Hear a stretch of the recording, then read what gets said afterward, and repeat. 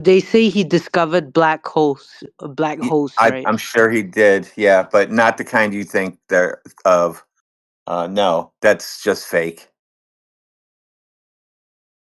More mind stuff for you guys to believe in space. I'm currently reading this book called "A Brief History of Time" by Stephen Hawking. I'm wondering if you guys have like any stuff to debunk it. Like it's the main book that he wrote where he has like all his theoretical science stuff like regarding like He didn't black write hole. anything, you know that, right? But why would he not write anything? He Because he like couldn't when write anything. no, but he has his computer. He writes on No, he his can't do computer. shit. You can't do that now, so how can you do it then? How can you sit there and just stare at your computer and have it come up with black holes and shit back then? And you can't even do No, that now. I can't. I'm listen. I've got 4 terminals in front of me. 2 are running AI right now. I got 2 working on a project for me while I'm doing something else, and I have to tell it what to do. I have to type it in. no, but he has this like he uses his tongue to like No, select I've never keys seen him on use the. his tongue to do anything besides sit there and stare at people like Albert Einstein sticks his tongue out.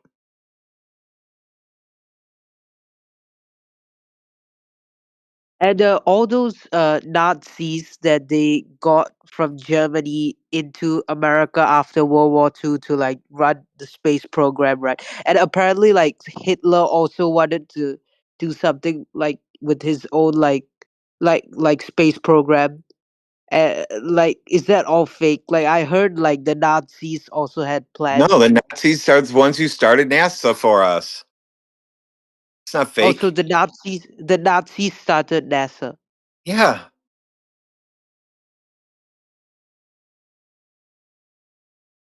Is it the Nazis when they came to America or like still in Germany? No, when at the end of the war, we went and grabbed them and said, "Here, you're going to come and do this, and you're going to get paid a lot of money. Be quiet." And they did. Yeah, I saw that the founder of NASA was like from Germany or something, or one of the directors, I believe.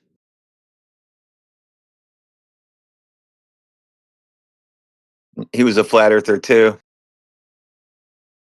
Yeah, they say there was over 100 Nazi scientists working for NASA, and they don't know the full amount, right? That's just the document, the ones that they know, right? There was probably a lot more than that. So, How come yeah, people don't protest about like Nazi involvement in NASA? Like no one seems to care. people do whatever they get told to do by the You're not allowed to media. talk about Nazis, remember? They made sure you weren't allowed to talk about that anymore. So there you go. That's why nobody protests it. You're not allowed to say anything.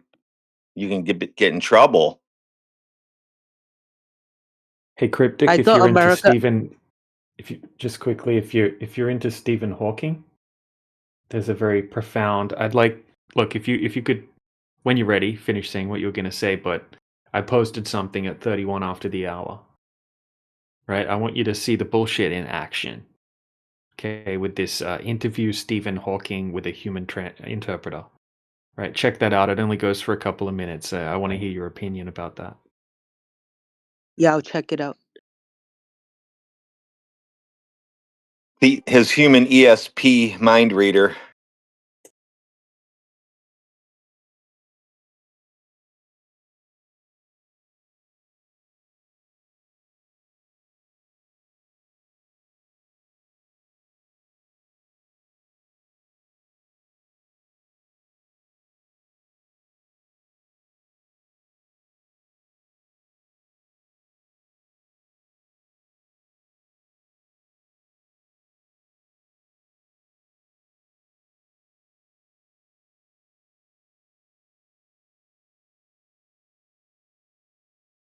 Hello.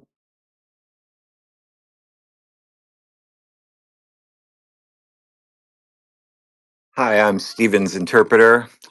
Yeah, we're doing an interview right now. I just want to announce he just told me that he wants to go to Dairy Queen to get a flaming burger with onion rings on it. He told that to me telepathically. Oh no, the last time he did that, he dribbled all over himself. And he wants the yellow flaming sauce on it, and I'm not all about that. No, I'm not changing his diapers this time. You're gonna do it. No, it just explodes. I'm just telling you what he told me, and you have to go do it. Well, last time he did it was a summertime and we could hose out his chair, but it's freezing cold right now. What are we gonna do? I'm just the interpreter. Don't shoot the messenger. Can we Oh And just a yeah, I large saw replace him the with an AI Coke. now? And a large Coke, he said. I saw the video. Yeah, I get your point on like it being like bullshit and all that. But like didn't he have like a computer where like you could use your tongue to like type out stuff? Like the video you showed, yeah, it looks like it looks like bullshit. Like the interpreter's just like interpreting his modes or whatever. But like Yeah, like he was named as a visitor to Epstein's Island. Oh, That's how so that you means know he that wasn't means really he's in a just wheelchair. that means he's just not he's just an actor in a wheelchair. He probably walks around and does swing dancing and all kinds of crazy shit. He's probably a professional skateboarder for all we know. I mean, everyone that was famous went to Epstein Island, right? So Yeah, that's the way they can blackmail you and they can make you do whatever they want. yeah, even Elon Musk apparently wanted to go. Compromat.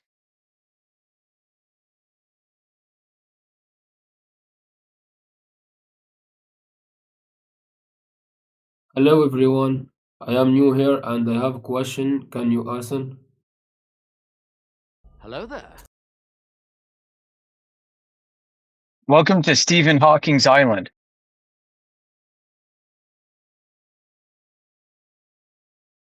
Okay, I have a question. How does gravity work in a flat Earth? Yes. You drop something and it falls to the floor. How about that? What do you think, Professor Triangle? Yep, it works on flat Earth. That's the only place it works actually.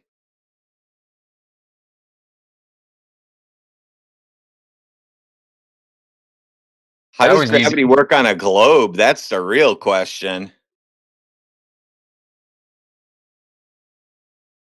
They used Einstein's theory of general relativity to explain like gravity on the globe.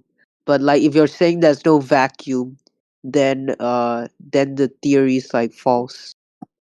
Like they The use like vacuum's not in his theory. There's no vacuum in his theory. no, but he's using space as like a backdrop, and you put Earth on it, and you put the sun on it, and that creates like a dent in like the fabric of space time, and then It's like crazy how you people understand that shit and it doesn't and it's all complete bullshit, but you guys like understand it for some reason and you at the same time you don't understand it at the same exact time and yet rely on that as that's what's really happening. Sun and Earth were placed in a vacuum and it pushed stuff around, and now where it's all everything just goes towards the center of balls, and that's just weird. I'm just letting you know that's a weird way of thinking. I think some people simply don't want to, like, including me, by the way. Like, I also don't want to partially accept the reality that like we all live in like a place where that we can't leave, because like people get scared. Even in their Like, paradigm, you can't leave. you Can't can't. really There's leave. like To no. where?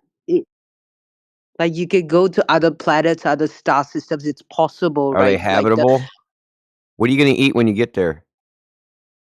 I think the main concern is that people just want to get away from other people. Like, Yeah, I get that. I mean, I think we all get that. Um, but I think that it's still you can't really leave because you're going somewhere I mean, what did you change your name to? Triggering Triangle said. It's a funny ass name. Mars is supposed to be negative 300 degrees. What are you gonna do when you get there? Die? What are you going there to do? Die? You're going there to make a beach that you can sit there with a beach chair and sand and the ocean. That's what you're going there to make. You're going there to do that. That's what you're doing. Well, think about it, Cryptic. There's no air on Mars. There's no food. There's no water. There's nothing there. Why would you go there to do what? There is There's no plant there life. is water, but it's inside the sand. How do you know that? NASA said. Oh, NASA said. So they know it. The funny thing about going to Mars is when they show us the animations, guess what the first thing they're going to build there is? It's a fucking dome container. That's funny. No, Yeah. but the reason why people are like they don't want to let go of this narrative, including me, is because of like if we're all stuck here, then we have to live with each other. But if there's like a reality where we can all go What do you anywhere think is we going to happen to you? You're already living here. You're not going no, but anywhere. There's not going to be like a We're bus, already a stuck here. Greyhound. There's not Yeah. going to be a Greyhound station with spaceships that you just get in a line and you sit there and wait and you sit on chairs like a bus station and then they call Rocket to Mars is next. And then you're like, oh, I got to finish my hamburger real quick. And then you get on the Rocket to Mars and then you fly there while the other one is going to Neptune. That's all imaginary. You notice how they always make it like their little spaceports the same as airports? God damn, if they're gonna make it just like airports, I don't want to go there anyway. but No, the 'cause reality then you that got to pay extra to sit in the what's that room when you have the American Express Gold Card? The one I have, I forget what that's called. Anyway, Admirals that's Club. the only thing you can do that gets you out of the airport is go sit in that room and read magazines. but the reality that you guys are saying, right? That means that like We're not saying it. y- We're not telling you. We're saying it is what it is. Go look around. That's what we're saying is it's just exactly as it appears to be.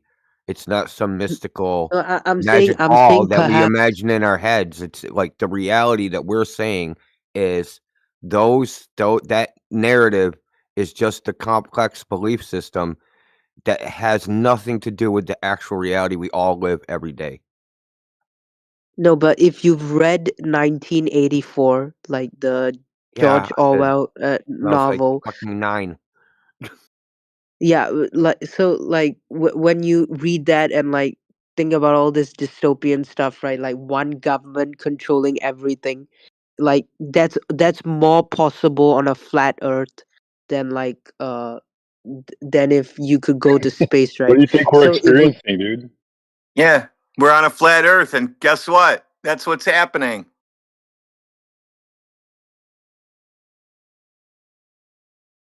Now, but I made a if podcast, Cryptic. I made a podcast last night. You want to know what the title is? It's called what Power Does Not Give Out Knowledge Because Knowledge is Power. If they knew what the Earth actually was, why would they tell you? Is that the transcendental argument for power? Yeah, exactly. Trace made it. It was freaking brilliant. That's awesome, actually. Yeah. and maybe the propaganda is actually not such a bad thing in my opinion, because if everyone like like thought that the earth was flat, then they would stop trusting the government, and then everything would go into chaos and everyone would have like their own How do you religious know that? beliefs. Why would How things do you go into know? chaos? Why would things Yeah. go into chaos? You think the Because government's if you what don't holds the listen, world together? No, see, if somebody starts acting up on my street, I don't even have to worry about it. The dude across the street from me to the left is going to take care of that guy. So I'm not worried about that shit. Do you think that without governments, like everything would devolve into chaos? Like we need a special group of people to tell us what to do, or we're all going to just fall apart. Is that what you yeah, I mean think? that's You have a always low been the opinion of case. humanity. No, but that's always been the case throughout history. You had monarchies, now you have governments, The question No, and is, are like they no. necessary? That's the question. Are they necessary to have Do order? I you don't know think why governments exist? Because people are lazy. exactly People what want to Chief be Dog said. lazy. I I know don't think you're a like country. in America, like so.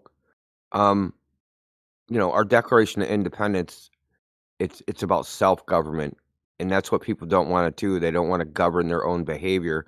They want to be lazy and outsource to other people the responsibility of doing things, right? So that if when things go wrong, they're not to blame. You can go, "Oh, it was the government that did it. It wasn't us." Yeah, Self-government means speaking being of responsible. That's what it means. It means paying yeah, your debts. speaking That of means keeping your promises. It means, not hurting people. And that if you do hurt people, you make amends. Like those things. People don't want to do those things. Yeah, speaking of America and like the Declaration of Independence and like self-government, right? I think that's what people imagine you go to Mars and do. Like like you can start your own Why would you go there? self-govern yourself. Why Yeah, would I you go think there to self-govern? Because you can't do it in America. Like you where could do it 200 years ago. You could do it 200 years ago when it wasn't colonized and it was free for all and Cryptic, anyone where does could do anything. self-government yeah, I understand. Where does self-government start? Starts with you, right? Starts No, with the I have to individual. I have to follow the law, right? If There's you don't laws. Look, they don't have to write every law down. There's unwritten laws. Okay, you can't kill someone for unjustified. You can't like if you make a promise, you're supposed to keep it, right? These are what they call the customs of men, right? Like they're unwritten laws. Even in the Roman Empire, they had these unwritten laws. They were called lex non scripta. In English law, it's called basically the common law. So they're customs that everybody worldwide. It's what we do, right? They don't need to be written down. Yeah, make a deal, shake on it, get it done. Yeah, I mean, like, yeah, you don't go take someone else. Like, even if you're in the rainforest and you saw some other person, you wouldn't just like walk up to them and take all their stuff off their body and say, "This is mine now." Right? That would be wrong that's anywhere. exactly that's exactly They what don't. some people do. Well, I mean, that's just they're criminals. I And mean, they get dealt with too. There's something called street justice. Yeah, like if there was all the things we do would still happen. They would just happen in a different way. But here's the main thing of these things like representative government. The foundation of a representative government is you elect a representative. He supposed to represent you in the lawmaking and enforcement of the law and all that stuff, like your congressman, your senator, your president, whatever. You're supposed to represent the people. But why do they need to represent the people? Oh, because the people um, are incompetent. They can't represent themselves on an individual level. Well, think about the contradiction there that you are only competent to elect somebody to rule you, but you're not competent to govern your own affairs. That makes no sense. The whole foundation of representative democracy or republic or all that, is based upon a contradiction that you can elect, that you're competent to elect somebody, but you're not competent to govern yourselves. You're only competent to pick your ruler, which is stupid. Okay. I'm not against government per se. I think there's advantages to it, but there's also disadvantages to it, and I just think people need to talk honestly about what you're actually getting. There can be good emperors that make great empires, but you're taking the risk that you're going to get a horrible one that makes people suffer, and we need to just tell the truth about it. That's all. You agree with all that, Cryptic? Yeah, I agree with all that, but like I've just never like Like, like most of the world before colonization and all that, they used to have some form of self-rule. Like I'm talking from an Asian and African context. Like before Europeans came, like it was all monarchies, and then Europeans came and established like the common law and a so-called centralized government. Like before that, there were monarchies, but in your own village, you could do whatever you want. Like there was no way to enforce the law. But like Well, people had customs, right? And like the village would like if you like did something bad, like say you violated a woman, the village would just grab you and and murder you basically. they'd come together and then they would corner you, and then they would have a street trial, and it wouldn't be like some formal judgment or anything. And then they would carry out the punishment based off of what they saw fit. but Yeah, so that's the cryptic. law of the jungle. That's the Yeah, law we of the know that. We jungle. know that. We know that. That gets to my point. My point is a lot of these like these colonizing empires, the way they actually colonize people is because of their administration of justice was better than the one that was before that. They were just better, and so people wanted it. So if you look at investing, right? Countries with very shaky legal systems where you have unsure justice, companies won't invest in those countries because they can't like okay, so they get screwed over. What do? Well, they can't sue because the governments are so corrupt that it has an uncertain outcome. That's why people will invest in Europe and America because we, even though our justice is flawed, it's very certain about what the process is.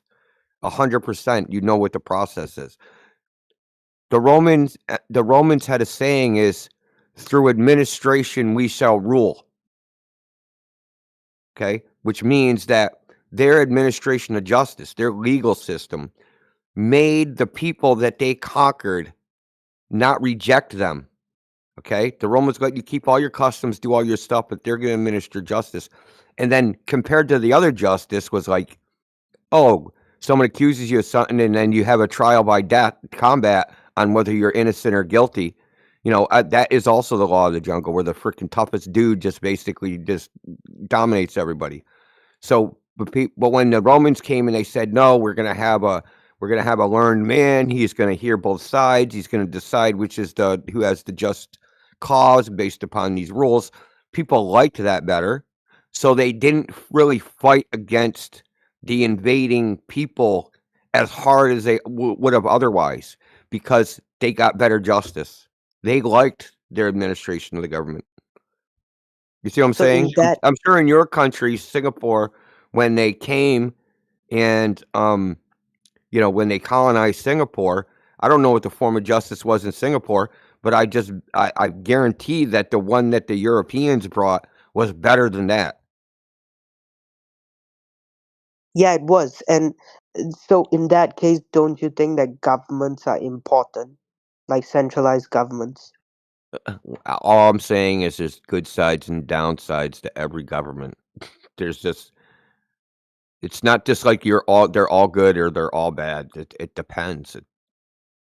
Like if you look at Somalia, they don't have a proper government. Like the government can't even enforce the borders properly, and like people can come in and go out anytime they want, and people can do whatever they want. They govern themselves, right? And the country's in chaos. So like, doesn't that mean the Yeah, but when you government? say it's in chaos, what does that mean? They're in chaos. They're not building They rocket ships. literally kill each other. They kill each other and They take kill their each other stuff. everywhere. People get killed everywhere. Yeah, and We the have a pretty only good reason, government here, and like we have lots of murders. but not to the scale where people's lives are disrupted, like on a massive scale. Well, I mean, I think that places like Somalia, because they're very tribal, right? It's like family first, and then the local area, and then the larger government. That's how their loyalties are. I think that um, they have feuds the same way that we had feuds in America when America was first colonized. You ever hear of the Hatfield and McCoys? You ever hear of them? Yeah. So it was two families, and they feuded for like 100 years of like killing different members of each other's family. There was like a feud that just lasted forever and ever.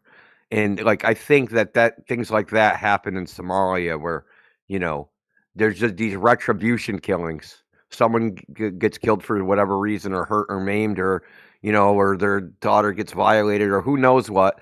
And then there's retribution, and then someone gets even for that, and then someone gets even for that, and they're just all going back and forth. And that's because, like you did say, they don't have a proper administration of justice. But you have to think about to what end. What are you what are you trying to achieve? I mean, harmonious. If you're actually trying to achieve harmonious, I don't know, because it's like when people know that they can't run to the government, then they behave better. You understand? Like when they know they don't have anybody protecting them for their rude behavior. Not saying like criminal behavior, but someone like pushing you out of line or something like that. It's rude. It's not criminal. But I think that when people are punished for rude behavior, that the other behaviors also get better. But I don't know. It's a complex issue. I mean, no one solved it, obviously. I'm not going to solve it on Discord here today. That's for sure. Yeah. But the point being is that Earth is the only place to go. There's nowhere else to go. That's still pretty depressing. Every time someone Why is says that that, it's depressing? like Have you ever left your country? what? Have you ever left your country? Yeah, I like my country, but No, have you ever left? actually, Have you ever gone somewhere else? my country. Oh, left my country. Yeah, I've been to America. I've been to Oh, you have? Where'd you go?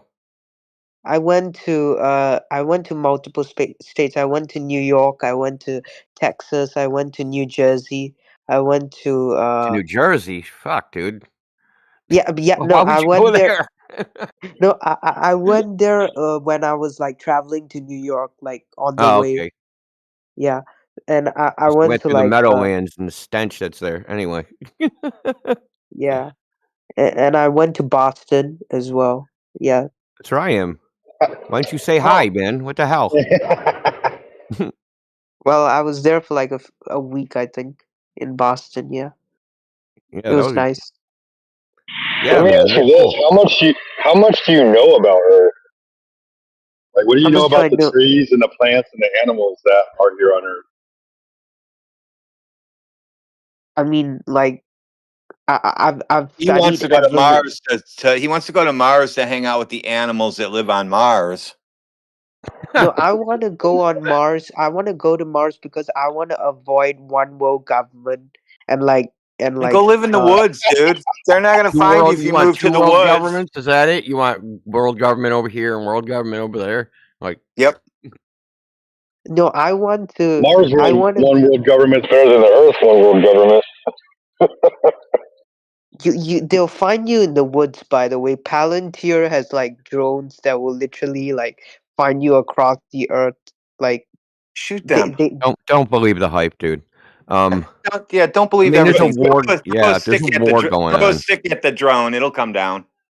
Yeah, But there's a war going on with freaking drones, dude, and like they're not 100% effective. They're more like 10% effective. you didn't They answer my fail, they question. break, they do all sorts of things. Like all sorts of things happen to them. And they get before they kill lost. somebody. Yeah, Yeah, they get lost easily. What do you know about the plants and the animals that grow here on Earth? Like the life that's here on Earth. Do you have like just a very minimum knowledge, or do you feel like I mean, I've studied human evolution to like a not extensive humans, level. not humans? I'm just talking about the Oh, plants and the animals. the plants and animals. Yeah, I mean, I know there's mammals and fish and birds and all the different stuff and Do you like go fishing at all? I can't. I live in a very urbanized place. Okay. I mean, that's always a peaceful thing for some people to do is to go fishing. Some people like to go foraging. Some people like to go hiking. There's a lot to go and explore in this world that many people have never even thought about doing because they're stuck in their home and next to their room, next to. Well, he has no solution to that. He has no solution. He's in basically a giant city that he can't escape. He traveled to America, so if he traveled to I know, America, and then he I'm went to sure other there's nature. cities. Yeah, and then I'm he sure went to there's other nature. cities. Freaking fantastic. I went from one city to another city. Great. Then got back. Said, "Oh, I like it where I like living in the box I'm in." Now I live in. So, well, hold on. Before we go by, which place is more likely to have a easier to set up a one world government, Mars or Earth? Absolutely, Earth. Like Earth has What? like They yeah. can completely control your life on Mars, your food, your air, your water, everything. Right? You're going to have a single source of failure. If the rocket don't come in, you starve to death. Right? Haven't you seen? No, but in Mars, Haven't you seen what's that movie with Arnold Schwarzenegger? He Total goes to Recall. Mars. Yeah, Total. Haven't you seen Total Recall? As soon as they turn those fans off, you're done. no, but I imagine going to Mars as like similar to how like the first like Americans went, if the first Europeans went to America, like they had like it was free for all, right? They could do whatever Okay. they want. They didn't like Hey, have any Indio, So you government. lose. Indio, check this out. Okay. How would you like to just be dropped off in the middle of the desert when it's about 120 degrees? A helicopter just drops you off and leaves you there. That's all you get. That's Yeah, you just went to Mars. Yeah, I'm gonna salute the flag and be like, I am an intrepid explorer. Bro, you're gonna die. All- Look, but all I'm here's the real saying, problem. He saw The Martian and didn't see Total Recall. That's his problem.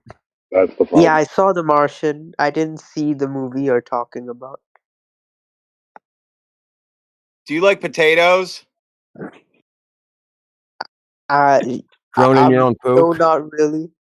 Well, you're gonna have a problem because it sounds like they're just pooping potatoes up there. Yeah, it's potatoes. Not potato. Hey, at least he knows he'll get mushrooms too. I mean, all these are great like fantasy ideas. You know, the people that came to America, they didn't have a good time. You know, like the first what was it, 3 or 4 colonies, they all died here. They didn't make it. I mean, yeah, but Virginia colony, all they found was like a freaking wooden sign, with like I think it was Croatoan scratched in it, and everybody was gone. They don't I know mean where the they place. went. No, they still to this day nobody knows what happened to the people. I mean the place you're in, which is Boston, right? Wasn't that like the first city in America? How'd they build that like so quickly? I mean, That's another well, story. It I wasn't mean, evolution, I'll tell you that much. I don't know if Boston was the first because they landed in Plymouth. I think then they settled on Boston. I forget the history of this place, but Boston's way different then than it was now. It was a lot smaller and a lot freaking small geographically. They filled it in with dirt they dredged out of Boston Harbor. That's neither here nor there. Well, I mean, how did they build it up? The natives saved their ass. It's pretty simple. How? By giving them food so they didn't starve to death. Or making Oh, unfair trades with the people that came here so they didn't starve to death. yeah, I heard that. But Yeah, unfortunately, in Mars, called there are no Thanksgiving. natives. Yeah, I mean, like when New England, when people came here, the soil was very rocky. Okay. And when I say rocky, all of New England, if I drive through Massachusetts and see big pieces of property, you'll see walls, these stone walls.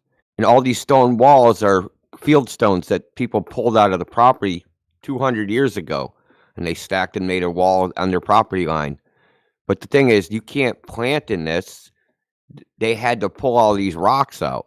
Now, I don't think they had an infinite amount of freaking livestock power to drag this stuff around. And because they were on the shore, right?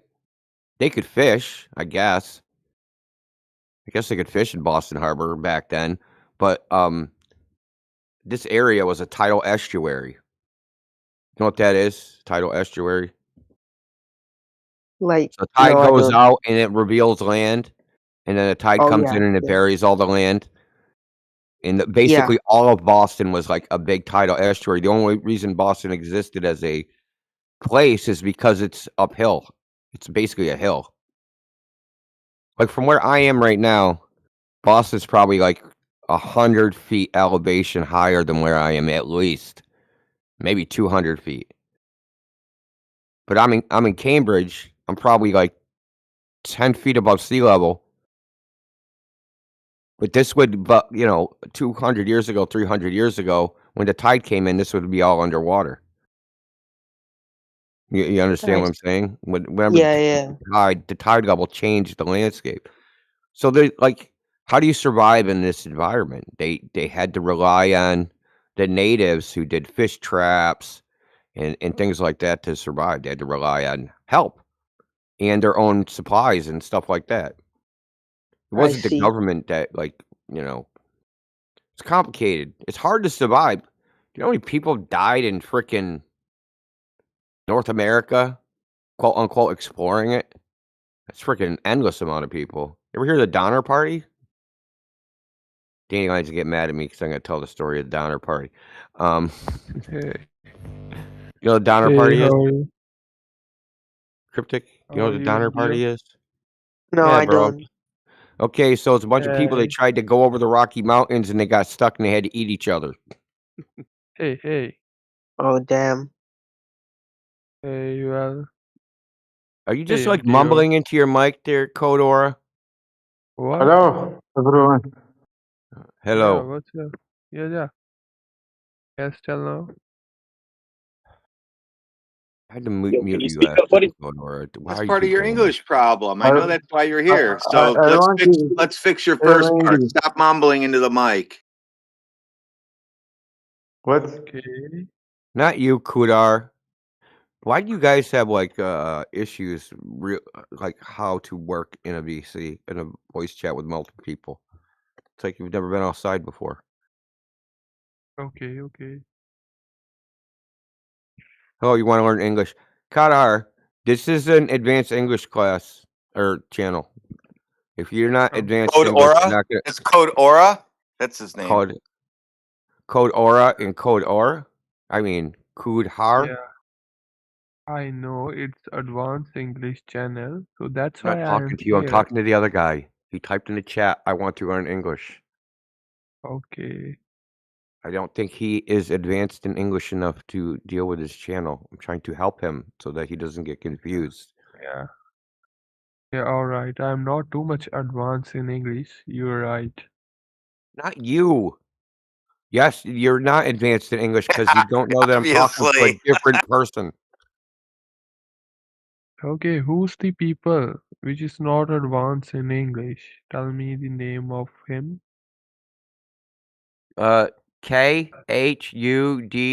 Khudhair. He's right under me. His name. Hood hair. Okay, He just now understand. go Ueraser. practice your English with Khudhair. It's I really weird that understand. his name sounds like your name. Okay, I understand now. He Khudara. slept. He There. slept now. Yeah. Isn't that like the blind leading the blind when you say that, Indio? Yeah, pretty. Yeah. So, Yeah, that's me. Indio. Yes. Hi. o- so what about me? Am I good in English You're whenever pretty I good. am You're speak? okay. You're passable. You could come to America and have a conversation with people. Oh, Yeah, because you won't get beat up or anything.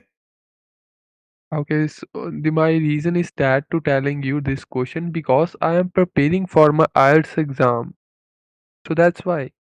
Is that written Uh, English or spoken English? yeah, all right. Which There's one? No, four parts.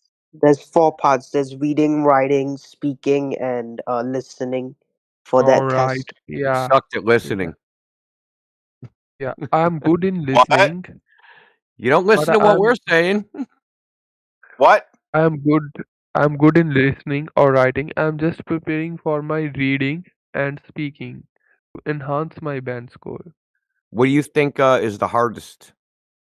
What part? I think only speaking is uh, hardest for me recently, but currently, with the help of search engine like Google or ChatGPT, helps me to use the multiple vocab and connectors, which and also help me to enhance my grammar. So that's why I am here able to speak with you in a accurate way. These things from recent time now currently I improved by myself with the help of these technologies. Wonderful. Yeah. I would say the Yeah, only. I'm Go also ahead. taking that test to like go to Australia and yeah. Okay. But Yeah. Okay. I'm a native speaker, so So where are you from? Which? Singapore. Okay, Singapore. Okay, in Singapore, you're already born in Singapore. Yeah, Okay, that's yeah, great. yeah, I'm a citizen. I Yeah. also just want to improve my vocabulary. Don't worry, if you can use ChatGPT, if you have a skills how to put the questions to the ChatGPT, it is absolutely work for you. Because if you have a skill how to put the questions to this technology, it is good to you, good for you to give a good answer, good guidance. Well, ChatGPT Instead will of also. It also has voice, right? I mean, not more than ChatGPT. If you use Gemini, I Yeah, know Gemini has voice where it'll talk to you, where you can No, talk to it. ChatGPT uses voice. You just hit the voice button. I don't. I mean, I no, use it it's not sometimes. perfect. Voice part is not a good, I think. No, it's really good. It's actually really good. You use advanced voice and it can speak to No, you no. really well. From my perspective, I feel it's not good. Instead of speaking in with by my mouth with the use of and my recent from my perspective, IELTS Liz channel, which is also provided the videos on the YouTube, and she guides very good and accurate way instead of using like ChatGPT speakers. Wait, why are you taking the IELTS? Which country do you want to move to? I want to just like US, Australia. If they'll deport you in the US, dude. I wanted to go to the US, but they're gonna deport you, bro. Not if you come here legally, No, they will people. literally deport Hey, you we're not going even to if start you're this legal. again with you because I remember you telling us they'll beat the shit out of the people that sneak into your country, but you're mad that you can't sneak into ours. Fuck you, bro. No, I don't. No, they're gonna deport legal people as well. I've seen people with like legal status being revoked, like people who go to university, and then all of a sudden there's like no more foreign students. You all have to go back. Well, we can't have. Listen, someone could have a legal status to come in your country, right? What if they started talking? What if they started saying political stuff? Would they remove them? Yeah, Yeah, and that's why these people were removed because they were engaging in. Now, I don't agree with them being removed. Now, listen, I don't agree with them being removed, especially for them saying stuff. They were removed for saying stuff about frickin' Israel. That's not even frickin' America. I do agree that though that the they came on here under certain conditions, and if they break those conditions, they should have to leave. They agreed to it. See, this is the thing where people don't want to be responsible. That I was just talking about. They should have read what they signed. They signed it. Okay, I want to go to America. I want a visa. Okay, here's the conditions. Sign it. Then when they get here, they don't want to obey that. They want to change the rules once they're here. No. Whatever you agreed to, you agreed to it when you before you came here. They agreed to not engage in political activities. It's against the law here. You can't foreign nationals can't engage in political activities in America. Just like foreign no, but nationals probably can't engage in political activities in your country.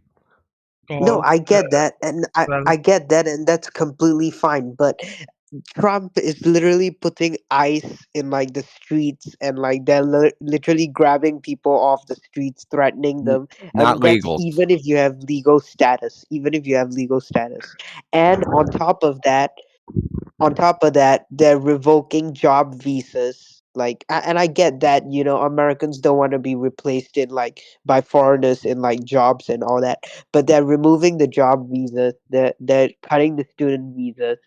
They're like, there's ice in the I streets, and they're threatening people even with legal status. So like, yeah, Look, well, well, that all being said, they're trying to get control of a problem in America. They say there's 14 million illegal immigrants. I think it's way higher than that. I think it's probably like 50 million illegal immigrants, at least. Now I live somewhere that I illegal. live in a sanctuary city, so I see more illegals than probably the most people because just where I live. So it's a serious problem. Like it's just look, you when I go report to a them. You government, should listen to me. report When I them. go to when I go to City Hall, right, Cambridge City Hall, and I talk Yeah, to the people behind the counter, they're not American. yeah, yeah. Think Right. about that. When non-Americans are administering government offices, that isn't okay with me. That I have a problem with that. You should have Yeah, to be a that US yeah. citizen to work in a government freaking job. Yeah, I get, yeah, I completely agree with you on But that that's how bad because it is. That was my point, is that that's how bad it is. You think, like, the very fact that they can, like, diffuse into government jobs means all the other jobs have been taken over. I mean, I can just look, I could go to store after store after store after store, and there's no Americans working in there. Like, yeah, yeah, I get that. But you live in one of the most liberal states and cities in the yeah, entire of thanks, America. dude. Like, Thanks for the news. yeah, No like, sarcasm. I know Well, where I like live. your well, governor.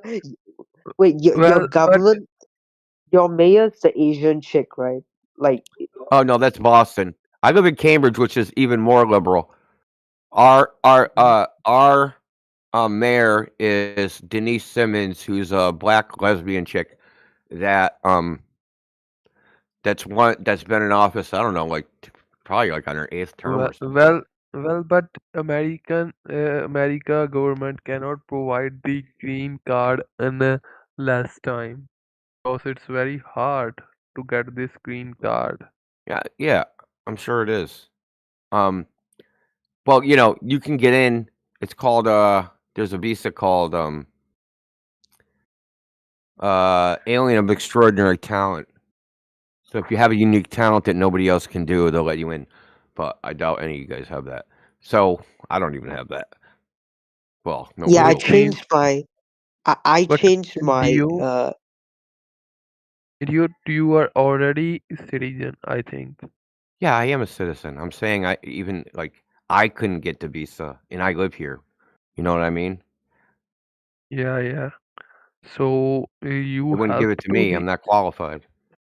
can you help to the other people come from the other countries, which is your friend only, to get a green card easily? I don't think there is a way. It's like winning the lottery. I'm sorry to tell you Mm, that, but that's the way it is. Like getting a lot of things in the United States when it comes to getting some sort of government grant yeah. Speaking is of like winning the lottery. immigration, It's like gambling. It's like you win or you lose. Like it's just the way it yeah. is. Because yeah. Well, Speaking of, there's so many people. It's like they don't actually have like there's not actually like a waiting list. The waiting lists get corrupted by corrupt government officials. I hate to say this, but if they have a friend, their friend will jump people on the list. It's just that's the way it is. it You don't means want to move to uh, Boston, though. You're freaking, you'll die it poor here. means it means people spending the money on lottery section. So if they will got visa or they will not got visa, then those people those who are not who will not get a visa, and they will lost our money, they will lost us money. So then those people who get a lottery ticket of the citizenship, it means Yo, they get a benefit. I think it's I'm right. I'm not sure.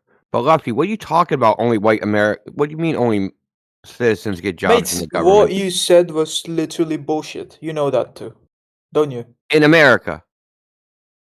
What do you mean in America? Like you said, government jobs. You went what? You went to City Hall. You said. Yeah, You City said the Hall, Cambridge people City working Hall. This behind a desk. You said the people working well, behind it's the a window, desk but are not Americans. Like, what do you they're mean? not. They are U.S. citizens. No, Government they're jobs are not. reserved for U.S. citizens. What do you No. mean? What are you talking about? Individual It is. Government jobs municipality, are reserved for U.S. citizens. not Yeah, and you is local already government. right. Not local If you government if you jobs, meant dude. by why no, if you meant by why you don't see a white Show person me the behind that law that, desk, that they then can it only makes hire U.S. sense. citizens. Post it in the chat right now. Post it in the chat. They can only hire U.S. citizens right now. Post it in the chat. I mean, I will show you if you give me time. It's Yeah, literally real. you're gonna need forever because you're never gonna Government show jobs me. are only for U.S. citizens. No, It's they're not. proven. What do you mean? Yeah, I've seen it with government my own jobs. two fucking Well, eyes, dude. government jobs already. Maybe Yes, you just it's saw right. some Mexican or Government. Indian and just Well, confusing them that they're not It was citizens. Haitian. They were Haitian. Yeah, maybe you're please just racially hold profiling them. on, Who bro. knows? I'm not Hold on, racially wait. profiling anybody. I've lived in Cambridge for 2 fucking decades. I know how it works here. Exactly. Government They're government citizens. jobs are not U.S. citizenship is not a requirement for government jobs, Gov- and it's not even a preference. Certain U.S. government, the only jobs that are required are the jobs which require a security clearance called no foreign, which means no foreign nationals can have this job or see this information. Okay, that's it. Just no foreign national jobs. Those are I worked in one of those jobs, so I know what's the deal is, dude. You don't know what you're Look, the talking point about. here is, the Yeah, point here that you is, don't know what you're how do talking you about. know that they're not a U.S. citizen? That's the point. It's not required No, but how do you know that the person working behind the desk is not a U.S. citizen? because they're fucking Haitian, dude. Hey, calm So down, he can be dude. American? Luffy. It was a In lady. She fucking barely spoke Oh my English, god, and she was mate. Haitian. So Luffy, if India's I was a speaking random fast. black guy and took the citizenship No, and I didn't. entered in, you wouldn't Not a believe if random I'm black guy. American? A black chick that would have spoke broken English in a Haitian accent. I mean, Don't even try to if I have a straw man citizenship, what you don't happened, believe dude. me. Dude, don't try to straw man what I know how it works. And plus, this is a city government. They're not required to fucking do anything. They could hire fucking goddamn circus animals as freaking Mate, city clerks. you've said it yourself. The woman that was behind the desk was not American. How do you know? I just told you how I know. She could Like, barely what do you mean speak Americans? English. What exactly do you mean Americans? You who speaks English or like United, indigenous people? look, people born in America have Uh-huh. to by law go through the public school system. Proficiency in English is required, okay, to graduate. You can't get a city government job unless you have at least a high school diploma. Now, Wait, United unless the States has public an school official system is an language? abject failure at teaching people fucking English, okay, Uh-huh. But what makes she's you not a think they're U.S. not a citizen. citizen, though? Pardon me? She could be one. No. You don't live here. Bro, You're even talking out your ass, dude. You're trying to like divine what happens in Cambridge from your own fucking mind. This is a bro, sanctuary even city. J This city, bro, even what do J you don't know what you're talking about. This city I voted. You know do. what Hillary Clinton got for vote tally? 99% of the vote. 8 people in the entire city of Cambridge voted for Donald Trump. This is the most liberal city in America. It is a sanctuary city. Okay? Wait, Like, you Luffy, don't where are even you from? understand I that mean, my son, wait. when he went to school during this Black Lives Matter, the fucking school let all the kids cut school to go protest. You don't understand where I live, dude. You just like you have a fucking. I don't live in a normal place. Wait, Luffy, where are you But from?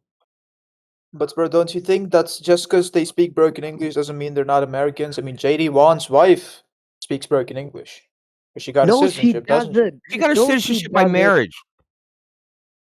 Bro, Man, this JD she still got Vance's it. wife. That's the whole point. She still She got it. could Doesn't still matter how she lose it, got it. and she could still lose it. Exactly. So does the lady behind the United desk. States citizens, Same natural thing. born citizens can't lose their citizenship, be deported, or anything like that. Bro, JD Well, Vance's wife was born in America. yeah, but she still speaks broken English. We were talking about English, not where she was born. No, she doesn't. No, she doesn't. Have you heard any of her speeches? She speaks like an American. Yeah, you got to be suspect of Okay, bro. politicians the way they speak because Kamala Harris changed the way she talked depending on the crowd she was talking to. And also, Luffy, which country are you from? The one with the biggest circus. Probably Europe. France. That's what he's Yeah, talking about. France has a huge problem, buddy. Huge problem with open borders and like even Oh, worse than America. fucking France, dude. Here's their huge fucking problem. It's illegal to do paternity tests. Yeah. Yeah, so basically you got a bunch of sluts running around banging everybody, and the men have no idea if they're the father or not. Congratulations, great country. And they brought in like a huge Muslim population. It's everywhere. And, like they gave asylum to literally everyone. Anyway, let's get to the point. Cambridge is not like other places in America. It's completely different. It's not normal here. It's just not normal. It isn't like other places. Municipalities have a lot of leeway because municipalities aren't considered they don't have what's called immunity of the sovereign. Meaning you can sue a local municipality, but you can't sue the state government. Okay? Really. I mean, but the point being is that municipalities are considered a corporation. Okay? They can do whatever the fuck they want. Okay. Well, in you, what you were said, only citizens I can barely in hear you. I US. don't know what happened to your volume. I'm just asking. You were recently said that only US citizens get government job. This is right. I think this is right. Not only US citizens. Only some government jobs are restricted to US citizens, and usually those are federal government jobs. They can hire they can hire foreigners to do any job other than certain federal government jobs which require, because they're national security issues, no foreign nationals. The reason they don't hire foreigners for government jobs because a lot of times the foreigners aren't permanent residents. So you're basically hiring somebody for, like, say they got a 1-year work visa. Well, you hire them for 1 year. Why would you do that? As opposed to hiring somebody Okay. else that can work indefinitely. It means getting a green card is very important, I think. Am I right? I'm not a foreigner, so I don't know how all that works. Well, I don't I'm a I don't foreigner know. Okay. who lives in the US, so I can actually speak to it. And I actually defend these policies, by the way. So, You don't yeah. live in the US? And Who which I country you don't? are And living which then? policy? I thought you thought the Earth was a globe. Aren't you in space or something? No, Who? no. Got him. Continue, Next. Indio. Indio, continue. You can continue, Indio. Thanks for bringing it Continue. back to the topic. Oh. Indio, please can't change this topic, please. Yeah, well, I mean, you're asking the wrong person. I don't know a lot about immigration laws. I've never had to deal with them. I'm not an immigrant. I mean, I can Yeah, tell you I what know to do about when you that. get here, but how to get here, that's on you. Okay, I know about that. How I can speak like that American accent? What type Christ. of the accent you are thinking I have? Oh, I would say India or Mumbai or something. Okay. You think that's is that right? I think it's not perfect, right? So you don't want to tell me? You want to ask me? I How listen. how how how can I change? How can I get accent like that you? Well, I was thinking about it because you were like, as you were talking, you talk. Well, there's a couple like Well, you train on when I hear. linguistics. Either you learn when you're a child, if not, you go for classes on linguistics and you learn the accents. You can still do Means that. means I will learn the words from Google. How can I speak in this accent? Am I right, Indio? Oh, and like Boston accent? Yeah, I mean you could, I He guess. hasn't, he hasn't got the lifetime of pain to sound like that, though. That's the thing. You just Yeah. yeah, you need to hit yourself in the head with a hammer a few times, then you can talk like this. You What? can Listen, coach yourself to actually learn the accent. That's not the yeah, it's problem. like singing, right? You can Yeah. sing like there's a lot of singers that sing in English, but they don't speak native English. You can Yeah. learn the sounds of the words. You just got to practice, you know. Okay. But can you think about me and speaking like a native speaker or not? You need practice. So you do a couple things like you use s's where you shouldn't use them, and the sentence structure is sometimes a little. It's technically correct, but it's not the way people actually talk. Like people, there's proper English which you can speak, right, Jedi? Proper English and posh English, and then there's like how people actually talk, which is a little bit different. I would just say what I've noticed from foreigners, and depending on what country they're from, is their sentence structure will vary based upon what their native sentence structure is, how they put like the subject and the predicate, like how they place them within the sentence. Sometimes they'll put the predicate in front of, they're talking like Yoda basically, put the predicate in front of the subject because that's how it works in their country. I've noticed people do stuff like that. Or they'll use the thing that's really hard, I guess, is probably the uh things like Dude, there, Indio. right? There's there, and you know what I mean? Because English uses the same sounding word for a lot that has a lot of different meanings, and then the word itself is contextual, so it only makes sense in the context of the sentence. You got to hear the whole sentence to know if it means anything. So I mean, I'm not saying English is an easy language. It's probably I would put up there with Chinese as the hardest, but the point Okay. being is that it's very the only way you could probably do it to get rid of your accent is like absolute immersion and just hearing people Indio, just a doing this, second. basically talking to people in Listen me. English all the time. You will pick up the way they talk. Because hold on, I only got one more point. When I've lived a lot of places in America, okay, and when I lived in Georgia, I talk like the people in Georgia. I picked up the way they talk. I still say it a little bit. I'd say y'all. So y'all is a saying in Georgia, and I picked up a Georgia accent. I lived in New York City. I talked like that. I live in Boston now. I talked like that. I lived in Maine and I talked like that. I'm sure if I moved to Texas, I would talk like the way they talk.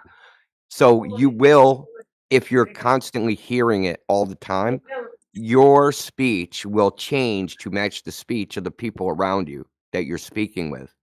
So the only way I can see that you would ever be talk like a native is to immerse yourself in people like this chat that speak English natively. It's the only way you're going to pick it up natively. Do you think in English or do you think in your native language and then translate it? That's something I heard was a problem. Yeah, whenever I was speaking, firstly I am thinking about the sentences of grammar.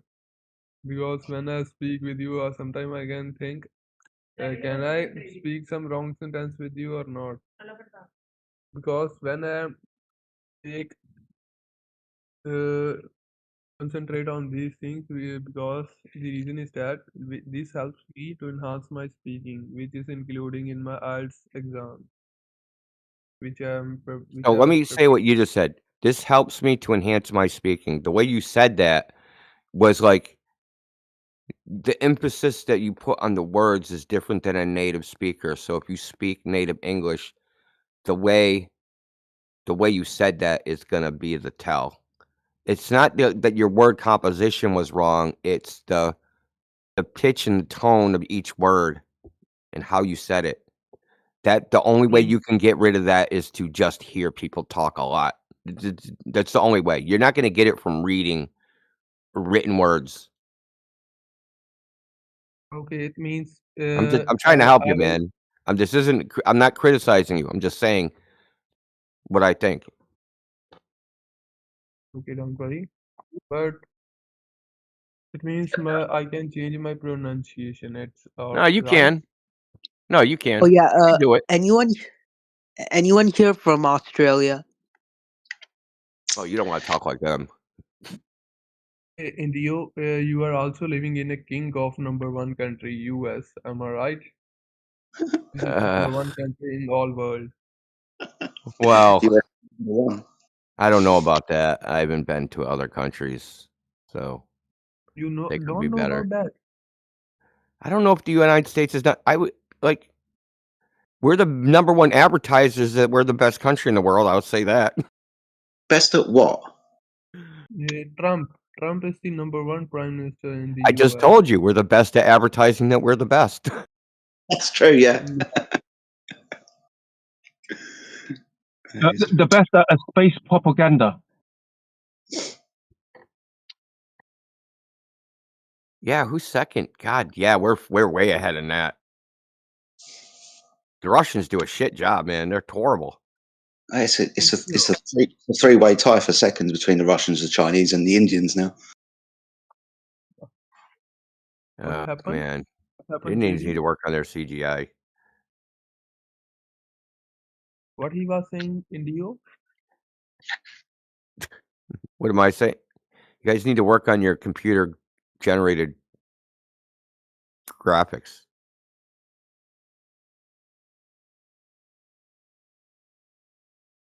Okay, I'm Anyway, also for your fake space program. But I love to keep talking to you about this, but this is really not the topic of the room. I gave you all the advice I feel comfortable giving you. So we're gonna change the subject. All I was saying is if you want to talk like an American, you gotta just be around.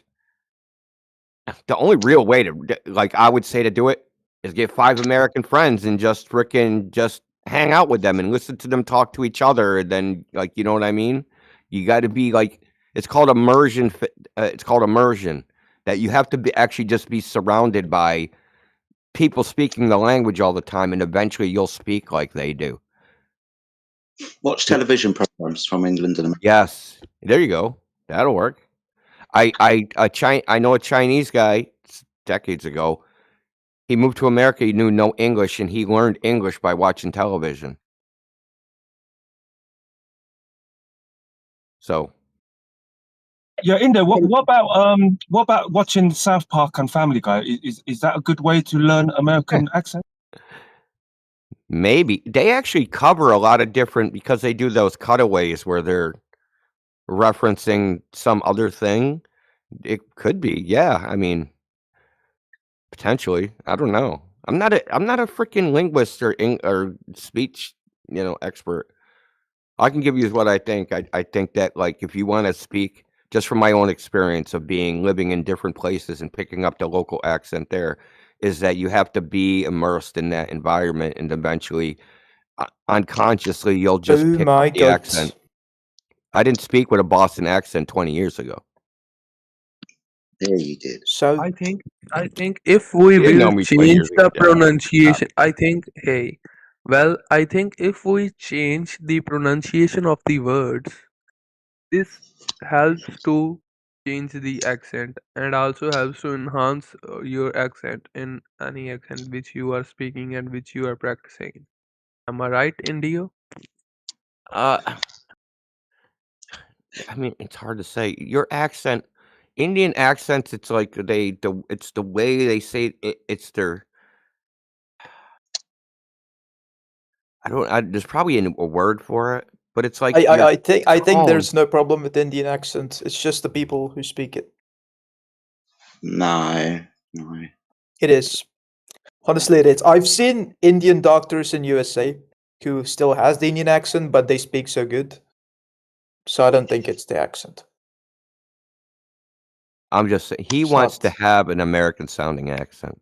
That's what he wants. Yeah, but but That's I've his seen. preference. That's what he wants. I'm just telling him how to get it.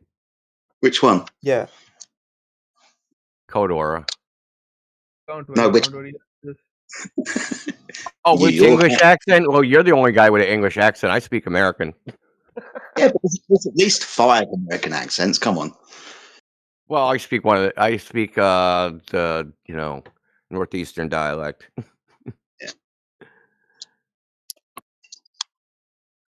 I I'm think just like going to like so I find some American accents funny just the way they talk, like especially like people that live way north. I mean Canadian accents too. I think are funny. Yeah. Yeah, me too. Yeah, Indo, tell him to learn the American Southern what? accent. The You American gotta be Southern. fucking kidding me. Yeah, We sound French. funny. What the fuck? Shut up, Frenchie. Not you. See, you live on the north. So I'm sure you've noticed that, like people that live in Eastern Canada talk different than people that live in Western Canada. You've noticed that, right? Yeah, it's weird I'm talking about the actually. Western Ontario, Yeah, like more like yeah, the Ontario, like accent, or maybe Alberta, just the way they talk. It starts in Ontario. Okay, this is what I've noticed living here. Okay, it starts in Ontario and heads west, but then it also starts in like New Brunswick and heads east. For whatever fucking reason, here we That's are. weird. We don't sound like rednecks. I'm sorry, we just don't. But they do. You want to sound like a redneck? No, I'm very Depends on the grateful. situation. I'm very grateful. I'm just saying, like this Canadian thing I think you're talking about. It's You that. should be grateful. You should be grateful you don't sound Danish. You know, it's fucked up. What's I don't know. wrong with Sounds all right Is that to what me. you are? Are you Danish? Is that your issue? It's probably Swiss. I've met, like, to be honest, I haven't met very many Danes. I have. I think I've met more if Finnish anybody people. foreigner, I've met way more if Finnish anybody people than foreigner, Danes. That's weird, I think actually. Yeah, I well, find that I weird too because they're further away. Because Danish people aren't visible outside Europe that much. You know, they're not visible. That What's going on? Norwegian is pretty rare too. I think when any foreigner can marry with American girl, this is What? also beneficial to get to become a citizen. Am I right, Indio? Now we're Yeah, still music. yeah. Yes, you can get married and get U.S. citizenship, but I think there's a 6-month delay. And if if they find out it's just a marriage to get citizenship, yeah, that's They'll bad. revoke it. Yeah, So, yeah. bad. So I think they're going to change that American policy sooner or later. They're going to change it. American Definitely. girls is friendly or not? Depends on Are you crazy? Mate, it's like what, 170 million women? I mean, You yeah. said are American girls friendly or not? Let me think about that one. No. Depends on how old they are. Yeah, what no. generation they are, and it also They're depends on how not. much money you got. Because if I can come from any foreigner countries, Personal like experience, they're not. can they talk with me easily or not? American girls are bitchy. Okay, they're bitchy. They're pushy. They're very aggressive. Like they're not like the girls in your country. Okay, They're emo. If she's leftist, probably yes. Okay, it means she wants a lot of money. It's like that. These things she likes, like jewelry, cars. I think. think of a girl that's on her period Jewelry. in your country. That's an American girl's default state. And then Do girls still care about jewelry? in this country, No, in but this honestly, country, I barely see any girls wearing jewelry these days. It's just celebrities, aren't they? yeah, I mean, no, I did see a girl the other day on the train wearing like a bunch of I jewelry. mean, Not a lot. like a basic ring or just a Yeah. earpieces, yeah, but not more than that. Not decked out, no. I haven't seen that in a very, very, very long time. You know Yeah. about that? It's You know considered about that? Except for ostentatious. It's considered freaking too extravagant, and like the other freaking girls will sneer at you if you do that. Hey, Except for Indio, you celebrity, I know mean, about celebrities got a recent lot. news about the Indian trucker? He was turning from the mid line of the road, and from the other Mate, side it's of the happened months road, ago. American citizens come in the car in very fastest way, and these Indians are now in jail after means I think he was a trucker, and he smashed with the car, and these accident was very big, and he was now in jail in America. You know about this news? I heard about it. I thought he was Canadian. I thought that would happen in Canada. No, it happened in the US, and that guy was an illegal, and it's just one guy, not multiple people. Yeah, Yeah, yeah. yeah, And that is yeah, the illegal. people who were driving in the straight lane, they were like 3 Americans. Yeah, Yeah, I mean, You yeah, heard it happened about months listen, ago, auto accidents. last year. Listen, 40,000 people a year die in auto accidents in America. One accident isn't even a blip on my radar. I don't care who did it. Like, I mean, so the many thing people is, die. that accident was kind of famous, because Yeah, I at remember that seeing time it videos. was mostly focused on illegal immigrants because it was spiking on the news a lot. And then, that accident happened, and then the driver was known to be an illegal. So that news just spiked up. Or else Yeah, there's like, what, hundreds of accidents every day. Only yeah, but that got being illegal covered that didn't day. cause the accident. That's not the cause of the like. It doesn't matter. It could have been any I mean, person that did that. illegal immigrants don't cause the accidents, but in that accident, that guy was just illegal. It's coincidence. It's not Yeah, planned. yeah. What I'm saying is that when it comes to things like that, like I mean, it's like one of those things. Driving without a license, the guy gets in an accident. Well, if he followed the law, he wouldn't be on the road, and that wouldn't have happened. Well, fucking somebody else would have just did it. It's like I mean, I hope he just got deported. I don't know. Or just he deported and probably jailed did. in He the probably dodged a country. bullet. Otherwise, he'd end up in jail for manslaughter for freaking 20 years. I mean, maybe he just got deported to somewhere else and jailed, which is more convenient, I guess. Well, I mean, jail in America. Well, that depends on the jail, really. Unless they, I don't know, send him to El Salvador or something. But we're way the fuck off topic. If you want to come to America, get a visa legally or green card or whatever it is, and then come here. You're not gonna marry your way here, dude, unless you're fucking. Listen, you better be a goddamn stud. That's all I'm saying. Hey, India. I think he left. Hey, what's up? Yo, I got a question, bro. Woohoo! Okay. When did you when did you finally make the switch? Well, I went on the internet and I and I just because there was a lot of there was information, right? So there was Chicago skyline, there was the Jennifer shot across Lake Ontario. There was some from Louisiana. There was all these. There was the long distance Anagu photo. There was a bunch of photographs out there, but I didn't know if those people had like an agenda, right? Yeah. And I did look at some other stuff like geodetic surveying, and that was wishy-washy. So what I ended up doing was, okay, I was like, I'm gonna search the internet, and I'm just gonna go on Google Images and just look for long distance photographs. That's it. I'm not like just that random people had taken, just random people. Not they didn't put it out as anything, right? They didn't put it out as, oh look, this is a flat Earth proof. Like none of that. Just random photos, because you can just go through Google Images and just look for photos and look through the photos, right? So put long distance photo at the ocean. And it probably took me like 3 days to find one that met all the criteria. You know, it wasn't like, you know, because I needed how high the person was, I needed the location, right? Which is people don't put in their photos. It's just not something people put in there. And there was a photo from there's a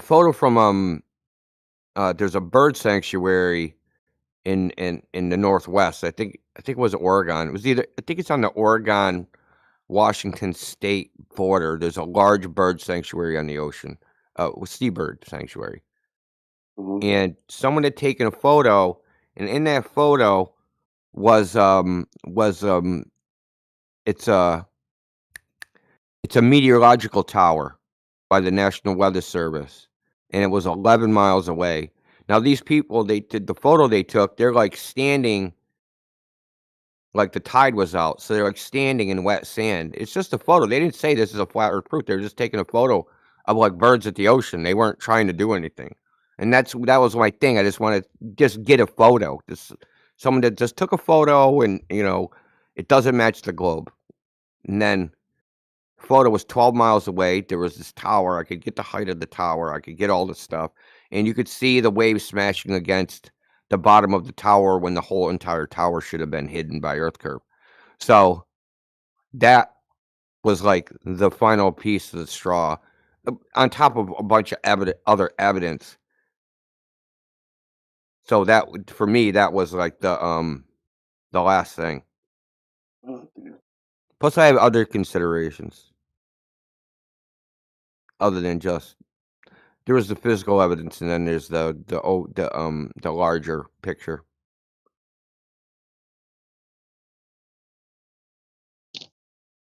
Since then, I've done way more than that. I got my personal observation. I watched a boat sail 30 miles away.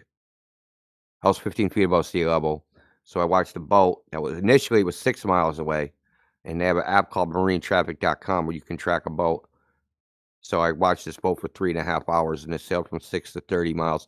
And at no point did it ever disappear behind the horizon or go over the curve of the earth or any of those things.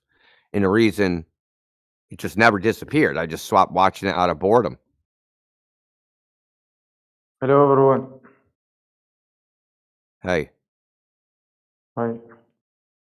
But that's just one. I've done others. And plus, this year I'm going to be doing a bunch This of different room for observations. What? hearing English? Yeah, this is a advanced English channel, dude. You might want to go to another one. Advanced, not beginner. I don't English. Yeah, I know. This, I don't know how to tell him it's an advanced English channel if he doesn't understand English. I fucking.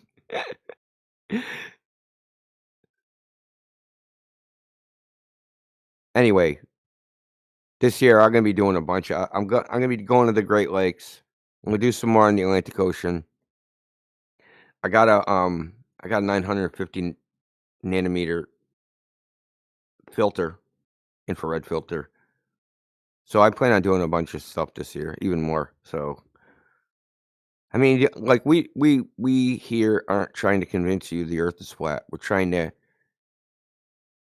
give you information that you weren't given. The only good thing that's going to convince you the Earth is flat is yourself and doing an observation yourself and testing it yourself. Like, we're not going to do it. Like, we're not capable of doing what they do, right? Freaking endless propaganda that the Earth is a globe. We can't match that. We don't have the budget for that. We have no budget at all, in fact. In fact, my budget's running in the red on flat Earth. But the only way you'll know the Earth is flat is to experience it yourself. So you already have to a degree, but you should go out and confirm it. The globe is just a story. That's all it is, just a story. It's lore.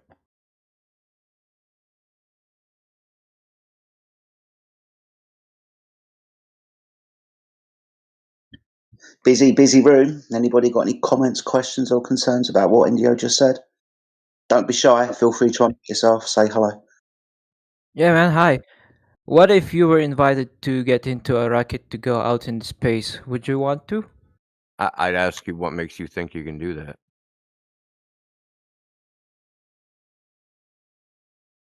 If You'd have to already believe regardless. the thing you're trying to prove is true to even do that. Right? I'd have to already go, yeah, Earth is a globe. I could take a rocket to space. Well, why would I do that if I already believed the Earth is a globe? Why would I take a rocket to prove it? I already believed it in the first place.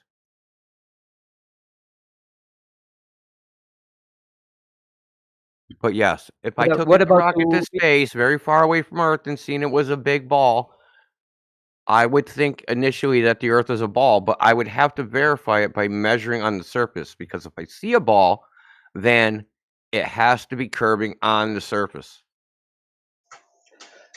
Conversely, can I ask the question, what would happen if we took you on a rocket to space or high above the Earth and you saw that the Earth was flat? Would that be enough to convince you, my friend? Charles, Yeah, man. Hey, a Jedi's talking to you. He asked you a question. shall I restate Oh the shit. question? Yeah, please. What if we reversed the situation and you got on a rocket and went up into the sky and turned around and saw the Earth was flat? Would that be enough to convince you? Oh yeah, absolutely, man. If Really? it was to if it was it if it is meant to witness it being flat or round, then yes. Hi You, you, guys. un- you understand? Hello. Sorry, my friend, I want to finish this. You understand why I asked the question, right? Yeah, I think Because so. you've not been to space to see either conclusion, right? Neither have I, Yes. neither's in. No one has. We have to believe a story we're told by men said to have gone there. And you will turn around to us and tell us a story about what happens when you go there. But you don't know, and I don't know. No one does. I haven't been there. Anyway, next question.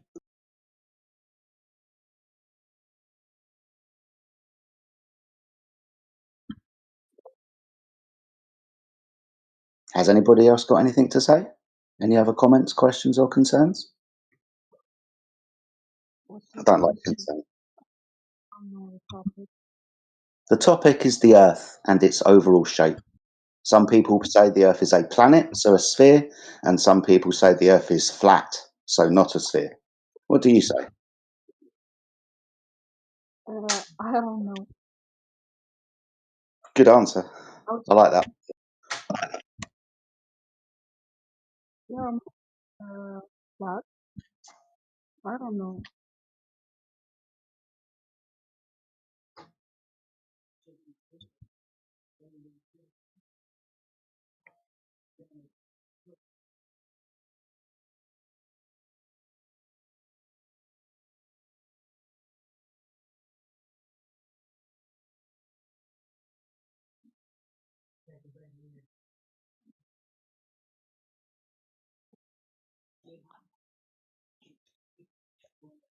Yeah, I was just curious what like everyone's point was where they like changed their opinion. Well, that's why I was asking about that earlier to Mr. Indio. And we appreciate that, right? If we want to figure out what the Earth is, let's see how far away from it, and turn around and have a look and see what it is. There's another way to verify what the Earth is. We can measure it, can't we? On the surface, over distance, we could measure whether it's flat, for example, or whether it was curved, for example. We could do that, couldn't we?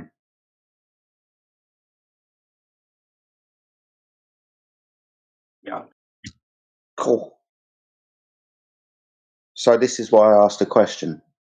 The hypothetical that you said about going up into the sky, right? And we see this with high altitude photography anyway, a curved horizon and a flat horizon. We've got two stories. How do we confirm which image or story is true? Or by direct measurement observation of the surface of the ground. So that's how we understand the Earth is flat, because it's measured that way. Water is measured to be horizontal over any and all distances that we can measure.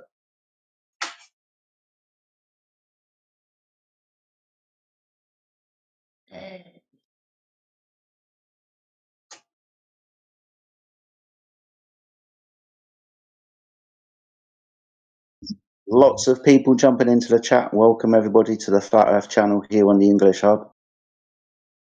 We welcome you being here. If anybody has got any questions or comments or points they'd like to raise, please unmute yourself, introduce yourself, say hi, tell us what your name is and ask a question. There are lots of Flat Earthers here. I see DJ's in the house, Injo's in the house, my name is Jedi. Who else have we got in here that's a Flat Earther? We've got Plain and Truth is here. Who else have we got here that's a Flat Earther? I see Yaga Bruno is here as well. Car at the bottom. Yoda, unfortunately, is deafened. There are a lot of Flat Earthers here. If you want to ask some questions to Flat Earthers, maybe you can ask them why they say the Earth is flat. But welcome, everybody, to our lovely little channel. I hope everybody's having a fantastic day. Please, like I said, don't be shy. Thank you, Jedi. Good morning. What's up, my friend? Hope you're doing well. Absolutely. It's going to be a great day. Hope we get some good Globers in here today, if there is such a thing.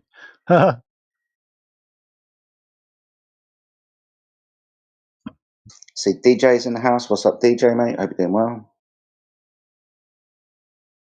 Up, Jedi.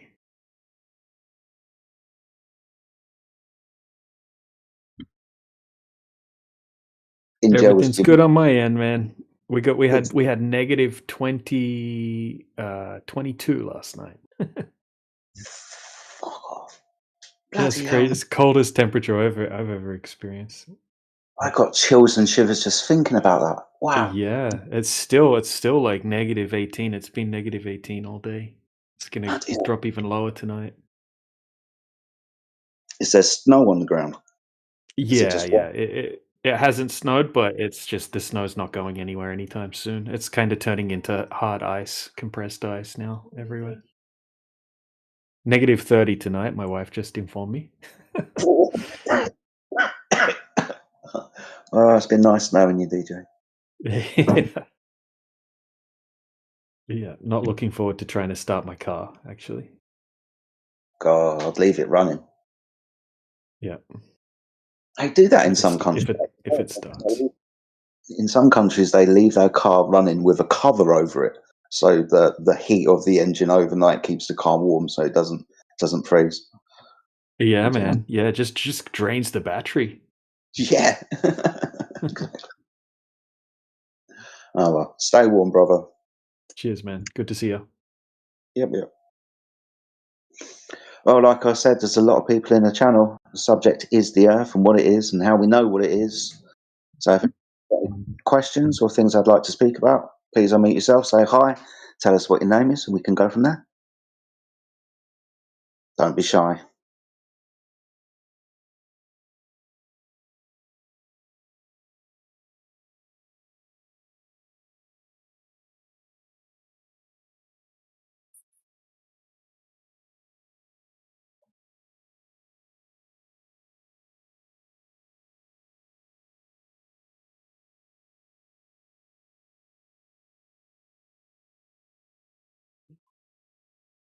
Well, the event is simply a join to ask questions about Flat Earth. Oh, we do have an event going. Yep. Awesome.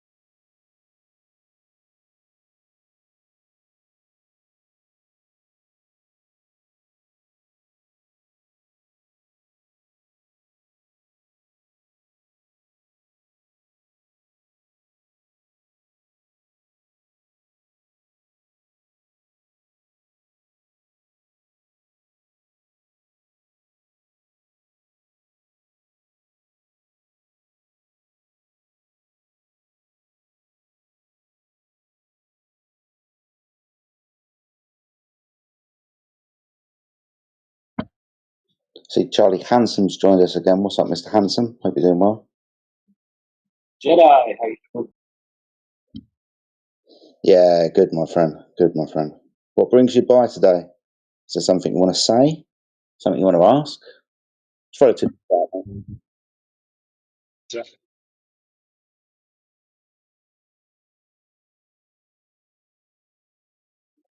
Just passing time here at work.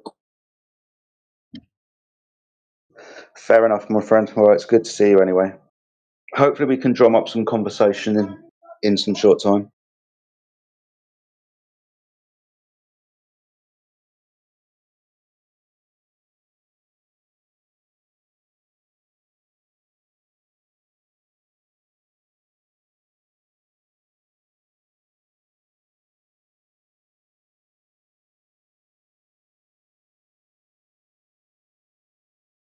Hello, guys. Hello, good afternoon. Hello. Yeah, good afternoon. Can you prove me how the Earth is flat? Yeah, water is measured to be horizontal upon the surface. So if 70% of the surface of the Earth, more or less, is water, and water is observed, measured, and then practically used as a horizontal reference datum, and the Earth is flat, would you like to see the measurements?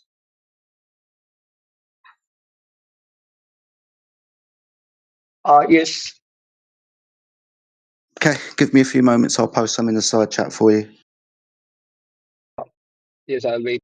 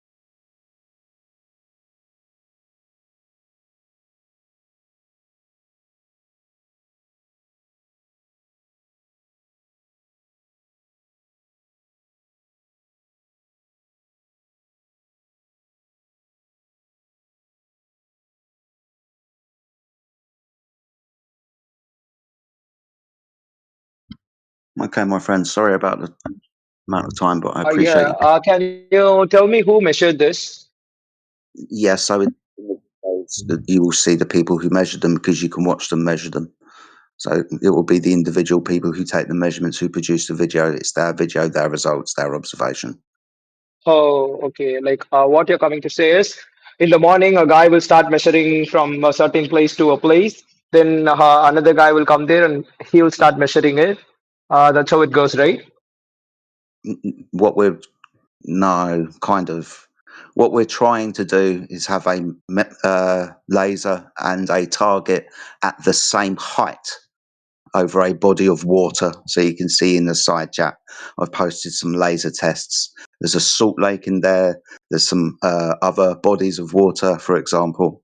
So the premise of the test is both laser and target are at the same height above the surface of the water. If the surface of the Earth was curved, there would not be a direct line of sight between the laser and the target. If the surface was curved, then the laser would shoot over the top of the target and not have a direct line of sight.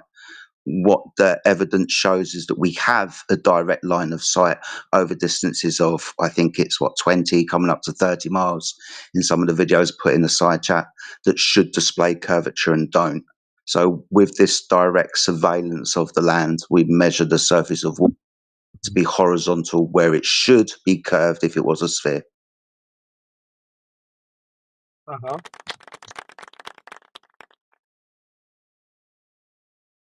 Do you have any picture of Earth being flat? Yes. So all observations show that the Earth is flat. Are you talking about from space? Yeah, from space. Yeah. If I was to give you a picture from space, would you really accept that as evidence, or would you prefer to measure the surface of to see what the Earth truly? I could give you a picture of anything, couldn't I? I could give you a picture of a donut-shaped Earth. Just because the picture exists doesn't mean that the picture is true representation of reality. For you or I or anybody to figure out what the true dimensions of the Earth are, it's probably best to directly measure it with surveying tools. With surveying tools. What kind of surveying tools do? So theodolites, lasers, electromagnetic signal propagation.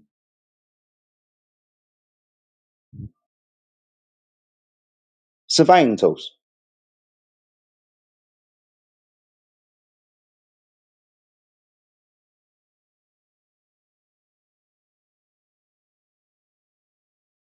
Hello, JD. Hello. How are your measurements accurate? Can you give me evidence? You'd have to show me in the video that what accuracy you require.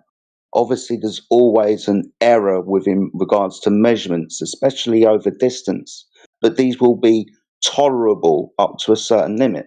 You'd have to tell me what your tolerance was.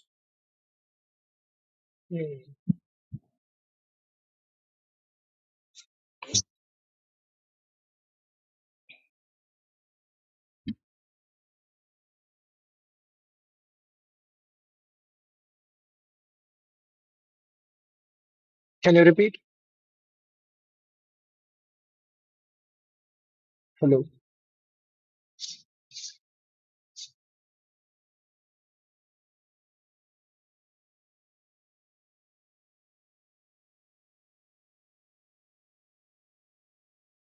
So I'll be back in about 30 seconds. Just something very quickly to do.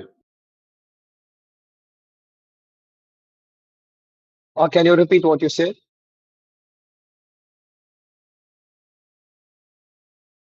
Oh, okay.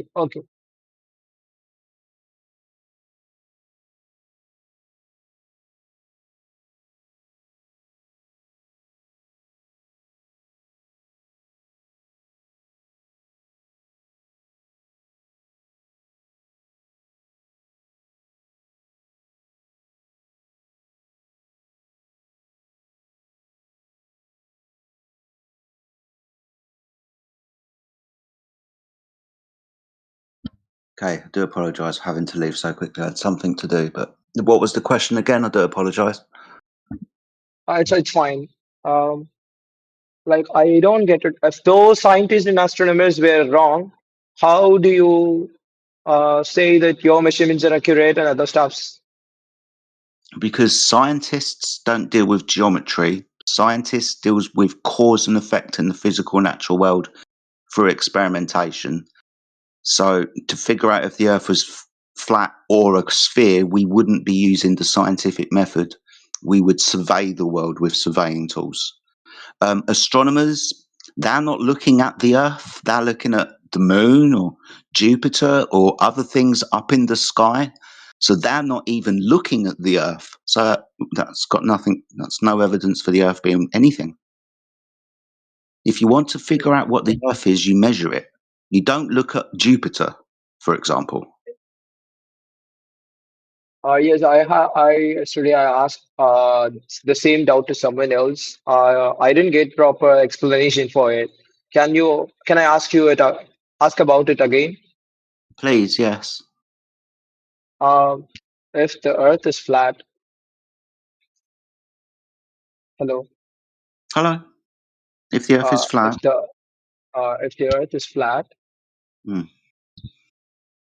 um, uh, let's assume the sun rises at India first, and it Hmm. rises at UK after some time. Hmm.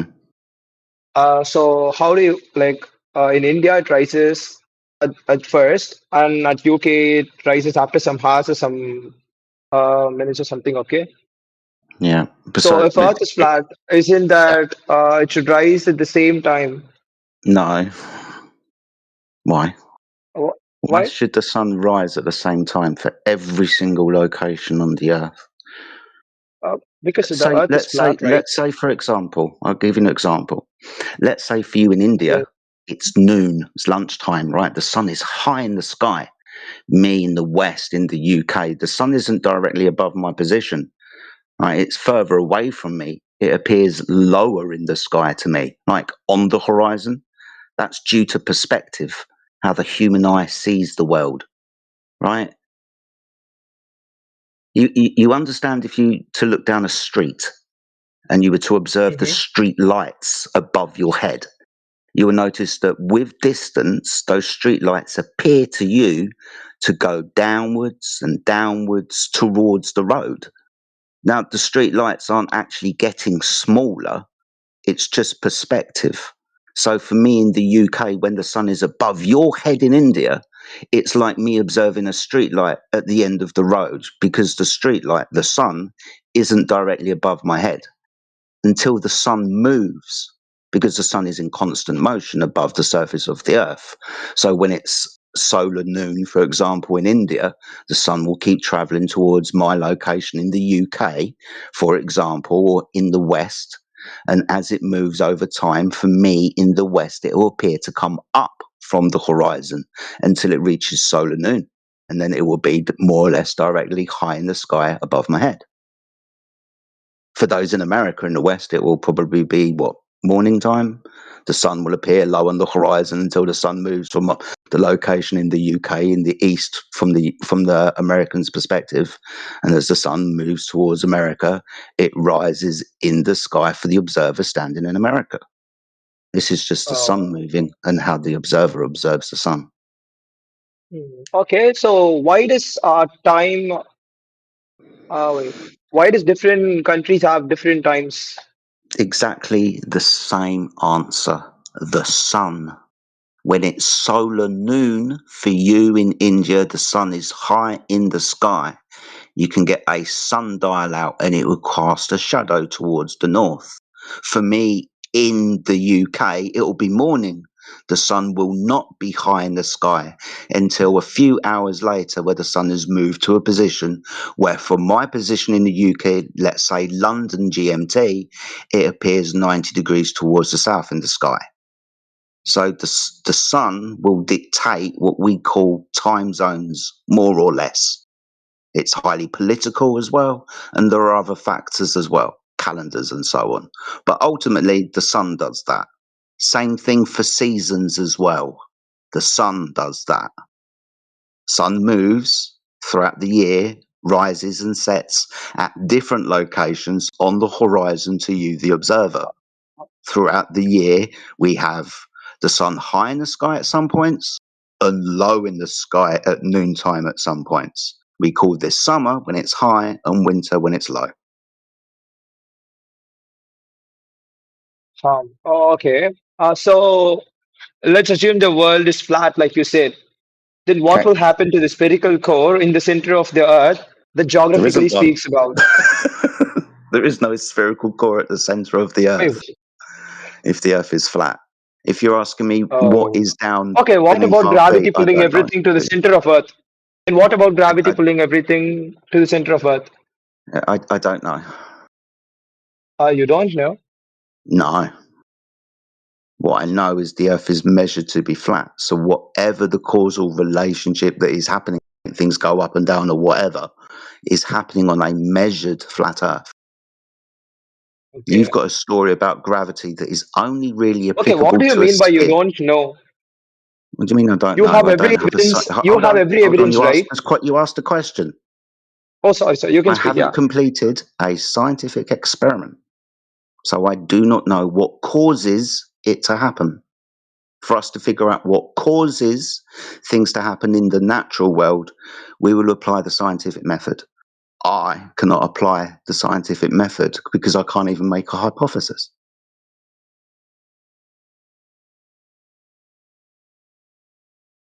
Hey, it's me, the rocket guy again. Hi.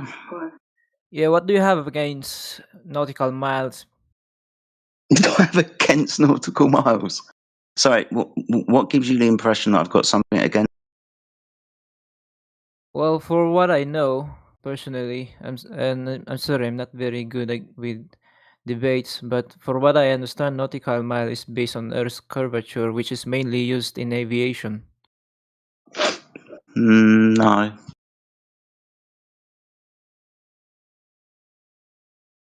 What's no? No, it's not based on Earth's curvature. It's based on Earth's pre-assumed curvature, based on a celestial sphere model, which is curvature in the sky. Based on a radius given, the consequence is what you can establish as a nautical mile. It's different from a statute mile, but it's only because of celestial navigation. Do you know what the celestial sphere is? No, I don't know anything about it really. Oh, okay. So you understand the premise of, let's say, celestial navigation. That's taking measurements, angle measurements of things in the sky, the stars, for example. Based on their location relative to you at a certain time of year, you can figure out your location on the Earth. Now, the celestial sphere it's a concept, right? It's not physical reality. It's based on how you or I or any observer sees the world, because we want to figure out our place in it, our location. So the way that we see the world is, imagine we're on a boat and we're sailing beneath the night sky. We will have more or less a conceptual hemisphere. That's a horizontal plane. That's the water that we're sailing on, underneath a dome in the sky. Now, that's not an actual physical dome. I don't want anyone to get upset and saying I'm claiming there's an actual physical dome in the sky. I'm just saying that this is how for you, the observer, how the sky arches from one horizon.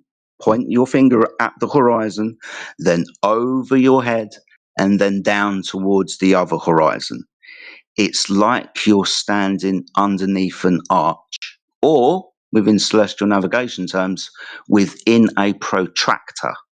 If you know what a protractor is, that's a hemisphere that we use in geometry class to measure angles.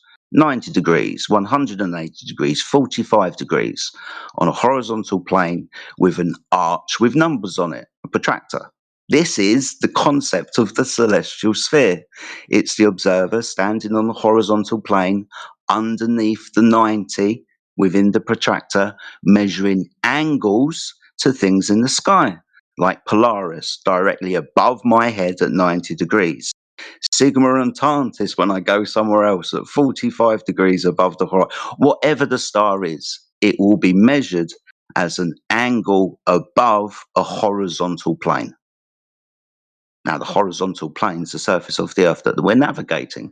The celestial sphere is the concept, the observer's perception of how the sky looks to them and how we can use that measurement to figure out our location.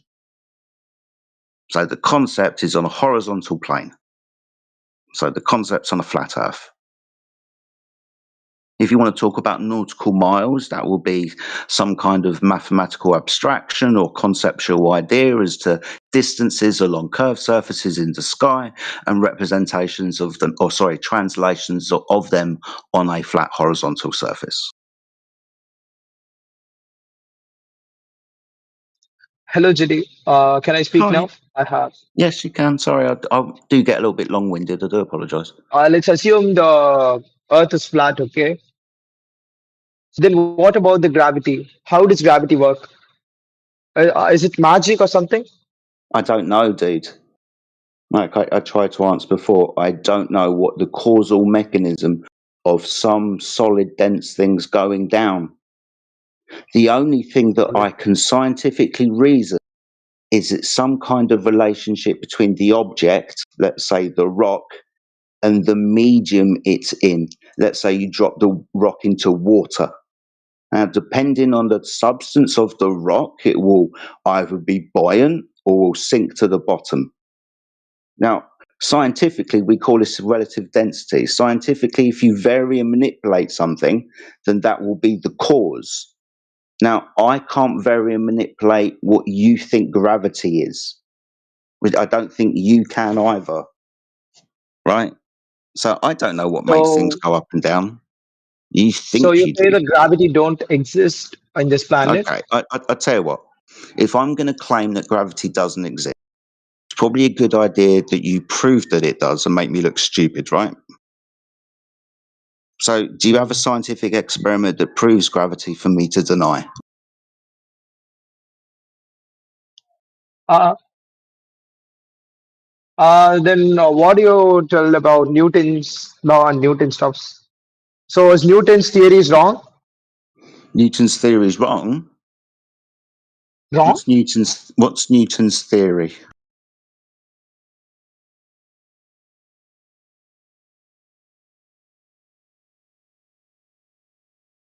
What's Newton's Hello? theory? Yeah, I'm asking you what Newton's theory is. I'm not ignorant. I'm just asking you what Newton's theory is. Okay, let's wait, I can't hear you. Oh, okay.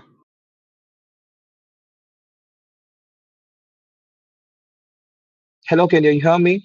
I can't. Hello, guys. Yeah, we can still hear you. Yeah. Can you repeat the question? Yeah, can you prove gravity scientifically? I should prove gravity scientifically. What about Yeah? law of inertia?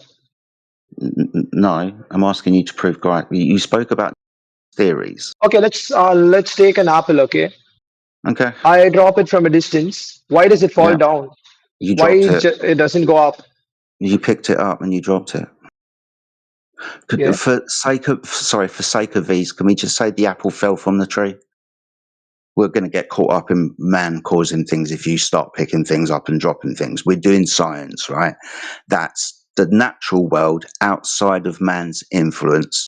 We're just going to observe the natural world and then ask questions about what caused the apple to fall from the tree.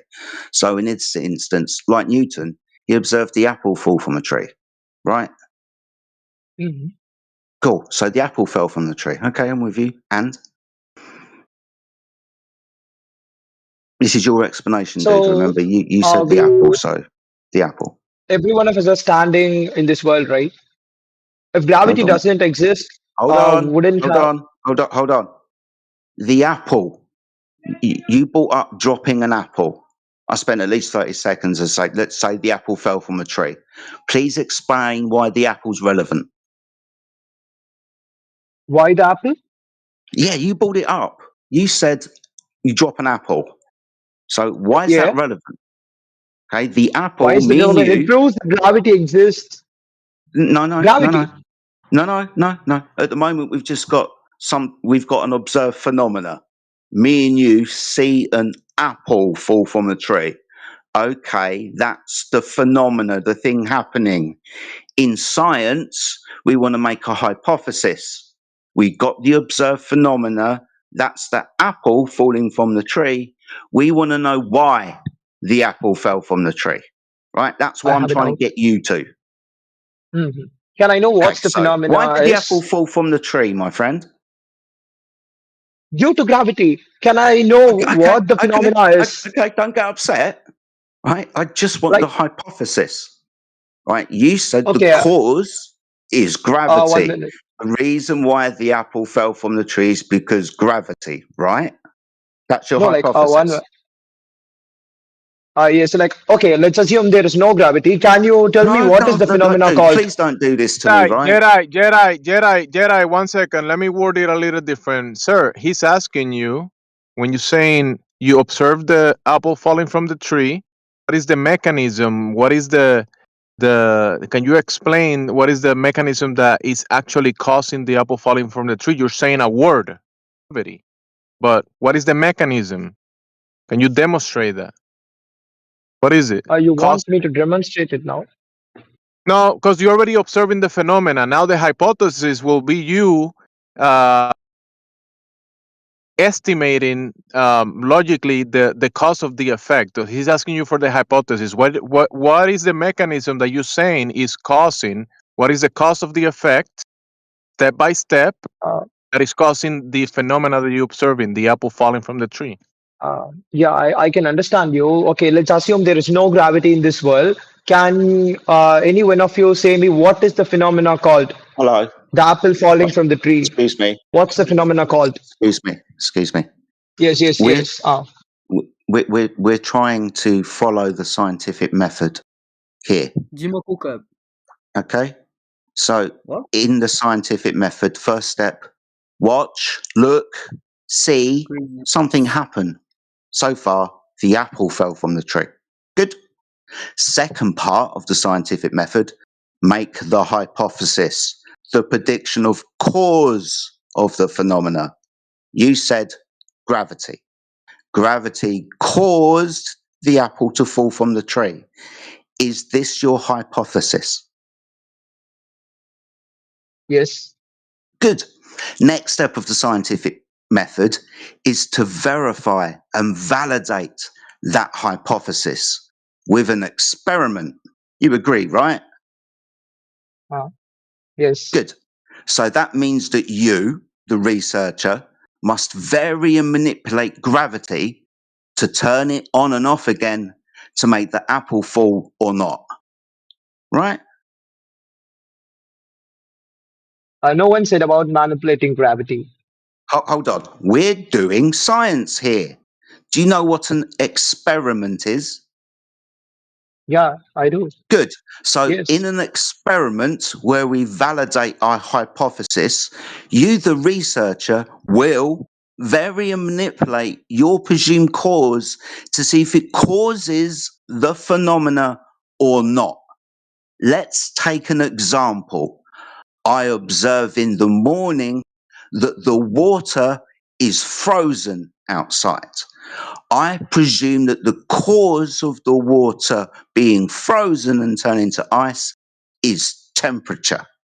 In an experiment, I will vary and manipulate temperature to see if it has a causal relationship with the water. This would be a scientific experiment based on a hypothesis following the scientific method. Now, this is what I'm asking you for gravity, sir. You said the cause of the apple falling from the tree is gravity, whatever that is. So, therefore, you must vary and manipulate whatever that is to make the apple fall.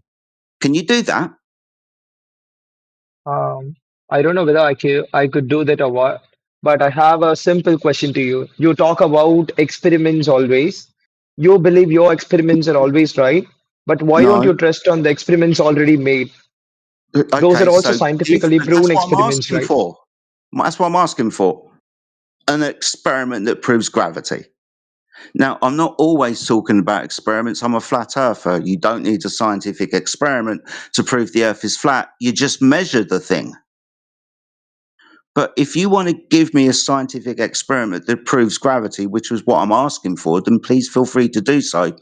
Or if you want to go on a fool's errand and try and come up with a hypothesis and experiment for a geometric shape, you can do that. We'll watch. You want?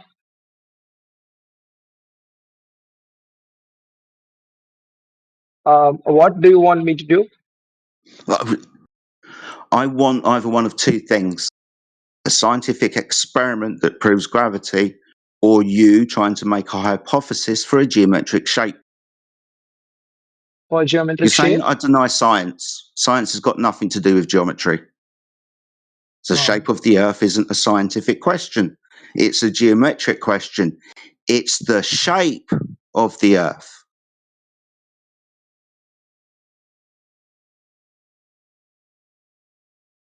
So, do you have a scientific experiment that proves gravity? I'm not Can sure I say about one that. thing? Oh yeah, Cyan wants to say something. I'll take that as a What no. makes gravity? It's the rotation. If you see Sorry. every planet, like Okay, in our I'm just going to Google planetarium. this. I'm going to Google this and see if you're correct. That it's only the rotation of a massive body that causes gravity.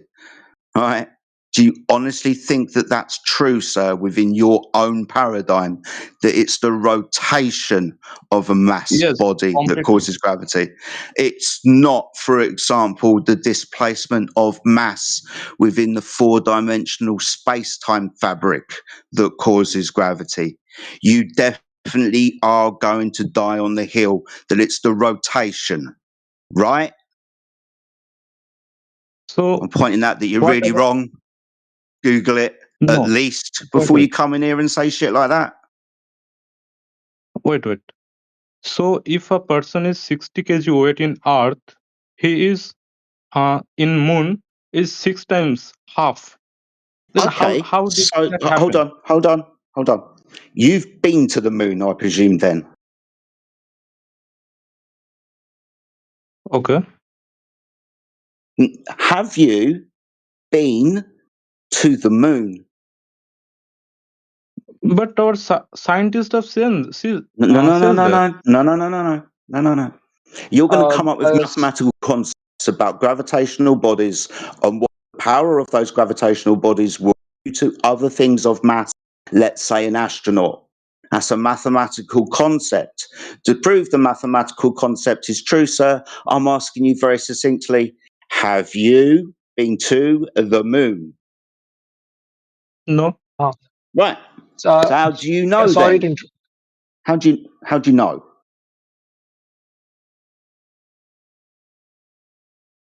How do you know what happens on the moon, sir? sorry to interrupt. Can I So talk? He's quiet. Okay. yes. Yeah, okay. I got Cyan's permission. JD,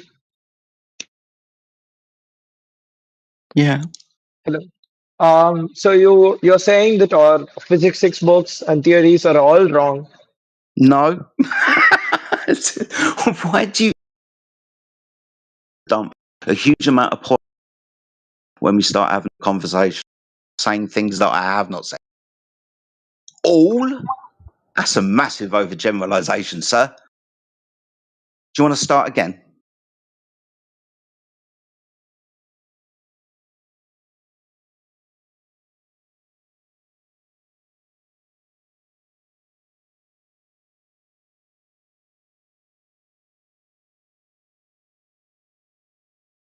Come on, guys.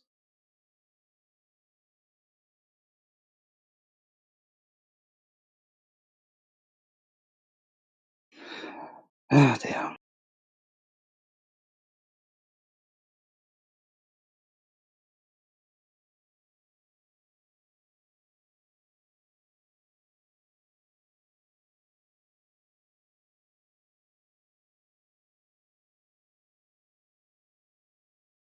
Ladies and gentlemen, we got him. What? I'm still waiting for any type of response to anything that I've said. I'm asking the other gentleman if he wants to continue with his line of questioning without poisoning the well. I'm still waiting for a scientific experiment that proves whatever anybody's trying to prove at the moment. I want somebody to acknowledge that science isn't the tool that you would use when you're trying to figure out the shape of an object. I'd like a concession on that. I'm waiting for a lot of things. I've given a lot of people a lot of my time, but there doesn't seem to be some reciprocal respect. So Okay, a JD, one last question. concession. Oh, okay, we're off again. Yep. We have people traveling on space right now, or maybe on the satellites. We've got people on satellites. We got Low Earth people orbit. on the satellites or in the satellites.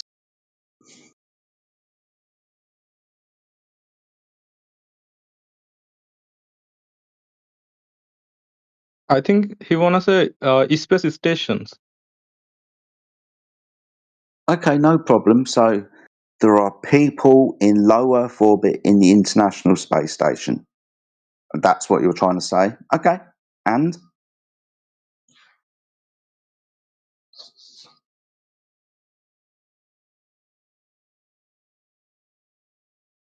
still waiting for you to finish, sir. We're agreeing from your position that you claim that there are people in the International Space Station. Okay, you can continue making your point.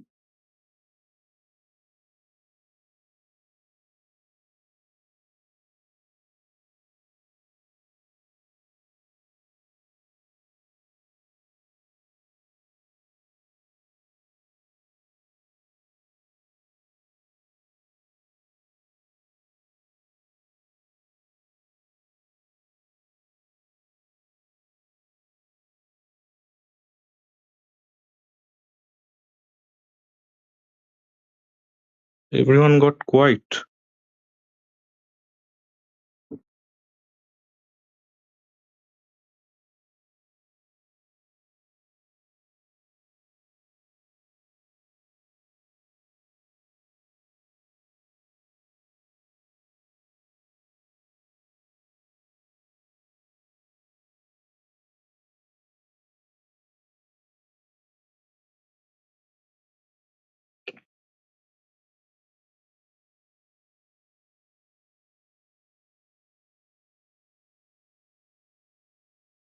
Hello? Hey, what's up, dude?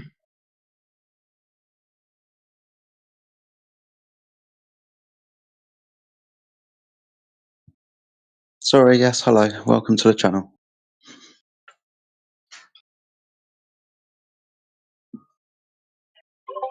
Someone said hello.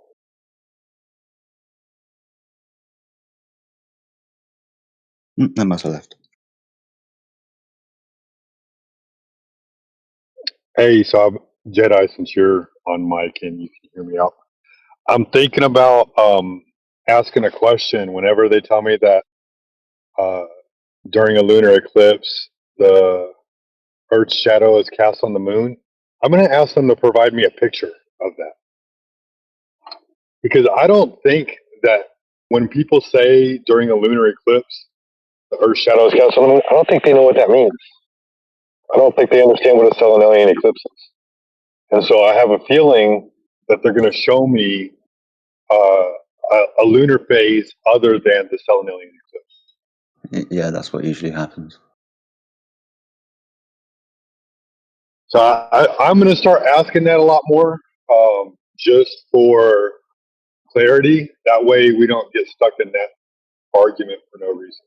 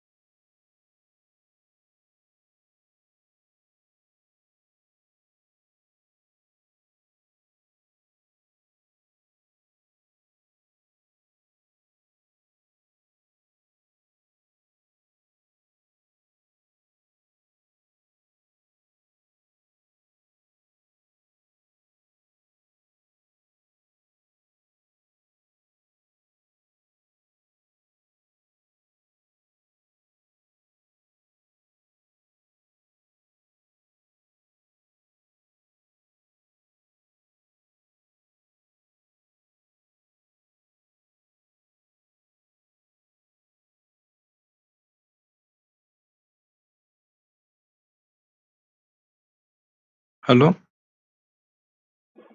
Hello. How are you? Am I audible? Yes. Yes. So I get an experiment. What proves that gravity is real? About. Okay.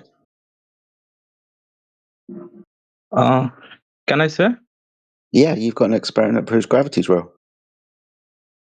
Yes. So this is an experiment that Henry Cavendish built. Oh God. Okay.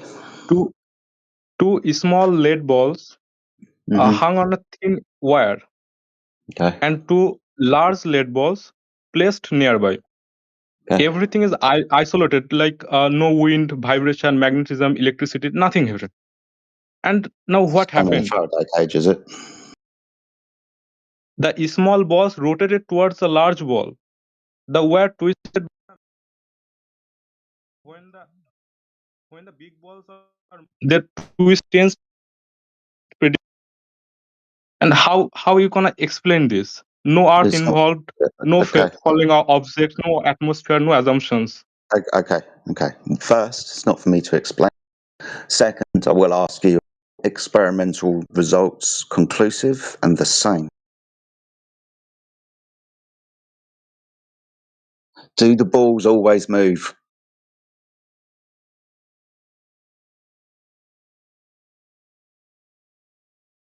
Hello.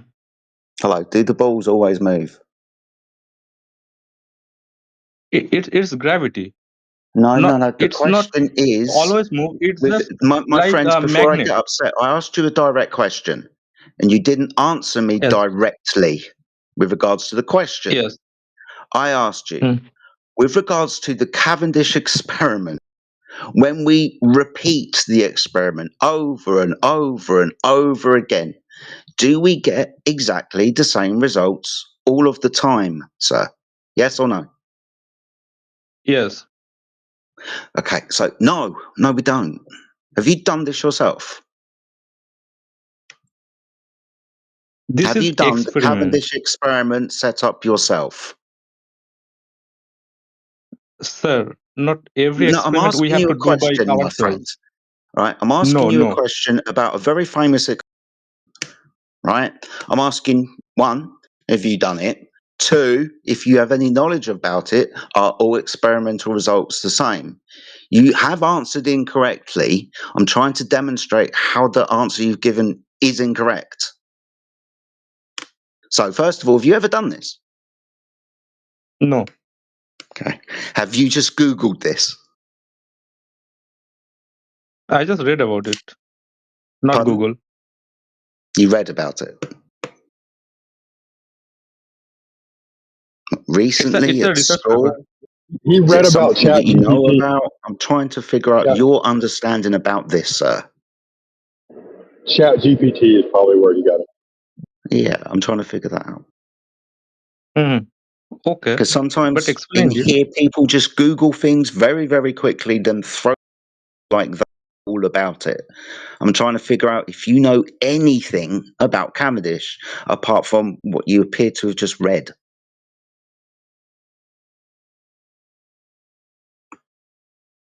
So I'll cut to the chase. No, not all experiments result in the same result. We don't always have a movement towards the balls, for example, or is described as an oscillation. Sometimes we get zero movement at all. Sometimes we get a repulsion. So this is kind of cherry picking and not an actual scientific experiment. So no, it doesn't show the thing that you are asserting, sir. So what is the base you are saying that it's repulsion? I just What are told the you. bases you are talking? Yeah, okay, so what happens when the balls move away from each other? Is that reality, is it? Yes. Okay. I don't know if I can continue having this conversation. Gravity, according to this Cavendish idea, built on a Newtonian idea, is a pulling accelerational force. You're now telling me that it's fine if it repulses things. Do you think I should continue this questioning with you? Really? If you're going to be this dishonest? Gravity obviously doesn't push things away. How gravity push things away? I don't know. Can I'm you give asking an you to example? explain this in the Cavendish experiment. I said sometimes the balls repulse. Now explain this then. I'll give you an easy one. What happens when the balls don't move at all? Explain that then. See, small balls rotated towards the large balls. Really? Okay, show me the experiment where they did this. Or are you just talking about Cavendish a few hundred years ago in his garden shed? See, you have to be a proper place, like no magnetism field, Please no don't tell me what you electricity do or you don't vibration, wind. need. Just show me the experiment. Give me the results. In actual fact, give me a variety of results done by different universities at different times. Let's see if we have a correlation at all between the results. Let's do that.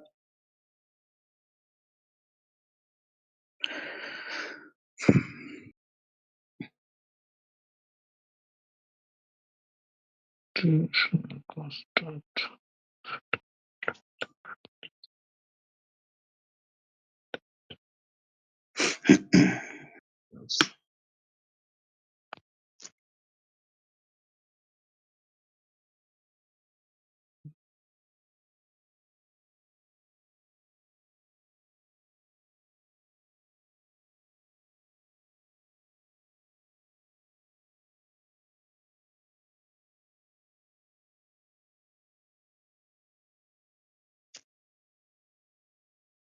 Do you honestly think that you live in a world where if you walk past a mountain, then you're going to start leaning towards the mountain because it has a large mass? Is that the world that you think that you live in?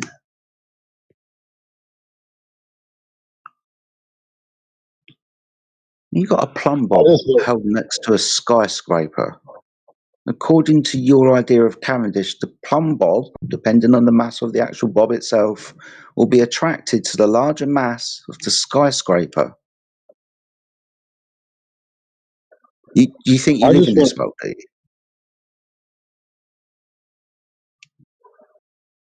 I just want to know how he eliminated the Earth's gravity from the experiment so he could isolate the two masses in the balls. And then See, whether or not he did this brother, in a vacuum. Cavendish sets the criteria, like isolated, everything isolated. Only two balls, No, he didn't. two big balls, No, and two small balls. Hold on. Cavendish didn't isolate anything in his garden shed apart from he moved himself away from the objects because he didn't want to have his gravitational bastard influence in the experiment.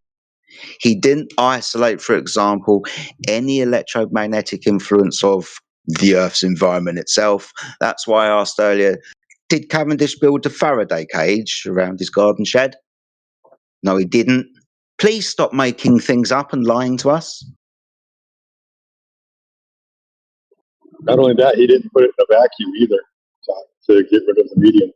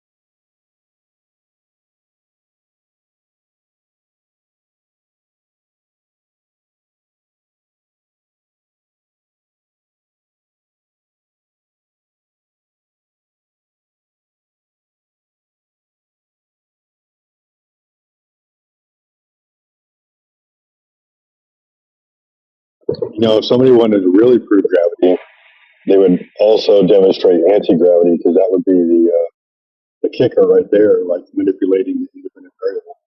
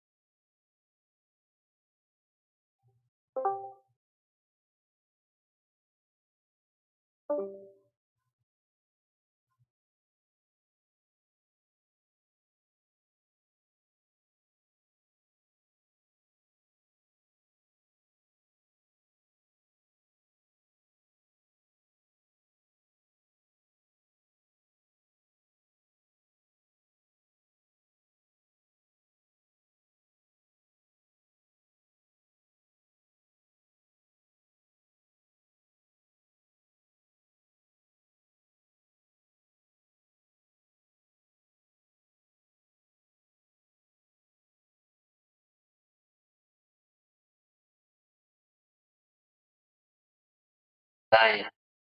Hello. Hello. Earth is flat. What's up, y'all? Yep, that's right. The Earth is flat. Earth is flat.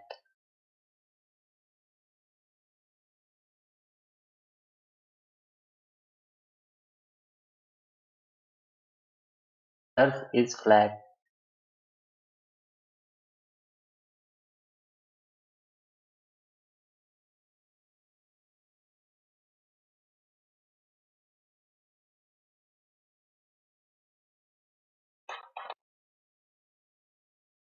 Earth is flat. Yes, Ghost Rider. Yes, The Earth is flat. yes, it's always been a horizontal plane since the beginning of creation. Yes. Now sun rises, wake up from the dream. It's morning. Wake up from the dream. You guys, it's morning. Wake up from the dream. Wake up. Nice dream. Wake up from the dream. Emotional damage.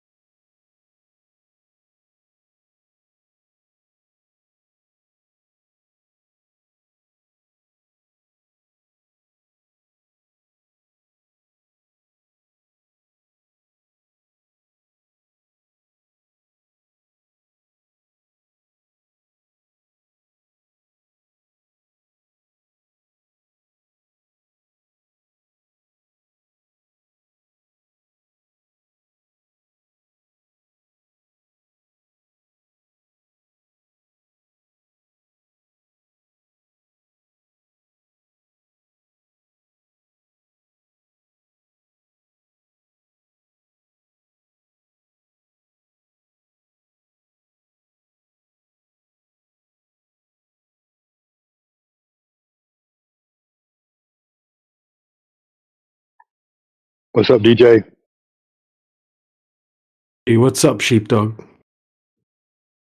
Not much. Hey, I was pondering some things recently, like last night and this morning. I just, one of the things that always keeps getting brought up in here is, what's up, Kodara?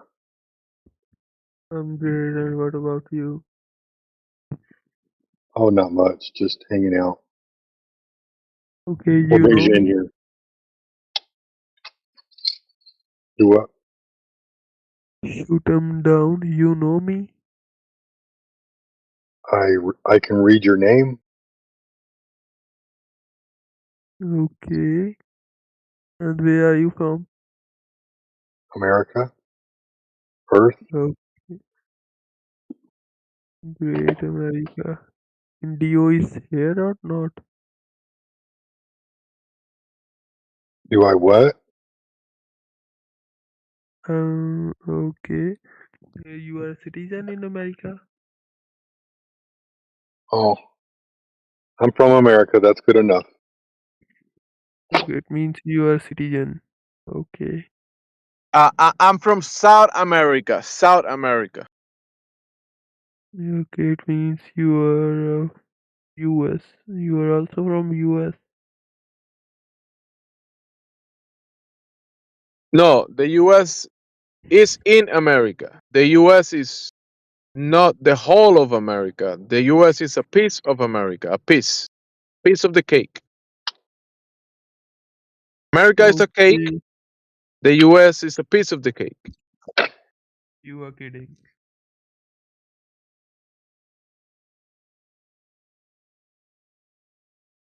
Okay.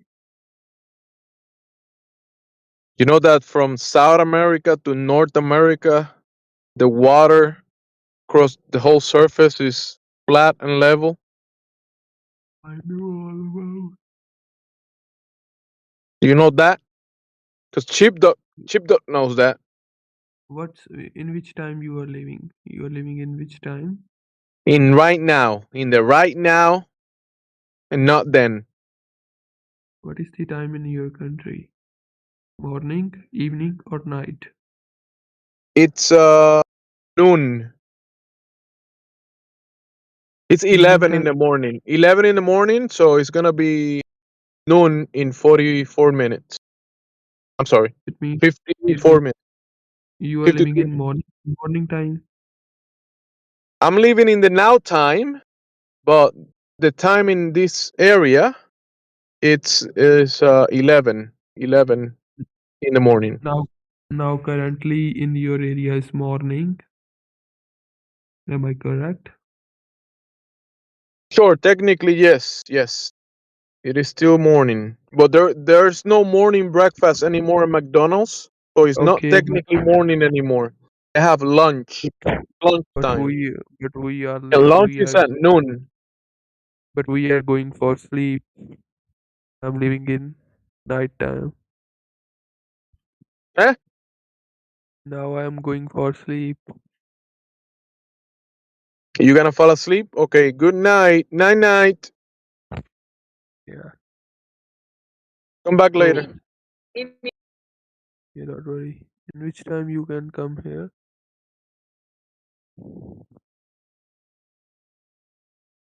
In which time you can come here daily? Hey, GMC. Hey, where you go? Are you listening now? So, Indio, are you here? He's I thought deafened, you were going dude. to sleep. Can't hear you. Hey, yes. Well, We anyway, do should you have anything to contribute on whether or not the Earth is flat or round? shut them down. You have any requirement of like jobs in America?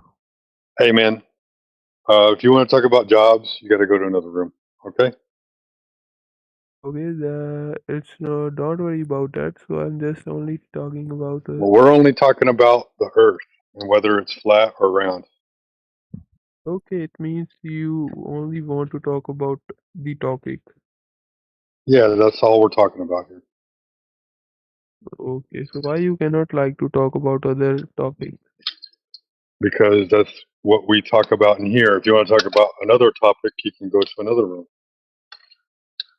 Okay, There's it's not plenty of rooms in the depend. server that you can It's go not. talk about It's anything not else but matter. important. It's not important to talk about only flat. Earth is flat. We understand. Okay, well, here, I'll tell you what, I'll help you. Let's Yeah, see, you you can want to talk carry. about, jobs? Let's see, we can move you to, No, if you uh, have any requirement, you can give me a job and I can do work from home for Yeah, you. proof the globe for us. It comes with a free nitro. I can do work from home for you if you have any requirement. 3 bitcoins, 1 globe proof. Go ahead.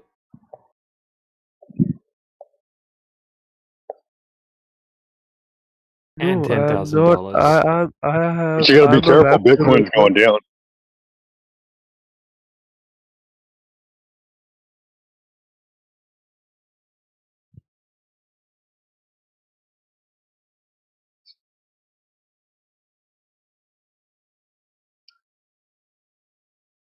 Web developer. I'm just telling to you that.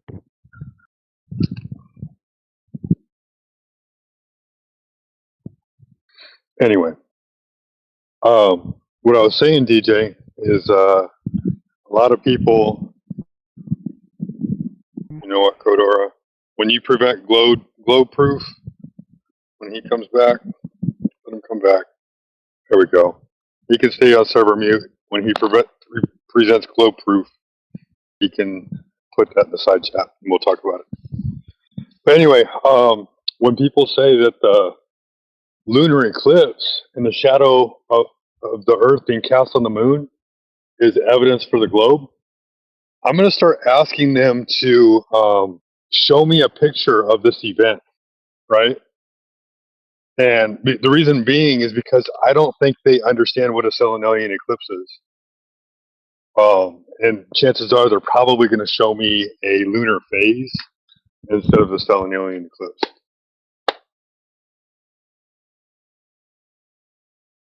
What do you think about that, DJ? Yeah, I think it's good they don't know what the selenalian eclipse means. Well, I don't think they understand what a lunar eclipse is either when they say, oh, the No, Earth's shadow is being cast on the moon. I don't think they know what that is. correct. Yeah.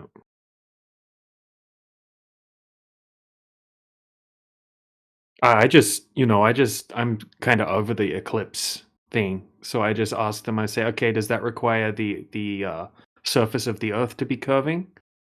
Okay, if it requires that, then show me that. Simple as that. That's funny. You took my approach on the whole gravity thing.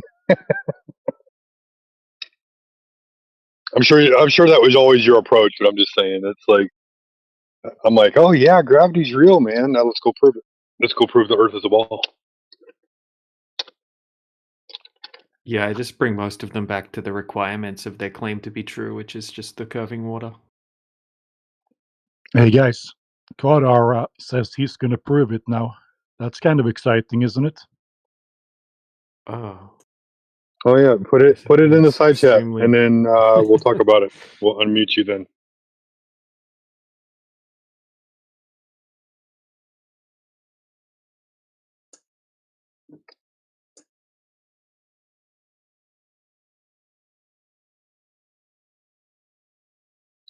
Oh, I understand, but I feel like you need to provide some glow proof now if you want to be unmuted.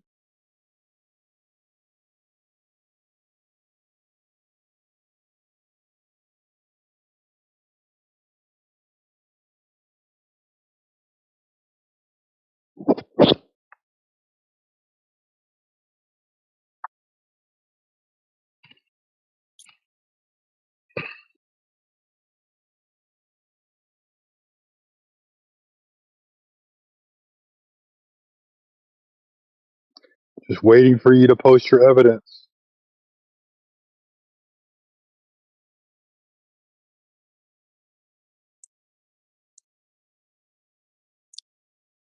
What's up, Les? I know what's up, dude. Shit, I was not micing again. My bad.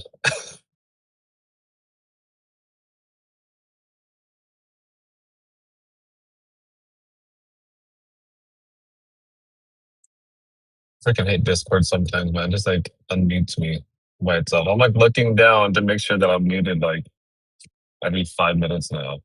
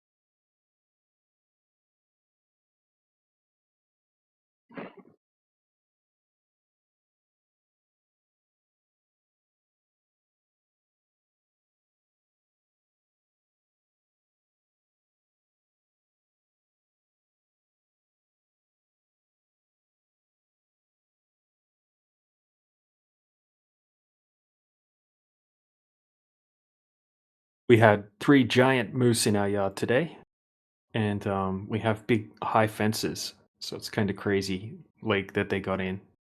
They must have jumped the fences somehow. Fences are at least probably 6 foot tall.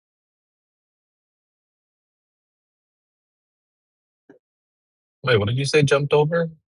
Moose, 3 giant moose. Oh, damn. Yeah, man. Well, Freaking those things are beasts. deadly, bro. Yeah. How many people do they kill a year? Oh, the I have number's no pretty idea. high. Yeah. It's crazy how big they are when you see Oh, them yeah, up bro. close. I've never actually seen one in person, but I've seen one next to somebody else in a picture. Hey guys, Earth is flat. What's up, Ghost Rider? Bro, you're back again? Oh my goodness. You're here all day yesterday. Back again. Welcome back.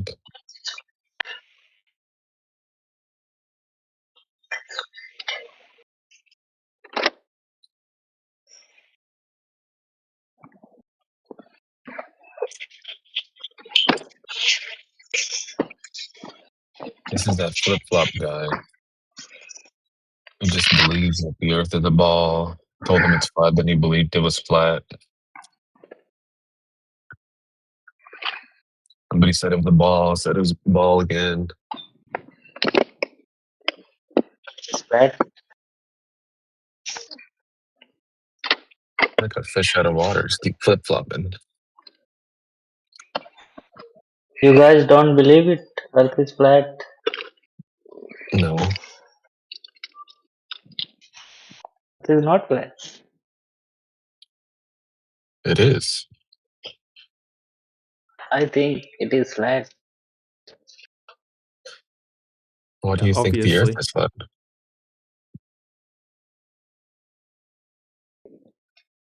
Why do you believe that the earth is flat?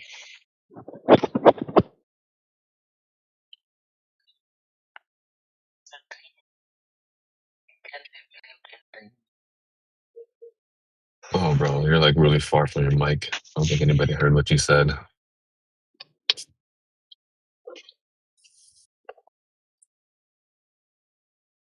a dream. It's a sweet dream.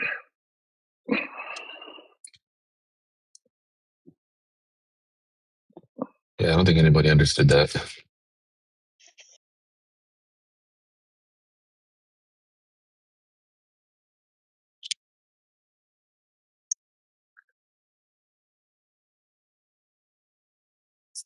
No.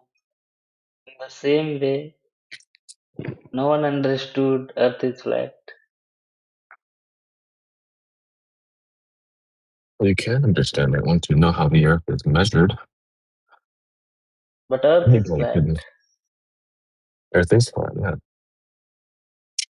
Yeah, Earth is flat. Yeah. I'm asking you how you Yeah, know that or why you think that. I believe Earth is flat. Oh yeah, I Earth know is it's a very belief much on your flat. part. That's why I'm asking you why you believe it's flat. Is it because somebody just told you and you I just changed your opinion, flip flopping? no, I just believe it's a flat.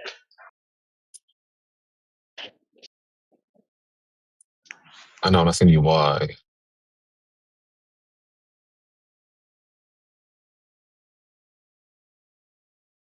Why do you hold this belief?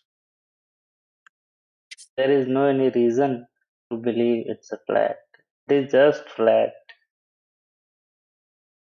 Because of like your feelings, you feel like it is.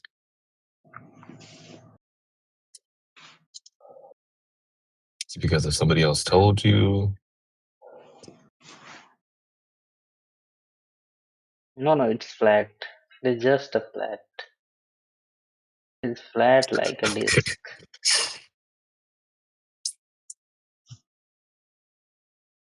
I'm gonna try one more time.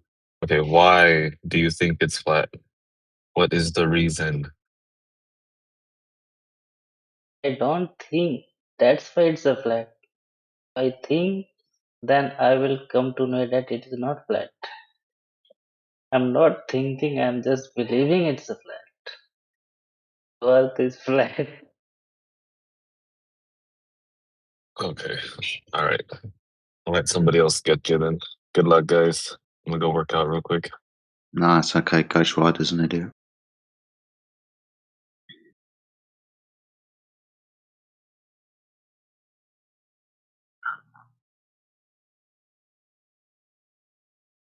Damn flat.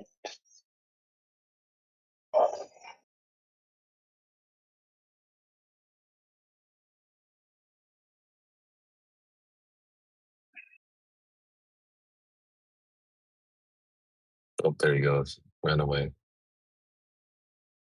Oh, just kidding. There he goes. Oh, muted though. Okay.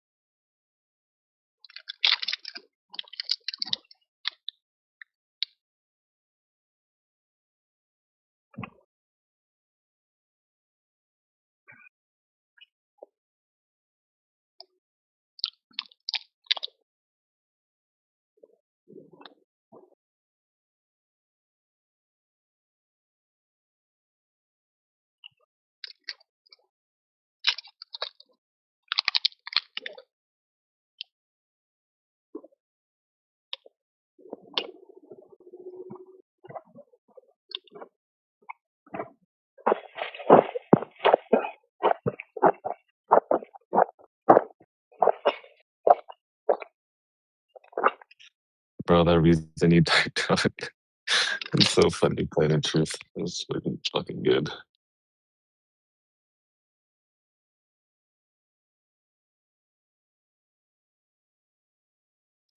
Well, we'll see if it takes.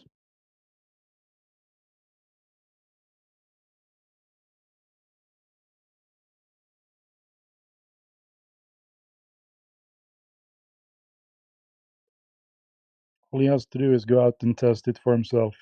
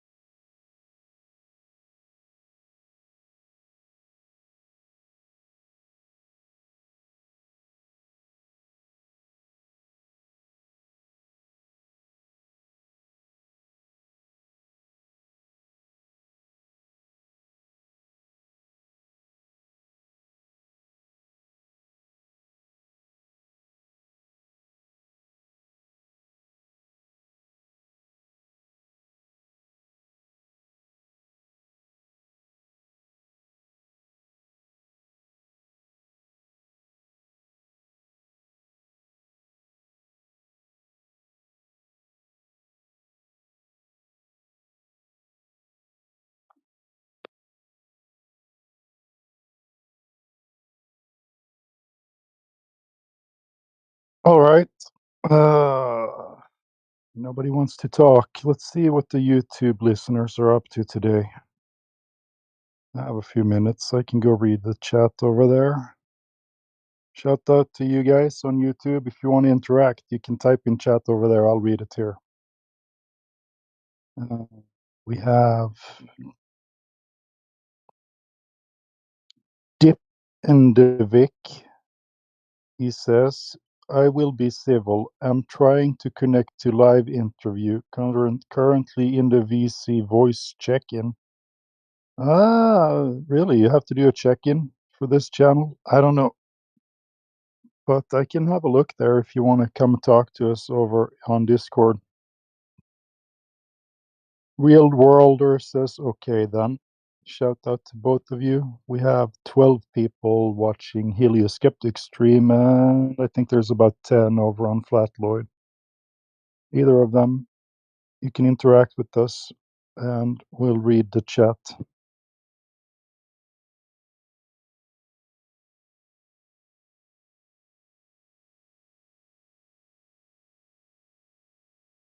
Should we start an event?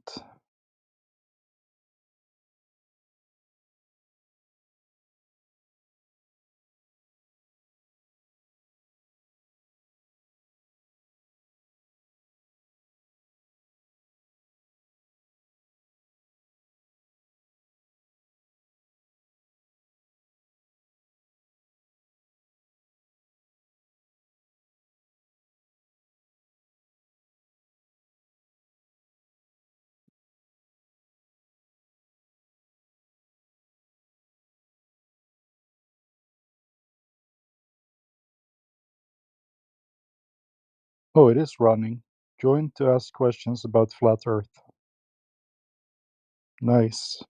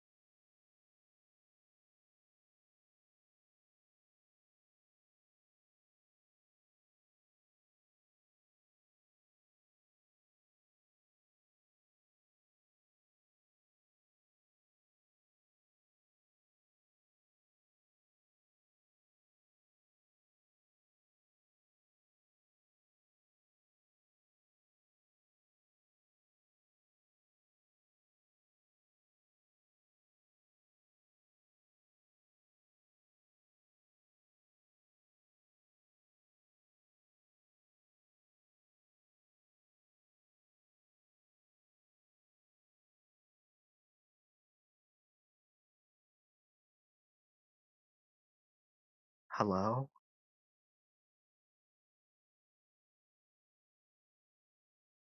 Hi there. Oh, is that a mod? Sure. Well, you're a mod? Yes. Why are you a mod?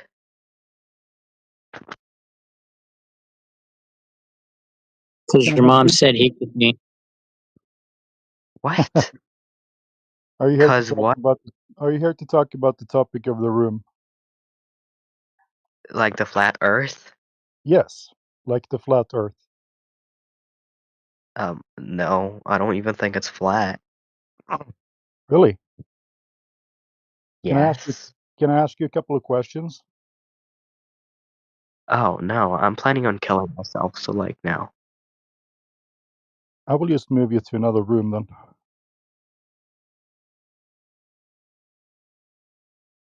That was against the TOS as well. So, well, he left before we had a chance to do anything about that.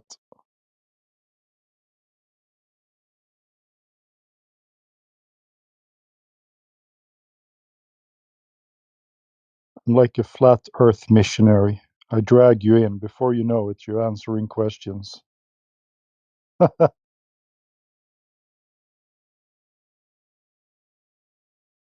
Hello there. I'm a missionary for the Church of the Flat Earth. Would you like to answer some questions about the Earth?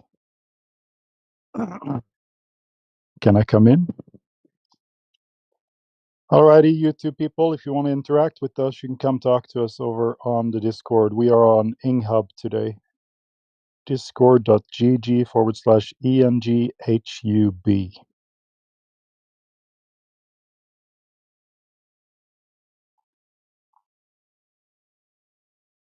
No, I didn't catch his username.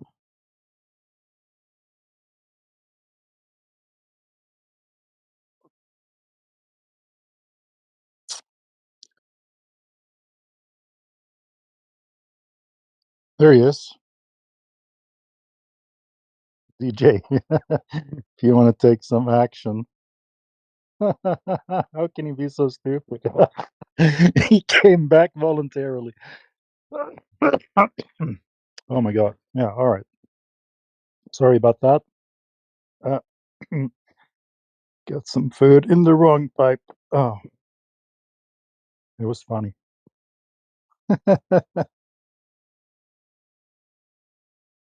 Cool boy. Alrighty.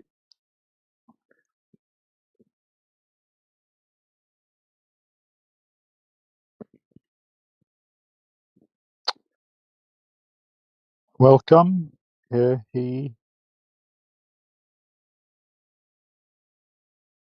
Welcome. Everyone. Akix, how are you? I'm great. What about you?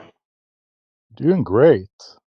Really nice day. Right. Cold and sunshine. Rio is okay, nice, and you have wonderful day. So, which topic are you talking about today? We're talking about Earth. Have you heard of it? Earth. Yes. Yes, I know about Earth. We live in the Earth. Yeah, I have a We live glad. in the Earth, or we live on the Earth. Yeah, I I live on the Earth, and I have a good message for you. Can I ask you a couple of questions? Earth. By the way, first of all, where are you from? Well, I was born in Sweden, but I live in America right now. Okay, Sweden. Okay, I know this country, and I either know United States. So go ahead, Mr. Pardon. What is your name? It's plain and truth. Plane. That's right. Okay, Mr. Plane. Okay, go ahead. Ask me. Okay, are you able to see the chat? I want to post a picture and ask you a question about it. Of course, I can see the chat. All Give right. me a second. Sure.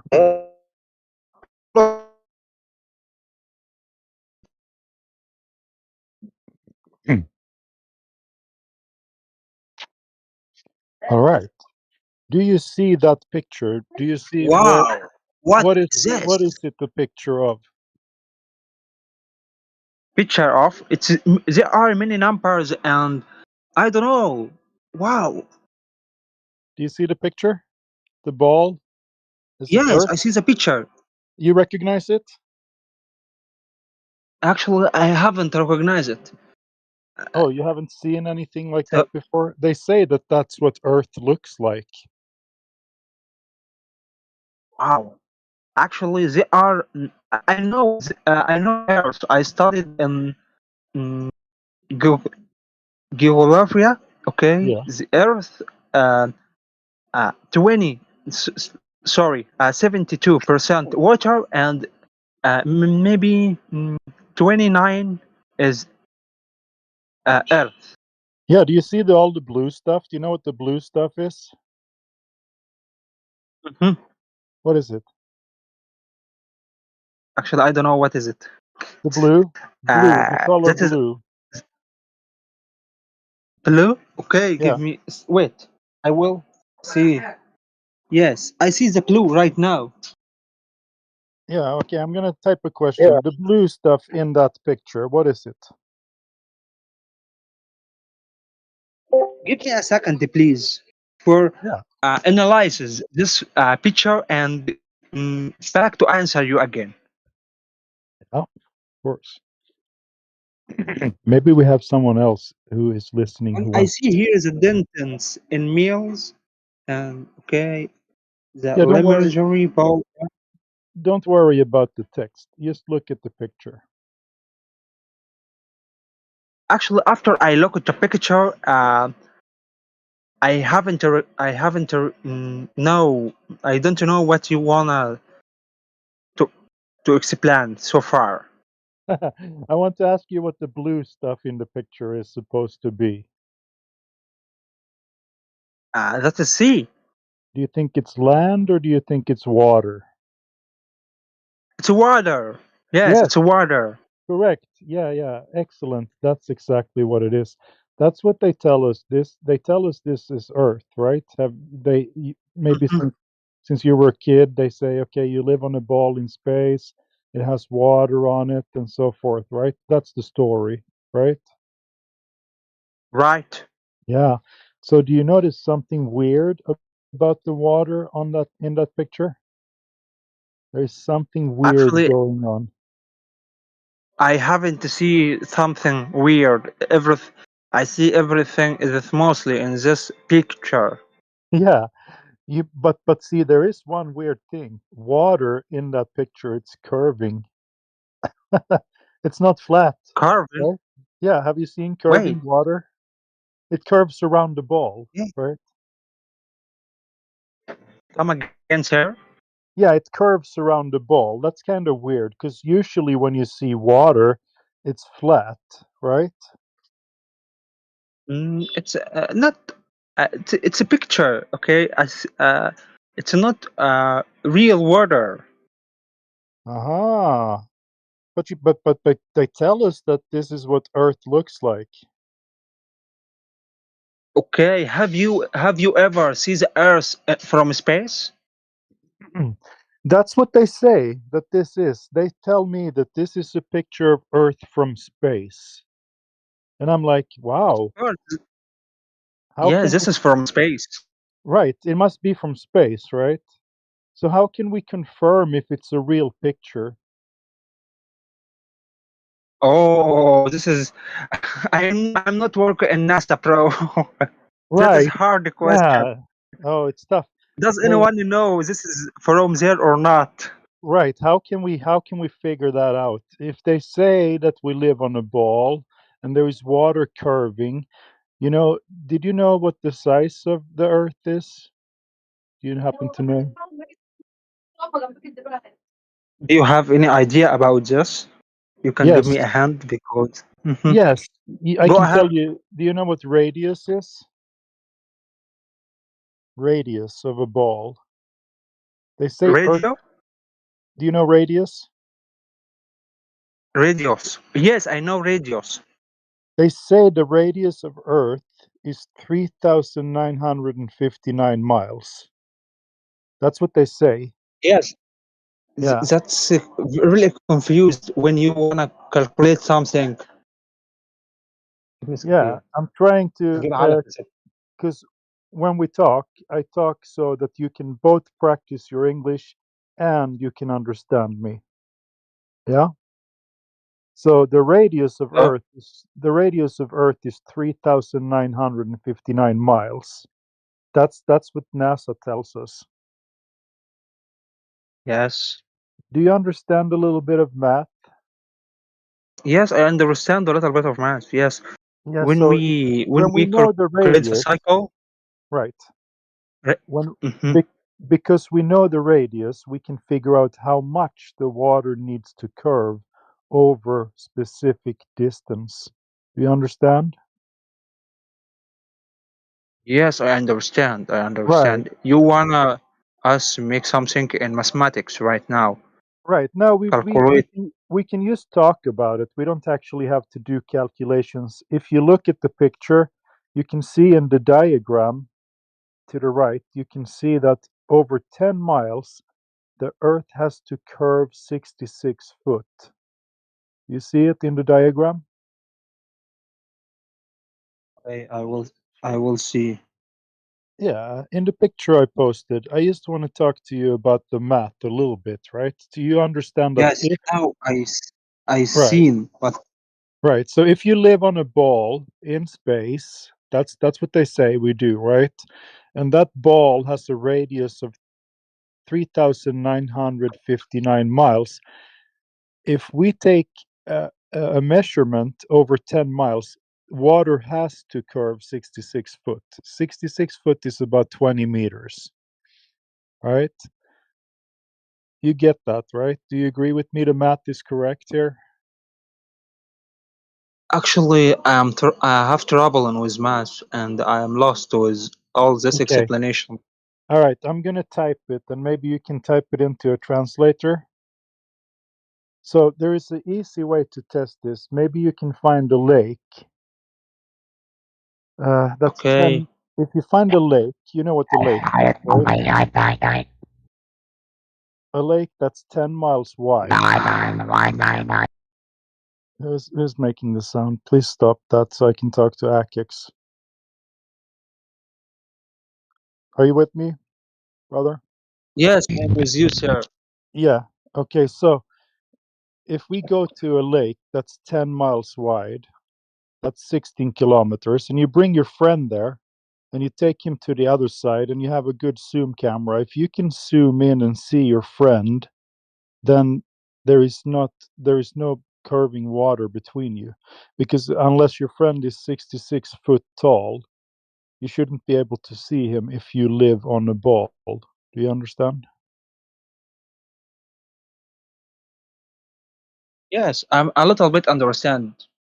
Yeah, so it's kind of weird because they tell us that we live on a ball, but when we go out and measure it, if we shoot a laser, for example, laser, do you know what laser is? A laser beam. Lazarus? A I don't know laser. the laser. Laser beam. Laser pin. No, that is my first time listening about this. Okay, so laser is light, and you can shoot a light beam. If you look at chat, I can type it in laser. See if you can translate it. Okay.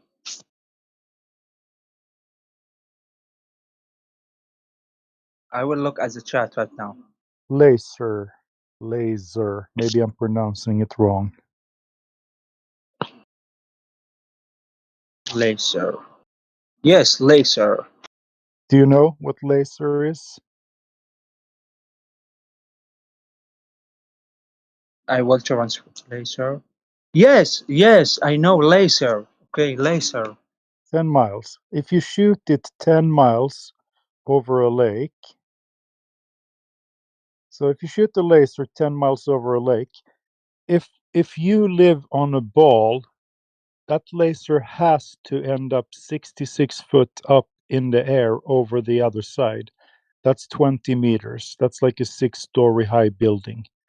But guess what, my friend? That laser, if you shoot it 30 centimeters over the water on one side, it's going to come and end up 30 centimeters over the water on the other side as well. Because That's great. water doesn't curve. Yes, water doesn't. Yes, I agree with you. Yeah, yeah. We can use Yeah, laser to in this operation. we can, absolutely. And people have done this. I'm going to post a video where someone shot the laser 21 miles. Wow, shot 20, laser 21 miles. 21 Wow, miles. that's It was 5 foot over the water on one side, and it ended up hitting the target 5 foot over water on the opposite side, 21 miles away. That means there is no curving water. There should be 260 foot on over that distance. That's a 20-story high building. Right? That's 100 meters. wow. So that means that the pictures that they show from space, they aren't real. Actually, I will see. I will see. This is It's experiment. interesting. Interesting, right? Yeah, Yes, yes. very interesting. All right, so you should watch that, then maybe ask some questions afterwards. Of course, I will watch in these videos and take some notes and back to negotiation with you. Absolutely. Go do that. And you can maybe mute yourself while you're watching it, and we're going to talk to some other people when you do that. Oh, of course. Will go. I will watch it. All right, sounds good. Sounds good.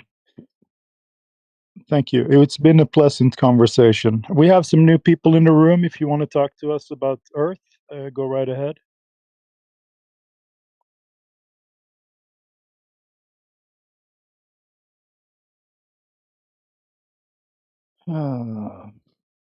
This is your chance to both practice English and learn about Earth.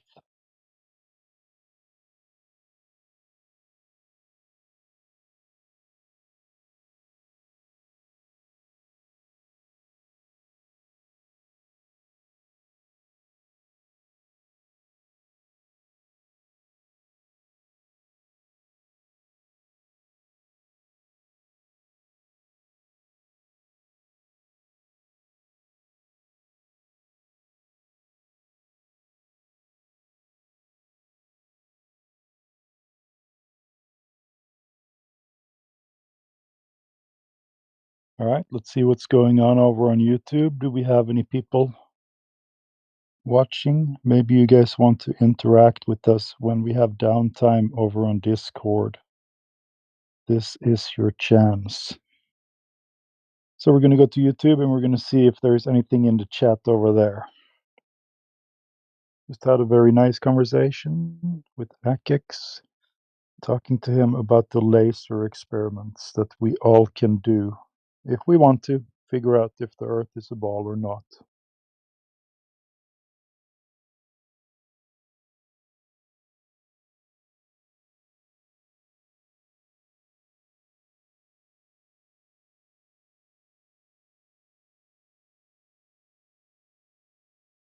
We have 10 viewers over on one of the streams.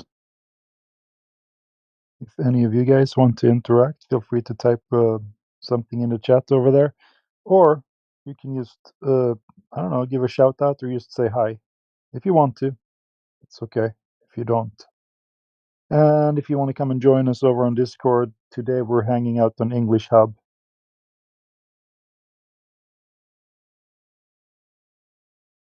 We have 14 people watching over on Heliosceptic Stream. Real Worlder says, where do you log into chat? Good question. You go to, I can actually type it in the chat over there, and then you can find, you can come and interact with us. It's discord.gg/inghub. I'm going to see if I can type it in the YouTube chat. There you go. Real Worlder, shout out to you if you want to join us here. This is where we're hanging out right now. And if you are a YouTube listener and you feel like maybe sometime in the future I would like to talk to these guys on Discord, here's a pro tip. You could log in right now and just hang on the server, because if you do that for a couple of weeks, server will automatically give you like link posting rights, images, and things like that. So even if you don't want to talk today, it might be a good idea to prepare for the future. Down the line, maybe you want to interact. And then if you have been a member for a while, you already have the permissions and things. At least I think that's how it works. I think that's how I got my image posting permissions and things like that. I just hang around for a month or whatever.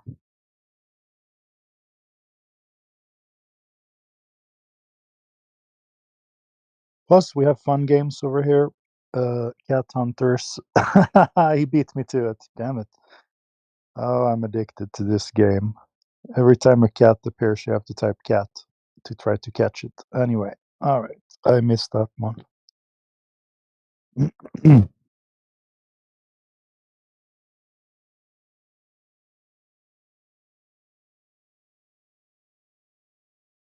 Welcome, a person 6591. What's going on, man? Yeah, good morning to you. Oh, it's almost midday, actually. Here It's 9 outside. 9 a.m. here. Are you East Coast? Yeah, I'm on the East Coast, yeah. Nice. Yep, it's bright and sunny early in the morning. Gotta love it. Yeah. And I had a few minutes before I start harassing people on the phones. I gotta say goodbye to the real world for a minute. Well, there you go. Yeah. You a debt collector? Oh no, God no. Mom did that. It sounds like, and both of my buddies did that. Sounds like miserable work. I mean, I wouldn't know, but it just sounds like it. Well, you said harass people on the phone. I assume debt collector, because that's what they do. No, even worse, man. Car sales. Even Oh, worse, you're I'm sales? afraid. Are you doing cold calling? Some. I go through like internet leads, our prior customers, stuff like that, and try to scrounge up some business that way.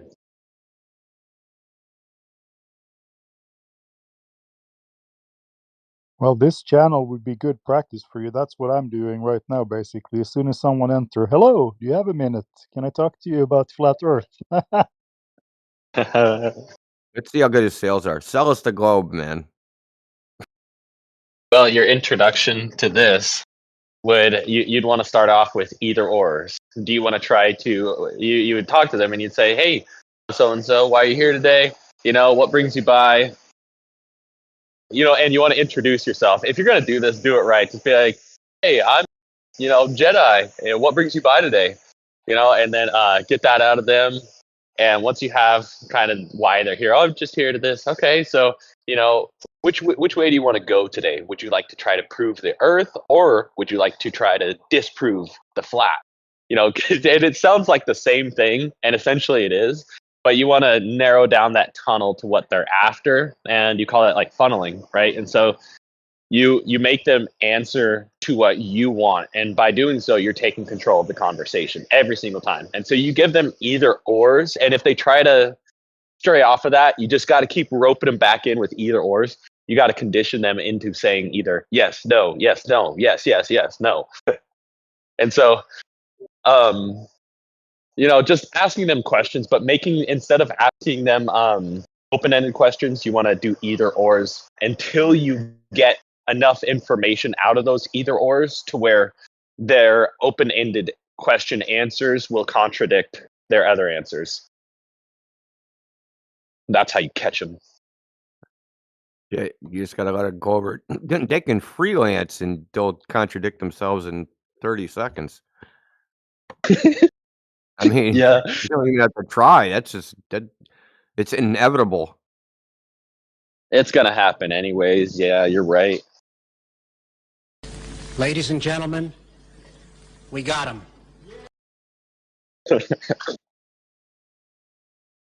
Yeah. Yeah. The thing about the globe is that, I mean, is that they initially will claim it's empirical, but then when asked about it, they go to concepts, right? They start going to ideas and concepts and mental constructs and things like that, none of which are empirical. They're not based upon any observation. So it's my contention that globe earthers actually are not empiricists. They're actually idealists. They have they think their ideals and ideas, that's the real world, and that the actual natural world out there is actually just like some fucking illusion or something. Same way Yeah. it's like a Neoplatonist philosophy that they have that they don't even really know they have it. Yeah. Yeah. I have no animosity against the globers. You know, sometimes that conditioning goes a little bit further in some people than others, you know? Like I didn't go through the whole Star Trek and Star Wars phase and was obsessed. I know some of you guys have told your stories, and some of you, I think it might have been you actually, maybe not, but I some of love you Star guys talked about Wars, man. I still love how them. like they got really deep into it, you know, and that's when that's like your childhood, man. I could see how it'd be a little hard to come out of that shell, you know. It seems ridiculous, but Well, the first movie I ever saw at the theater was Star Wars. The first one. And then the was it second movie really? was and the second one was Superman. Who comes from another planet, right? So, you know. The first movie I watched, to my recollection, in the movie theaters was one of the Harry Potters. I think it was the first one. And then I saw Jaws, and I never wanted to swim again. Yeah, dude. I saw Jaws. I was still okay with swimming. It was the video of the guy off the beach that actually did get chewed up by a shark that kind of did me. I was like, yeah, that one's not cool. I would not go in any water I could not see the bottom of. If I couldn't see the bottom, then forget it. I'm not going in there. I feel like that's got to be on the list of like the top worst ways to die is dying by shark, man. I feel like that would just be horrible.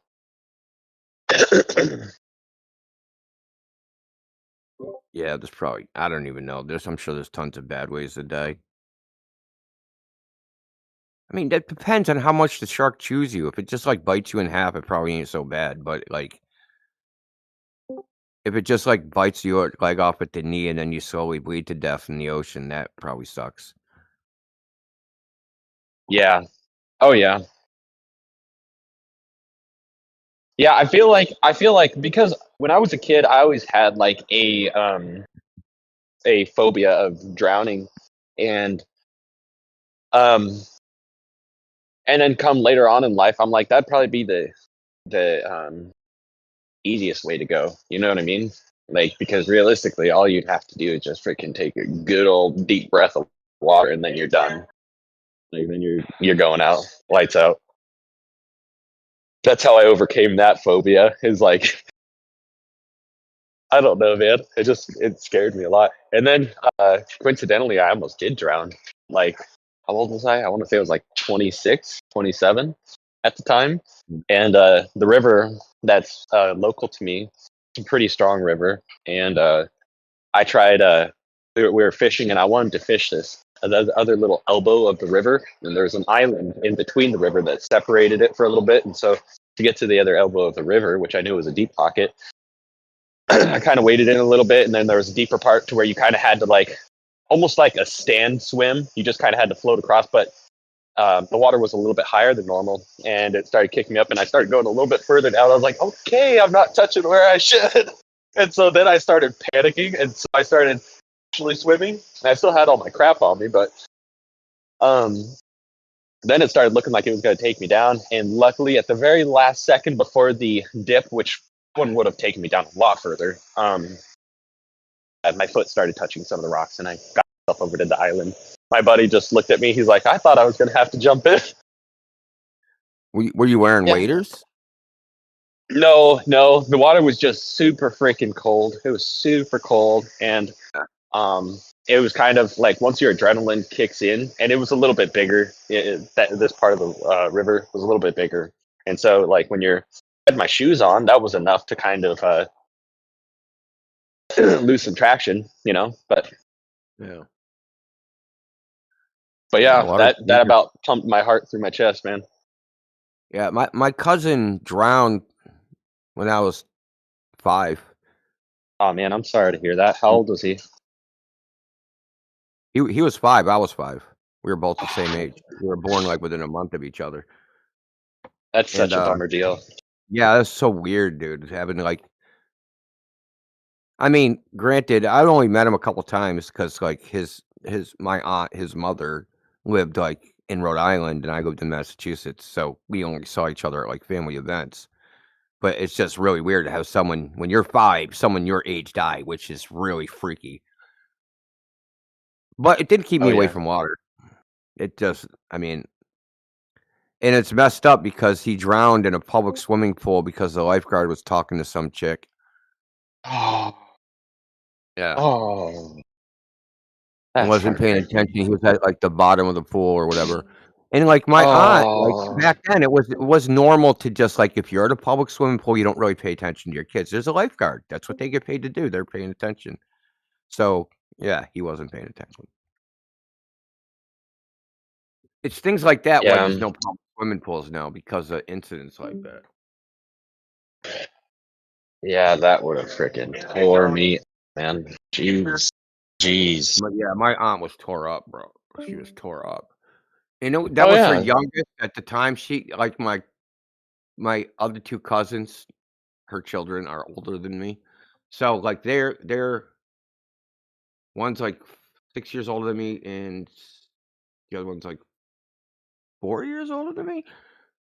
But he was my age, so like it was her baby, right? It was like gonna be her last child, her baby, and then he freaking drowns. She got a whole bunch of money from the government or whatever. She got a few $1 million. Now you got to remember this, like back in 1978 or 9.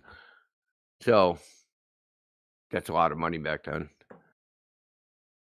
Yeah, no amount of money would fix it. It'd Yeah. probably give you enough money to freaking drown yourself in alcohol the rest of your life, but fuck's sake. Yeah.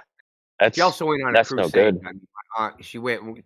I mean, she got more than the money. She went on a freaking crusade, like a political crusade. I don't know exactly what she did because I was young, but I know she was like lobbying the government to like change the way they administer public pools and all that stuff. Okay. So, Okay. Yeah. God, that's horrible, man. Yeah, I heard of a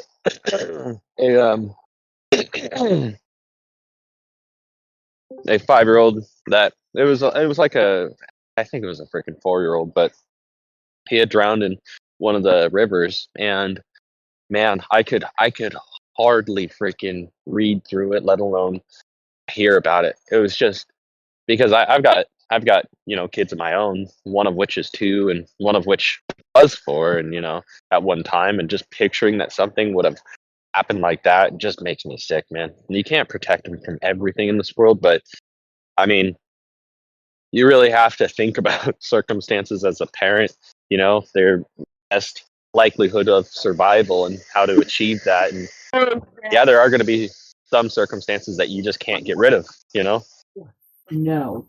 No. What? you're hot, Mike. He, or whoever the hell's doing that. So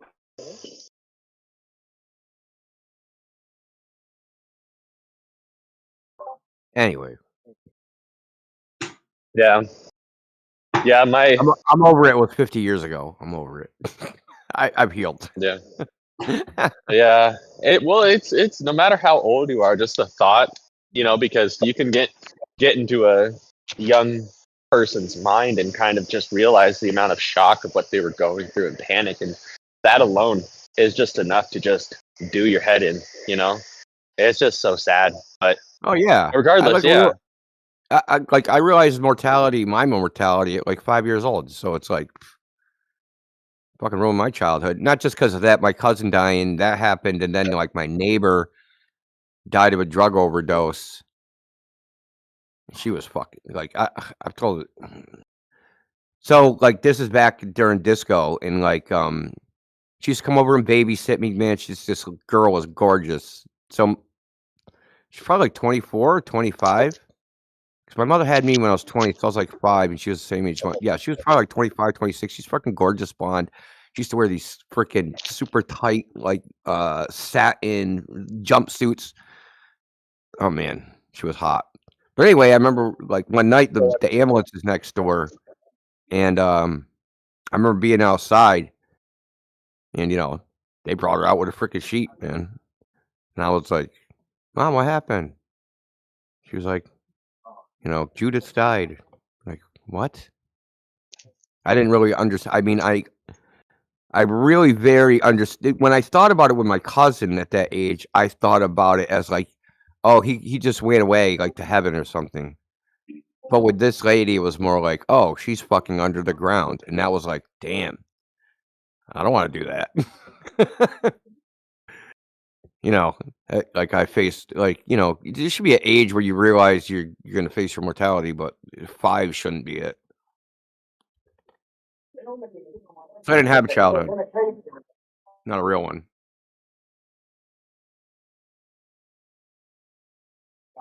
Disco kills people. Don't disco.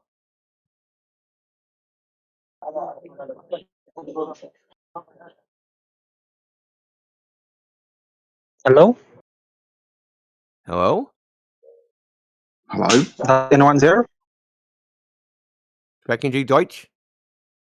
Hello? Hello? What's up, guys?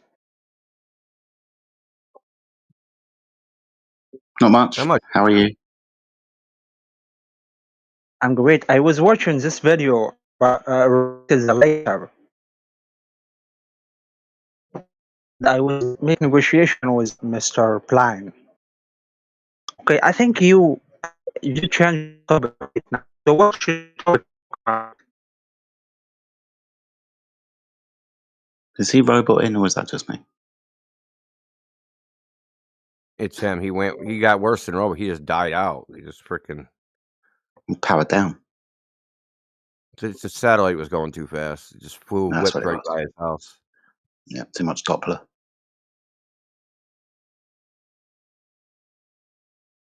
What did you say? Because I haven't catched that. Sorry, your connection is quite bad. We're finding it hard to understand what you're Oh saying. my god. It might be a good idea if you Yeah, no, left and yes. rejoin. Thank you. Okay, I will left and join. Okay. Thank you.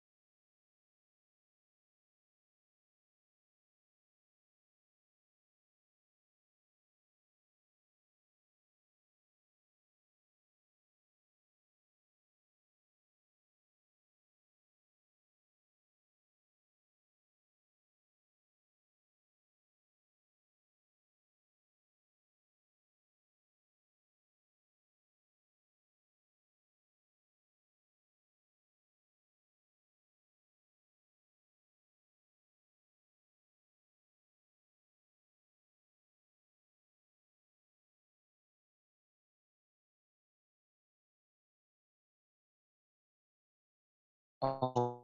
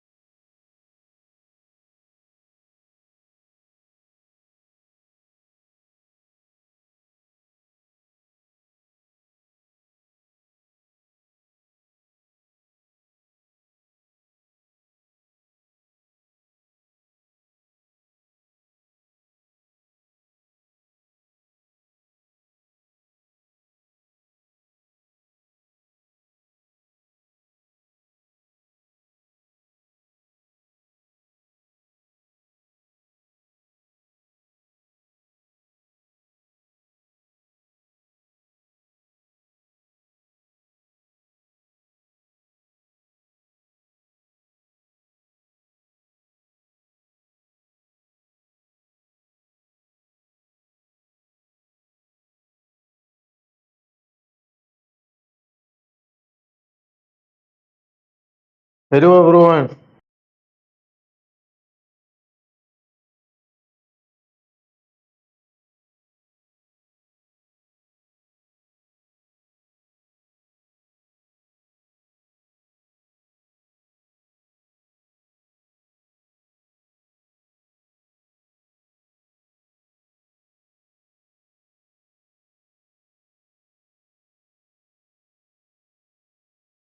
Is anyone here? Where are you? What do you need, buddy?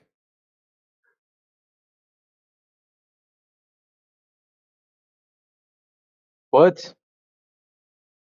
What do you need? What are you asking for? What do you want? Yes. How are you? Hi, how are you? I am good. Fine, thank you. Nice to meet you. Yada yada yada. Where are you from, friend? I am from America. Oh, good. You speak Arabic? No.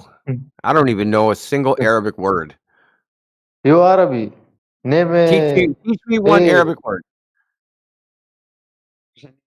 This is Say how do I say name Arabic. how do I say coffee in Arabic? What? How do I say the word for coffee in Arabic? Coffee. Yeah, yeah. You know what coffee is? You drink I it? don't like coffee. I do. I like Good. coffee. Uh, Okay. is this room for How do I say Arabic? learn In English? Arabic. Yeah, yeah, this is a room for English, but I don't know. I'm Le- trying to learn one learn Arabic word English? to Learn share. English? Yes, I speak English. Good. I'm speaking Good. English now. Do you speak English? I don't no. Uh, I later English. Okay. Hello. Well, somebody tell this guy in Arabic that this is room for advanced English and he'll have a hard time in here. I want to learn English. Go in beginner room. This for learn English? Room?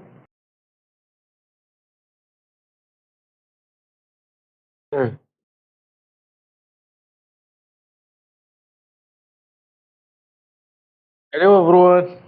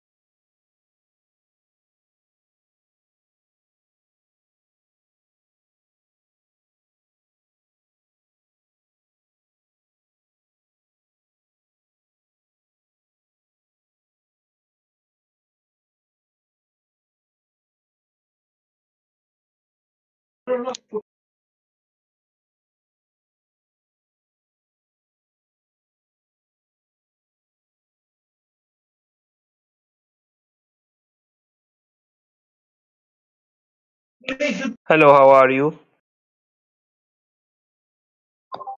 I'm good. How are you? Fine. How can we help?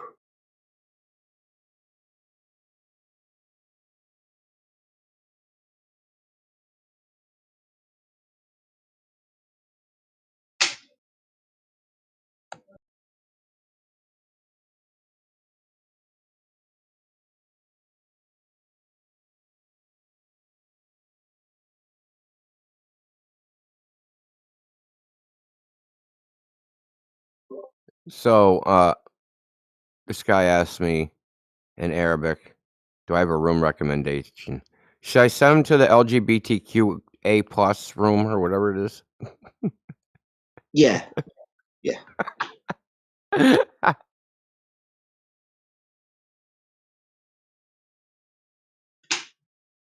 What? He wants to learn English.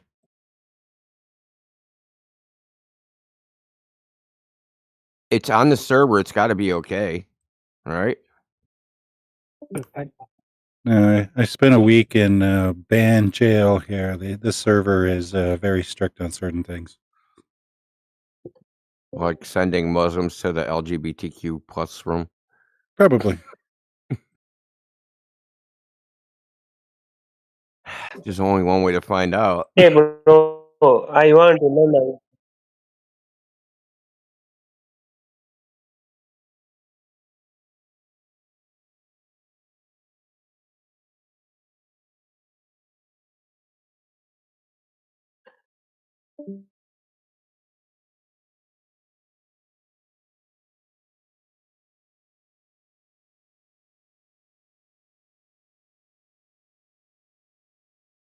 You got like A1 beginner, A2. They got like lots of beginner chats. Like, what do you not? Gosh, They probably darn it. see that this one has the more people in it, so that's why they gravitate here. Oh, yeah, maybe. Oh, channel is full. They have caps, I think. That too, yeah.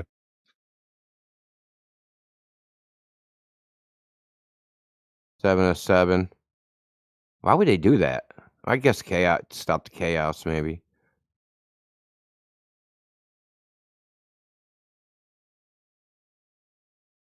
This one ain't full.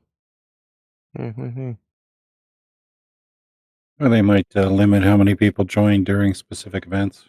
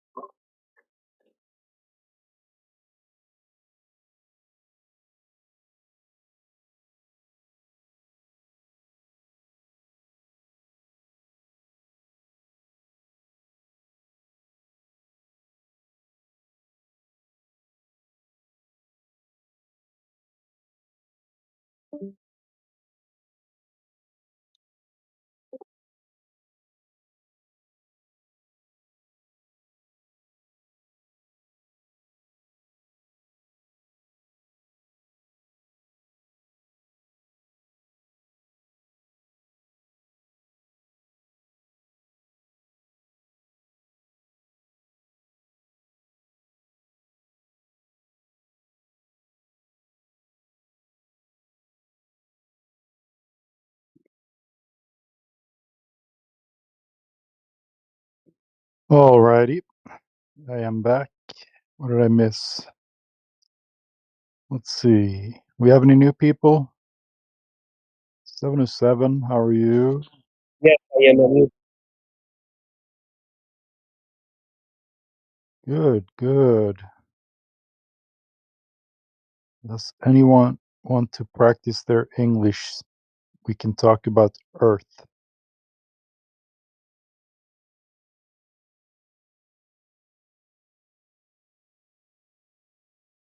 But yeah, really, if you're only on the beginner level, this is not the room for you. I think you have to be maybe intermediate to hang out here. But I'll be happy to ask a couple of questions. Well, here's the paradox of that statement. If they're at the beginner level, they don't understand you telling them that this is not a beginner room. Yeah, you're right about that. Yeah.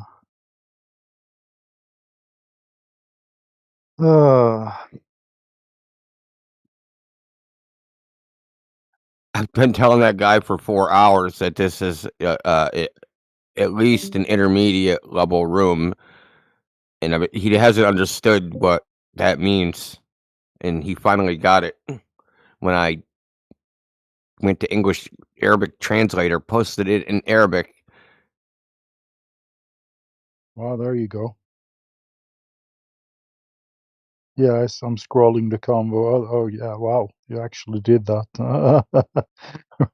Is that Google Translate or something? Yeah. Yeah. I mean, I have to say one thing on the internet that's like one of the greatest things developed. You know, I would think that Discord in this day and age would have like an automatic feature for that, like auto translate or whatever. Oh yeah, dude, I'm surprised, especially with Hmm. AI nowadays. Right. I mean, you could probably create a bot that just sits there and waits for it or something. Built Maybe into someone phone has. games. If you're playing a phone game and you got chat in there and you go translate to English, you just click on it and you can see what other people are saying. I don't know why they don't have that in Discord. Yeah, that seems easy enough to have. They have that on X as well. They got it on Google too. It's built into Chrome. Yeah, yeah. It should be a Discord feature. I don't work for Discord, but if I did, that would be a thing I could work on, I guess. Anyway, What's the feature? auto translate, like Just one of those do little it anyway things. and turn it in and charge them for it. That's Just good. do it Yeah. anyway. That's what I do. Yeah, we like. I don't ask permission first. I do it and then I ask for forgiveness. I think Discord is not open source, right? Or is it? I think it's proprietary. I'm not sure. Oh, it's not supposed to be open source. Yeah, but there's bootleg clients and bootleg wrappers and all that stuff. So it's technically against the terms of service, but people do it anyway. I could definitely create a hook in Windows at least. Just use the detours library or something and add the feature to the client. But yeah. Sometimes you get sued when you do shit like that. Well, how would they ever know if you just do it for yourself? Oh yeah, for myself. But I mean, I would do it for the money, I guess. A man gotta live. Man gotta eat. That's right. I don't know. It's I can send them an email. Here's a free suggestion for a feature you guys could add if you want to.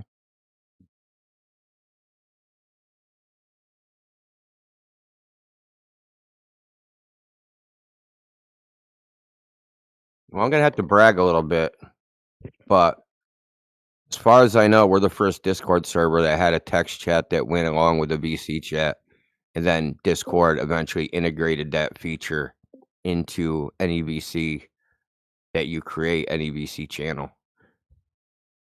As far as I know, we're the first group to do that, where we had a dedicated text channel to go with the voice channel. We did That's that on the awesome. home server. Yeah, we did that. We did that back like in 2018. And it wasn't put into Discord, I think, until 2023, maybe 2022. Certainly 2023. I have a feature that might be coming to the YouTube client that time stamps the live chat, because it's so super annoying to go in there and you see some interesting comment and you have no idea when in the stream it happened. I want to be able to just click it and boom, it takes me to that mark in the video. And it's so easy for them to do, but we'll see. It's in the request queue, because I know a guy who works for YouTube, so told him. He said he was going to look into it.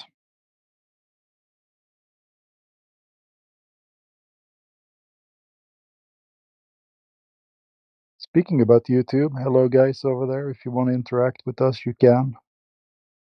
I'll read your chat. Yeah, I'm a little bit scared, of getting owned.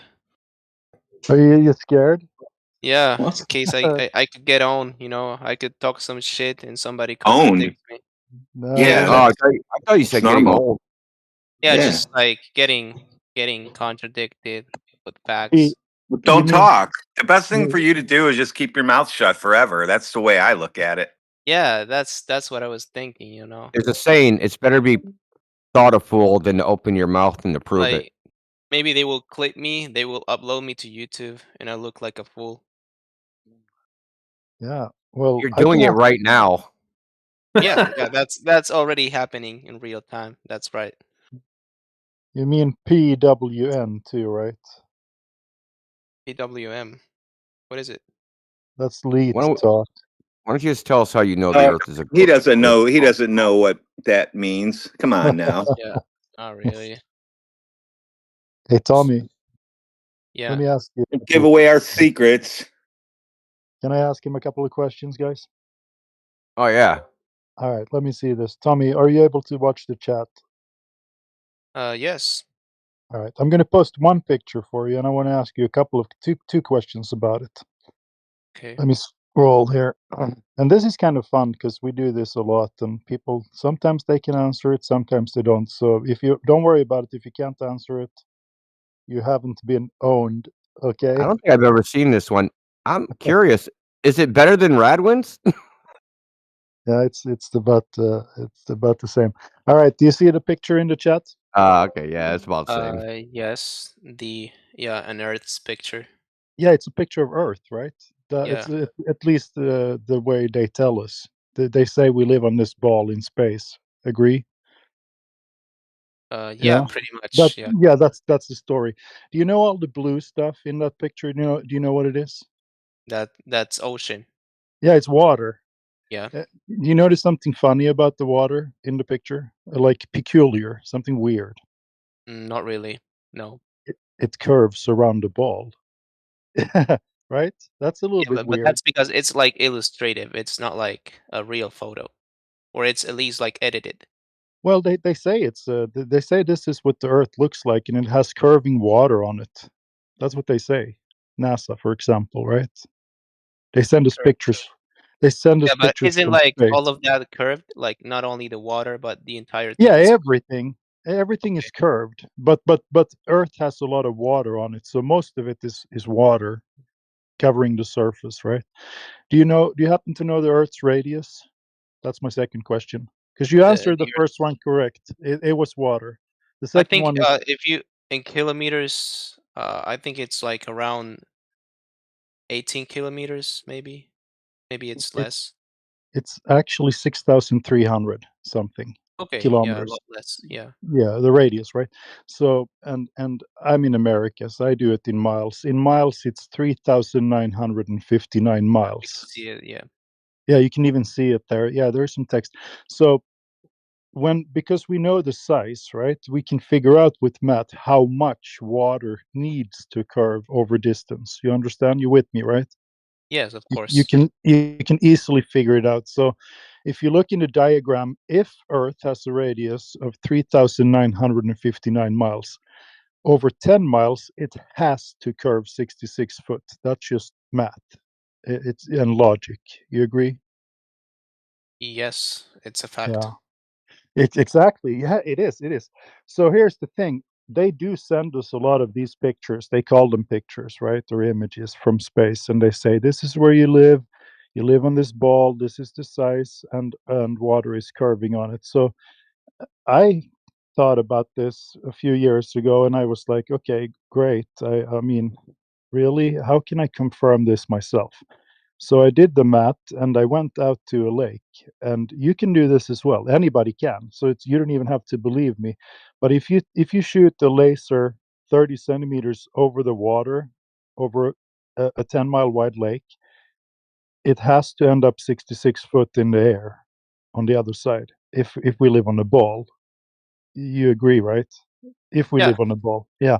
The thing is, when you shoot that laser, it's going to end up 30 centimeters over the water on the other side as well. Because guess what? Water does not curve. So I can't confirm these pictures. That's kind of weird, right? Well, but when you say they, what do you mean by they? I mean, anyone who makes the claim, this is the mainstream claim that we live on a ball. 3,950 miles. That's the radius. So water has to curve. 66 foot is like a 6-story high building, or 20 meters. Are you in the metric system, or do you like the imperial? I use meters. I don't Yeah, use. me too. I'm from Sweden actually, but I lived in the States for a long time, so I use both, right? But 16 kilometers has to curve 20 meters. That's like a 6-story high building. So you could take your friend right now, go to a lake that's 16 kilometers wide. Have your friend stand on the other beach and get a good camera and see if you can see him from your side, right? And I mean, unless your friend is 20 meters tall, you should not be able to see him because there is curvature, between you if you live on a Okay. ball. Okay, so can you say it again? Yeah, if you take your friend to a 16-kilometer wide lake and you get a zoom camera and you can zoom in and see him on the other side, well, either your friend is 20 meters tall or there is no curvature on that water. You Yeah, that understand? makes total. Yeah, makes sense. Yeah, I mean, that's what it is. So it's so weird that they say that the Earth is a ball, because when we go out and actually test it, and we do laser tests. Here is I can paste the laser test in the chat if you want to look at it at your convenience, right? These guys took laser to a 21-mile wide lake out in Yeah. Utah, and they shot laser over it from one side to the other. And it was 5 foot on one side, and it ended up 5 foot on the other side. It Yeah. should have ended up almost 100 meters in the air, but it doesn't because, well, water doesn't curve. So, Yeah, so huh? Isn't that here, interesting? yeah, I actually looked it up. Here it says that the Earth's curvature, like over 16 kilometers, it creates about 20 meters of drop Yeah, relative to a tangent. I know. It's Okay. super weird. And we can't find that. We've done thousands of these tests. I pasted one in the chat, and there is like, I mean, if you talk to anyone here, we can paste hundreds of these, right? So, just something to think about. And why are they hiding it? I don't know if they are hiding it. I just don't think that they're thinking about it. I mean, most people just believe what their teacher in third grade told them, right? I mean, when we were like 9, 10 years old, they put this globe in front of us and they said, hey, this is where you live. And when you look at YouTube or all the cartoons, they tell us we're in space, right? And we're on this big ball. And I mean, somebody just told them it's basically tradition at this point. Nobody looks into it. Nobody goes out and do these tests, except for a few people, like me, for example, and the other people in this channel. Right. Yes, sir. So yeah, Yeah, it's but I mean, like, what about all the different, like, what do you call them? Like, you have radars and like different stuff that are based on uh curvature, right? They are based on a well, round that's Earth. that's interesting. You should say that, because actually, those things like radar, we can shoot radar signals 1,000 miles. I mean, we did these kind of tests. We shot radio waves in the 1800s, 10,000 miles, like from England to Australia. That would not work on a ball. It only works over a flat surface, like the ocean, right? So, Yeah, I uh, want to say something about the radar thing real quick. yeah, go ahead. The Australians just built, well, I'd say just built, like within the last 30 years. It's called the Jindalee radar system, which is a quote unquote over the horizon radar. They said that they can, from Australia, pick up on radar airplanes in North Korea. This is what they say, according to which is supposed to be 4,600 kilometers. So, do with that information what you want.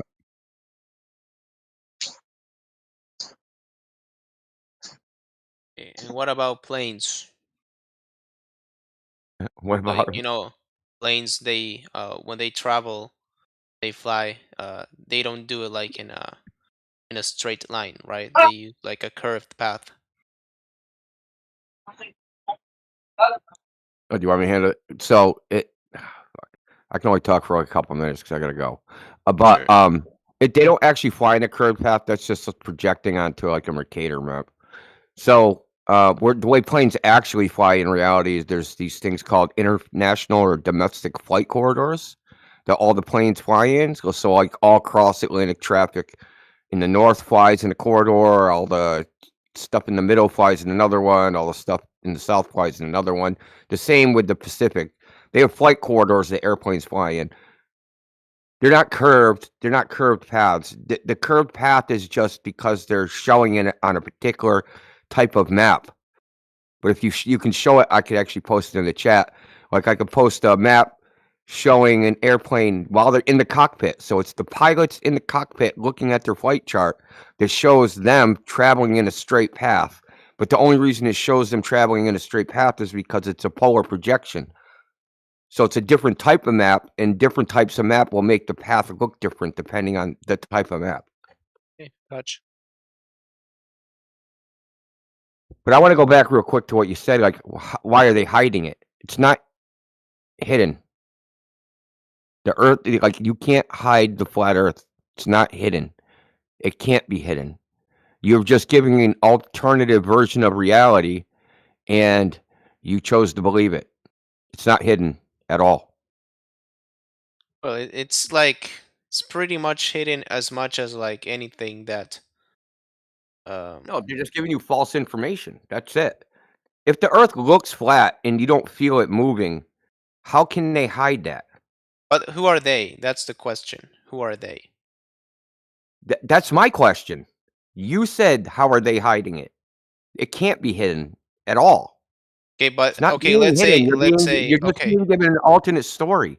So, Let's like, listen, Tommy, if you tell somebody, hey, Earth is a globe, are you lying? hold on. Let's say it's not hidden, okay? Let's assume that theory. They're Not not a hiding theory. it. Okay, If you go let's to the assume. ocean, it looks flat, right? I'm not sure about it. Like You're not sure if the ocean looks flat? it looks flat, but I'm Yeah, not sure okay, it well, is that's flat. fine.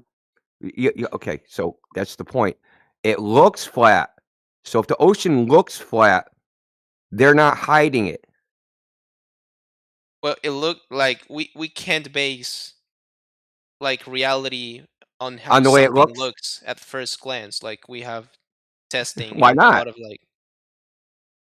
Well, because there's a lot of things that we don't look at. Like Jedi, you gotta take over because I got a bolt or somebody else like says. I guess our sight is not like Yeah, I'm around. is not really something that we can use to derive like facts or science. Really? Not to its That's funny. fullest.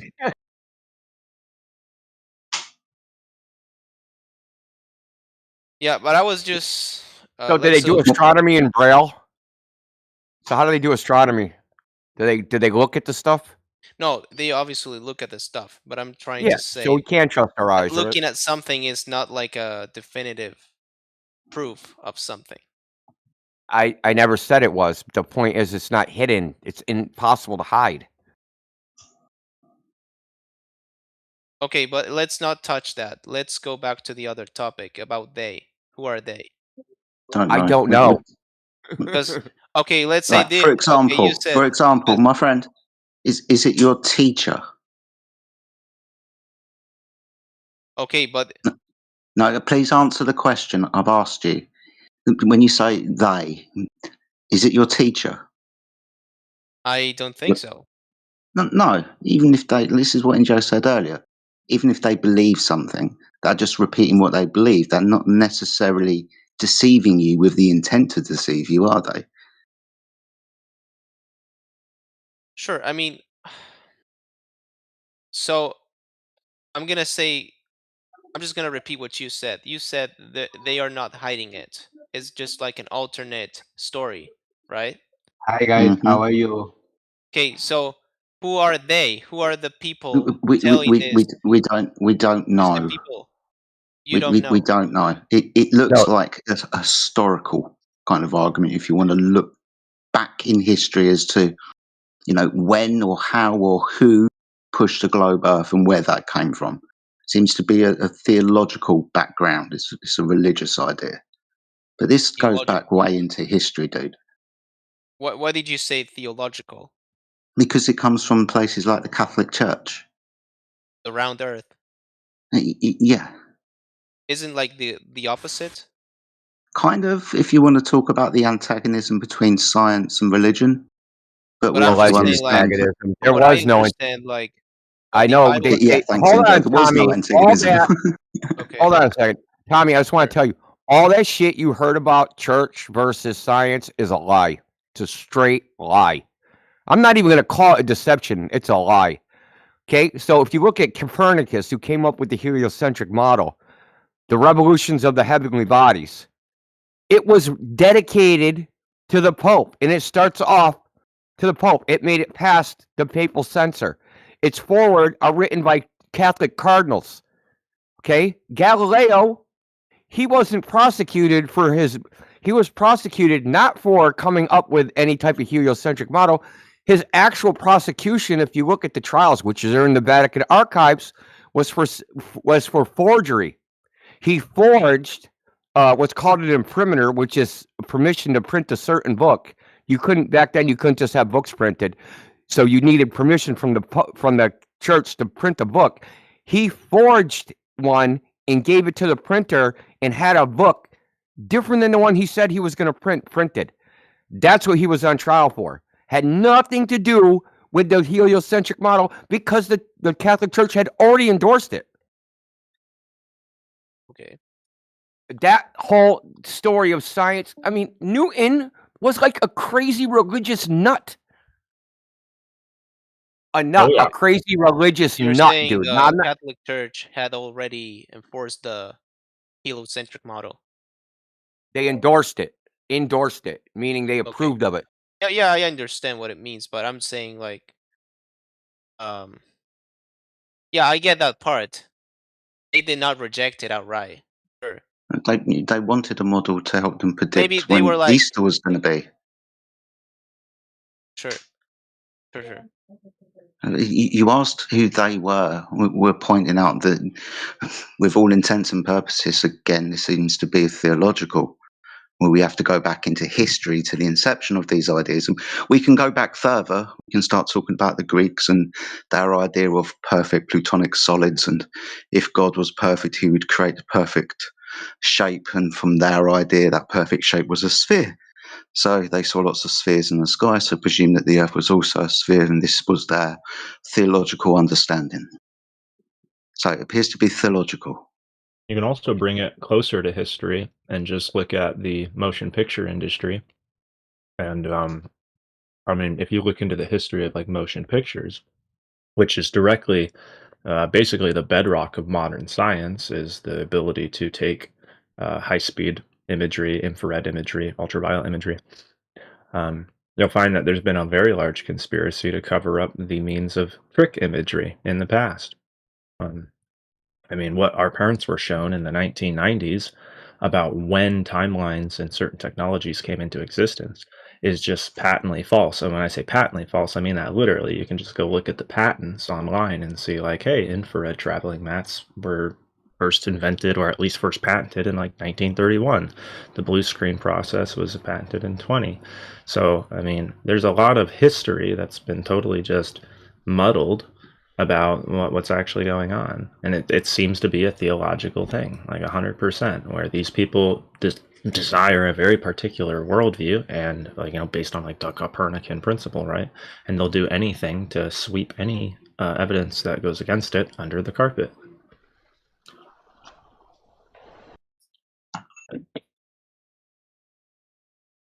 And that's like an international conspiracy, right? Because, like, that's not just like the United States saying, oh, blue screen wasn't in existence or whatever. That's like the Russians not coming out and calling out the Americans. That's the North Koreans not calling out the Americans. That's literally any country you can point at, and they'll be like, oh, look, the Americans their timeline is right. We're all on board with that. Same with like 9/11. Not a single one of our enemies seems to even entertain the idea of saying it was fake, even though it would be great propaganda to disseminate towards the American public to cause mass distrust. None of our enemies are doing that. Enemies in finger quotes. Who are they? Well, they are leading the world. That's who they are.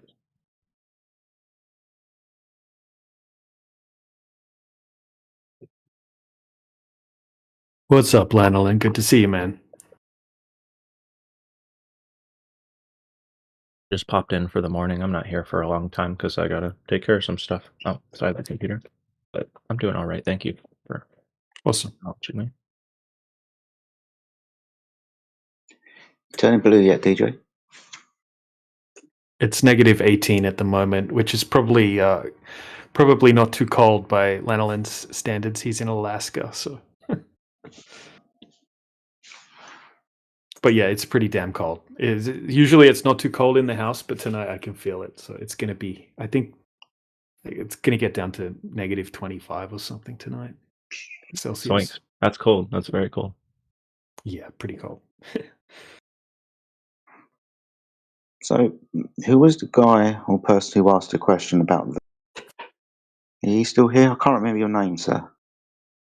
About what? Yeah, yeah. You asked who they were. Do you understand the answers that have been given to you?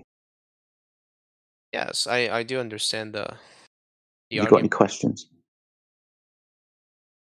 Yeah, I mean, there are a lot of questions, I guess. Hmm. Yes. I mean, I can point to one specific guy. If you like want one specific guy, I can point you to a guy named Craig Barron, and it's like that guy. He knows he's lying to the American public en masse about the history of cinema. There's no way he doesn't know. I mean, literally, because he's talking about industrial journals and how he's read into them, and the history just shows it. It's like, dude, if you finger through any of these journals with any amount of insight in that industry, which he owns his own company called Matt World. I mean, he worked on The Empire Strikes Back episode 2, and it's like just to know any of that technology when you look through these industrial journals, it's like you can't miss it. Like it's impossible to miss. And I mean it. Like if you know anything about the field and how this tech works, it's like, oh shoot, yeah, you're just spewing lies, man. Why would he do that? I don't know. But I mean, you can point to some specific people. It's like, yep, they definitely know they're just spewing BS. To spew BS. It's not even debatable. Okay.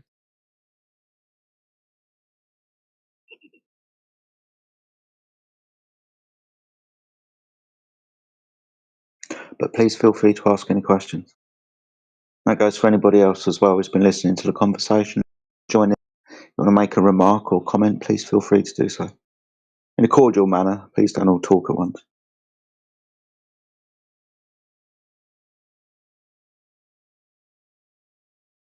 The question on the table was, who are they that lie with regards to the Earth?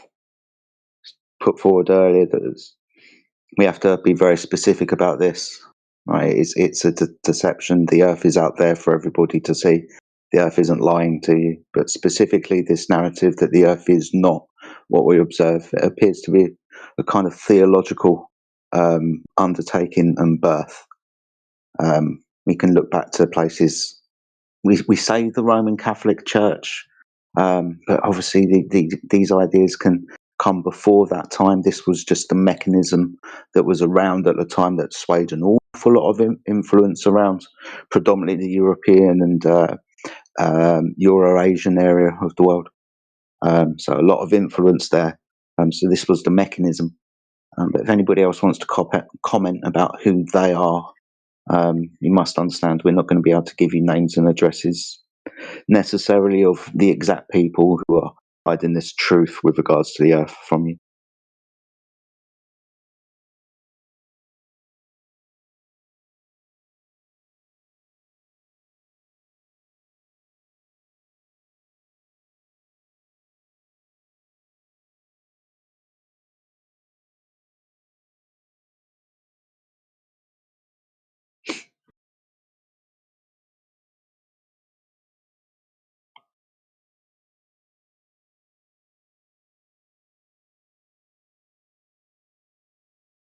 All right, let's have a little look through the chat, see if there's any names that I don't recognise. Right at the top, it's probably poignant to remind everybody, it's a 24/7 live YouTube bot. Please remember we are live streaming on YouTube 24/7. That's where we get the name from, 24/7. We're live 24/7. So that's what that is. Right at the top of the channel, we've got 20 Cups. Good to see you, sir. Hope you are doing well. Closely followed by DJ. Good to see you, my friend. Effie Alaskan Malamute has joined us as well. Effie Batman is here. Flat Camp, what's up, Flat Camp? Hope you're doing well, Lulu. Got another bot in the house. That's from YouTube also. Gemsy has joined us. What's up, Gemsy? Gonna skip over the music bar. Indio's deafened. That's Jedi, so that's me. We got Lanolin in the house. Some interesting comments earlier. Good to see you. The OG Apocryphon is here. What's up, OG? Good to see you, Apocryphon, man. Plain and Truth has joined us. Good to see you, my friend. Hello, mate. Radio Criterion is in the house. Good to see you, Rayleigh. Tommy, what's up, Tommy? Good to see you, my friend. We got Iago Bruno. What's up, Tommy? Say hi, that's fine. Hi. Hey. And that's pretty much it. The person at the bottom's deafened anyway, and that's VTech, so VLTK, whatever it is. So welcome, everybody. Hope you are doing well on this magnificently cold day. Reports from across the earth as it's bloody freezing, especially in America, Alaska, and in Northern Europe, places like Poland. So stay warm, everybody. Hope you're all resting by your fires this evening. But like I said, subject of the room is the flat earth. We were talking about who they are, but if anybody wants to change the subject pertaining to the earth, please feel free to do so. Any comments or questions you want to bring up, please unmute yourself. Introduce yourself. Tell us who you are. It's always nice to know who we're speaking to, and bring forth your question.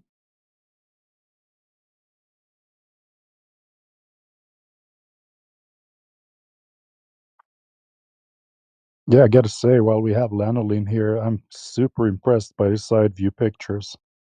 Super impressed. We need more of those. Everybody should try to get those kind of pics, even though I understand it's expensive. Hey, I just want to tell everybody, you don't have to go out to a crazy frozen lake to do what we did. You just have to, all that's really necessary is to go to the lake, any lake particularly, and have your instruments, and just recognize that when you're doing them, it's important to know that one side of the lake is going to be different from the other side. So it depends on which direction you're shooting.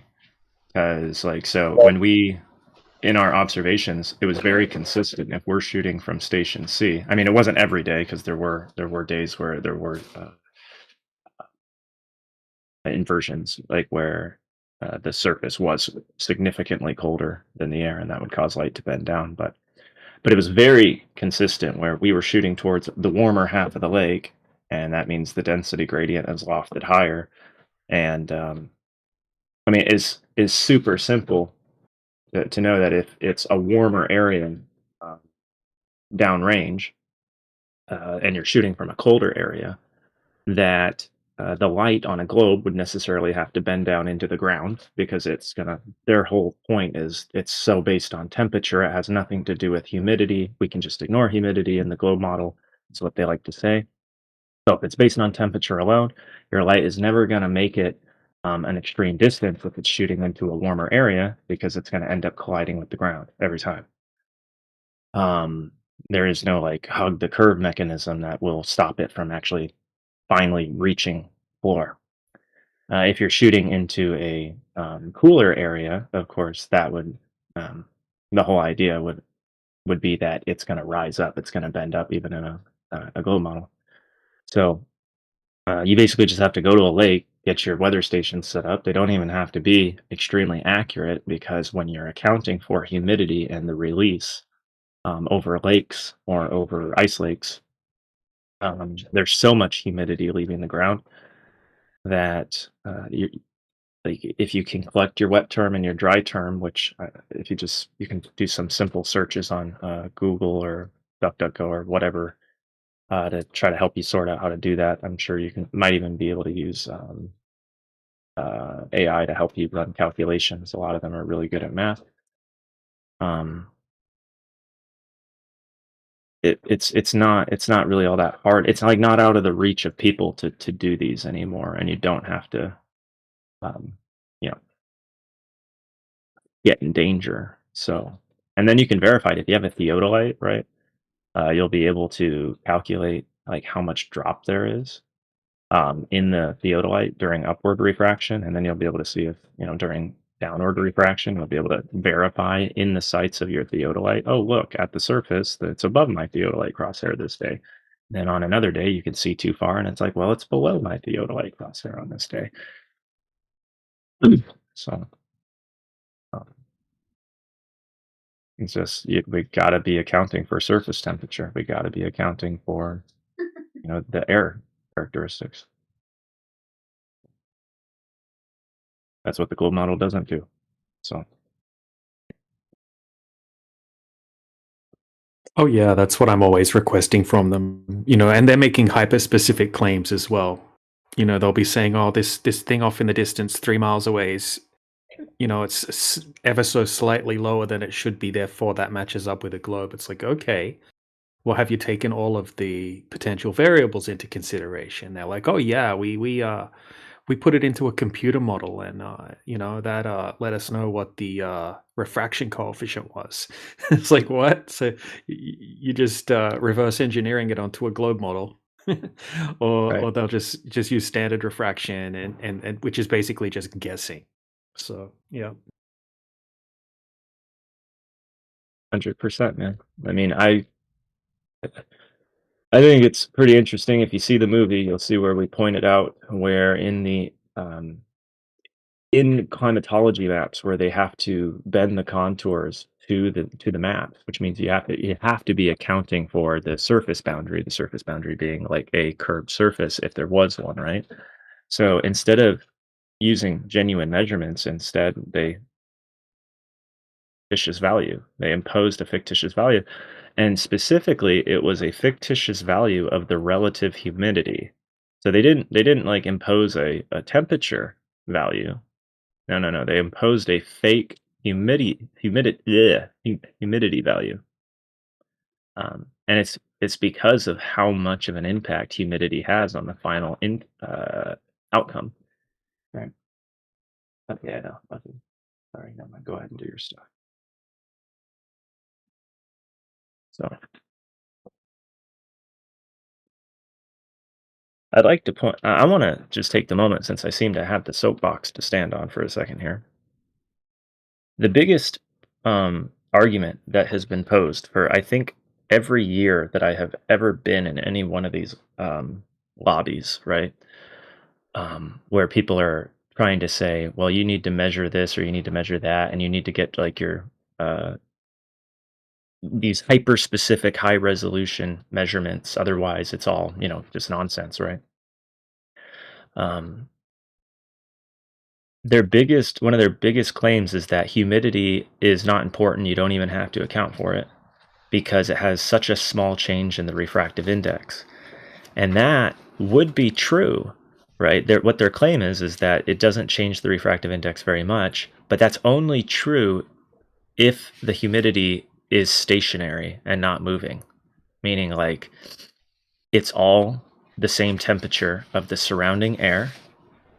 And I should get some headphones here or something. That's so.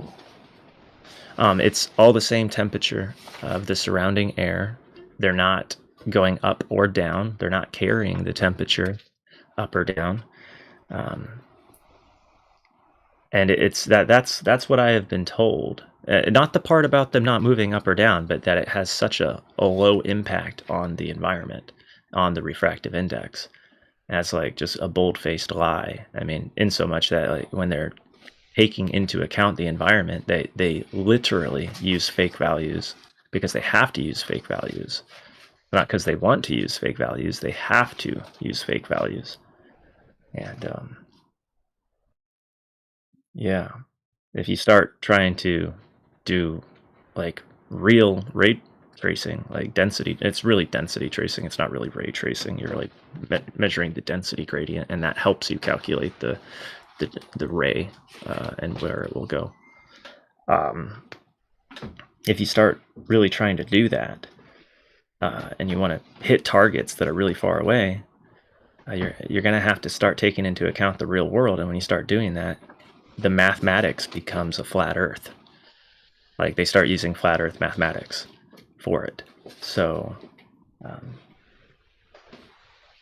it's pretty disgusting, honestly. To me, it shows a gross misunderstanding from the people in here trying to tell us how much they know about optics But all of their assumptions about how humidity impacts the refractive index is all based upon it being stationary and unmoving, and without accounting for the release rate at the surface, and without taking into account the surface temperature, and the fact that because they're 62%, or at least we're told that they're 62% the molecular weight of air molecules of the standard weight, so they rise. Even when the surface is colder, they often rise. Unless there's immense disparity in the surface temperature, they can also condensate, but that's like a multi-day cycle, like not a multi-day cycle, a multi-event during the day cycle.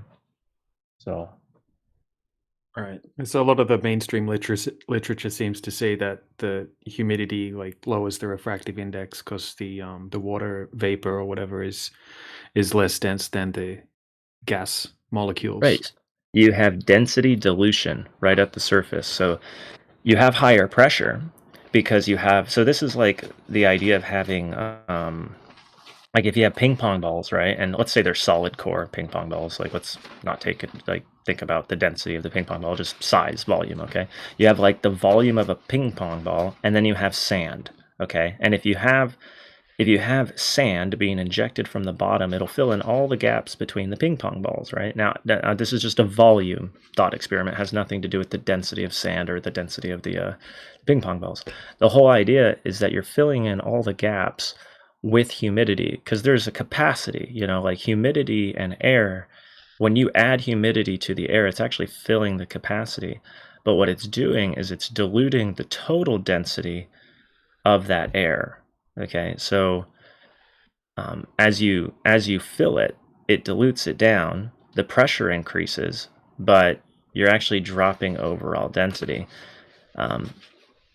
A lot of it has to do with the thrust, because it's picking up those ping pong balls, like literally, like as it comes in from the bottom. It's like dumping a perfume on the ground.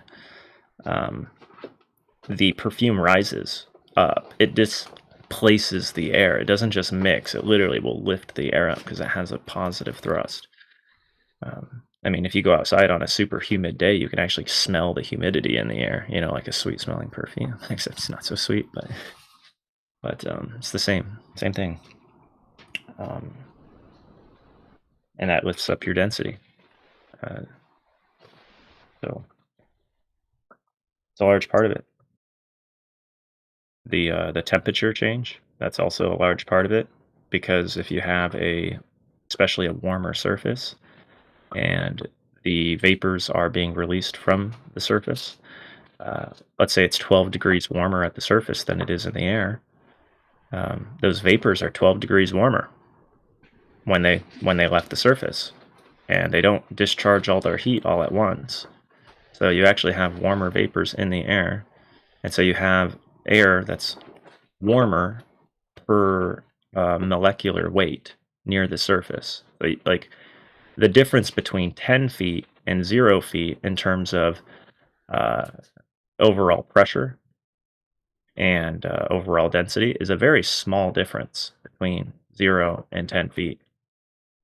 But yeah, exactly. Yeah. So the whole premise of these measurements is that it's such a small change that this buoyant force, and it's a measurable force, and that's why historically they measure it as a force, because it is a force, like measurably, and it's historically been done through vent dynamics. The whole idea of pressure vent dynamics, where there is an off-gas effect happening, and it's putting something which is more buoyant underneath something which is heavier. And the Archimedes principle is a very well-known established part of science, where it's going to create an upward thrust, and that thrust is being enacted upon the thing that's above it. So and that isn't just a liquid principle, that's also a gas mechanics principle.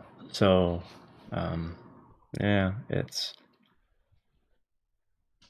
So what you're saying is it's going to be pretty rough for the globers to get a very specific globe measurement.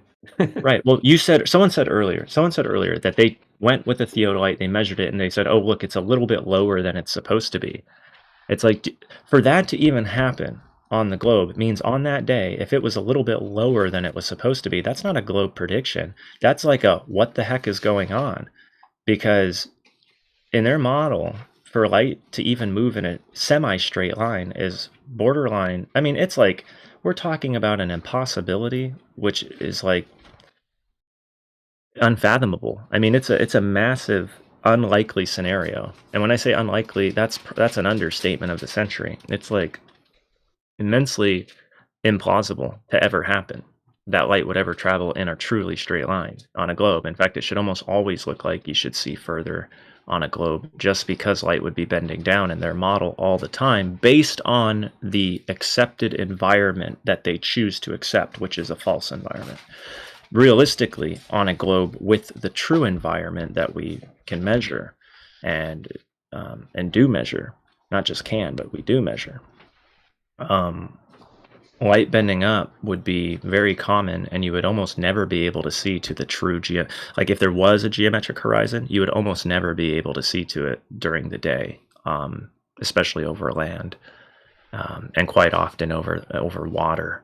You would like never even be able to see nearly as far as you would hope to see if it was all traveling in straight lines. Not even close.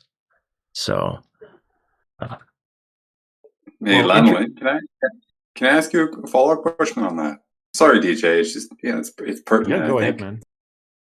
We have a gentleman who's come in here, I think, at least 4 times in the last maybe 3 weeks, who has argued for the globe based on I forget the official name for it, but it's this giant survey that was done in India, I don't know, a couple hundred years ago or whatever, whereby they've taken sections, right? They surveyed different sections, different triangles, in triangles, I should say, of various sizes, using a theodolite or whatever it's called there. I think they have different terms. And they're assuming straight lines. And sorry? They're going to be assuming straight lines. Right. Now, anyway, so the claim is based off of those measurements when they do a series of angle measurements and then kind of add them all up, forming triangles or whatever, and they get an angle, an internal angle sum of something greater than 180 degrees. Right, a curved triangle. They attribute that excess to a mixture of both refractive effects, having bent the light, but they also include in that excess, or they allege a component of that excess being due to the curvature. And I've asked this guy incessantly, how is it that they can actually quantify the proportion of that excess being because of the light bending or because the ground is curving? Like, how do you determine how much is because of which one? You know what I mean? And what the guy had done basically is say that you go to a position, you go point A, and you're taking an angle measurement to point B. Well, you do that over, multiple times over the day or multiple days, right, in different seasons or whatever. And he's saying we used an average. Yeah. And you average out, right?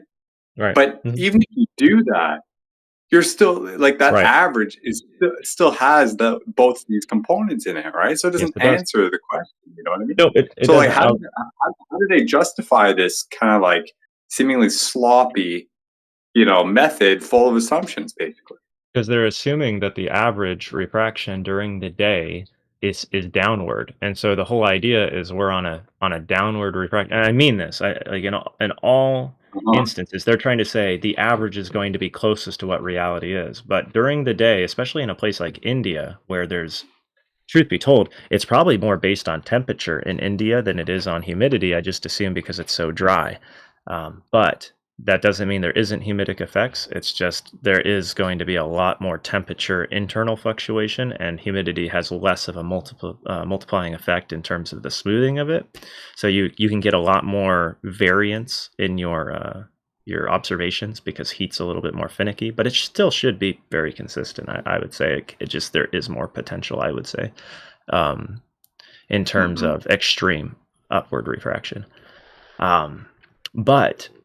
I mean, you can just see that in the desert. If you look in the desert, you can see some really serious extreme upward refraction. It's just because the sand holds heat so frickin' well compared to the air, right? So the inversion is much higher.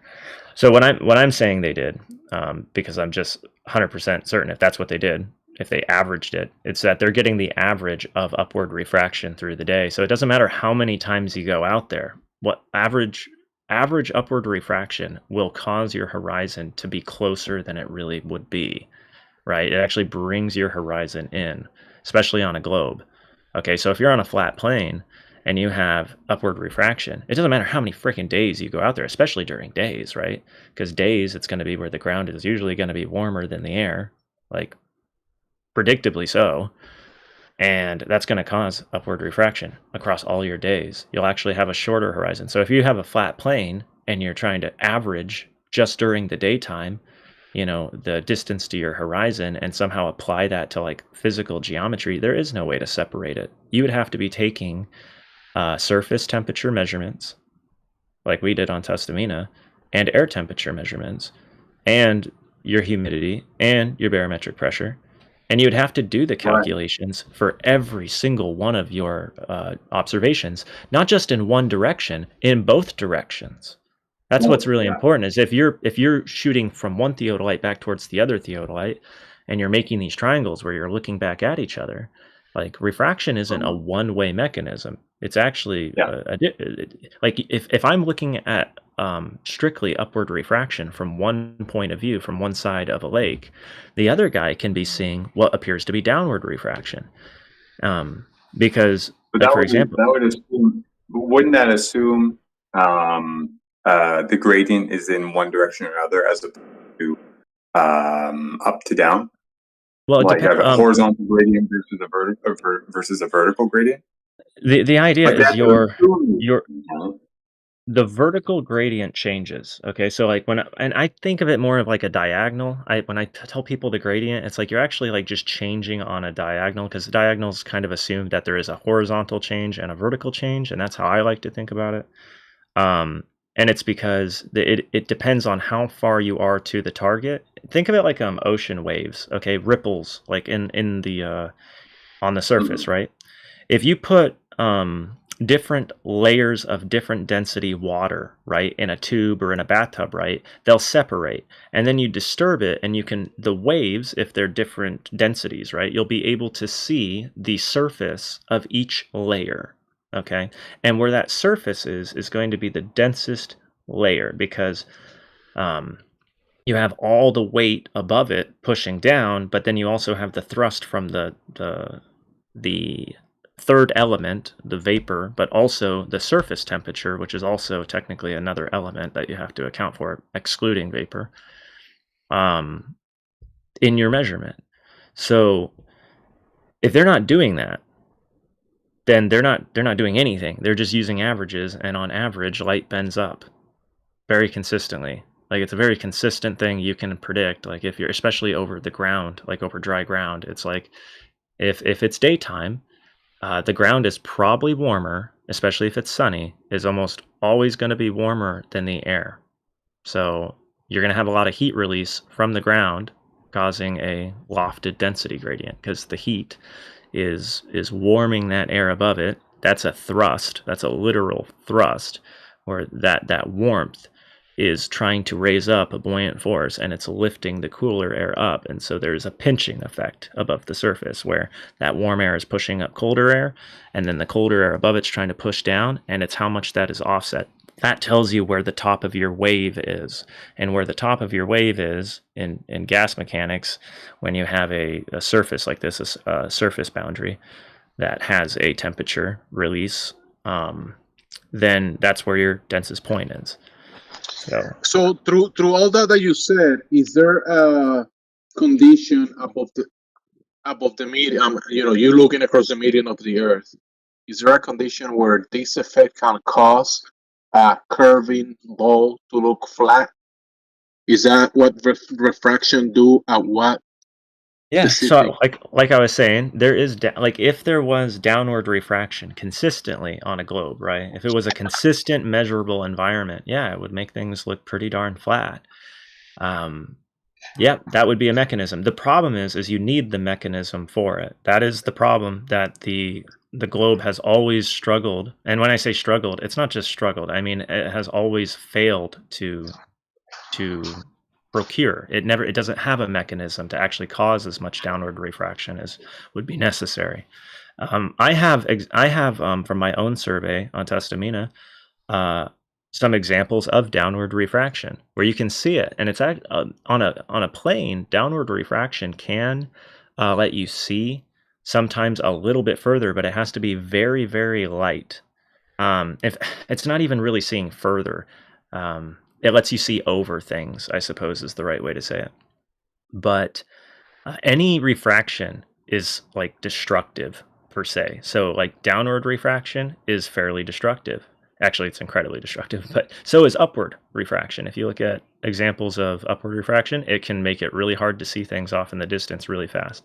And downward refraction does the same thing. I have an observation where I only wrote out, the camera was at 3.5 feet above the surface.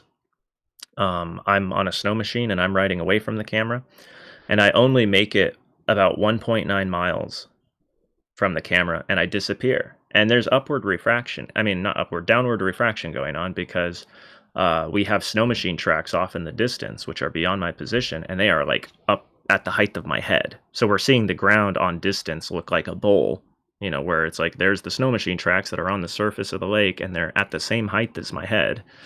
And I'm just a little bit closer. And then I end up getting squashed like an Oompa Loompa, right?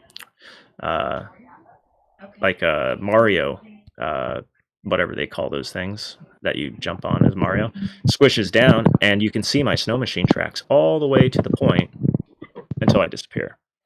But what about a laser? What about a laser? Because you're talking about like light that's reflecting off a surface below you. So a laser. So if you put a laser on the other side of that, it's going to cave down. So it's similarly, right? The light. Why would it?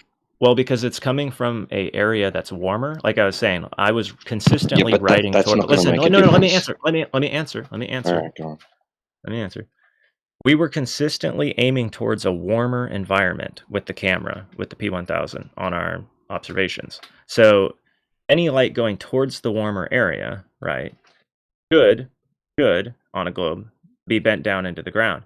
Anything coming towards us from the warmer area, likewise, should also bend down towards the ground as well, even faster, because it's going from warm air to cool air, and the cooler being the surface. So that's not the only thing that's going to dictate the light's path, though. No, you're right. No, that's what we've been saying. That's what we've been saying. So when we're talking about downward refraction, the reason why you can see my snow machine tracks all the way up to 1.9 miles is because they're being the light that's coming off of them. Like if you were like looking at it straight from the side, right? That's a very shallow angle to be seeing. So it's actually light that's being projected up from the surface that's then being bent back down to where it looks like I'm looking at it as though I'm closer and above it. Okay. So a laser, it's going in a very horizontal direction if you're pointing horizontal, right? And you'll see the equivalent of whatever angle it left its position from. So it's kind of like these things on distance spread out in a cone. I mean, a laser spreads out in a cone too, but you're trying to restrict how much of a cone it's spreading out in. And again, I'm with you. You actually do have to account for other factors, not just the angle at which it leaves, but you also have to account for the humidity, the surface temperature, barometric pressure, the whole thing. They're all intercorrelated.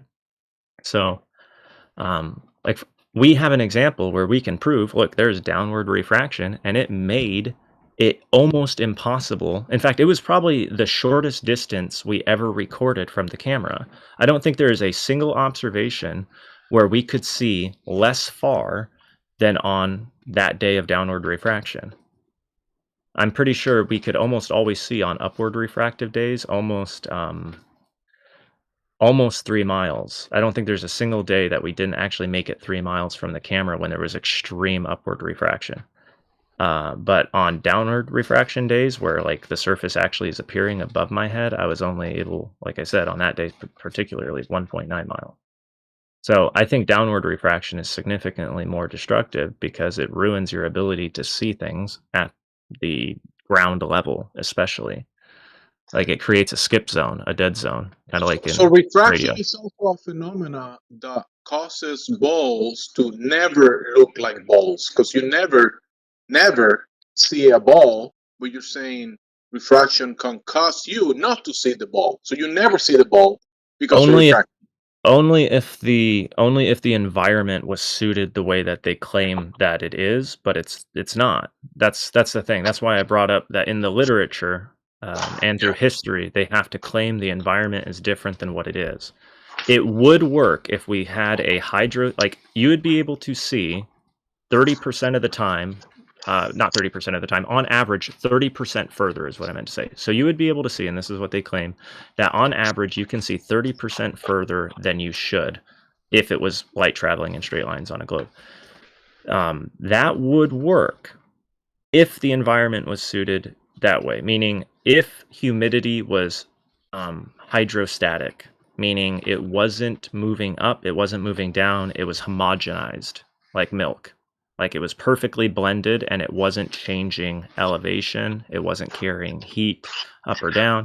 Then you could have a globe where you can see too far consistently. And that's what they do in almost every single refraction model. If you go to like Walter Bisland's calculator, his Earth curve calculator, basically if you pay really close attention to when you're moving his refraction slider in the globe model, you might recognize that all it seems to do is change how curved the ball appears to look in his model, right? It just seems to it just makes the globe look way bigger than it really is. It's basically just changing the size of the ball underneath you in that viewing program, right?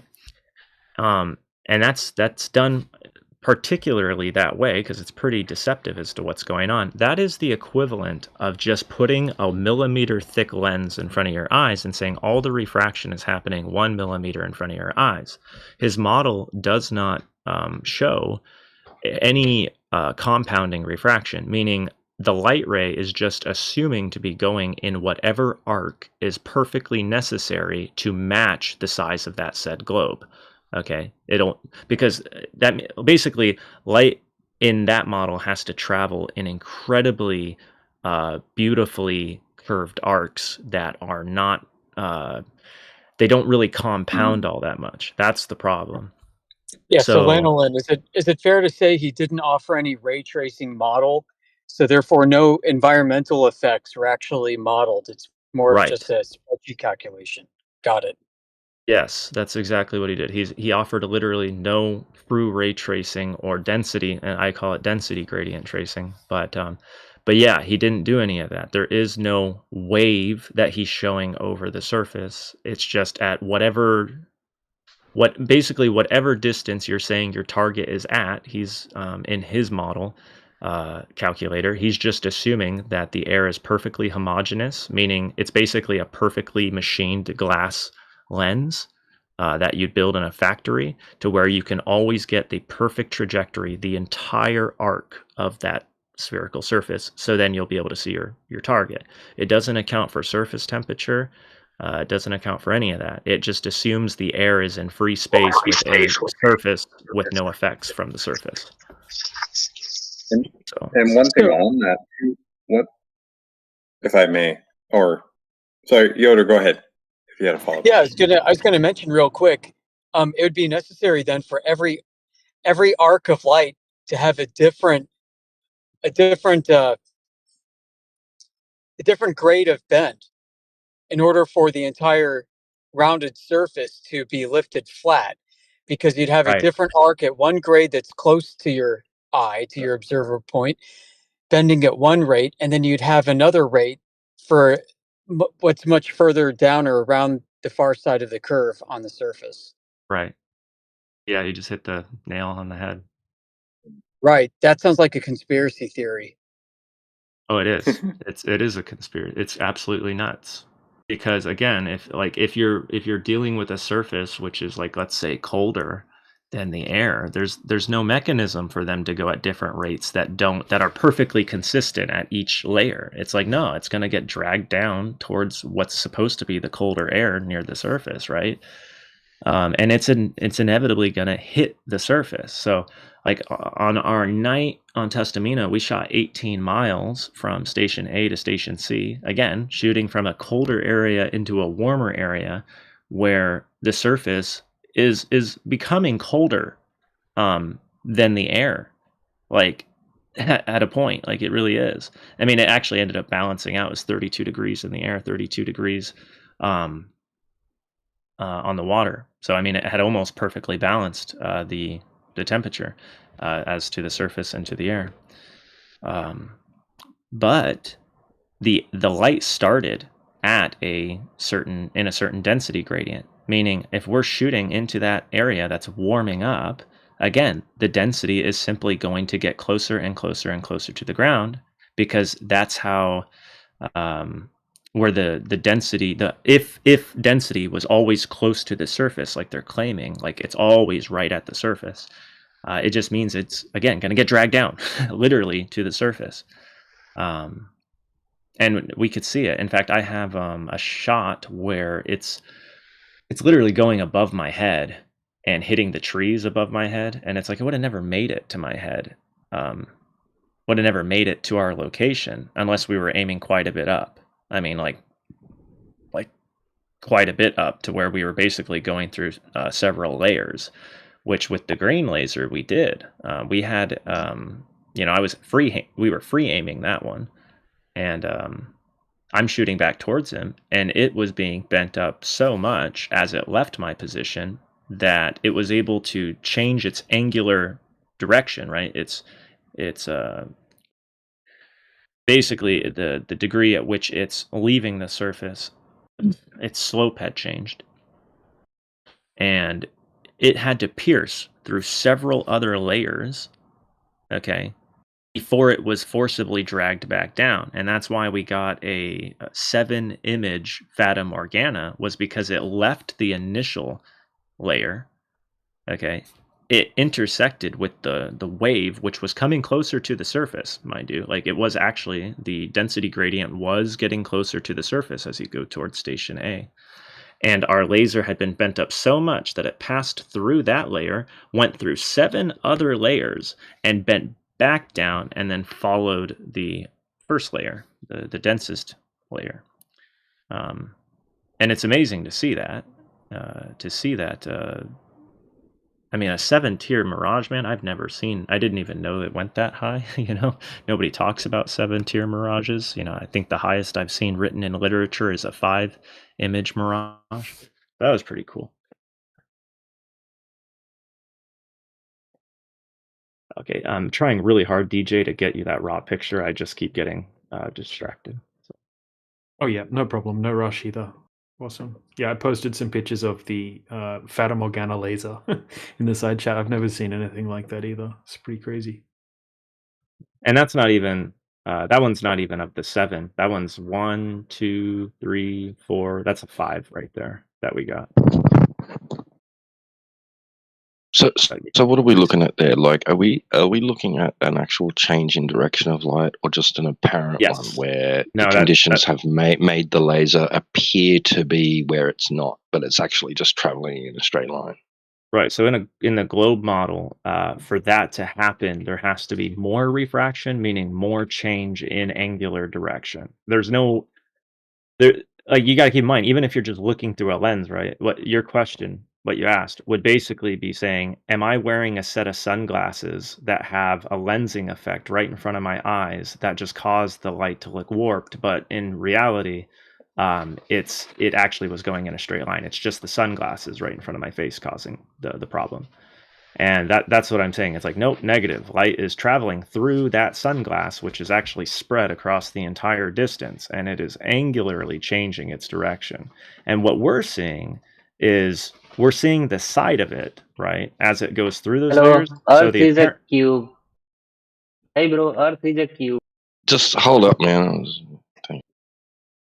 So, what I was trying to say was we are seeing a displaced position than where it truly is because we're looking up through these layers, but we are seeing its interaction with each one of these layers. So you wouldn't be able to just point at any point in that refraction and be like, that's exactly where the laser is.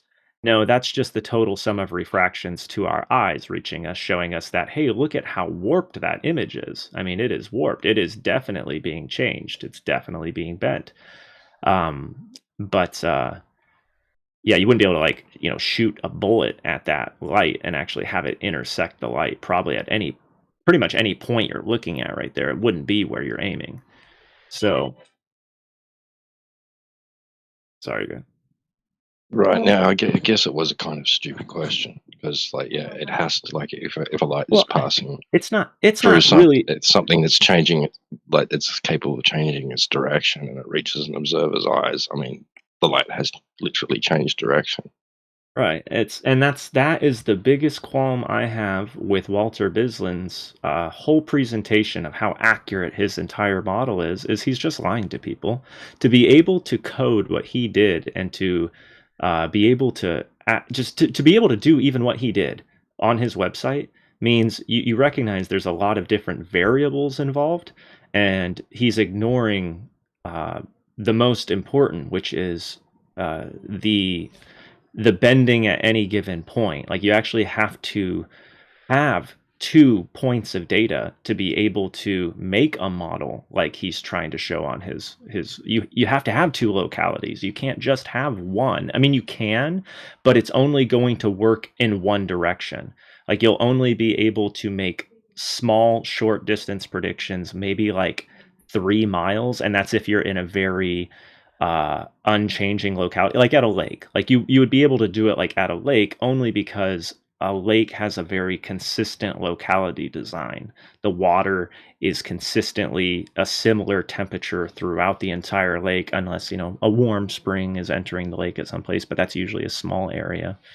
If it's just a closed body lake, it's a pretty consistent locality. You could make some predictions from just one locality, but to be able to, like, compute like what's going on with this fata, you'd have to do what we did. You'd have to have 2 points. I mean, it's just, otherwise you're just spitballing in the dark. I mean, you can model in the sense of you can just kind of guess and be like, well, I believe in this model and therefore this is what must be happening. And that's what they did with the Rainy Lake observations, is they just said, we're just going to assume that it's this model, and we'll put all of our measurements in a computer model and say we measured it. And they didn't.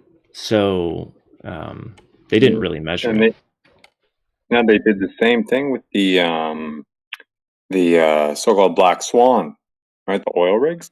I think there was an article posted on his website where he used his calculator to kind of, like, justify their interpretation of that observation being, just on a globe but with mega refraction, and the kind of modeling of what would be the proper phenomena or the actual phenomena to render or to yield that sort of observation.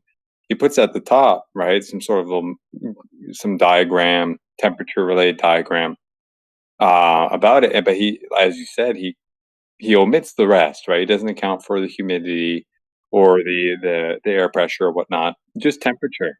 And if you look at that graph that he posts, it's it's obviously kind of imputed, just inferred, but it's an absurd claim because the graph depicts the necessity of something about over at a certain point in the trajectory or the entire trajectory that there would have been, I guess, an on average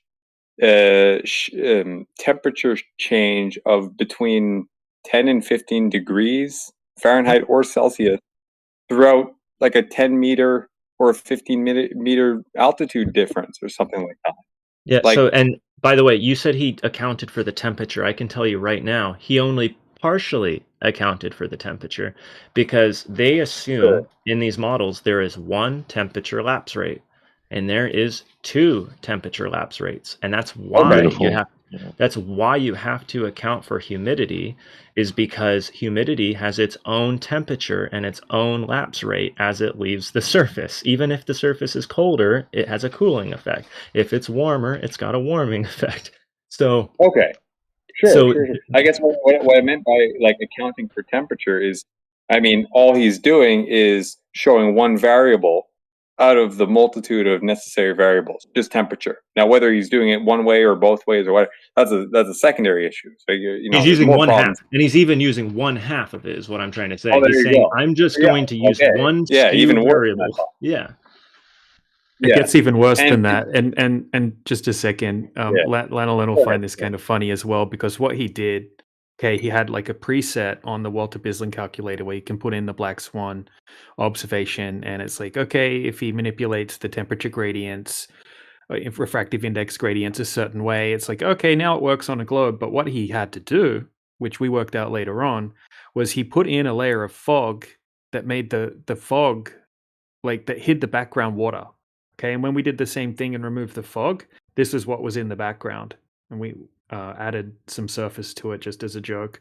But he actually had to add some fog because obviously you never see a scene that looks anything like this. So for him to make it work on his ray tracing, reverse engineering model, he had to have it set up so it had this giant, what looks like a tidal wave in the background, and he dishonestly removed it by using fog.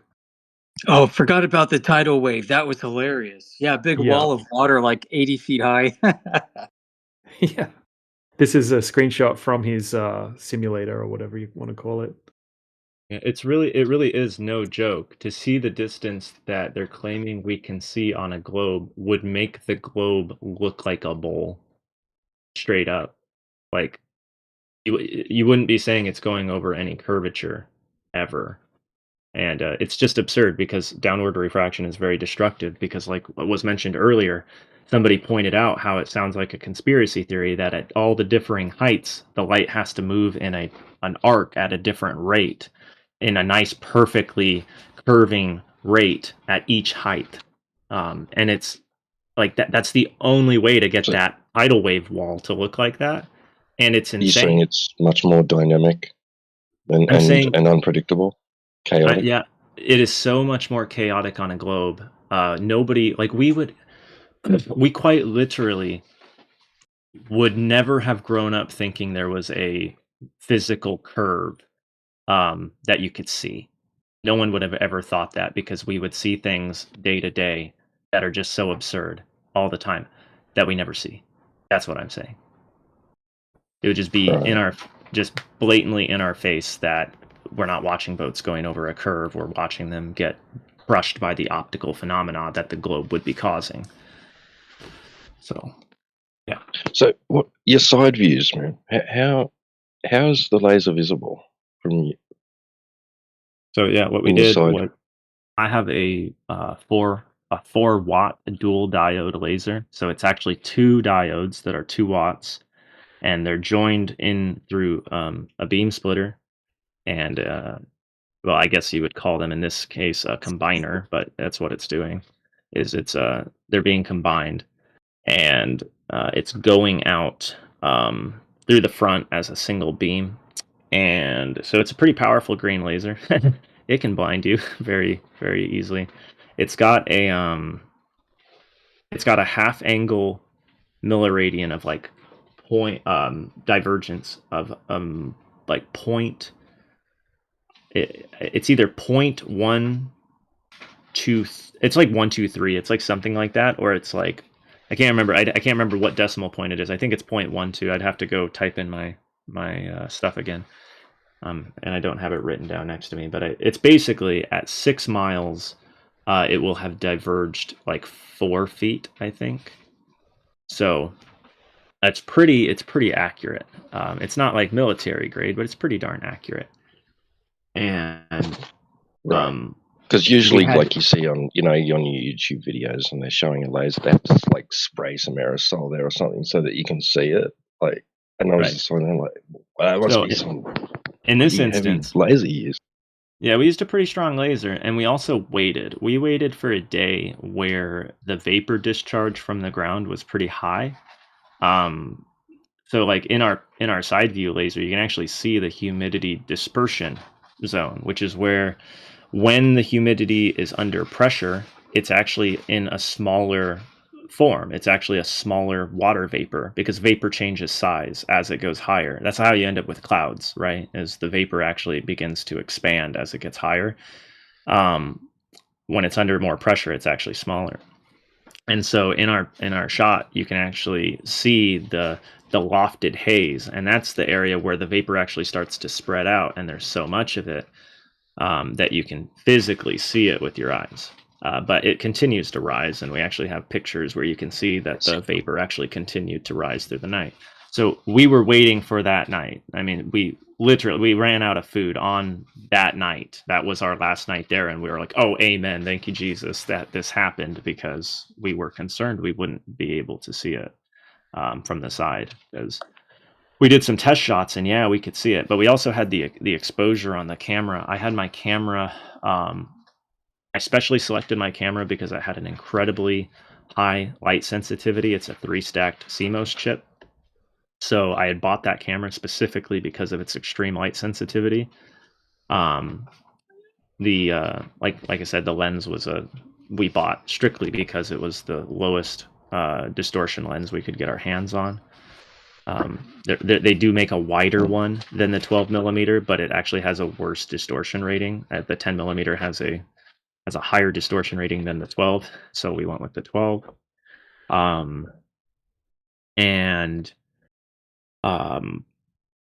Golly, sorry, I'm trying to collect my thoughts. There's so much to pull out from the That's drawers all of my mind. I'm wondering what the length is there, like in those images.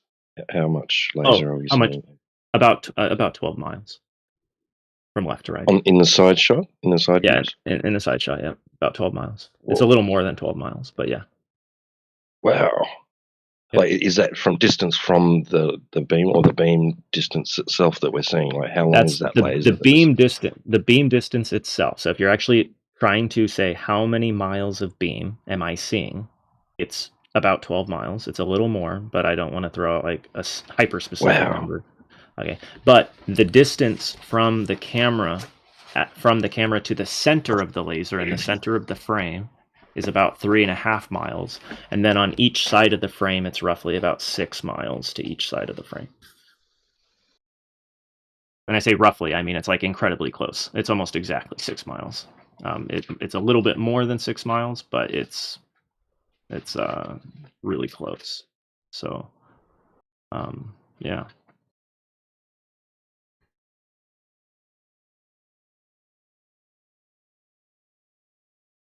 Yeah, no, it's a pretty cool shot. So. Hey, what's up, Linolen? I was telling them in the side chat, they're saying like, "Hey, this is a lot of good information." I was like, "Dude, like, I'm saying you should see when you do your fake moon landing presentation. That is awesome, bro. Like when you go through all your filmography and like show all the magic of film and movie magic. Like, I hope you can do that one day in here. Good to see you, by the way, in here. Thanks, Apocryphon. Thanks, man. Maybe one day you can go through that stuff with them, so they could. You have a lot of good information on that.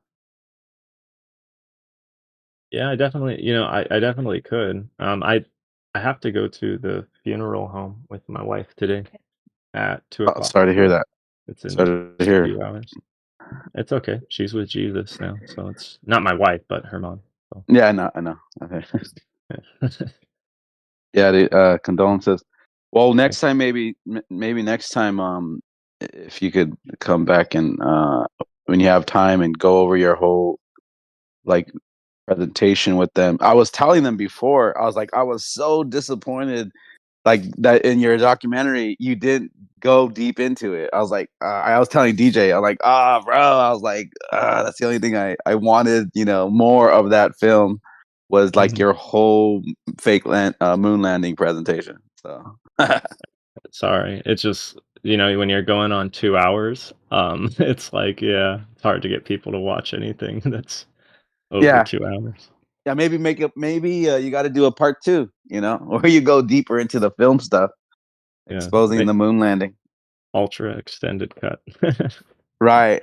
I mean, for Nah, those who are craving the info, they're going to watch it. You know what I mean? Like, especially because you have such a informative, a lot of information. Like people that do love information and knowledge, they're going to watch it. They're not, short attention spans. For those who really do look for the truth and do want, who do love knowledge, like I think they'll watch it. I think you're 100% right. Just just got to get there. Get to that point. All right, we've got Exa in the chat. Sounds keen and eager to prove that the Earth is a globe.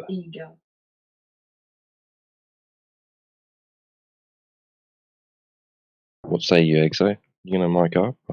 Have a chat. Sounds like you've got the goods. You've got the proof that the Earth is indeed not what we observe and experience, that being flat and motionless, but rather a big spinning ball in outer space. Let's hear it. Come on, let's go. Said he can't talk English. He can't speak English, but he could type it.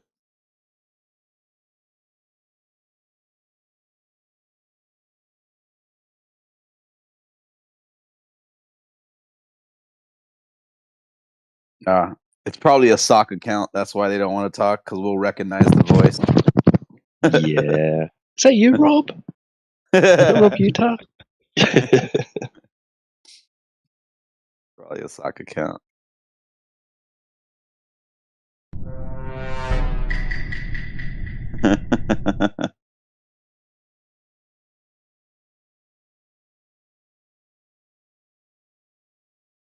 For sure. It's not a fresh account, so got to give him the benefit of the doubt. Anyway, he doesn't want to mic up. He doesn't want to mic up. Can't make him. Yeah. Hey, Lanolan, I'm glad you brought up that how his calculator, he doesn't account for like the conditions that are variable, because you know how some of these like globetards, they're like, flat earthers don't believe in refraction. You know how they make that false statement, but then it's kind of like projection, because they truly believe in perfect refraction, where it's always going to line up perfectly to where they need it to be. But if you look into the math of even what they're saying, how you can see the oil rigs, like 20 Cups was talking about earlier, one thing that he doesn't have in his calculator was refraction when you slide it. I wish he did. At least I haven't seen it. I wish he would put what the value is, because for the oil rigs to see 10 miles at 1 foot, that's requiring a negative 150 K value. And that's asinine in so many levels and ways. But for Globers just to blindly like believe, oh yeah, that's possible. That's totally normal. That you could have a K value, coefficient value, just be negative 150. That literally becomes like a concave. You're now in concave world at that point. If you're trying to say, oh yeah, everything just went up, at negative 150. So it's interesting that he doesn't have, like, when you slide the refraction ruler, it's interesting that he doesn't do the what that equates mathematically, because I think if people can see it just going higher and higher and higher and higher, like they'll be like, whoa, like this is not even normal. That's not even reality. You know what I mean? Like that's not even. No one could get that. Again, his model presents it as though it's just the globe under your feet getting bigger and bigger or smaller and smaller. That's it. That's all he does. That's his whole model, is just change the size of the shape beneath you. And in that way, you'll never see like his model. This is a guaranteed way to know that his model is wrong. Is you can go out with a theodolite and you can go to a day with downward refraction, like genuine downward refraction, and something which should be hidden, okay, from an object. Like let's say you're looking, like you have a 6 foot piece of plywood set up halfway downrange, and you're looking like, let's say, 3 miles, and your theodolite is at 6 feet, so you're looking just over the top of that piece of plywood, and then you have something that's only at 4 feet that should be hidden behind that plywood, and you'll be able to see it during a downward refraction day. Well, that means that the world in that instance is looking concave. Even on a globe, that would be a Right. concave day. Well, guess Right. what? None of his model, no matter how much you turn that refraction slider on his website, will you ever be able to see an object which should be hidden behind another object appear to be above it. It will only make his globe look more and more flat. It will never make it look like a bowl. I mean, it's just a Right. straight lie. His whole model is just him knowingly deceiving as many people as he can with the appearance of authority of sophistication, which comes from sophistication. Right. Yeah, even if you were to have like yeah, and you're exactly right. Like in regards to all he's doing is just increasing the size, because when you increase the size, you then have a larger radius. With the appearance of authority Oh, of sophistication, which comes from sophistication. is my thing messed up? What's No, going that's on here? Ocean. I think Ocean was You're exactly right. Like hot micing. oh, he's yeah, he's like replaying the video or something. Okay, Ocean, you're hot micing. That was weird. I was gonna say that you're right. Like it just makes the Earth bigger, bigger, bigger, and that's how you're able to see it, quote unquote. Because if you do the math, like in order to see 10 miles from 1 foot observer, you can do that even like at an 8 coefficient, a refraction value of 8, which is also super high. Like that's not even normal. Absurd. It's absurd. Yeah, but that will give it a 66,000 mile radius. So technically, you can see 10 miles from 1 foot observer on a ball that has a 60. This is all just math, obviously. On a ball to see the surface 10 miles from 1 foot observer height. Technically, mathematically, you can do it if the radius is 66,000 miles. Then, lo and behold, it'll be equivalent to you being 6 feet tall, seeing 3 miles on a radius of 3959. So like it's all it's all relative, but no glober believes they're on a 66,000 mile radius. What did they do? They just yanked the shit out of the coefficient, a refraction coefficient, in a negative value. Again, concave. They just bent it up and then said, "Well, there you go. Mathematically, it works." It's like, wow, dude. These guys, they're so dishonest. Yeah.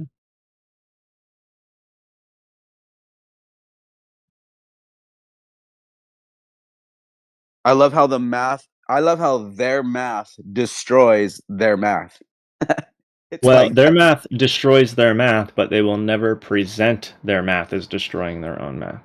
So, Right. like, it does. I mean, I get it. It can be funny, but in the other way, it's kind of not funny. But yeah, you're right. It's really asshole-ish, right? Like it really is. Yeah. Well, they just say, well, nothing's perfect. None of them really know what they're talking about. Like even the anti-flat earthers that come in here that have been in it for 8 years, 10 years, they still aren't able to still man their own position when it comes to Walter Bisland's calculator or the refractive index or atmospheric refraction itself, right? They can't even define it properly. They screw up the most basic things. It's very rare to get a glober that even knows what they're talking about when they say the word refraction. Most of them have just learned to just kind of say that word and they think it's a get out of jail free card. I would say even the ones who claim to have a very strong knowledge on refraction don't know very much about refraction. They just know their best position and how to present it. Like they said, okay, this here is how I should try to combat the flat earthers from this vantage point. And so anytime we have a conversation, my whole goal is to never leave this frame. Because in this frame, I can make them look silly or I can make them look stupid if I just commit to this frame and I dodge all questions or I dodge all detours. because that's ultimately what it comes down to for me. Like when I talk to them, is I feel like I'm being guided, like they're trying to guide me into a particular question that they can jump on me on, because like I don't know everything, but and I don't know what it is they want me to say either.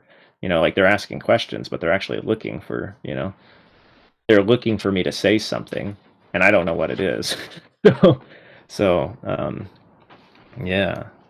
Yeah, they're waiting. They're waiting for that moment to where they can be like, "Ah, got you," and then they'll try to exploit. Like even if you misspeak, they'll try to exploit that, because what they're ultimately doing is, this is just a tactic that they have. They're just trying to find a way to discredit you. That's all they care about. They'll attack you personally once they find like a small little chink in the in the armor. They'll be like, and they'll try to exploit that. Like, and it could have been just something simply you just misspoke, and then they'll pounce on that, because that's just, it's a tactic. Yeah. All those other Globers, like in the other servers, like you have like Shoebill, and you have the surveyor guys like Shoebill and Omni, and all these guys that they think they know about. There's even like some that actually are legit surveyors, but because they stand on that like podium as saying, "Oh yeah, I'm a surveyor," so then all those Globers in that server, like they like bow down to him pretty much, and they go, "Oh, he must know what he's talking about because he's a surveyor." But then Yep.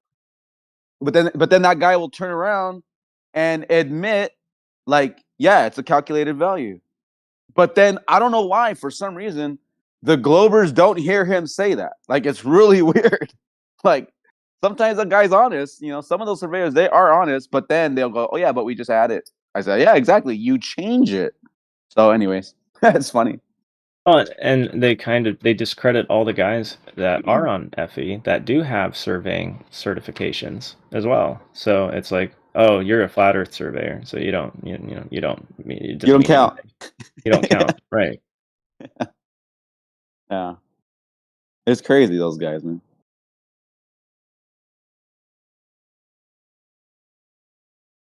Yeah, after having conversations with, some of these so-called surveyors, a lot of them they're just kind of operators, like entry level survey technicians or something like that. Maybe they did a 6-month course or something, passed a few exams, and now they're, on Discord saying that they know everything there is to know about measuring the globe, and surveying. But quite often they'll make really stupid errors, right? Like Jay Reese is one that comes in sometimes, and he was trying to tell me that mirages can't happen over small scales, over small areas. It's impossible. And then I'm showing him ones done on over a small scale, like just over a couple of meters. He's like, "Okay, yeah, well, I concede about that, but it can't happen at mid scale. The distances we're doing over our surveys, it can't happen." And then we showed him some examples, and and then they just try to change the topic, and they a lot of them really don't know what they're talking about when it comes to refraction, miraging, that kind of thing, especially miraging. Yeah, I've tried to talk to people who tell me they'll straight up say like, "Oh, we're measuring, we are doing surveys down to the millimeters, folks. With GPS, we are accurate. We are accurate down to the millimeters." And it's like, there is a difference, by the way. And I try to tell them this: there is a difference between the precision readout of your instrument and the accuracy of your instrument.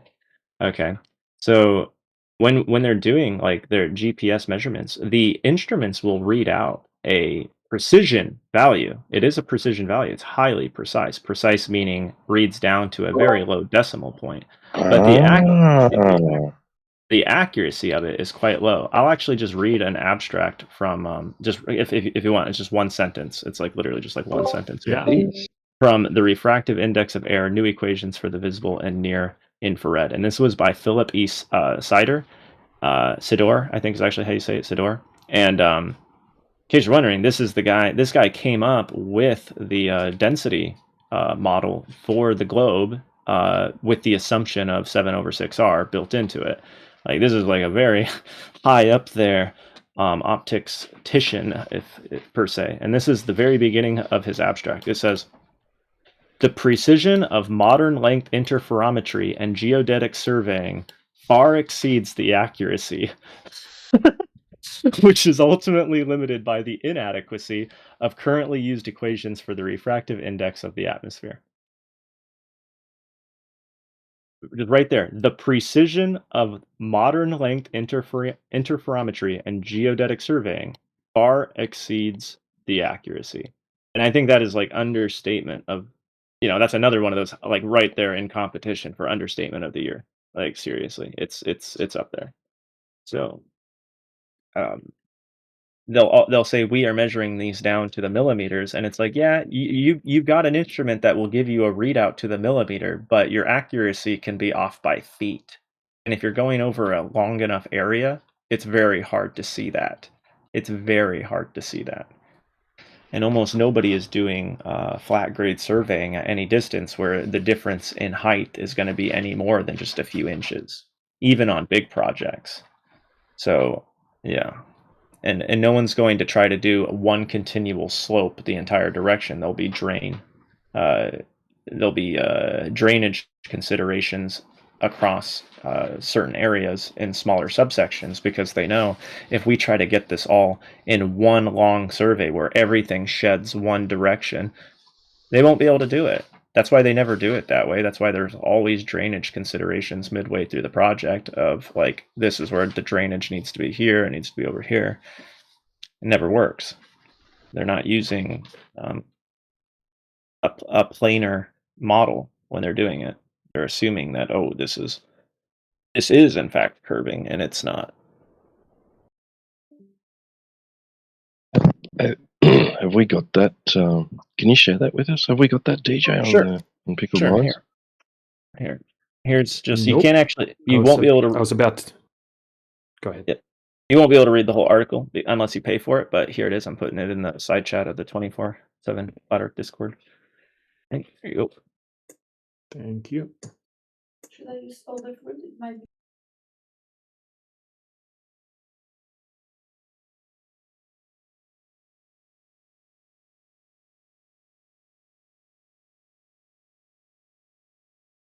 I mean, that's from 1995. It's like if people in 1995 didn't know how to measure the ground, we're screwed. You know what I mean? The globe's screwed. If they're saying it's that inaccurate in 1995, that's terrible. That's just trash. I mean, that's unacceptable in the current mainstream like idea of we can measure things down to the frickin' millimeter.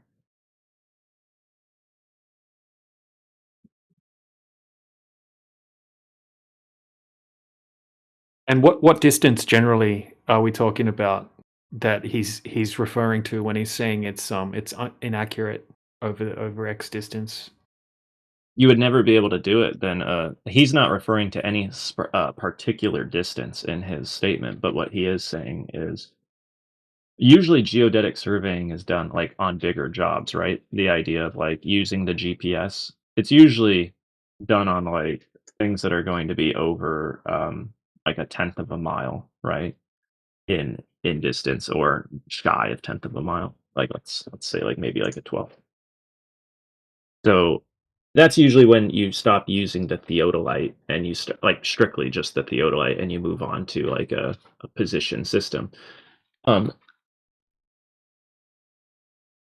So we're talking about most of the time they're saying they're doing this down to the millimeter. It's like, okay, so like you treated the world basically like it was flat and you're maybe off by an inch. Is anyone going to notice that you're off by an inch? Do you know how hard it is? Well, I'm not posing a question. That's rhetoric, and it's not really a good way to phrase a way to speaking. But it is incredibly difficult to determine if your grade is off by even a single inch across an entire area. I mean, that's very hard to do because how are you going to measure that with a light? Well, the light is the problem, is that it doesn't go in a straight line. So, it's pretty difficult. I'd say the best way, honestly, to get an accurate measurement is to use a water level. But it's just me.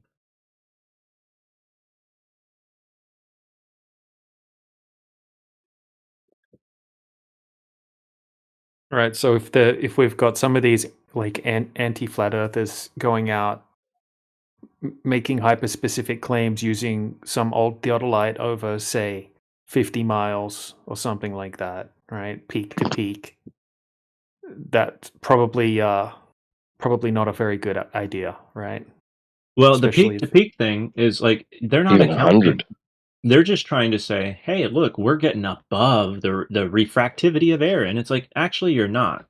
You would have to get out of the air because anywhere you are, dependent on the layer, you can have light bending up towards the density above you because there's different layers. Like the Fata Morgana shows this very clearly that there's different layers going on, and Yeah, absolutely. It's also more common for there to be the warmer pockets of air down lower in the mountains and that kind of thing as well, rather than cooler air down lower and warm air above. well, and you got to keep in mind that also. It's really like they make these claims, but they never, when they do this theodolite measurement stuff, it's like, well, why don't you, get your surface measurements? And it's really hard for um, to do it on a mountain. I know this sounds weird, but to actually take a surface measurement from the mountain is really hard because usually a mountain is falling away from you in every direction. So you have this like kind of conal effect happening. You're not using just a flat surface anymore. Now you have to have like, okay, what is the surface temperature maybe at the bottom of the mountain and then also where you are on the mountain as well. So then you can work out how much is being lifted through this funnel in terms of like humidity rise. Um, like humidity is such a huge factor in this, and they're not taking any of the measurements I've seen from peak to peak. They're never taking it into account. They're never taking any of the environment into account. They just go up there and say, "Ha ha, we went higher than," and it's like, no, you didn't. You're still in air. You can breathe up there. You know that, right? You can breathe up there. So obviously, there's going to be refractive effects going on. Um, it's kind of Oh sad all yeah, the cheating I see you going could on. you can even just go to Google and type in mirage in mountains or mirage high altitude, and you can see crazy miraging effects, over mountain peaks and things like that. Mhm. Oh yeah, because ultimately it's more about the distance. A lot of the times it's about the distance you're looking, and not the overall refractivity of the air. Like on a flat plane, a lot of these mirages make a lot of sense because it's happening over such a long distance. Whereas on a globe, like you guys were saying with the oil rigs, which I'm just going to presume you did your due diligence in that. I mean, you have to have a lot of refraction, like happening all at once, like in a very short span of area. It's pretty silly. And it's not just a little silly, it's really silly. Oh my gosh, look at that. That's a fata right there over a mountaintop. Interesting.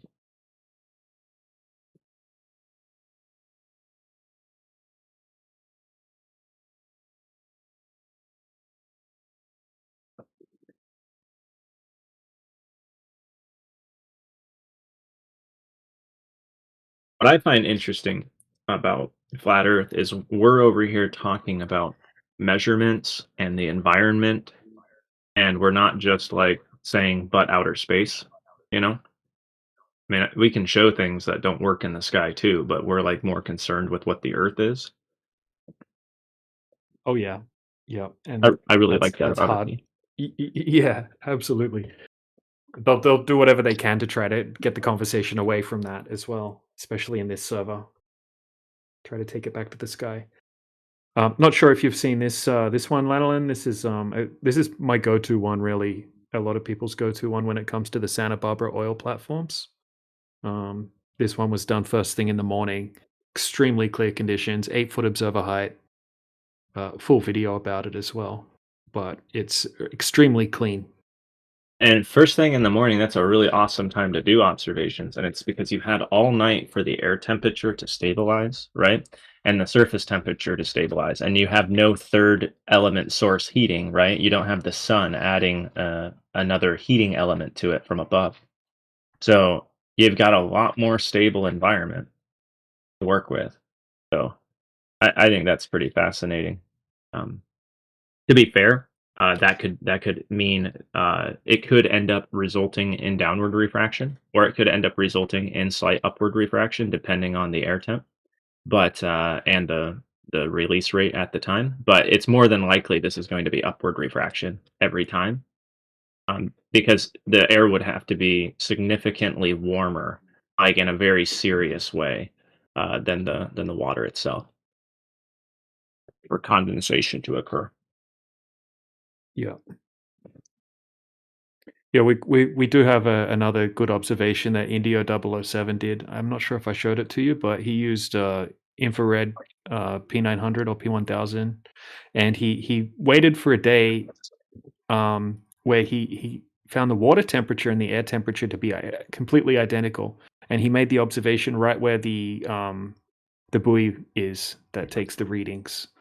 So he was able to track a boat on marine radar 10 miles out, just over 10 miles out. He had his camera at 15 foot. And so, yeah, so we had identical water and air temperature, or close enough. And we had a known distance. And yeah, you could see the whole boat. You could also see the whitewash because the boat was moving. So you could see the little waves at the bottom of the boat. Really cool observation. Yeah, and I would guarantee that you're I can't guarantee it, but I would say with great certainty that if this isn't in like freezing conditions, your relative humidity probably isn't 100% right at the surface. So, and that is one of the major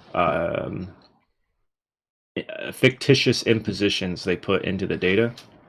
Is they'll claim that the surface is experiencing an extreme amount of humidity right at the ground. It's called supersaturation, where the relative humidity right at the surface is at 100%. Even if just above the surface, it's like, and I mean like 5 inches above the surface, you'll have a hydrometer that says like 50% or whatever. They'll be like, oh no, right at the surface it's 100. And the reason why they do that is because if the capacity of air is full, okay, it can't accept water vapor as fast. So it's basically a way to dry out the world, to make the world really, really, really, really dry, by making the area right above the surface incredibly wet, to where it can't actually let any water escape the surface, which is just patently false. We'd have no freaking clouds in the sky if that was the case. So, yeah, it's like it sounds like you're in an environment, if the air temperature is almost identical to the air temp. In fact, if you could, I mean, if that is indeed the case and your relative humidity is below 100% at the surface, then yeah, you'd be exceeding upward regression. Yep. I think we have In all that of the one direction. readings. Yep. But you would need a second point to guarantee that. It was like half a degree warmer water than the air temperature as well. So. Well, even so, I mean, even if it was a half a degree colder, that's so close. That's so close that just the buoyant thrust itself is lifting the density gradient. That's the whole thing. That's why they have to impose hydrostatic environments or supersaturation. They can't actually let the vapors rise, because even if the vapors are a little bit colder, they're actually still lifting the air. Like, it's a literal thrust. I mean, it's a measurable thrust. More buoyancy underneath thing of higher density causes density lift. So it's a displacement upward. That's why they can't have it rise. I mean, they basically have to say, when I would say their primary point of contention is at the beginning of the Bible. It says, and then God created the dew. Like the dew came up from the ground, and it's like, oh no, we can't have something God created in our system. We have to make it go away. There's no dew. There's no water coming up from the ground. Yeah, it's a great point. It's actually a point that I never really considered. So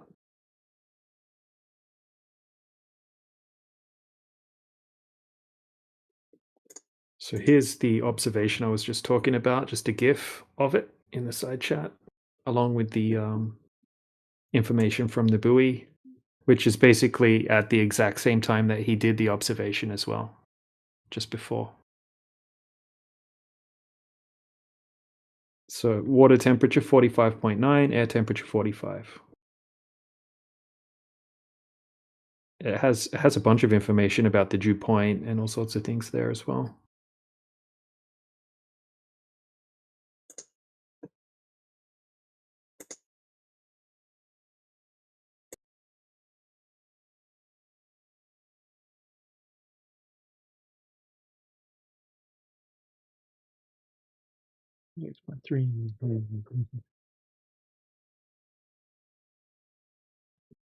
I heard a a new argument for the globe today. Maybe Oh not yeah? new. Yeah, it might not have been new. I was on politics this morning, hang out on the communist channel. Some dude comes in, milk squirting out his nose. What's Crit doing in here? Like, yeah, just hanging out, like the rest of us. Just like he's a flat earther. And they're like, so? Right? Like what's that to do with anything? He goes like, well, since he has me blocked, I go, dude, I don't have you blocked. What are you talking about? Yes, you do. You got me turned down too. And dude, I'm talking to you. What are you talking about? Then he just yells, you ever tried not being poor? And then disconnects. Oh, that's a great argument there. Yeah, I don't know if he was talking to me or the communist, but apparently, I guess, maybe it worked both. It worked, Wow. So you can't discuss politics with anybody because you're a flat earther? Yeah, like you can't even go. I mean, this is like the guy who owns the communist channel I've known for years, like on other servers. And he just does like, for the most part, it's just like a gaming channel. It's just a bunch of communist gamers hanging out. And then some dude just like joins the channel, like he's incensed. He's like, how could a flat earther be outside the flat Earth channel? And I'm like, dude, look at my roles. How long have I been on this server? And then how long has there been a flat Earth channel? That's a clue. Wouldn't that be? Would that be a clue? Try not being poor.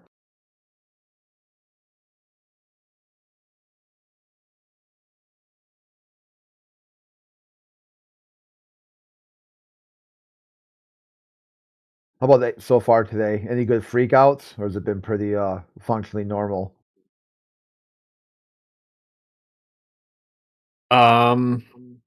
It's just been a lot of unfounded claims, really. Gravity. It's the topic of the day's been gravity. We've had a lot of Indian guys in here today, asking us about gravity and claiming things that they couldn't back up. That's that that typewriter guy. He came in here and said, "You guys don't believe in gravity." We're like, "Well, what is it?" "Well, I don't know." Like, I mean, paraphrasing. I don't know, but it doesn't work if the Earth is flat. I'm like, "Well, what's flat Earth?" "Well, I don't know that either." So something you don't know doesn't work on something else you don't know. And he's like, "Yeah." I'm like, "All right, well, that's great." Okay, so what do I do with that?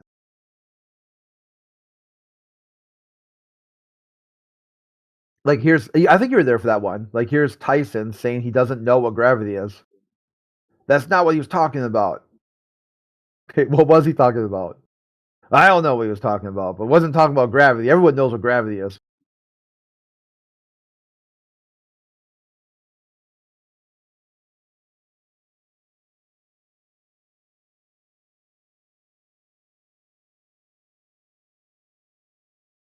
Puxatawny Phil saw his shadow this morning. You guys ready for 6 more weeks of winter?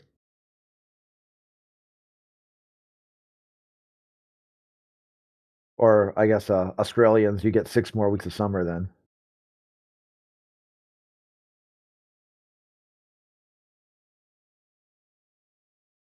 What's that, Crit? The Puxatawny Phil, that groundhog. They do that groundhogs thing. It's Groundhog's Day. Oh. Awesome. Well, that's not good.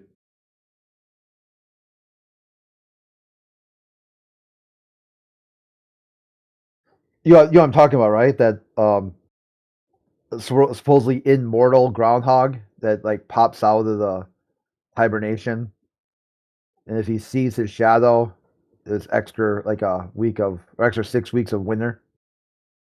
And I didn't know the details, but I knew what you were talking about vaguely. Okay, yeah, the lore gets even better because apparently it's the same one since like the 1800s. So the thing's like 200 years old. It's like immortal supernatural being.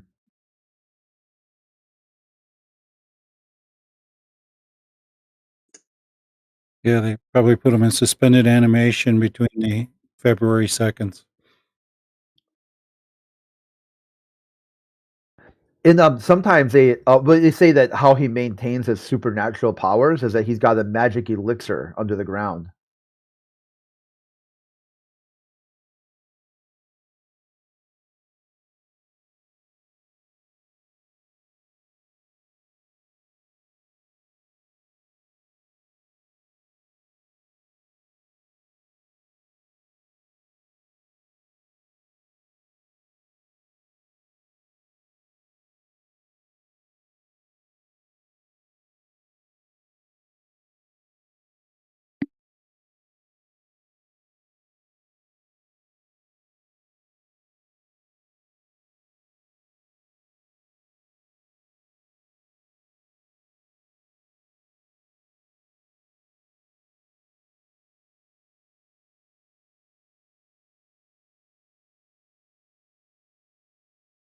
Evil Jar, are you there, my friend? I saw your question in the side chat.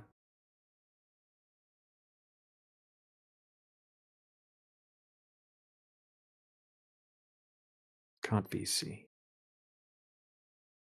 So the Canadian version of Puxatawny Phil is Wyerton Willie, and he didn't see his shadow today, but of course they had to bring in a whole bunch of politics into this, talking about how they're going to defend Greenland and all that crap.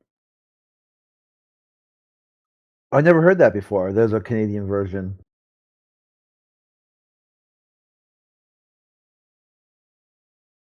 I suppose that makes sense. Probably could have guessed that. Yeah, somebody saw how popular Phil was, so they made up with their own one up here.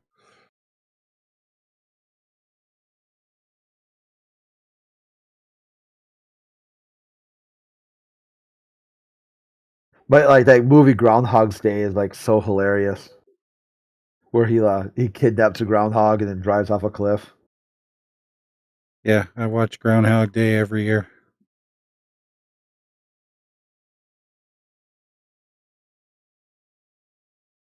How come they can't make movies like that anymore? You know, there's like an inherent wisdom. There's like a story there. There's a story that's all like a fable, like a modern day sort of like like look at the constellations and say, why did Orion the Master Hunter with that blah blah blah. But the movies now are just like no plot, just other garbage inserted. Yeah, they're terrible, man. Like, Yeah. my wife and I just keep watching 80s and 90s movies, basically. Anything that's, or early 2000s, anything that's past a certain time period just completely sucks. Like, we've got through a lot of movies. Now we're watching B movies, like B grade movies, and they're still better than the new movies. Oh yeah, like B movies are outstanding sometimes, and you can really hit a Yeah. gem there. Yep. There's one I saw a long time ago called May. Yeah, it's just like just Oh outstanding. my god, that is so freaking weird. It's horrible. The movie May. Yeah. Yeah, don't ruin it if someone wants to see it. It'll just say escalates rather quickly.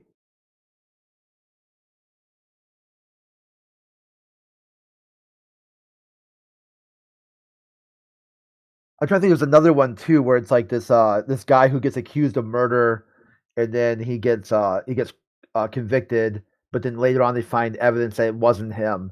So then he basically just has a camera mounted on him at all times, like 24 hours a day. He's recording everything he does.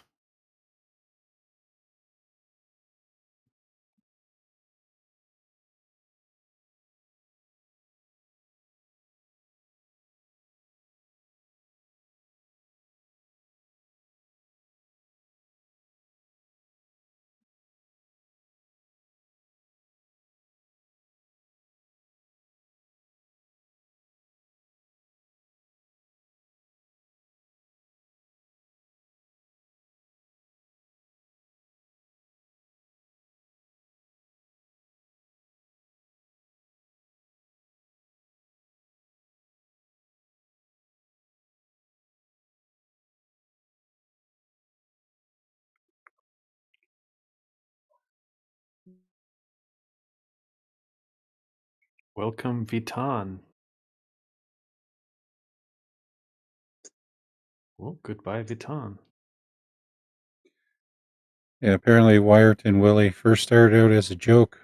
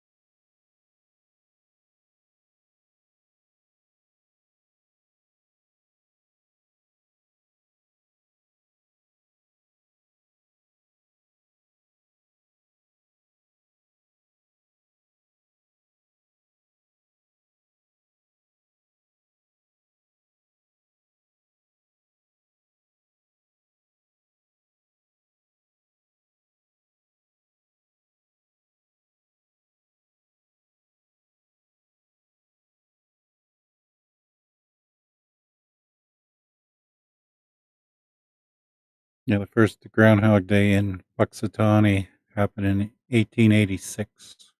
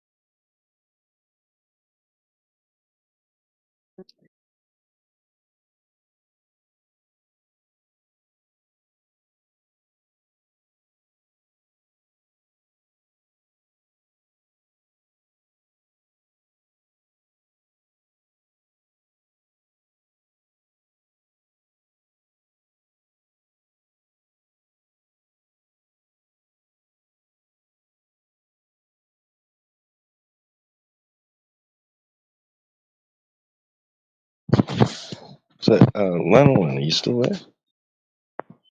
He's gone deaf. Never mind.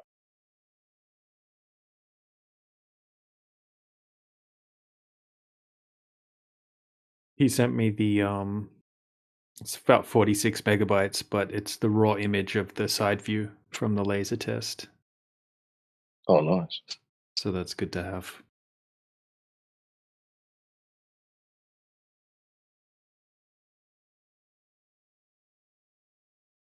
I'll put it in Premiere Pro and I'll zoom in and I'll have it do like a smooth pan across the whole length of the laser from closer up. So I think that'll be nice to have on hand.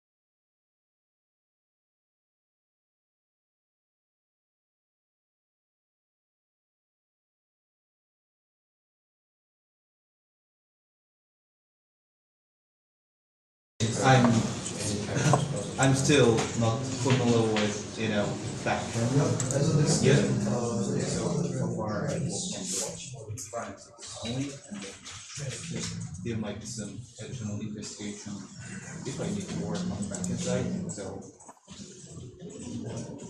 I guess the fastest way to make this happen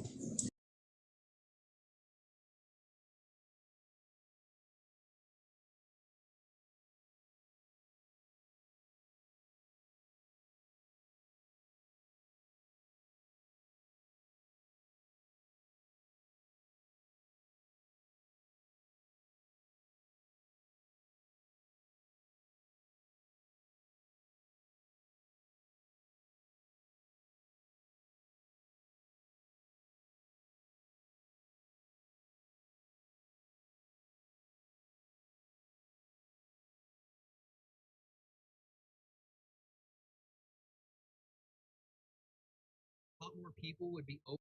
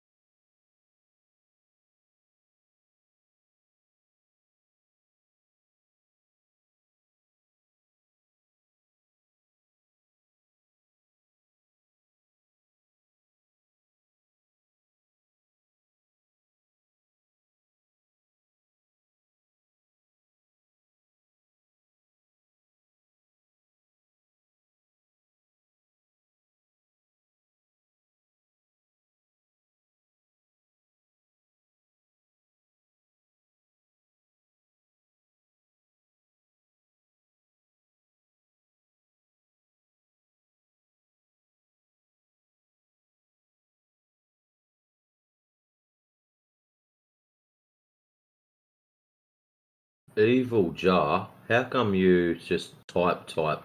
There's no talking. You seem to have a lot to say.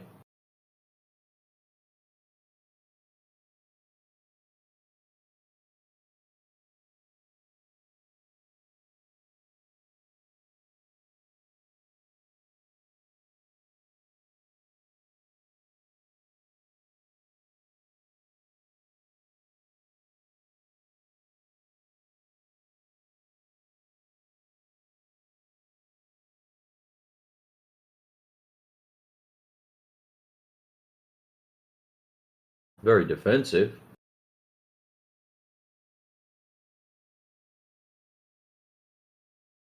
Because what you can say in 10 seconds, it takes me bloody well half an hour to type out. That's why it's easier to VC.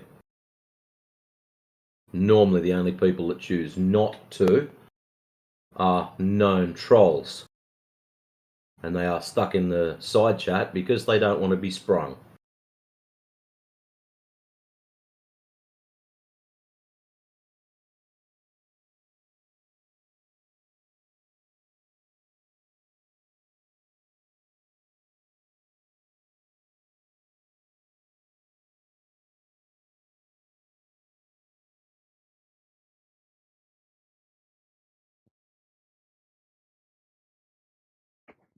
Hi. No, you don't have any logical arguments to make. Someone hear me? You have Yeah, we can hear logical you, fallacy. Ashy. Yes, Ashi. Real name. What's up, Oh, Ashy? really? Andrew? I can't. What's up?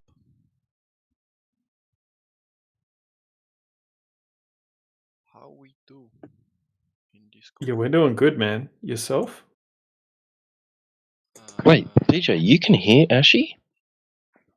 Yeah, you can't hear Ashy talking? Oh, yeah, I mean, not Yes. because I got headphones in and Super got him on quiet. 200 and got my volume turned up like crazy.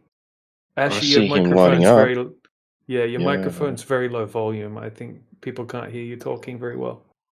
Okay, I'll fix it. Yeah, crank that volume up.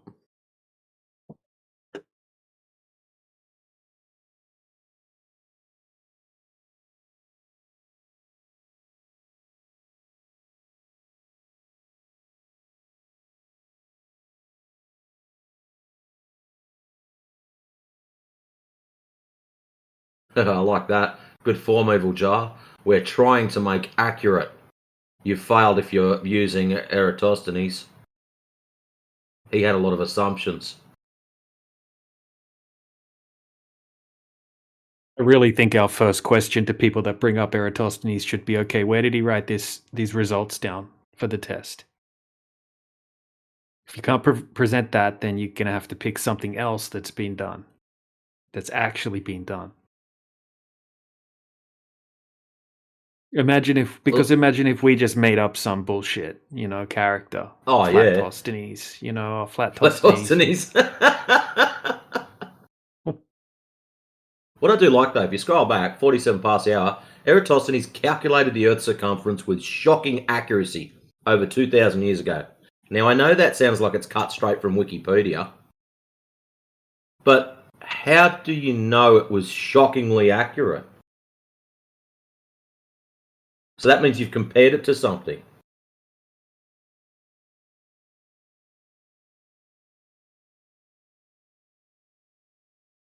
Wait, how is me evaluating your uncertainty about your claim an ad hominem? I don't get it. So you're not sure if Earth is globe. No, that's just evaluating someone's certainty of a particular aspect, in this case, the globe.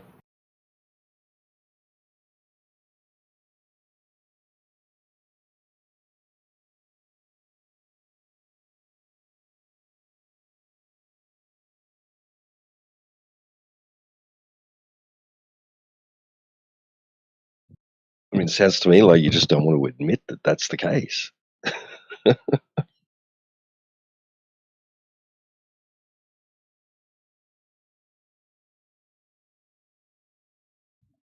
Guys, I tried to fix it.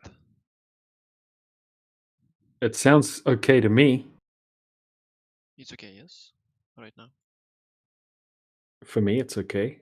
Yeah. I can barely hear him. Good. Just. Guys, I arrived in London 9 January. Okay. Congratulations. Thank you, guys. Where are you from? What's your name? My name's DJ, and I'm from Australia. What's your native language? English. English? Your native speaker English. Oh, good. I'm Andrei. My native language is Ukrainian. I'm from Ukraine. Uh-huh. Okay, interesting. Yeah. I'm next to Ukraine right now, actually. Even though I'm from Australia, I'm in Poland at the moment. You visit Poland, yes? Yeah, I live in Poland. Right now. Yeah. Good. Poland is a good country. Yeah. I was in Poland Merry Christmas Uh-huh. Nice. in my family.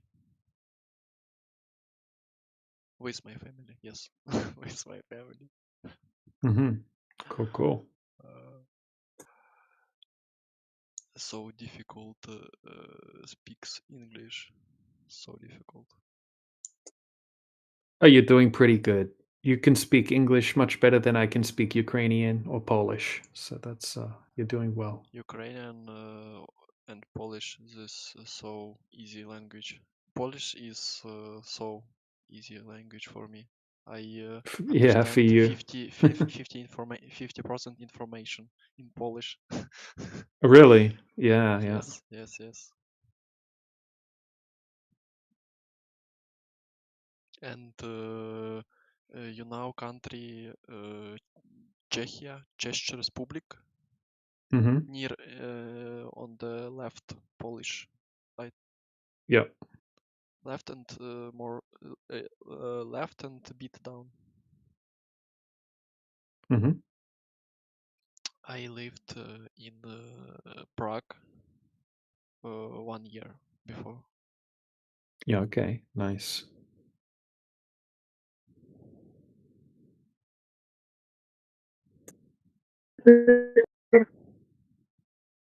What you looking in this Discord channel? DJ. This is a flat Earth channel. This is yeah, where people debate about flat Earth versus globe Earth.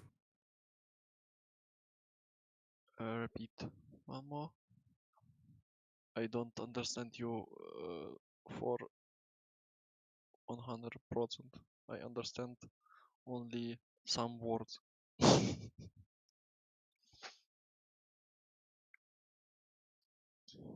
So,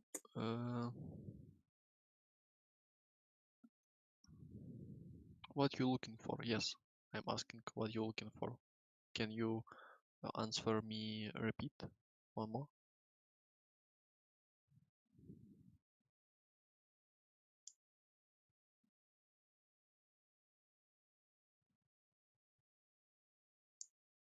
Happy time zones.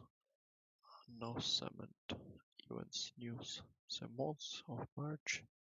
Insignificant of the calendar as Women History Month. Now that we're 25 years into the century, the English hub felicitates 31 exceptional women in our own very small way by naming a channel after this remarkable woman. One each day. The link to the channel is известно. Today we honor the founder of modern nursing. Nursing is a topic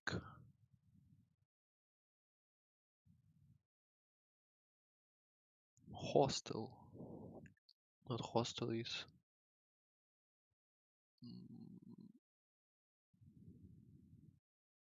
Guys, who hear me? Who hear me? We can all hear you, just at different volumes. For some of us, you are very, very quiet. For others, yeah, we just hear someone talking in the background. You can up volume. Click me, right click mouse on me, and a little bit. Okay, just so you know already, most of us fully understand how to operate Discord. I've got you at 100%. In comparison to other people, your voice is about 1/5 of the volume. So the issue is at your end.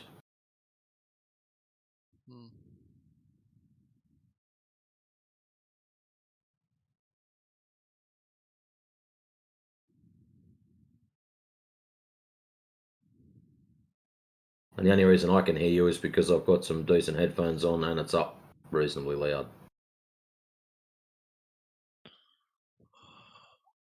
I can fix it.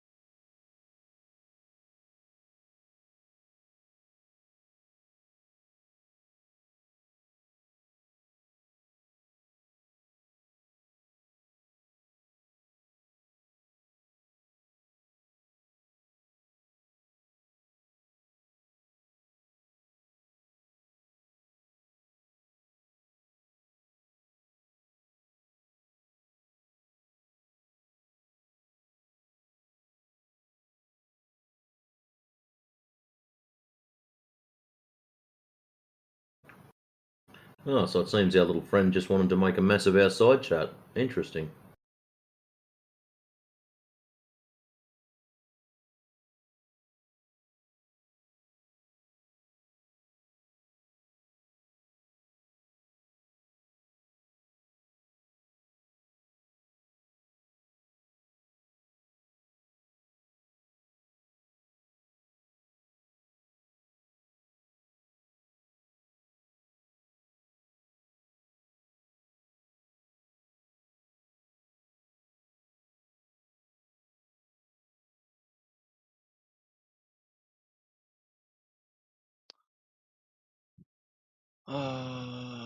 Hi. Hi. Right now, it's okay, my volume, or not? Oh. It's okay? Yeah, it's okay. Oh. Good. Do Finally. you naturally have a very soft voice?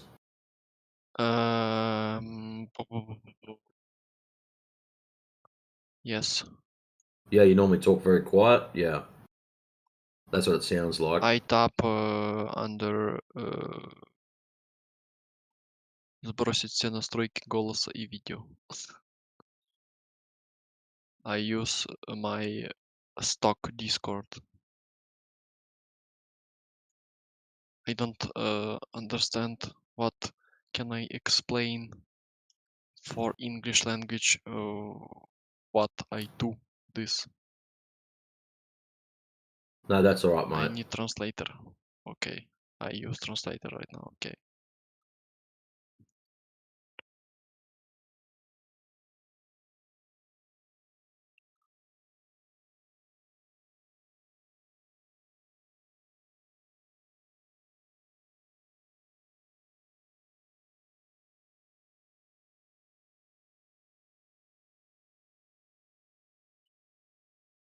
I just reset all settings. Oh, it's I.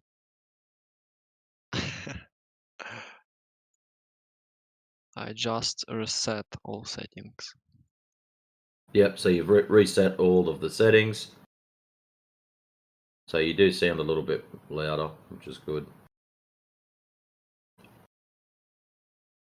What is your name? Matetrix.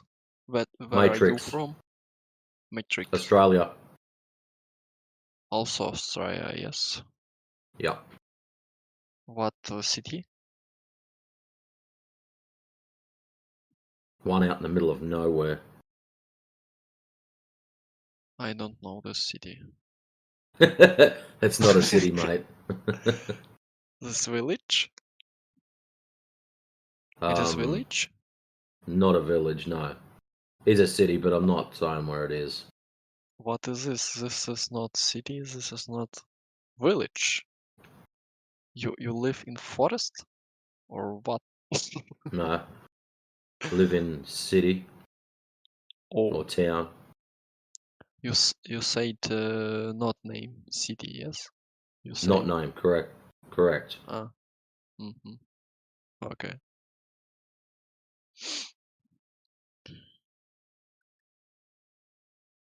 How long will you stay in this Discord channel?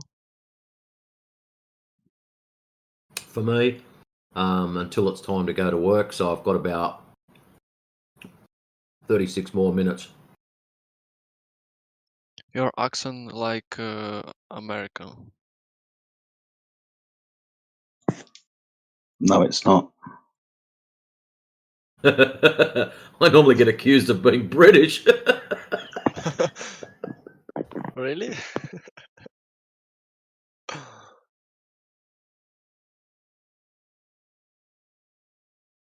I'm in Britain now.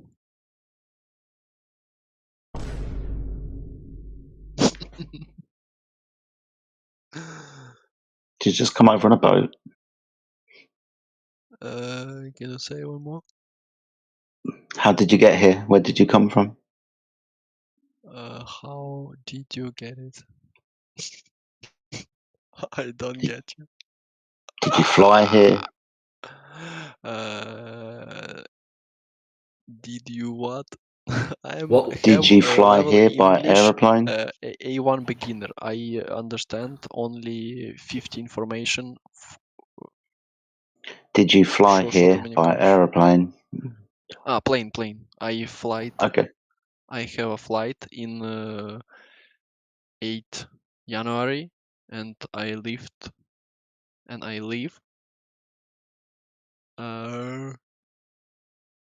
3 weeks right now. Why did you come to Britain? I have too many friends in this city. I lived in London right now. 3 weeks.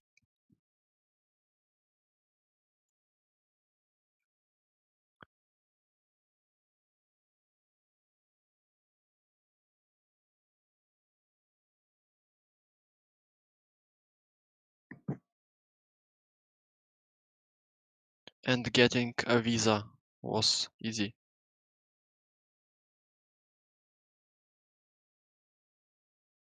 Yeah, there seems to be a bit of that going around. But I'm Ukrainian and British people give me support for Ukraine. This is visas support only for Ukraine's sponsorship. Sponsorship for Ukraine. Yeah, we're good like that. This program is called Ukrainian sponsorship. Yeah.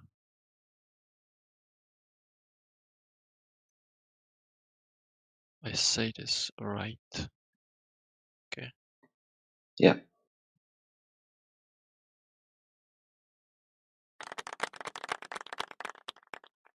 It's so hard to say, really. What? Ukrainian sponsorship? Yes, Ukrainian sponsorship. You say it very well.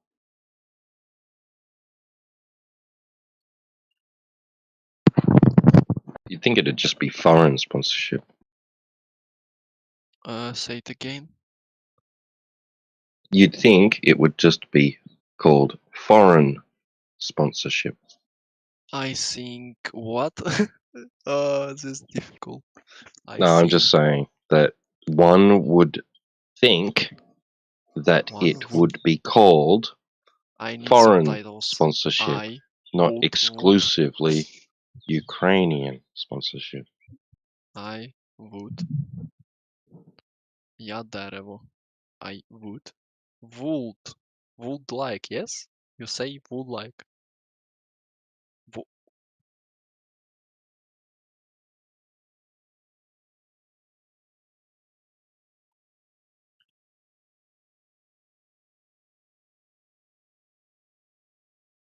I'm not an English major. I can't describe. I can't explain it. Man. I'm sorry. I know word explain. I need a A2 or C1 so understand you.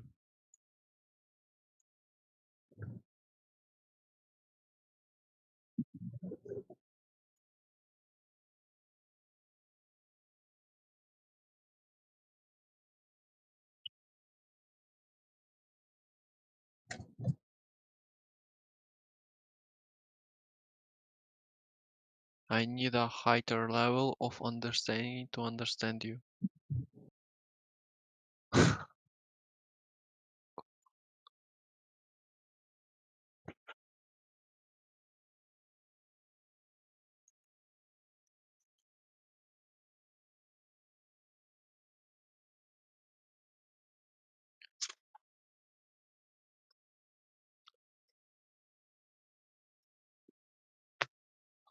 When he said, one would think, that means he assumes.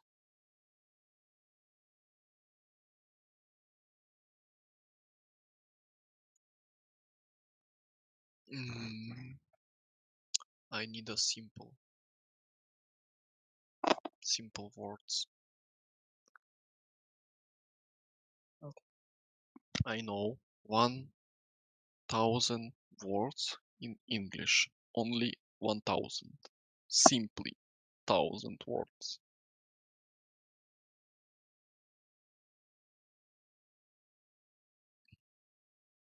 I know word mean.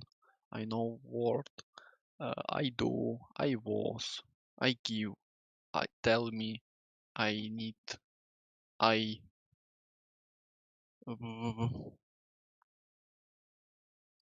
have.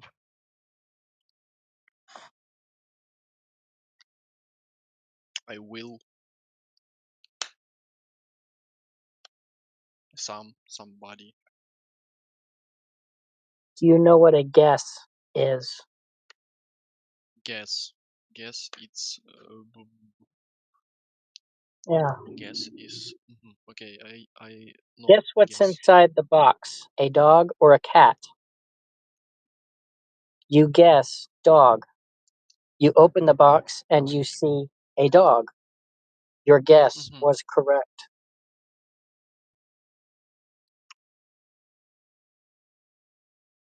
A guess is another word for assume.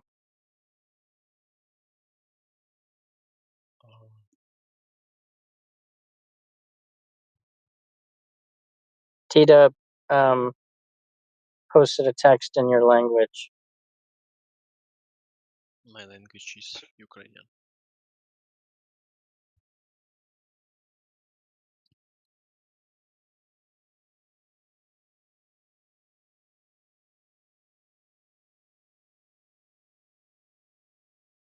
Say it again. I repeat it in translator. You want me to say it in English?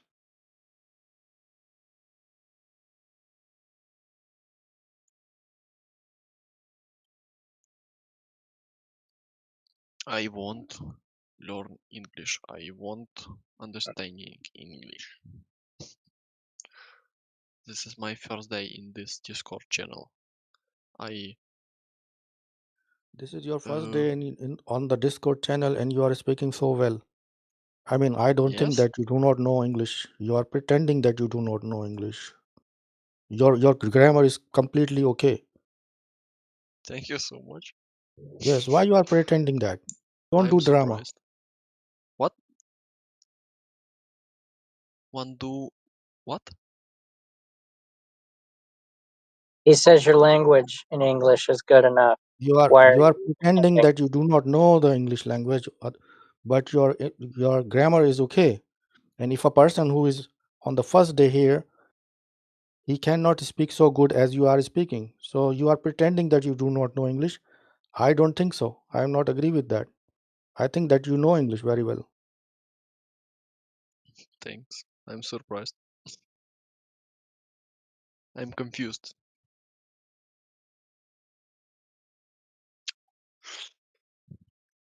Confused. That's a big word. He knows English. He knows English. He is just pretending. I don't think this is the good idea. Yeah, let's drop the pretense here. You and I, we can talk. Do you mind if I ask you a couple of questions, Ashi? No. I don't get you. What your Okay. question? Are you able to watch the chat? Can you look at the Next chat? question, please. Simple question.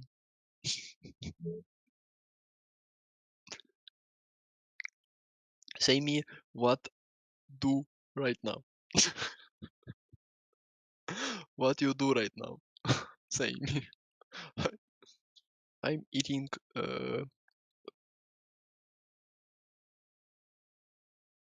I'll tell you what I did just right now. I moved you to the LGBTQ channel. You can have fun there.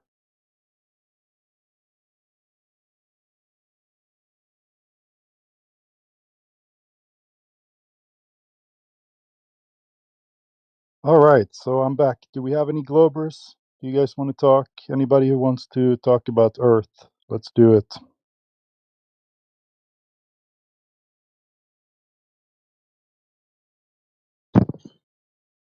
We have someone who is very keen. Hmm. Yeah, up to him.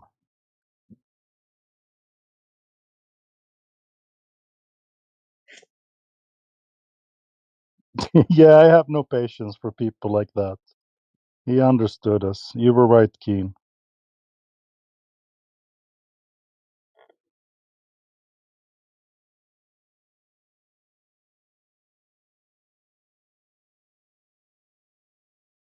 I am actually not keen about the earth, whether it is flat or not. I am here to listen to you, honestly speaking. And I think that you will allow me to sit here as long as I like to hear you Yes, guys and what you are talking about, and just to know what is the opinion of you guys. That is all. sounds good. You enjoy your time in here. That's fine. Thank you very much. All right, we had someone else. Let's see. I'm going to check the people in here. Do we have any new people? No.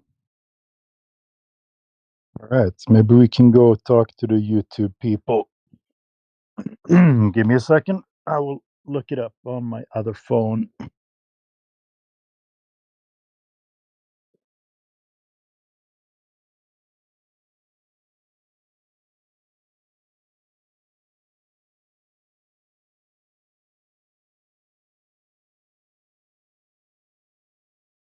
All right, we have 17 people over on YouTube listening in. I hope you guys are enjoying your day. We have a little bit of a dead air here right now, so I'm going to read your comments. If you want to interact with us, you can either join Discord. We're over on discord.gg/ENG hub, Eng hub today. Or you can just type in the chat over on YouTube and we'll read your comments there. Kevin ZI9KU says, where can I find a Discord chat room shown in this video? Can't find it. It's not on the left-hand side entry level lobby. Where is it? Well, I just gave you the link. It's right up above your thing there, discord.gg/ENG hub. And the room is called 24/7 Flat Earth Discord. If you can't find it or join it, let us know in the YouTube chat and we'll see if we can get you here. Blanket statement R5B on YouTube says Boomer Kevin can't navigate the internet. Oh, that's not very nice. Blanket statement. But it actually is. It's the first step to finding you. If you can find your way here, then you have a chance of discussing flat Earth with us. So I think it's a reasonable thing to ask. Who is hot micing right now? Anyway, I think I heard something in the background while I was talking. Probably me. Ah, could have been. Yeah, there it was again. Let's check the other channel. So we have 17 people over on YouTube. Right now, we're gonna check Flat Lloyd's stream. We're live over there as well. Only 7 viewers and no comments at all.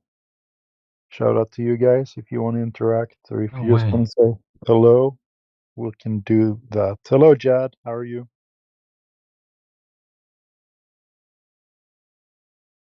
Jad 1. First time here?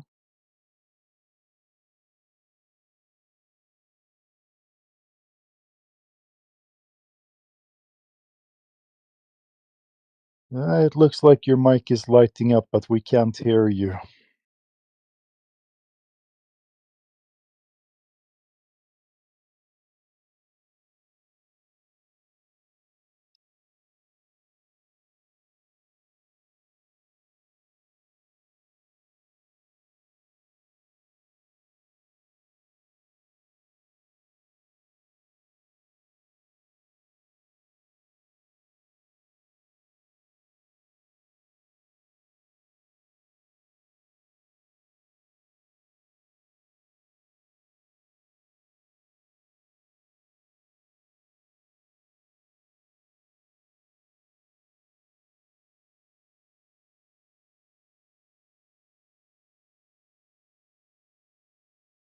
It was a very interesting discussion going on before with Lanolin.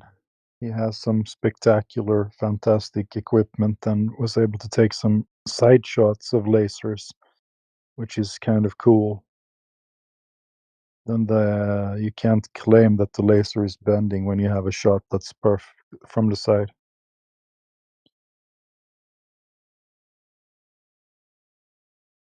Swite, welcome. How are you? Or sweet? I don't know how to say it. Sorry about that. Swite, I think. Welcome. First time here, maybe? We have Rabin. How are you? Welcome. If you guys want to talk, ask any questions, or if you want to let me ask you questions, then let me know. Yeah, I have a question. What is your question? Why we are here? Why we're here? Why we're here on Earth, or why we're here in the channel? I can Why answer we both. are here in Earth, in this universe? Yeah, we're here to learn things and hopefully become better people. But is not enough to exist. It's a big question. But Why are we here? What's that? Challenging what everybody believes to be true. So it's not enough that we exist because we all perceive reality differently. We're asking people to challenge their perception of reality. Yeah, for me, we are how they give the thing a meaning, but anything does not have any meaning if you want to see the world in that way.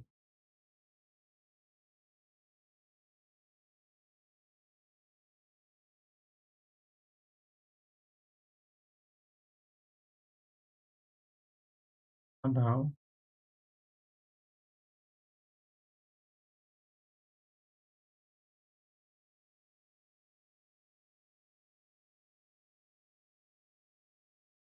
Crazy, crazy.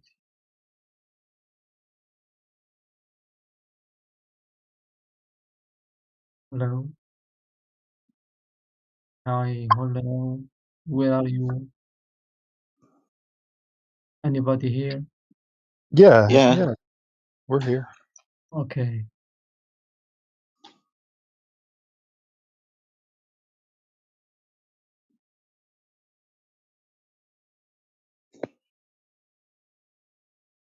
Let's move on to another topics because this idea can explode our mind without find any answer. Sure. Let's move on. Can I Yeah. ask you a couple of questions? Okay. Go ahead. All right, this is going to be fun. Can you have a look at the side chat? Side chat?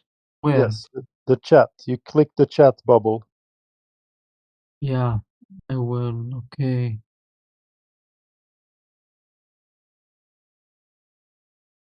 I have a question. I have two questions for you. Yeah, yeah, I'm there. I'm there. You're there? Okay. Excellent. Do you see the picture that I posted? What is that a picture of?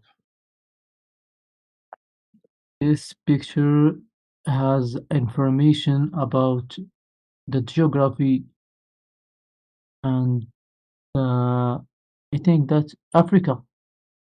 Yeah, don't worry about that. What, only the picture. Have you seen a picture like this before? No. You haven't. You know, most people when they go to school, they're about 7 or 8 or maybe 9 years old. Their teacher puts a little ball up on the front of her desk there, and she says, "This is where you live. It's called Earth." Yeah, yeah. Has that happened to you? Actually, no. Okay. So you haven't seen Earth before, but this is what they say we live on. No, no, I see the Earth Oh, before. you have seen it. Okay. Okay. I So see. you've seen Earth, right? Yeah, yeah. Okay, okay. Well, there we go.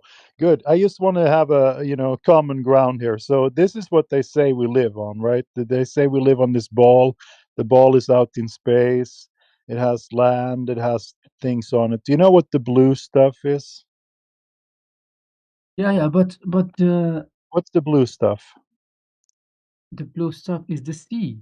Yeah, it's water. Exactly. So here's my second question. So you answered the first question correctly. The blue thing, it's water. My second question is, do you notice something weird about the water on the ball here?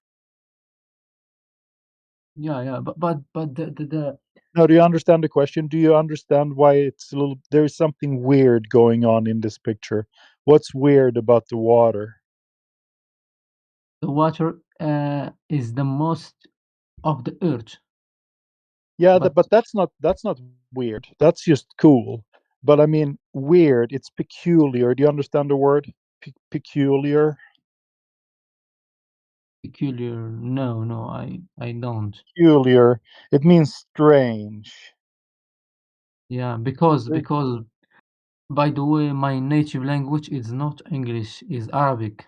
Yes. So we practice English, you and I, right now, right? Yeah, yeah. If I may, can I suggest that he compares that image of water with large bodies of water that he actually experiences directly in reality when he Yes, when he goes that's to a lake? we're getting there. We're getting there. I want him to come up with it. So you see, there is something weird, something peculiar, something strange about the water on that ball, right? Yeah. It's curving around the ball, and when you see water in reality, it doesn't curve. It's flat, right? Yeah, yeah. Yeah. When you look at the horizon out over the water, there's flat water. So when they show us these pictures and they say this is Earth, I asked myself a few years back, okay, wow. So water curves. Okay. Is there a size? Have they told us how big the Earth is? Do you happen to know? Do you know how big the Earth is? No. Well, do you know what the radius is? Radius. Radius. Yeah. Yeah, It's you know the radius. The yeah. radius. The They have waves. right. They have told us that the radius is 3,959 miles. That's over 6,000 kilometers, like 6,300 kilometers. That's the radius of Earth. You with me? Yeah. I'm Yeah, with you. you agree, right? That's the number they have given us. Yeah. So what we can do now is we can use math to figure out how much the water needs to curve over distance, because we know how big it is, so we can figure out how much it must curve. You know what curve means? Curve. It's mean a Curvature. wave up and down. Curvature, yeah. So curvature of Earth, if it is the size that they have told us, has to be over 10 miles, for example. You can look at the diagram in the picture. You can see over 10 miles, there has to be 66 foot of curvature if we live on a ball. You understand? You agree with Yeah. me? Yeah. Yeah. I'm with you. Yeah, I'm Yeah. just talking logically. I mean, I'm trying to focus. I'm trying to yeah, focus with you. right, right. Yeah. Yeah, you can understand the logic. If we live on a ball and the ball is the size that they tell us, it has to curve 66 foot over 10 miles. So 10 miles is about 16 kilometers, right? I assume you use metric system. Yeah. Yeah. So 16 kilometers, there has to be a curvature of about 20 meters. That is the same as 66 foot. Tell me if you're with me. Yeah. I'm with you. Yeah, so what I did, I went to a lake and I brought a friend there, and he stood on the other side of that lake, and guess what? I could see him. So Yeah. either it means that my friend is 20 meters tall, or that the water doesn't curve. What do you think? I think I don't know what to say. Do you understand the problem here? Yeah. Either my friend is 20 meters tall, or I shouldn't be able to see him. But guess what? I see him perfectly. So here's we have done this with laser. Do you know what the laser is? Laser test? A laser. Can you lasers? No, I don't know. Laser beam. See if you can find it on. You can Maybe I translate. know. Maybe I know it in French or Arabic, but English I don't. It's light. Light. Like a strong light. Yeah. Laser. There you Light. go. Yeah. Right. Yeah. So we took a laser and we shot it 1 foot over water. That's 30 centimeters, and it should end up. It should end up on a 10-mile lake. It should end up 20 meters in the air. But guess what? It ended up only 30 centimeters over the water on both sides, right? So water is completely flat. It Yeah. doesn't curve. So we can't be living on a ball. And here's that test. I posted a video. Maybe you want to watch it when you have some time. Super interesting. They shot the laser 21 miles and there was no curving water. Yeah. So yeah. I got it. It's interesting, right? Yes, of course. Yeah. So yeah, because they tell us we live on a ball in space, but when we go and measure it, we can't see Yeah. that. Yeah, but when I sometime thinking when the Earth has no beings and without any oxygen in the Earth, and the cells developed itself to develop from one single cells to two single cells and to produce oxygen from the sea, and to start life making in this earth. At this process, I think that a mind uh, who making this life, because the life going with Yeah. somewhere and someone ruling the life.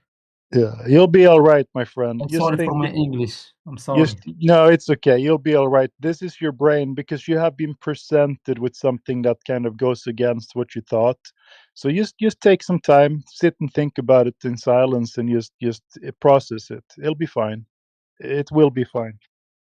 And you can even go out and test it yourself. If you can find a lake that's 10 miles and bring a friend, you can see if you can see them on the other side. Get a good camera or zoom in or something. Or you can have him. He can bring a mirror and he can flash it, and you can see that you can see the flash, and then you know that water it doesn't curve. Yeah.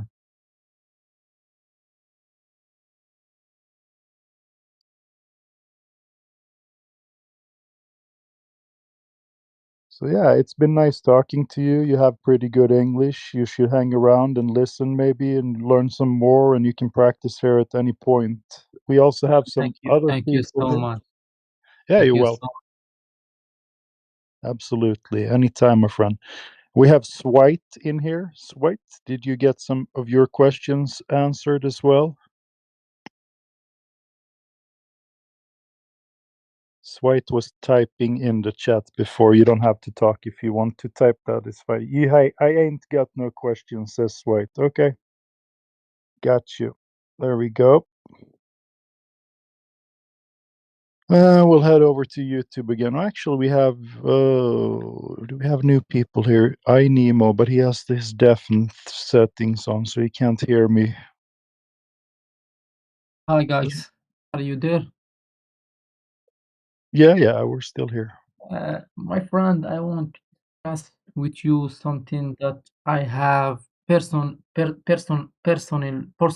or is France, personnel. Something personal? Personal, yeah, personal. Go ahead. I have, and I suffer with OCD and depression, and my life going so hard for years. I don't know why. I see people living and enjoying in their life, but I feel like I see the world overview from from from the sky, but I don't live it. I just living with my inside my nervous system and caring of everything, and even the small step take me hours to take the actions. I don't know why or how, but It sounds like you're depressed. yeah. But I diagnosed with OCD start with me from I think 12, 13. Yeah, it I don't, happens. It's common. yeah. I think it's come from genetics or environment. I don't know where, but I'm really suffer with it. Yeah, I'd there like are. to say I'd like to There's say something about that if I Yeah, could. go. Yeah, because I struggled with depression quite heavily in my life, especially when I was younger. And it was especially because I felt like I was looking at the world, kind of like how you said, from a much further back perspective. So I was having difficulty embracing what everybody else was feeling around me. Because to me, I'd look at it like, oh, we're out here, supposed to be having fun, and I just can't get lost in the moment because I'm sitting over here thinking about how meaningless it all appeared to me. It's like, golly, folks, like, how can you be having fun when in my mind, at least at the time, I was sitting there thinking like all we're doing is running away from the idea that there is no purpose. There is no, like, why are we even suffering to have this fun? Like, it's fun for a moment, but can you even really enjoy that fun unless you're in extreme ignorance? So I feel for you, man. My biggest biggest hope for you is to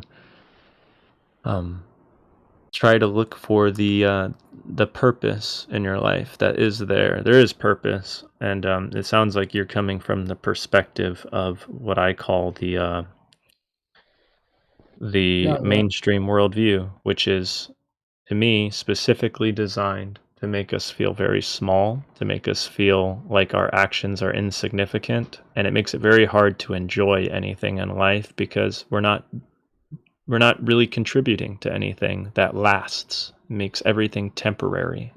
So, if everything's temporary, then there's not a lot of meaning. So, yeah, thank you so much. And I think for me, it's not just a thoughts or the way of thinking, because I think because I suffering with this disorder for years, I think the chemicals inside my brain changed, and like serotonin, dopamine, oxytocin, or endorphin that's make you feel happy. I think uh, I have you know how to say it. Deficiency. you're saying an Deficiency. imbalance. Yeah. Yeah, imbalance in my nervous system, and even my frontal cortex. I think damaged with all of that depression, especially in that an essential age. But in other things, I feel I'm good, and sometimes I'm smart. Uh, or but in other things, I feel like I'm idiot. Yeah, Jad, we can't give you any medical advice here because we're broadcasting on YouTube. But if you eat healthy and if you find meaning in your life, then you're going to feel better. You are not insignificant. I can tell you that I know that there is a creator, and he watches out for us. And if you figure that out, then you will also know that he has a plan for you individually. So I think you Yeah. should maybe look into that a little bit. But yeah, we got to stay on the room topic. Unfortunately, here we have some new people in here also. If they want to talk, we can talk as well. But we can't go into medical stuff here. Yeah. That's uh, that's right. I know. We don't need to mention any medications is Right. in this room. Yeah, that's very legal and very right. I think if you find meaning in your life, you're gonna feel better. Just know that you're special. We all are. There Yeah, is meaning. I think the medication for long term use make the situation even worse. Yeah. I think having sport and having fun with your who you love can make you feel happier than any medication. Yes, you get yourself a good family, good friends, Yeah. exercise and eat well, and you will feel better and find more And meaning. yes, and learn the true shape of the earth. That helps too, because it Yeah. really helps see the meaning. So, As soon as you figure out that, then you know that there is a creator. So that kind of goes hand in hand. it really does. Yeah. But yeah. The worst thing I think is to scared of everything. Get married, to get girlfriend, to get job, to even go to the market to buy your groceries or something like this. Yeah, as a man, I can only advise you to improve yourself every day. Start working out, start finding a good career, and Yeah, just work on yourself, and all the other stuff is going to come to you. yeah. I've been married for 30 years. I've been lucky. So, Yeah. Get married is good or bad? For me, it's been good. Yeah. I have read a book that make me change my stand about get married. Yeah, you got to find the right woman for sure. Yeah. If there is I such a thing. I'm a little bit. I don't know. when I read books, I think it's named The Rational Male by Roro Tomasi. Mhm. He make me I don't know. Be careful to get married. Yeah, yeah. If you end up with the wrong person, then that kind of sucks. Yeah, but the question how to get the right person. Yeah, it's tough. It's tough. How to know I am the good person for that girl. Right. Yeah.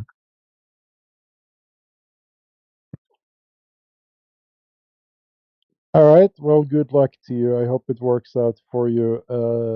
We have some new people in here. Welcome, all new guys. If you want to say hello, feel free to speak up. Thank you We so can. much.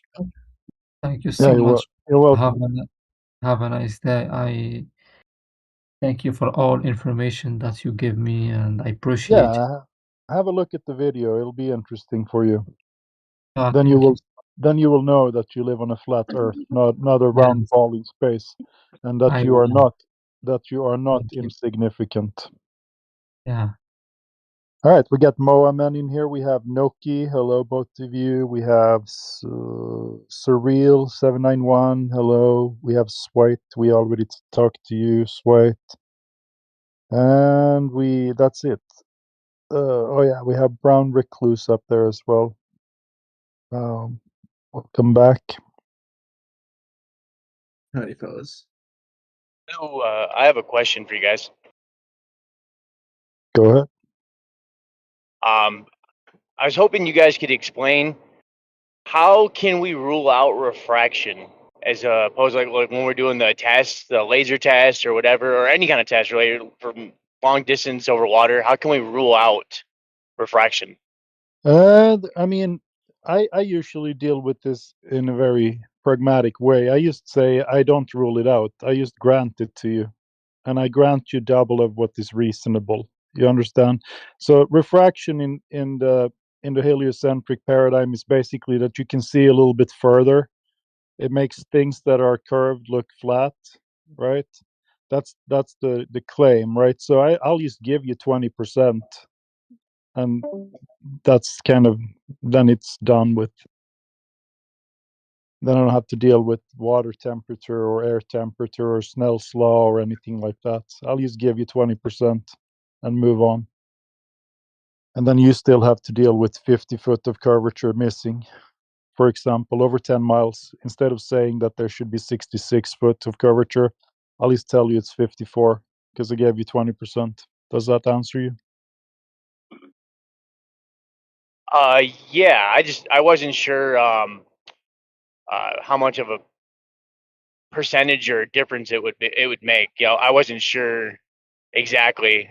10 to 15% is what they call standard refraction, 7/6, right? So if I give you 20 or even 25, you should be fine. I mean, it's difficult to reproduce that even in a lab setting, but in nature, it's basically impossible. So I'll just hand it to you. Here you go. Take those 10 extra foot or take that extra mile of, refraction if you want to.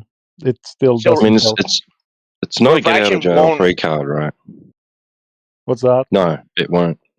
It's not get out of jail free card.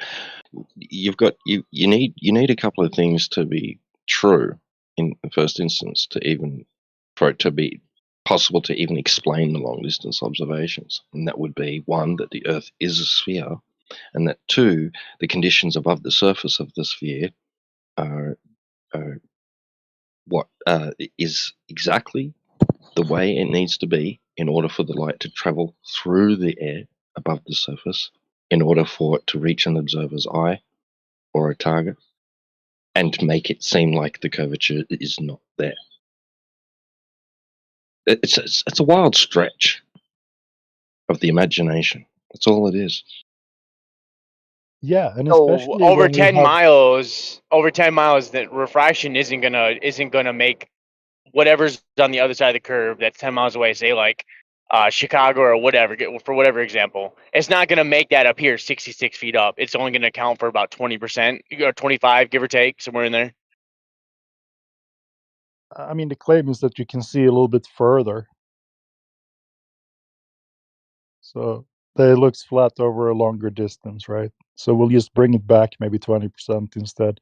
And then you still have to deal with, instead of 66 foot of curvature, you have to deal with 54. So, but the thing is, when we shoot the laser over 10 miles, we place it 1 foot over the beach on beach A, right? And we shoot it over to beach B. It should end up 54 foot in the air over that beach, but it doesn't. It ends up 1 foot over the beach on that side as well. So, and that's if I grant you the refraction. So it doesn't it's pointless actually. I mean, 54 foot is still a 5-story high building. Or if you bring a friend to a 10-mile wide lake, right, and he's on the other beach, and you zoom in and you see him in your camera, I mean, either your friend is over 50 foot tall, or it's the simple explanation is that water doesn't curve.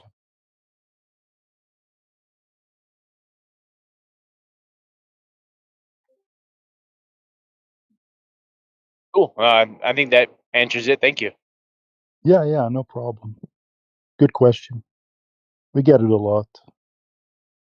All right, we have some people. Swipe. We already talked to you. Oh, do we have some new people? Abdullah, how are you? Good morning, good day. Oh, actually, it's afternoon right now. And let's check the YouTube people. Do we have any interaction going on over here?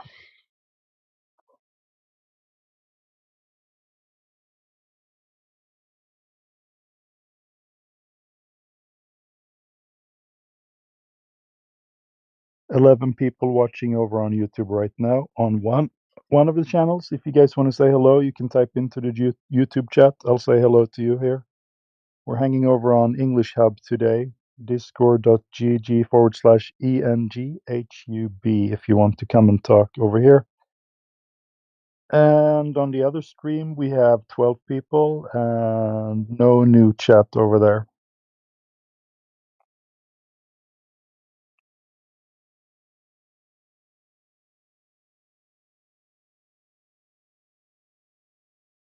Was that the You know, join it'd be, sound? you know, it'd Sorry, be go good ahead. if we could relay what's happening here into the home server's live stream. That'd be cool. How you doing, I think guys? technically you can Hello, do it. hello, everybody.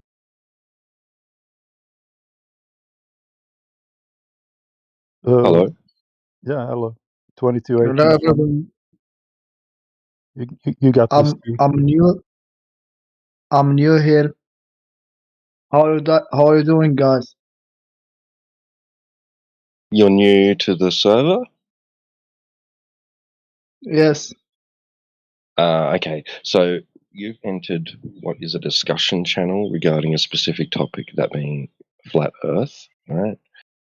If you're actually interested in improving your English skills, and you've come here to learn Yes. English, you might want to investigate the other channels where there's actually learning channels. There's A1 through to with beginners Okay. through to advanced and fluent.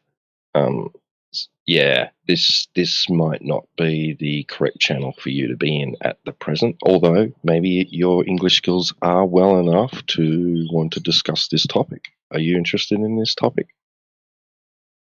Okay. Sorry, but my level in English, when you're talking so fast, I can't understand. You know. Right. So you'll be looking for some other channels. If you scroll down the channel list, look in the channels and look for beginners. Oh, okay. Okay. Thank you, brother. Okay. You're very welcome. Thank you, brother.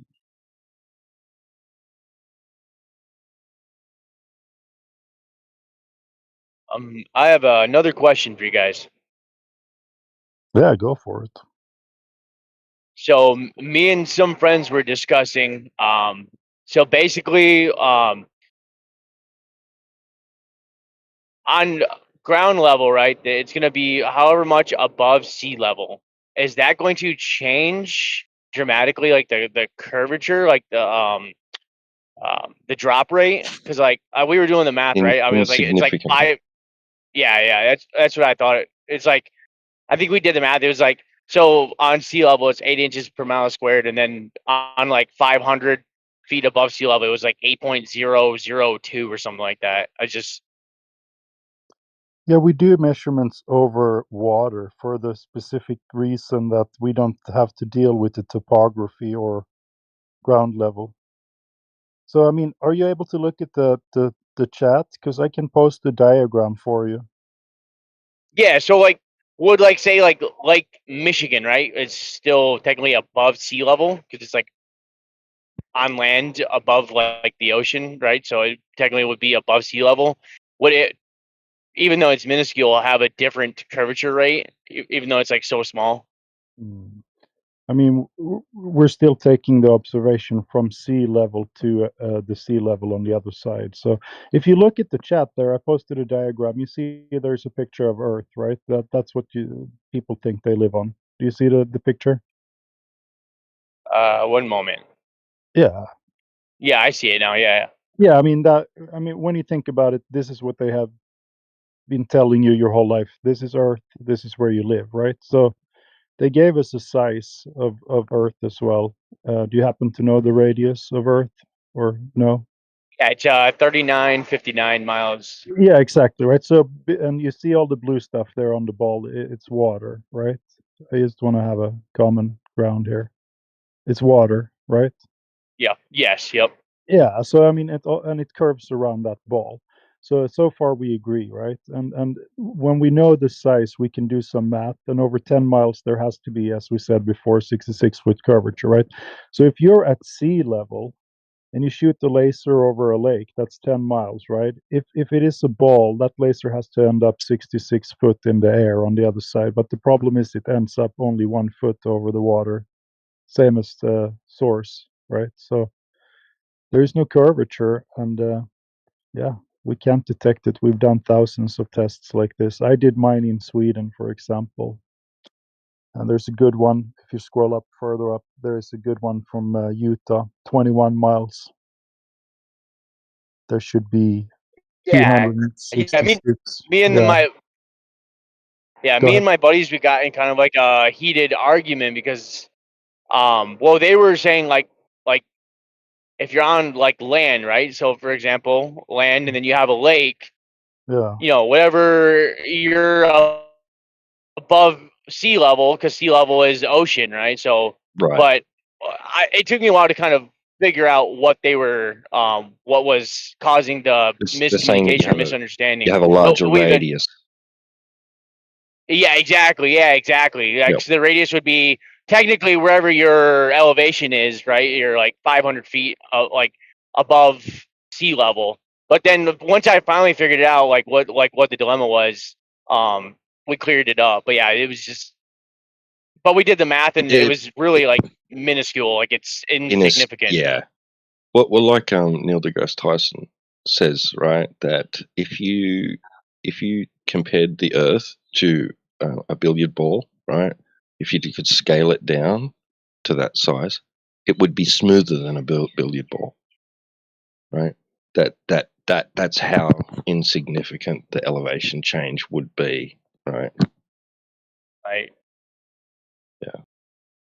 Yeah, and they were like they would draw pictures for me, right? And I think they were like kind of like being exaggerative to make their point, but like they would draw like the land being like significantly higher than sea level, and it was just the scaling was off, and it was just like a big miscommunication, honestly. But they were just trying to like drive a point that I wasn't understanding as far as like the being a larger radius. But like I said, the scales were so much different. I was like, okay, but then I was saying, okay, so if both examples have the same radius, And then they're like, oh no, like they have a different radius. So I was like, okay, so now I know what the problem was. But yeah, we were literally sitting there just arguing for a while, trying to understand each other's points. But I finally got what they were saying. But yeah, it was so insignificant. It was like 2 thousandths Yeah, of a difference. the difference Yeah. shouldn't be that much, even if you take the highest mountain, like or the lowest. Like the hole we've dug is like 7.6 miles, and how high is Mount Everest? It's 7-8 miles or whatever. It makes no difference. The radius of 3,959, and take off 10 miles in either direction, it's not going to make that big of a difference. As T-Dub says, you shrink it down, it'll be smoother than a billiard ball, right? So I think Right. you Yeah. understand it correctly.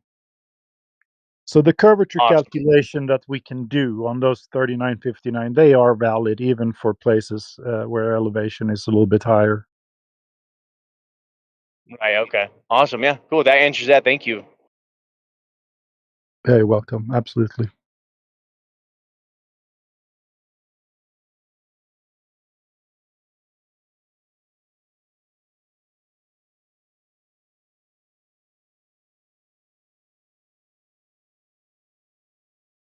You have good questions, man. Appreciate it.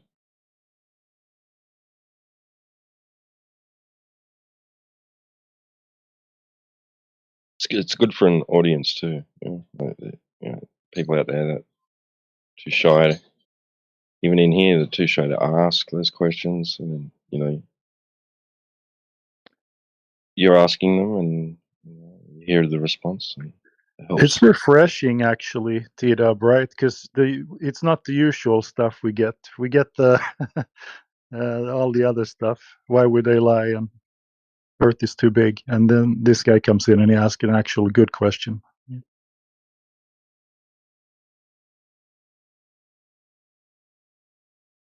Yeah, absolutely. Yeah, it's not the questions aren't necessarily motivated by a bias, driven by skepticism. Yeah, critical thought was displayed right there. Yeah.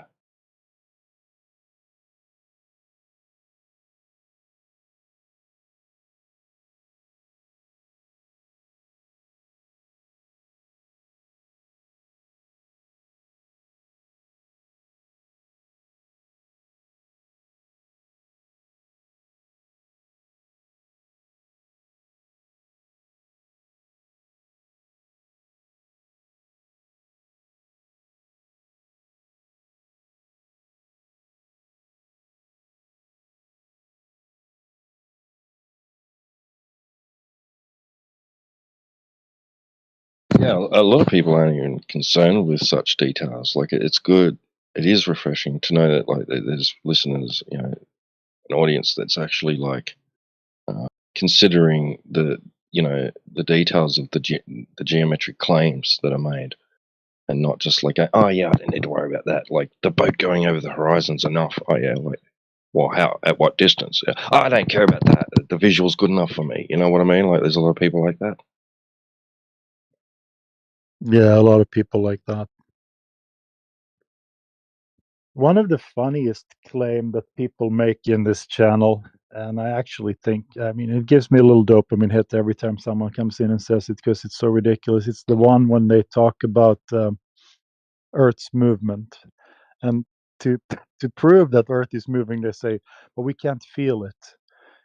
We can't feel the movement." And I'm like, "That's your proof. So we can't feel the movement, and that is the proof of movement." Which it's a paradox, right?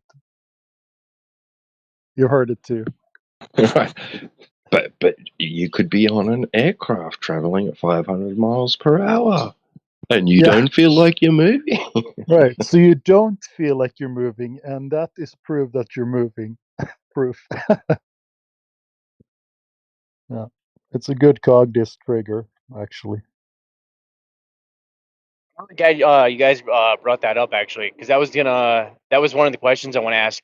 There was like a test that someone did with a gyroscope, and I think it was on like the documentary, which I know the documentary is usually kind of like not very informative. It's kind of Yeah, we can address Is that. it?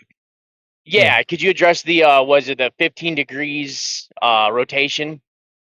I'll actually post a video and let Bob address it himself. You see, it was an it was in some kind of mockumentary where they only clipped out, like they wanted to, before they released it. He actually sent them an explanation about it, and they didn't include that. So there could let me just post the video and you can watch it yourself. It's better if he explains what's going on there. But the bottom line was that he didn't actually measure Earth rotation. He says he measured sky rotation, like we see the stars rotate above us, right? But I'll post it if I can find it. Give me a second. You can talk to T-Bob Dub or something maybe. Just a quick caveat.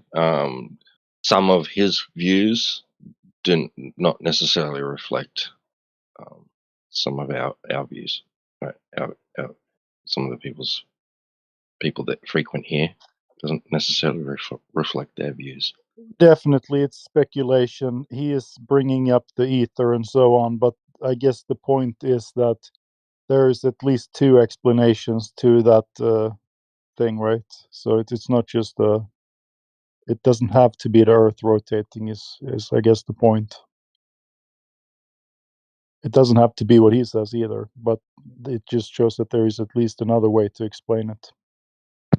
It's good because he also, I'm pretty sure he talks about details which weren't in the documentary, right? They were left out. Results that were left out.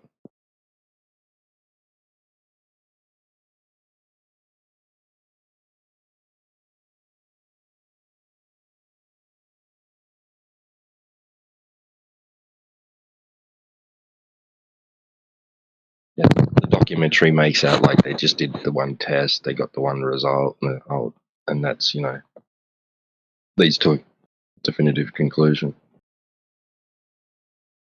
We can go into that more, but no, that's not true. There was multiple tests done.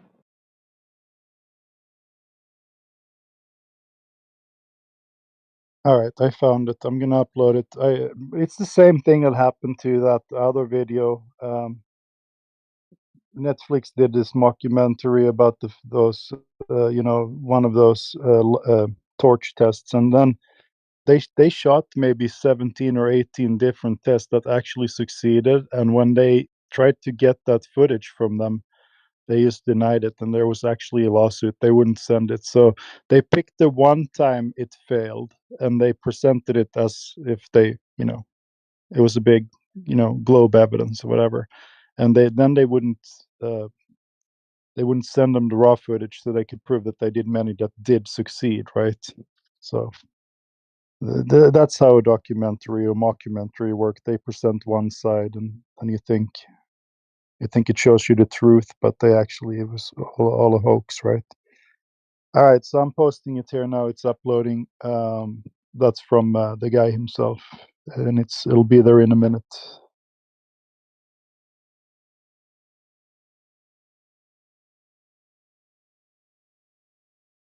I actually have those emails from Netflix where they clearly tells Jaran that we're not going to send you the raw footage. We're sorry. We should have included this in the documentary. We didn't do it.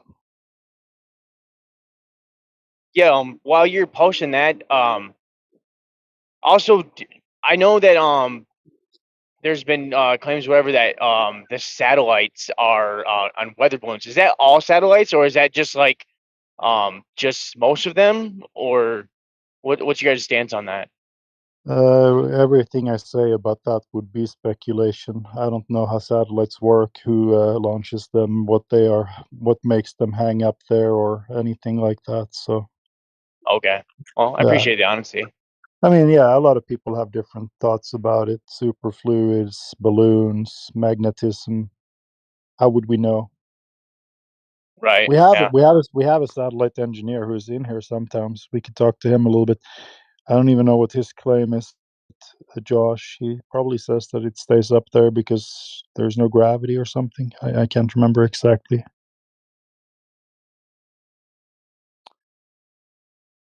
Yeah, I often wondered how that worked too. Like when they're supposedly in space and they're going through space or whatever, right? There's no really atmosphere to push off of, right? So like on Right. Earth, you've got like the atmosphere of the Earth. Water is even more dense, so you've got something to push off of. I always wondered how that worked in space. Yeah, I don't think rockets work in a vacuum unless they have something to push off of. There are some experiments. There's been some videos. By the way, I'm posting those Netflix letters as well, so you can see that they refused to send the raw footage. They did many more tests that did succeed, and then they just picked the one that failed. Anyway, the thank you, Bob, is in the chat as well. There's a video. You can look at his explanation. Yeah, I will check that out right now. I'll mute myself and watch that actually. Sure. Thank you.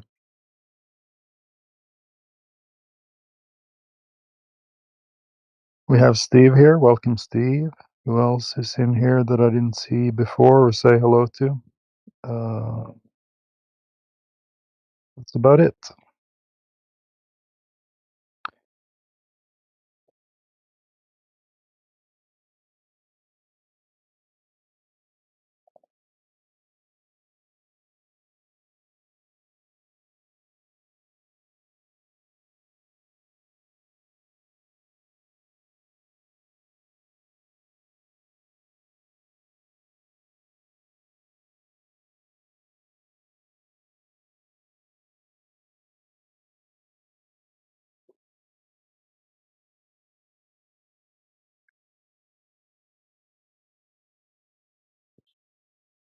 I can't even remember. I think India is the one who had the best presentation on the gyro. He knows a lot about that stuff.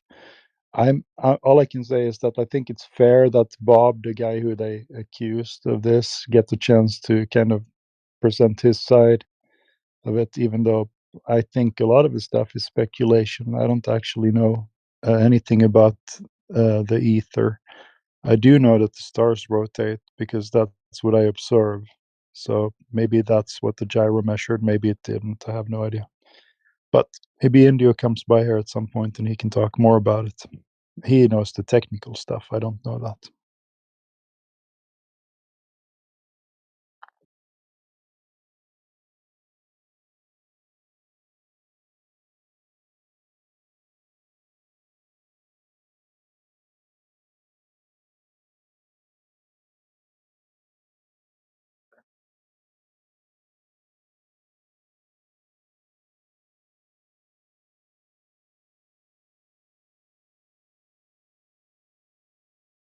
All right, my family is back. I have to go eat dinner with them, so I'm gonna stay in listener mode. It was nice talking to you, Noki, and the rest.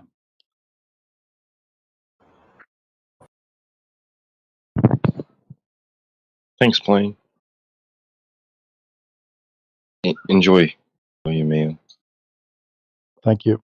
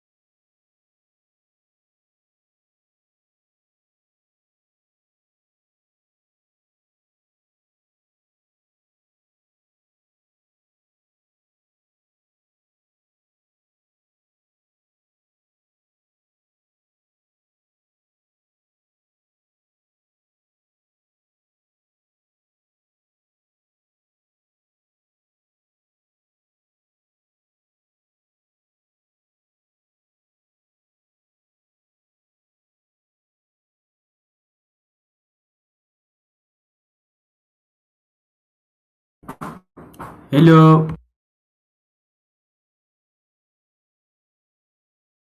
What's up? Hello. Hello, welcome in.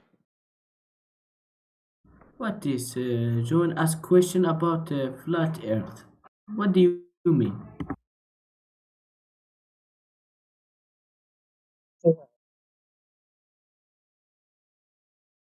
The Earth is a ball, my friend. It's a It's what? ball. Sorry. My friend, NASA, the human going in the moon, video. Oh, I'm sorry, don't speak English good. I'm sorry. Goodbye. His accent was LARPing.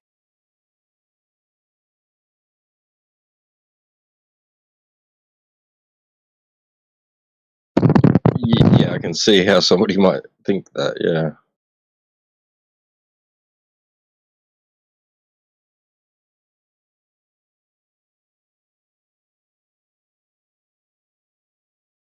We've argued with French people before.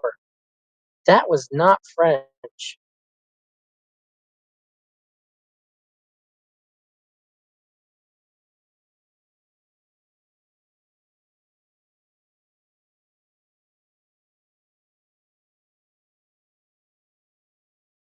It wasn't even French Canadian.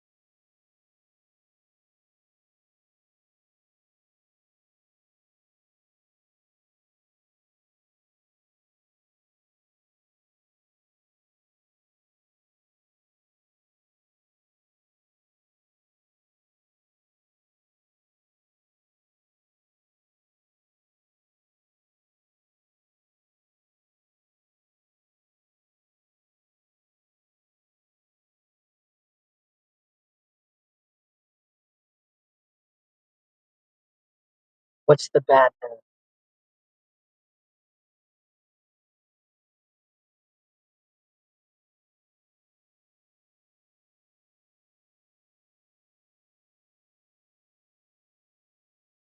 If Earth is flat, why won't the sea leak to space and evaporate fully? Say that again. Earth is flat, why won't the seawater leak to space and evaporate fully in the vacuum? Because outer space is fake and the air is Okay, somebody contained, is so there's laughing, I'm no leaving. it has to evacuate into a thing that doesn't exist. That's why. Well, it's just ironic. That's all. Oh, bro, don't be a Wait. You're snowflake. saying the space doesn't exist? Yeah, we don't think that the Earth is a disk in outer space. That's not what we're saying. You don't Yeah. believe that So if there's outer vacuum space outside the space in the if space? outer space doesn't exist, there's no vacuum for all of the air and water to rush off into. But yesterday when I asked about seawater, why doesn't seawater uh like go outside the earth and stuff? Somebody here who was a moderator told me, yeah, outer space is like a vacuum, and inside the vacuum water evaporate immediately, and I don't know, stuff like this. So Yeah, so that's the story, right? but you're saying there's The no outer story space right is now. that the sphere Earth is surrounded by a vacuum, right? But in reality, when you have water in a vacuum, it evaporates. Yeah, that makes sense. So Yeah, okay, but outer why doesn't the space water doesn't evaporate exist because outer space is a vacuum. You have water on Earth, right? So there's no vacuum Yeah, because but in a why vacuum, water water on evaporates. Earth? But why doesn't the water in the edges of the flat Earth leak and go like fall? There's a Outer space misunderstanding. is fake. So there's no Yeah, there's disk in outer space. You're inside of right. a There's a misunderstanding. yeah.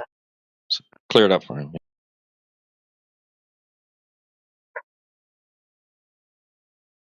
Since outer space is fake, there's no disk in outer space, so there's no water falling off and leaking into outer space. It's a contained system. Water is contained, the gas is contained, there's no vacuum. What are the stars that we see at night then? They're lights, and I don't know what they're made of, and I don't know what they are. I don't know how high they are. I know that they're there because I look and see they're there.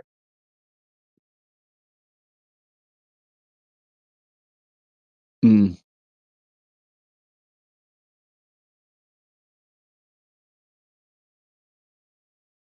Damn.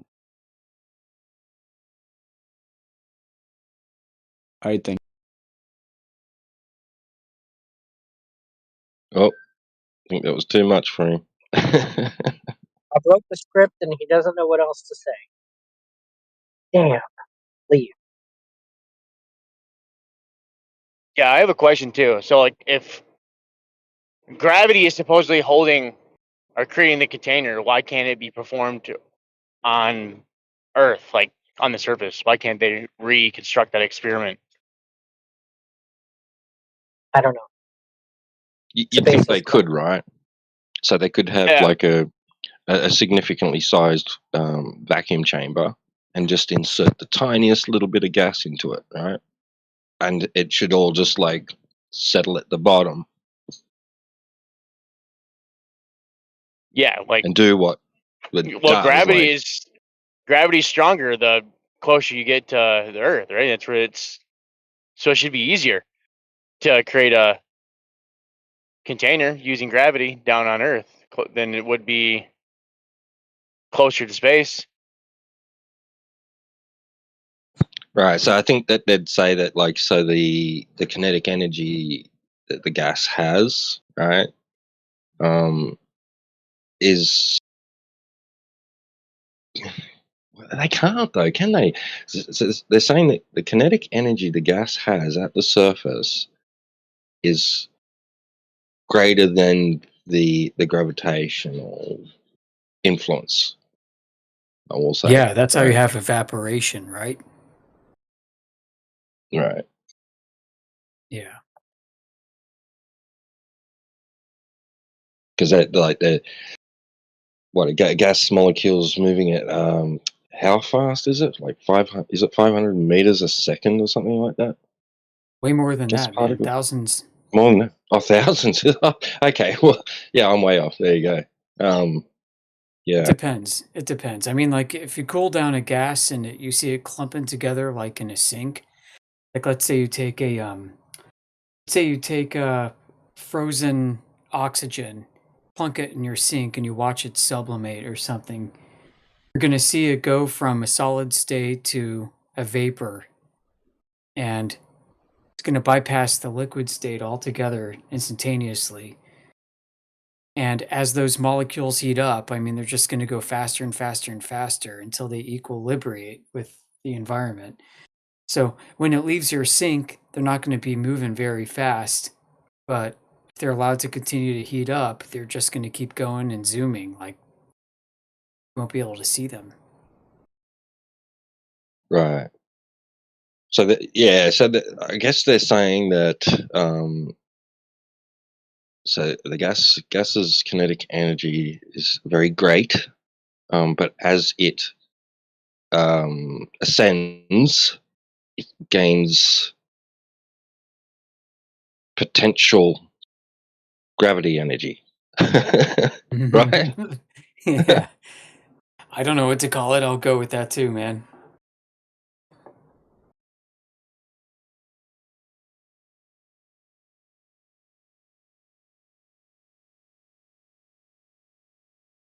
What do you call it when you pick up a rock from the ground? You lift it up high. Yep. Potential energy. Yeah. The rock isn't moving and you're holding it. You're holding it, you're holding it. And they could maybe like set it on a shelf, and the shelf is now holding it.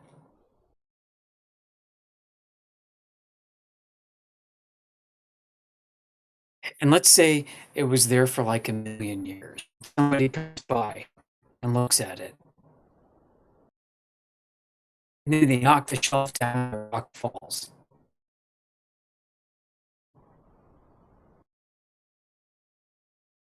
That person's not going to know that the rock is up in place there.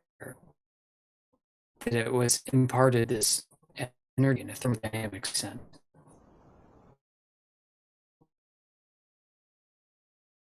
So people ask, like, well, what about apples falling from trees? Well, how'd the tree get there, right? Started with a seed, the seed to a sprout, grew into a sprig, and the sprig turned into weed, and a weed turned into a tree. It started to bear fruit. Apple, before it existed, was lifted up out of the ground, and then it fell to return to equilibrium.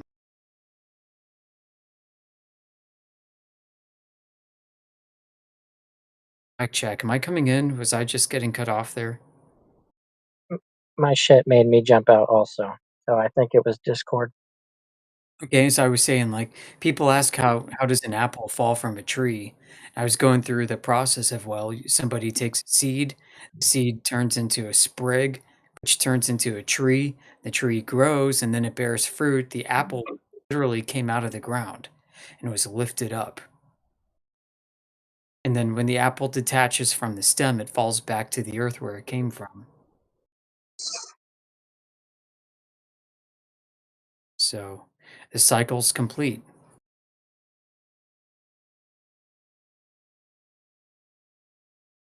But people don't think of energy like this. They don't think of the transfer of energy in these terms at all.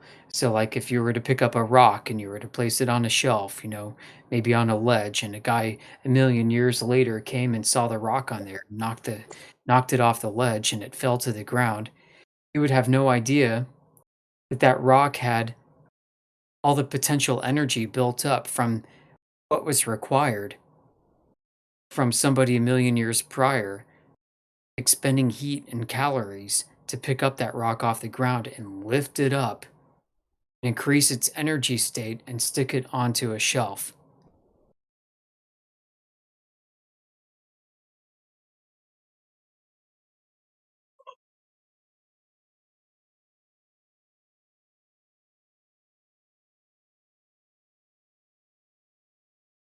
People don't think of gravitation in these terms.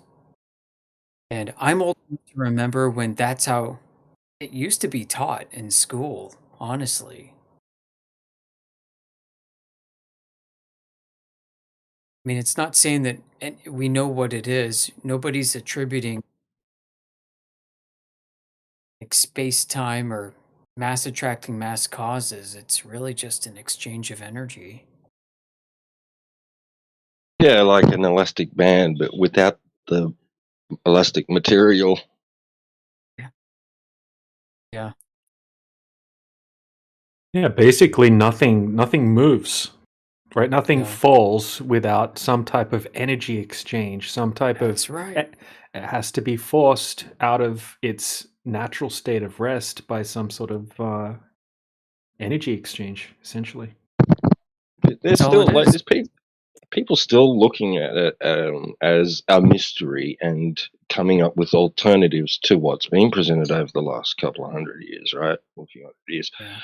I mean, I just read an article the other day about it. They're considering it to be more of an entropic effect, right? Love it. Like there's just all these different ideas about it. They're still throwing it around, like like it's a ball to be played with, right? Yeah. Yeah, I mean that it's funny that they call it an entropic effect when currently when it's been described by people coming into our Discord as a negative entropic effect. It's reversing the entropy of gas molecules.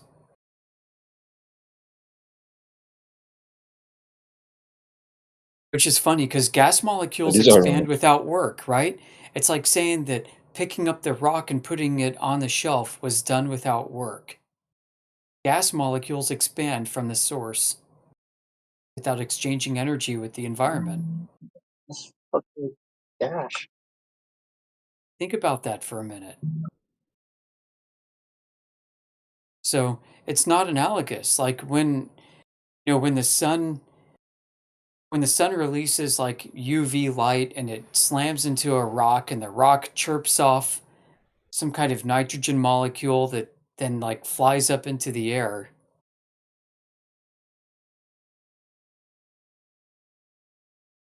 Is that the same thing as picking up a rock and putting it on a shelf?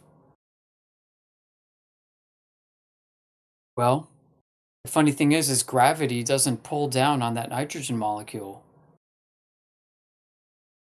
but it does pull down on the rock. The nitrogen molecule expands without expending any energy into its environment without that exchange. But the rock that you pick up absolutely does. So it's weird, man. Like gas molecules are weird. Unbonded matter seems to obey a different set of principles than solid matter or bonded matter.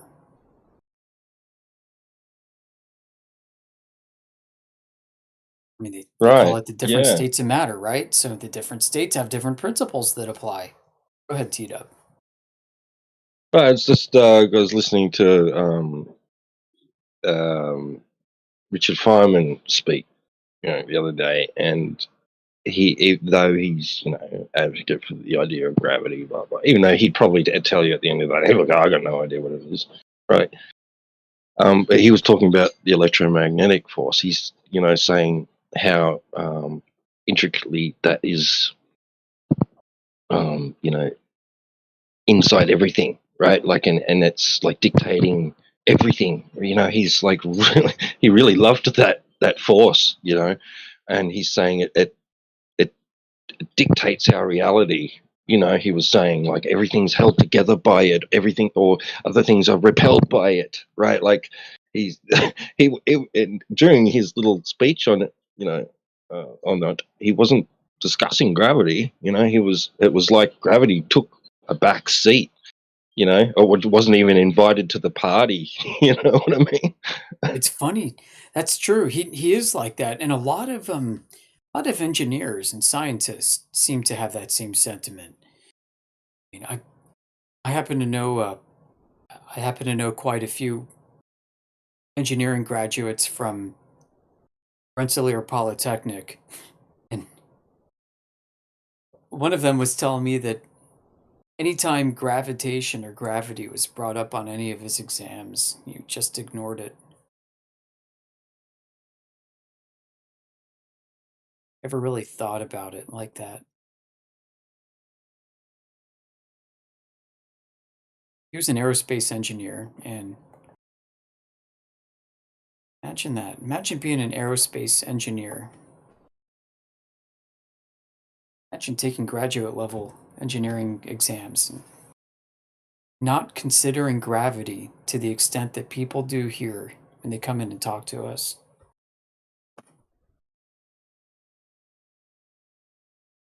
Well, I guess in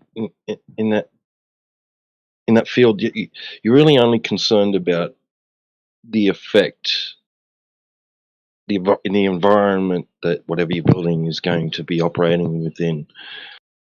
I guess you're not really concerned about overarching, cause, right? You just want Right. your device to operate correctly and safely as possible. Right. And you really only need to be concerned about the effects. As long as you understand what's going to happen to your device within a specific environment, that's all you need to really account for, right? Yeah, you could consider gravitation as an effect, as the phenomenon that's observed, and we don't know the actual cause. But what it does describe is a statistical distribution of density, which is not necessarily related to the atmosphere.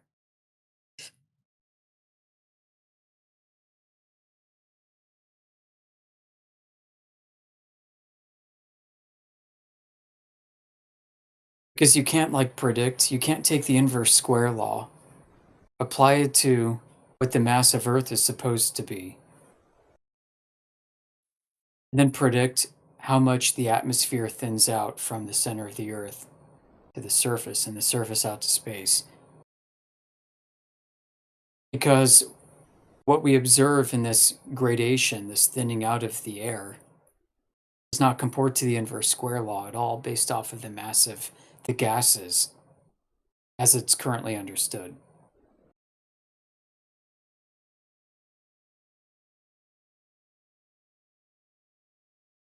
And the ad hoc rescue devices, well, it's a dynamic system, the Globers will say, and they sound like us, and be like, yeah, they're at different regions of the atmosphere, you have different effects happening. And at some point, you get to the thermosphere where suddenly it gets hot again. It was warm at the surface and then it got extremely cold and then it started getting warmer again.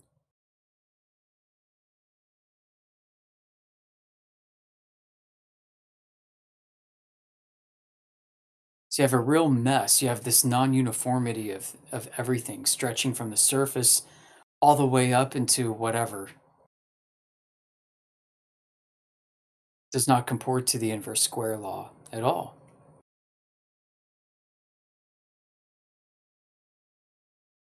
What I find funny too is when they say that, well, the gravitation of Earth allows you to accelerate tangential to a supposed curvature of the Earth. As long as you move in one direction fast enough from a specific height, and your speed your velocity according to that height, you're going to be falling forward. Your gravitational vector is no longer inward towards the center of the Earth. It's going to be tangential to the curvature of the Earth. Yeah. Yeah, where's the satellites that are, that are orbiting against the rotation of the Earth? Yeah. So what about all the gas molecules? They expand in all directions. They go this way and that way and all over. Let's say you have a source of gas production from the surface as it's currently known. It's where gases are produced on the surface of Earth. Got a bunch that are going to be flying somewhat tangential to the surface of the Earth at thousands of meters per second. Are they going to be doing geodesic arcs? Well, then, the Glober would say, Yeah. well, yeah, they will until they collide with other gas molecules. And here's what's really funny. I'm also old enough to remember being taught that gas molecules are so small that the chances of them bumping into another gas molecule is basically infinitesimal. Such as, like, you don't even have to consider it in most circumstances, except for like very specific cases, laboratory conditions, and things like that. But in nature, you're not going to expect it to happen. But nowadays, you read about gas molecules and it suddenly feels like it's a bumper car full of 10-year-olds just slamming their cars into each other on a track, every which way in that.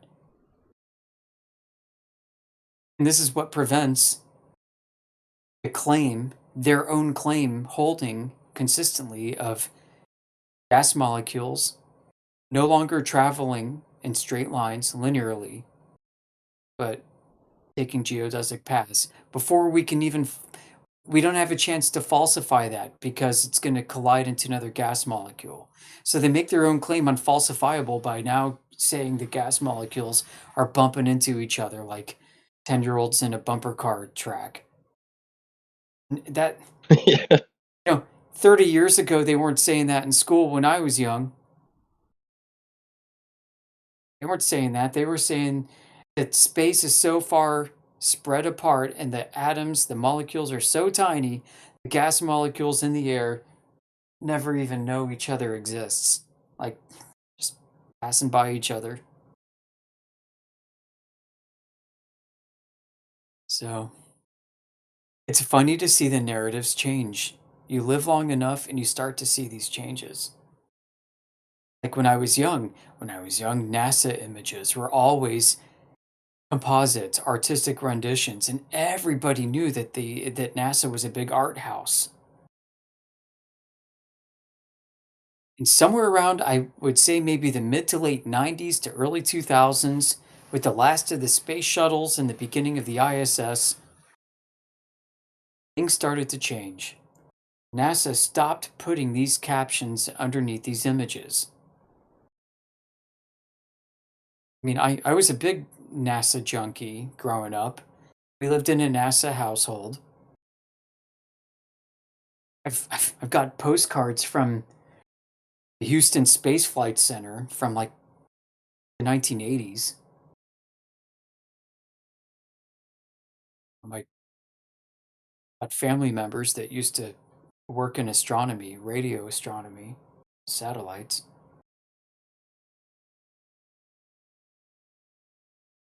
So Yeah. it's just really interesting, man. Like I was locked into this. I remember being young, dude. I remember like when they said that the first image of Pluto was coming in. Maybe it had already come in by this point. I hadn't seen it yet, but regardless, it was brand new when I remember this happening. And I remember thinking to myself, I was already skeptical, like NASA being a big, gigantic art house. Like my mom and dad would talk about this and we'd bicker back and forth. My dad used to think like I do, if you know what I mean. My mom was the one who is connected to NASA and in working capacity at one point. But I remember thinking, wow, wouldn't it be funny if like somehow Pluto the dog like found its way on the planet's surface of Pluto when they show us the image? And then I looked at the image. It was like in like a Sky and Telescope magazine or something. And then I turned the page and there it freaking was. I'm like, you gotta be kidding. It's a silhouette of a freaking Pluto dog on Pluto. You gotta be kidding me. You know, I was in my teens or something. I remember looking at that and I mean, I was like, this is just stupid. I still believed in outer space. I still believed in the Big Bang. I still believed in satellites and astronauts and space shuttles and all that stuff, the moon landing. It was all near and dear to my heart, but I was like, what the heck is wrong with these NASA people, these artists? This is just not right. Like, you guys, NASA, you got to hire some more honest artists because this is terrible. It's so on the nose. And then fast forward on to like 15 years when one of the blue marble images of Earth came out with the clouds that had SCX written in the clouds. Just like what happened in Lion King, which I think came out a few years prior, the movie with the SCX with the leaves. Right. You know, I'm like, oh my gosh, this is so stupid. You guys, again and again, and my belief started to crack at that point. But And it seems like a recurring trend. I mean, we like around holiday events, and we get images released from the space agencies, like Halloween. Oh, we just happened to find this skull-shaped galaxy. Like look at or nebula or whatever. Like, and Lantern. look at this Oh yeah, quasar the that's emitting skull-shaped light like a galaxy. That's Christmas another thing. tree. Wait, Looks Right? like didn't they the say like the Uranus? sunspots. Didn't they say Uranus stank or something like that? It had like it smelled like gas, like farts or some shit like that. I remember reading about that. Yeah, that it smells like Yeah. yeah, Methane or something. yeah. They're like they're literal Smells like farts. of Yep. Uranus that open up like sulfuric fart smells. Yeah, like oh gosh, Yeah. and it's gotten worse over the years. I got to It'd be say, like if peak they NASA was the 1980s and early 90s, and it just got worse. right. It'd be like if they turned around and said, like, scientists have just discovered that Saturn's rings actually contains a lot of gold, and ironically enough, embedded in it is a giant diamond.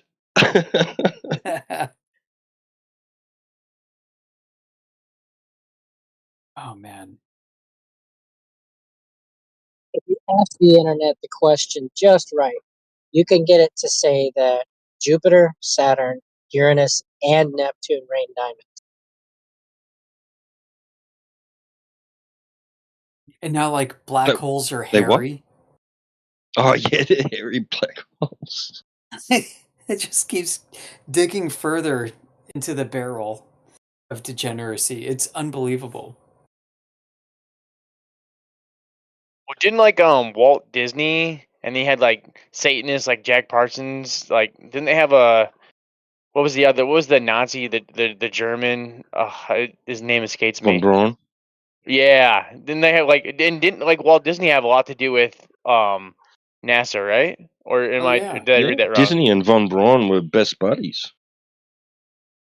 And then you had like Jack Parsons, who was like a known occultist who was like known for doing like sex rituals and followed that Friends Thelema. with what was his name? Friends with the Aleister Crowley. Crowley. And Yeah, thank you. Yeah, tried Crowley. to Yeah. impregnate a woman. Like on the blood moon. Yeah. Oh, jeez, dude. It's so sick. I mean, that's why JPL's called Jet Propulsion and not Jack Parsons Laboratory, as it was originally named. They had to divest themselves a little bit from that. But they still retain all their freaking weirdness.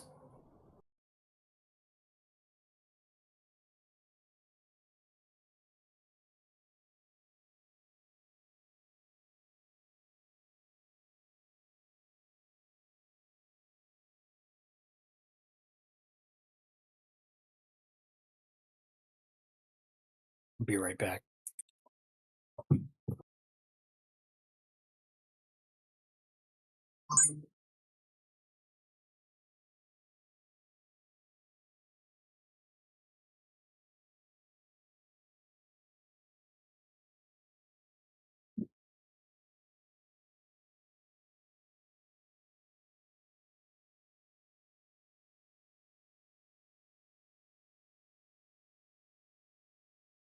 Hello there.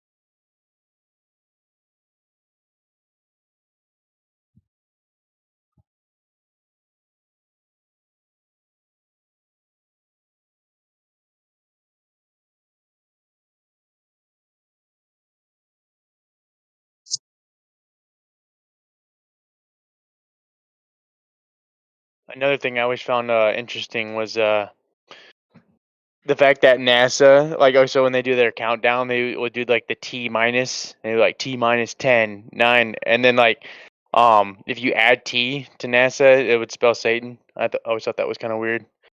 Maybe it's just coincidence.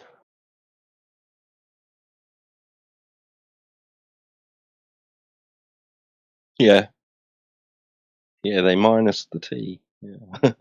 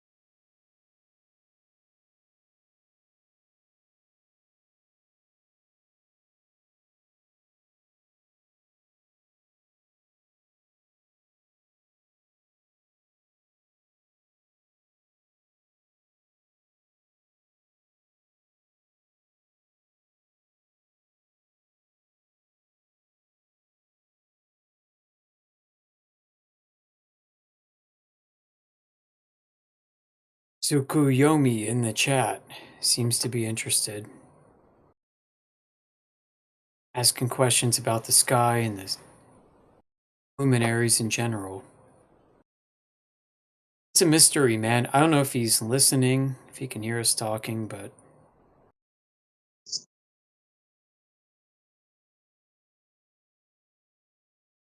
if not on here on YouTube. He wasn't in the VC. He just didn't open his microphone. Okay. I mean, for everybody else, I mean, my personal take is the sky is so beyond our comprehension. You really have to scale it back. Like, you have to scale it back. No, the moon landings didn't happen, so we didn't go there. No, we don't have Voyager space probes going out beyond the solar system. That's not true either. Scale it back. Scale it back about 100 years. There's a starting point to scale it back further. We don't know anything about these things in the sky at night. The celestials, what their distances are, what their composition is, how they manifest, or anything like that.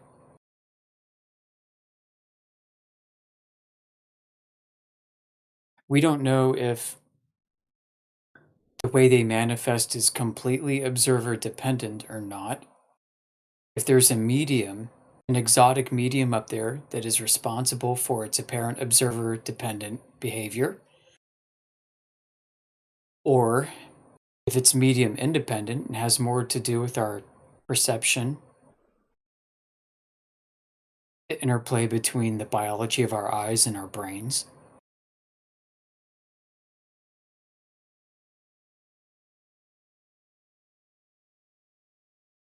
We're in We a don't video know game, if, bro. We're in a huh? video game on. We're in a video game on some kid's computer in his basement. This is all No. in the Matrix. It's flat if that's the case.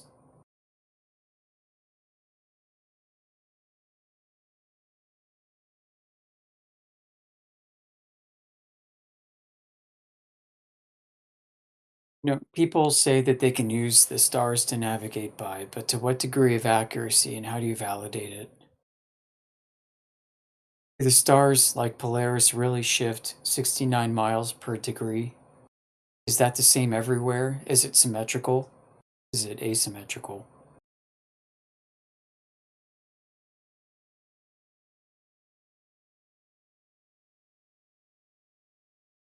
How do you account for the distance when you're in the middle of the Pacific? 2,000 miles from land in all directions. 4,000 miles from land in all directions. How do you even begin? Oh, you're going to use GPS? Well, that's circular logic. Go ahead. Someone open their mic.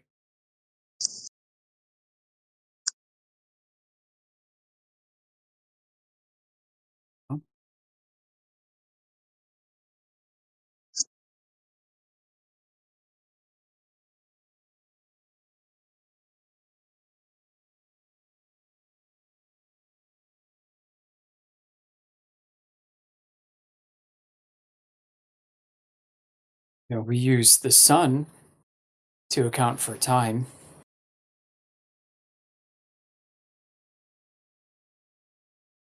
Universal time, UT. You have what the sun does when it goes from one point in the sky and returns to that same exact point in the sky after about 365 days and some change. You've got clocks. You've got really precise atomic clocks, like your microwave. Your microwave clock keeps time to like the 10,000th decimal of a second or something ridiculous. And the sun seems to be less reliable, is more variable than your microwave clock. Every now and then you'll catch a glimpse of this. You'll see it in the news, like, oh my gosh, is Earth speeding up in its rotation? Is Earth speeding up in its revolution around the sun? What is going on? They'll make a big deal out of microseconds or nanoseconds, whatever. Maybe more variable than that. It's okay. When their clock starts getting off, they start saying things like, well, the tsunami caused the Earth's rotation to go backwards a fraction of a second. Even though nobody knows. They'll say that, but here's the thing. I think, and I may be wrong, somebody please correct me. I think they actually take their atomic clocks, which are, I would want to believe are super accurate, but there's some reasons to believe that they may not be, due to like electron orbital decay or whatever. Assuming that they are extremely accurate, I think they actually correct them for the sun. When there's a discrepancy between the atomic clock and the sun, they refer to nature as the true reference, and they adjust their atomic clock back to match the sun.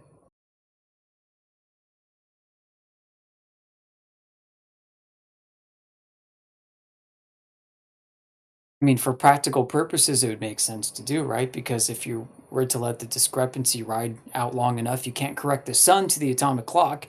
Eventually, you're going to have the clock like showing it's morning when it's midnight. So, yeah, they adjust their atomic clocks to the sun. I don't think I'm wrong about that. UTC versus UT1, I think is where it is, and this gets into the equation of time. How we keep track of time.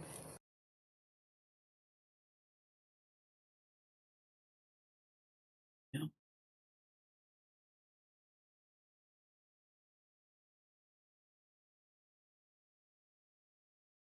If the sun is variable and if the clocks are variable, then do we have any accurate accounting for time?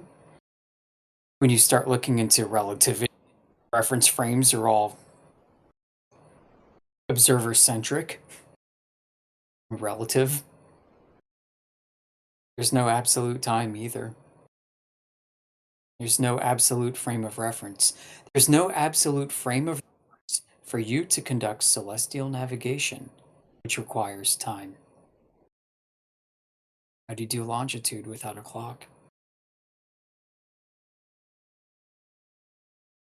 There's no absolute frame of reference, therefore, when looking at the stars without a clock and just recording their angles.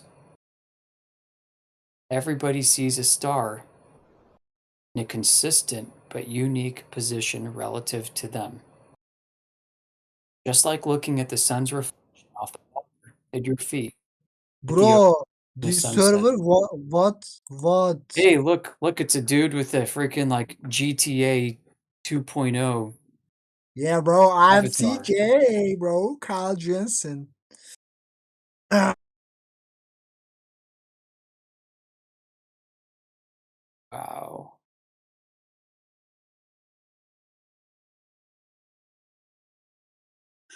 Do these guys listen in and like to butt in right at the most opportune time? I don't know. Sure seems to be, though.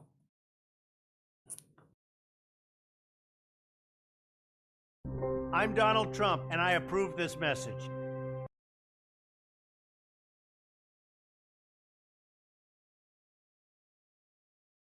This guy basically joined the server last week.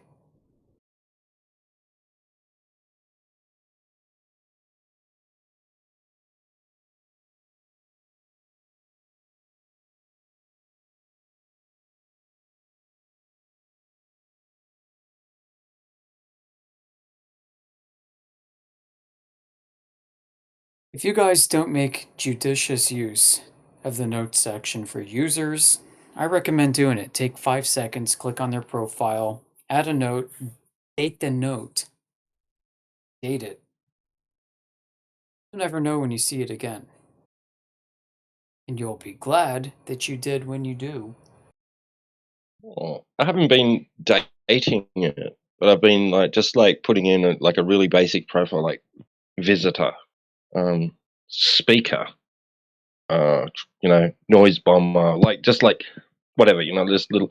But I don't always do it, but I've been trying to do it more regularly. Yeah. I started doing it a couple years ago, and it took a long time, but it's starting to pay off. Okay, we got somebody in the chat, Surreal791. UTC is based on 0 degrees longitude, Greenwich, not the North Pole. Yeah, I'd imagine so, that it's based off of Greenwich, not the North Pole. I don't know why you would think I would think it'd be off the North Pole. Longitude is more or less a function of time. And it's not based off Greenwich, so Surreal791, it's based off of the time that the sun is at its zenith over Greenwich. How do they decide what's the eastern and western hemispheres? I would I would assume assume it it's would be east and based west of on, Greenwich. yeah. And then plus the way they have made the two lines in the sky to identify the 4 quarters of the sky, where the stars pretty much make a straight line, and then wherever that is associated with Greenwich, that would be the east and west.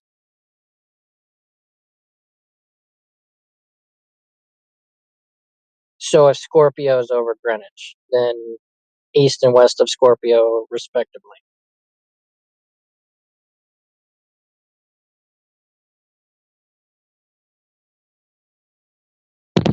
I remember watching something about, I didn't fully understand it, but apparently our tropics are misnamed, that they shouldn't be called that anymore or something. That's from a time in the past when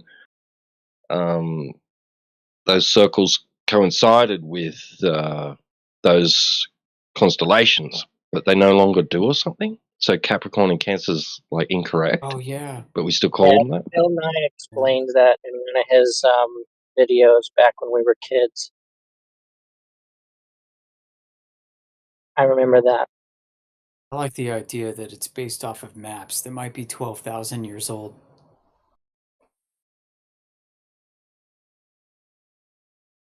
Because it's going to be when the sun rises in the east on the equinox, in whatever constellation it was at that particular. Not was it based off the equinox? No, it'd be based off the solstice. Excuse me, duh. Like the sun rising in the solstice. 90 degrees, not 90, well, just off 90s would be like whatever degrees that would be. 90 minus 23.4.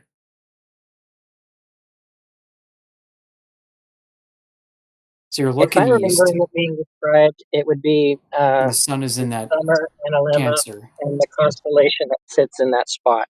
That's the identifier. And so it's shifted over, I think it's a 2,000 year span.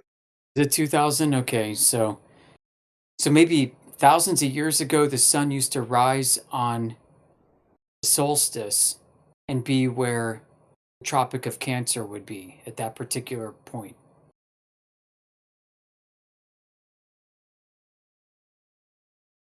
And it's no longer the case. I'll see if I can find the video. And the same with the Capricorn. There's so much like I got this great book, and you guys have probably heard of it too. The Maps of the Ancient Sea Kings by Charles Hapgood. If that name rings a bell, it's because he did all this research into old maps and found that Christopher Columbus took maps, which he got from the Sultan of the Ottoman Empire, who had just recently conquered the Byzantine Empire. So the Sultan got his map from the Byzantine, the Eastern Orthodox Christians. So Christopher Columbus was working off of Roman maps, Eastern Orthodox Christian maps. It had mapped out Antarctica, parts of the coastline of Antarctica, as well as parts of Brazil.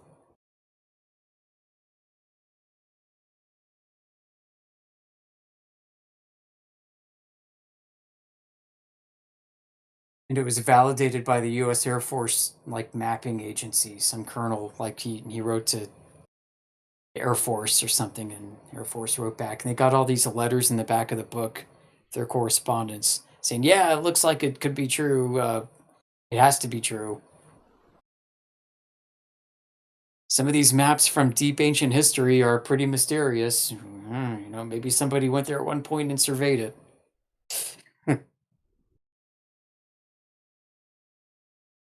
So these traditions, I mean, they would use celestial navigation. So the Tropic of Cancer and Capricorn probably just kind of stuck from whatever age that was. Probably goes back to the Phoenicians, whoever they were.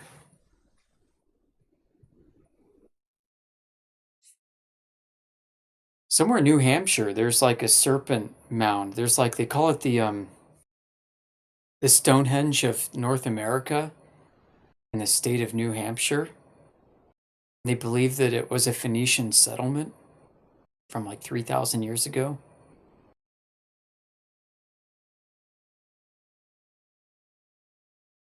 Yeah, crazy stuff, guys. I almost think that North and South America might have been one of the biggest secrets that all the kings in the upper class, the aristocracy of ancient empires knew about, but never really talked about.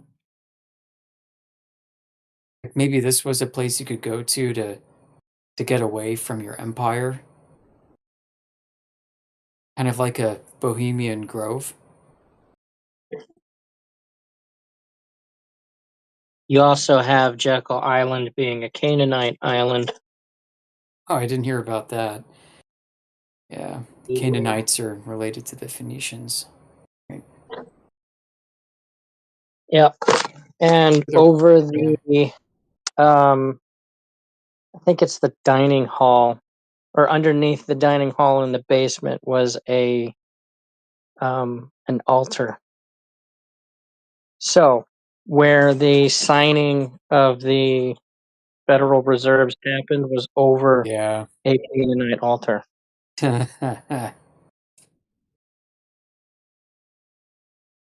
Now, all these Epstein files have come out, which I would love to talk about as much as it's off topic, though. The ancient demons of old never left. They're here. The mask just dropped. The 13 bloodlines? The like the Illuminati bloodlines? We're talking deeper history than that.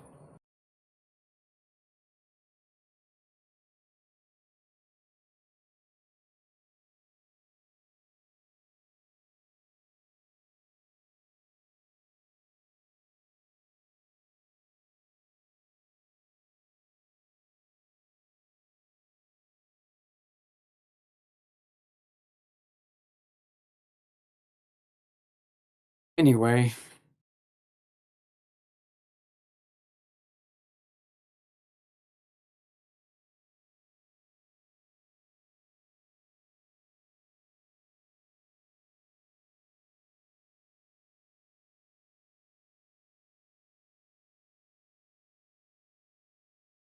What's your opinion on the Admiral Byrd and the Antarctica thing? Do you think he actually like found something, or was that just a false story to send people down rabbit holes or something?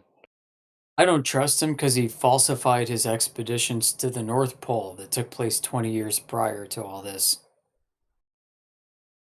He lied based off of what I've researched. He lied about his sextant readings and his positioning.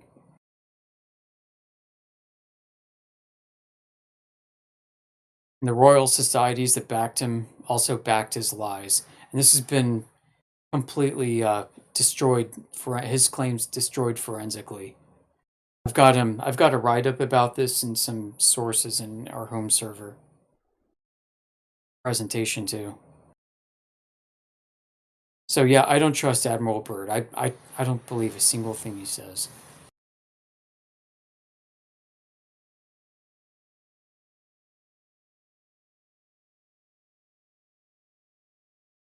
I don't think anyone should.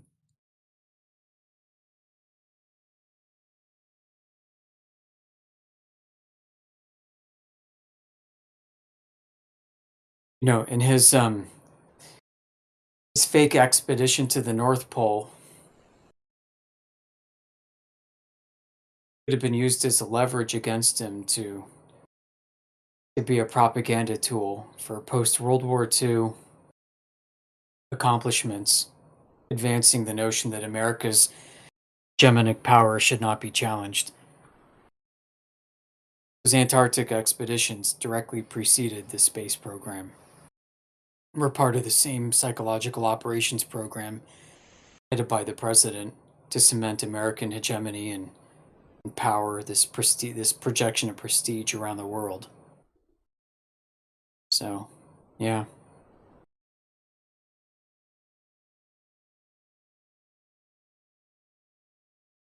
You know, it's not like I'm hand-wave dismissing these claims. It's no, I've got good reason to dismiss these claims. Not with a hand wave, it's more with a chainsaw and a mallet.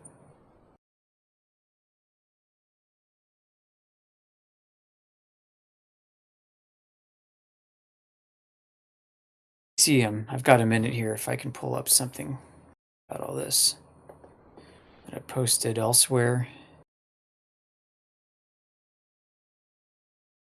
Let's see.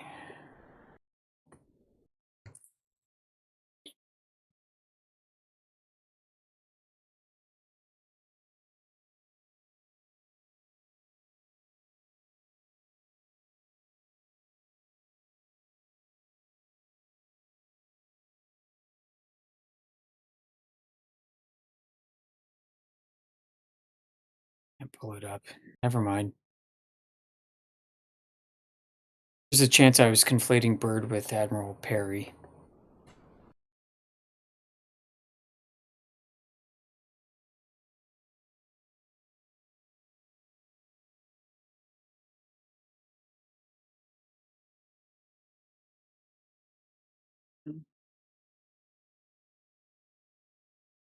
Yeah, I mean, Byrd was the one that supposedly went to Antarctica during Operation High Jump, and there was like rumors. I don't know if he had stuff in his diary said that there's like another world in like basically like a concave Earth, basically that like another Yeah. Do you know the civilization that history lived of under that there. diary, dude? That diary is a fabrication, like by his I brother. believe that. Yeah, I can believe that for sure. Yeah. So like, I just no. That Well, that's diary like is when so full everything of like crap. Antarctica got like super like secret, right? I mean, that's when shortly after uh all the nations signed the agreement, right? Whatever the treaty is. Shortly after that, to like basically that Antarctica is just like a no-go neutral zone for science and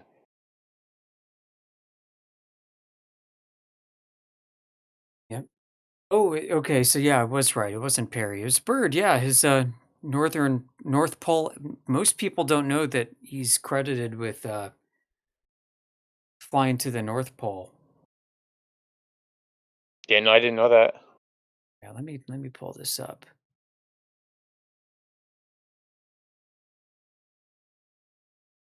Yeah, and jeez, freaking lunatic. Right? Do I have it? No, I don't have anything available right now that I posted.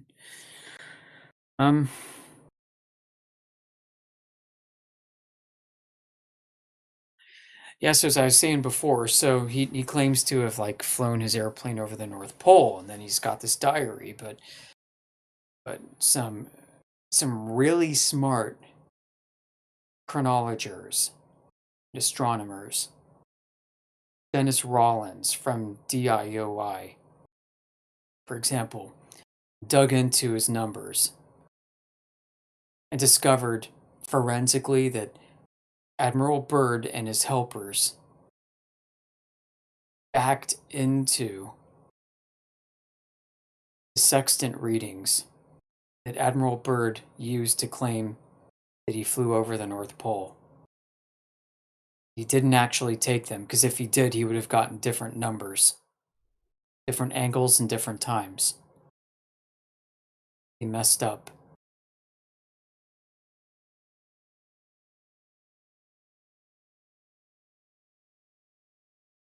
And so if this happened in like the 1920s, like 1929 or something, right? And since he had the backing of the entire like Western world, at least North America, behind him, these prestigious royal societies, these American institutes, these organizations knowing full well of the fraud that existed, why would Admiral Byrd be selected then to go to Antarctica and make similar claims? If not there being leverage that could be used against him. We own you, Admiral Byrd. We helped you falsify your Northern Pole expeditions. We convinced the public that you really went there when you didn't. You're going to pretend to go to the South for us.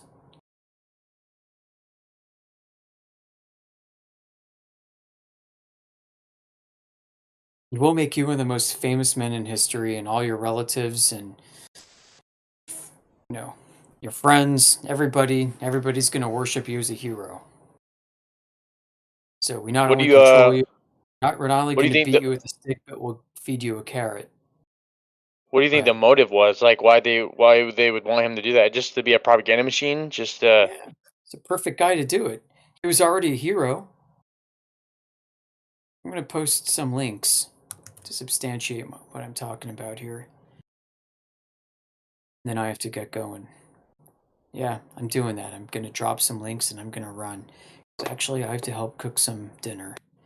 So hang tight. Save these. Go look at them later. It's a damn chat. Here we go.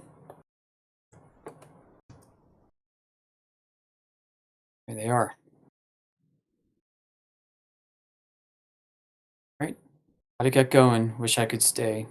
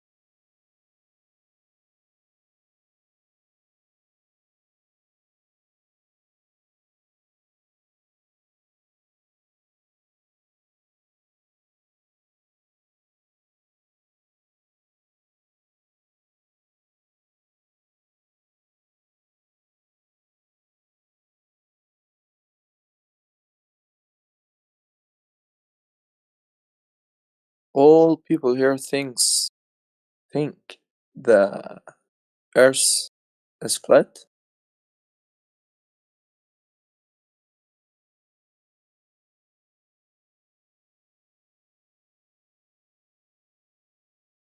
You all sleeping or what? Hello? Currently eating. What? I am eating. I will be back shortly. Eating. What do you eat?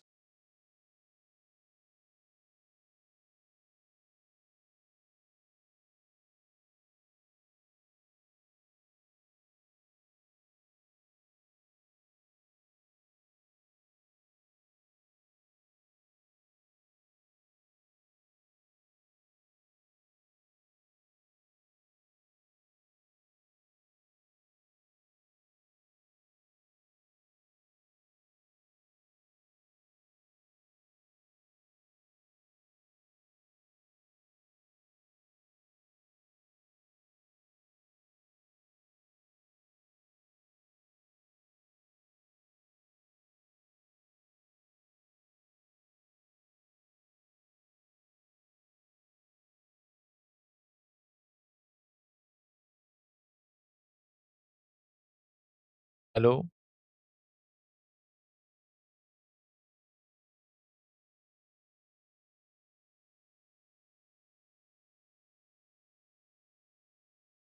Any someone here?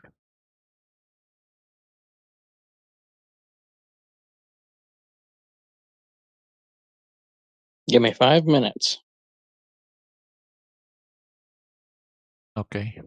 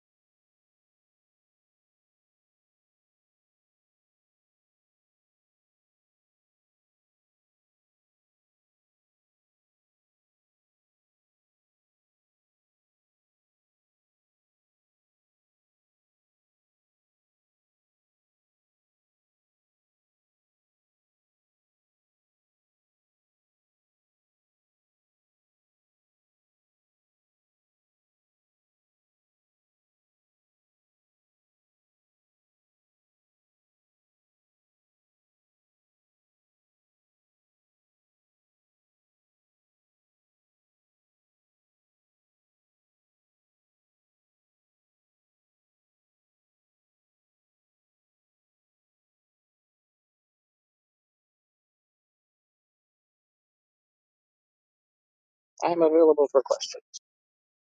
Are you still there?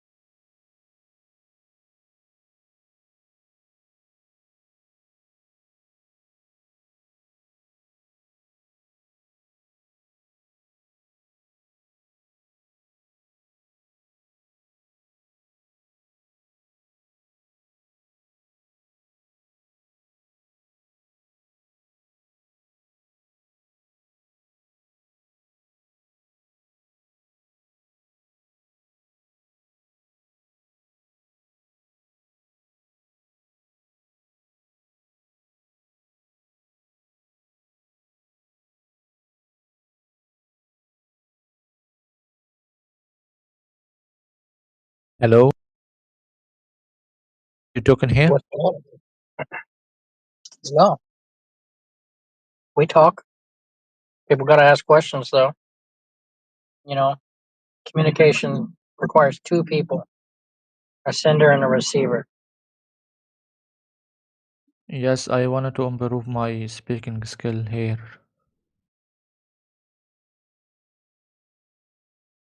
All right. What's your name?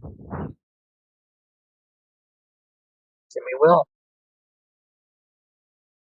Yeah? What do you say?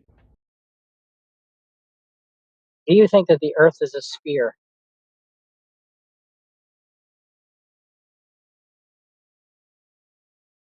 Uh, my listening skill is not very good. Can you slow your speaking? Do you think that the Earth is a sphere?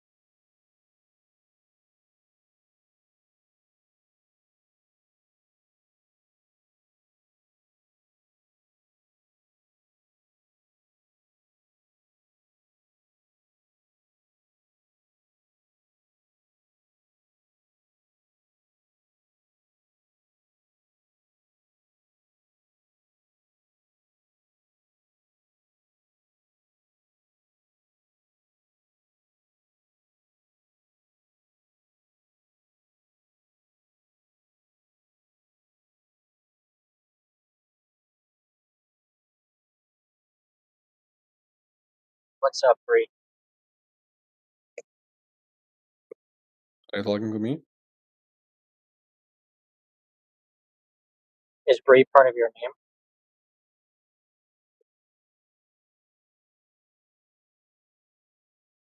Because otherwise, I'm gonna mess it up. Mean like Ibrihi or some shit. Yeah, Ibrihi, it's true. It's not Ibrahim. No. What's it mean?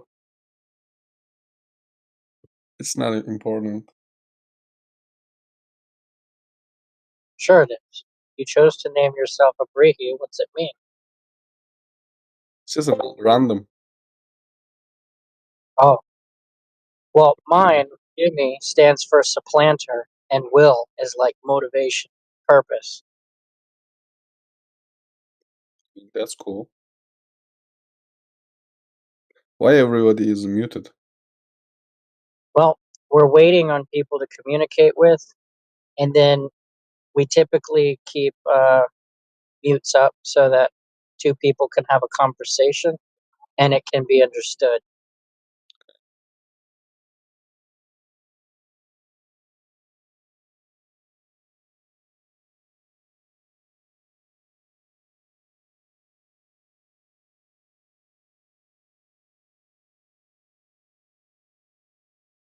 Do you have any questions about the room topic?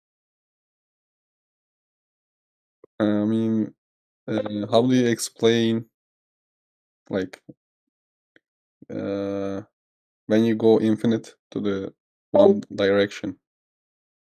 How do No, you you cannot go infinitely explain? to any direction. Sorry? You cannot go infinitely into any direction. I mean, I'm talking hypothetically, like And I'm in telling you the in the like in the I mean, what I believe or what we see in the earth, when you keep going in the same direction, you're gonna like end up in the same place, right? But how do you explain this? no, you do not go straight and end up in the same place. That doesn't make sense. But it And happens.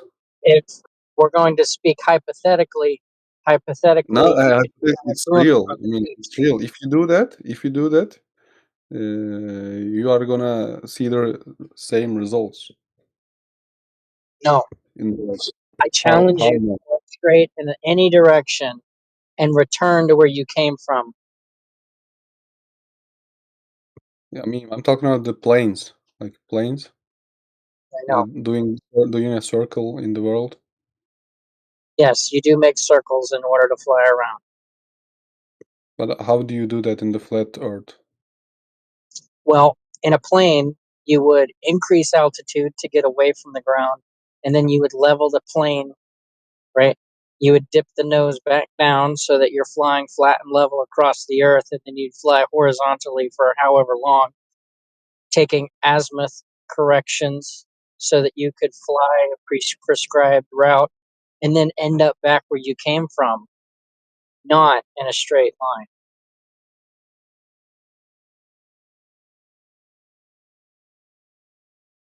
So flying does not prove the shape of the ground. Measuring the ground would prove the shape of the ground.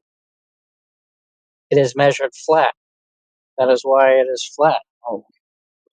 What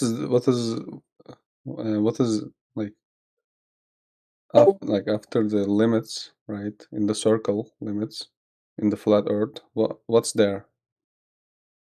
I don't know Empty. what's at the perimeter of the earth. I don't know the shape of the perimeter of the earth. I know that we are in a contained environment because we are breathing gas pressure. So there's no falling off into the vacuum of outer space because the vacuum of outer space does not exist. So the idea that you get from the internet where there's some disk in the vacuum of outer space with water spilling off of it into outer space, that's nonsense. That's not real.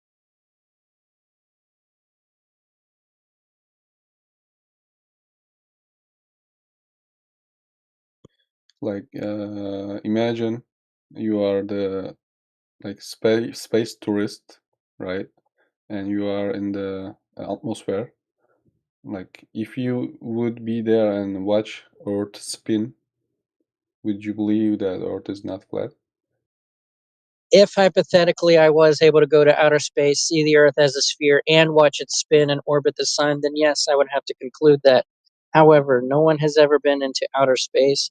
No one has ever seen the Earth as a sphere, and no one has ever measured the Earth to be in motion.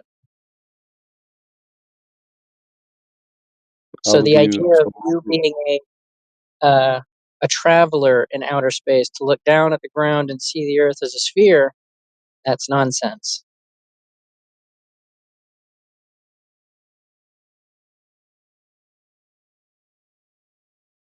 Hello, can I ask a question? What's your question?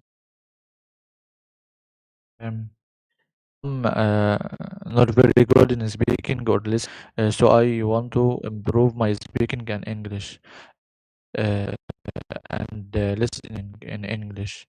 Can I improve it?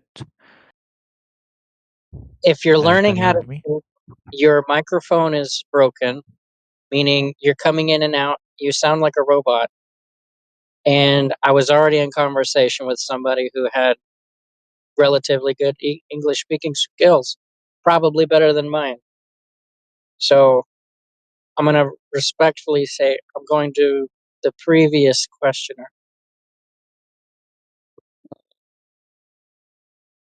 I'm sorry, man. Your microphone is a little bit crunchy. All right. The microphone is not good. Yes. Can you change it or try something else? Okay. Give me 1 minute. Do you have another question?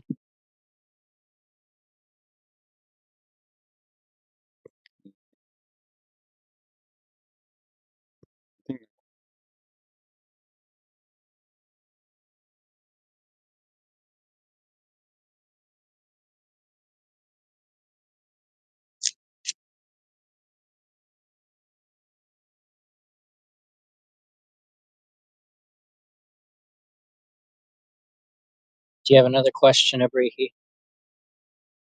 I think no.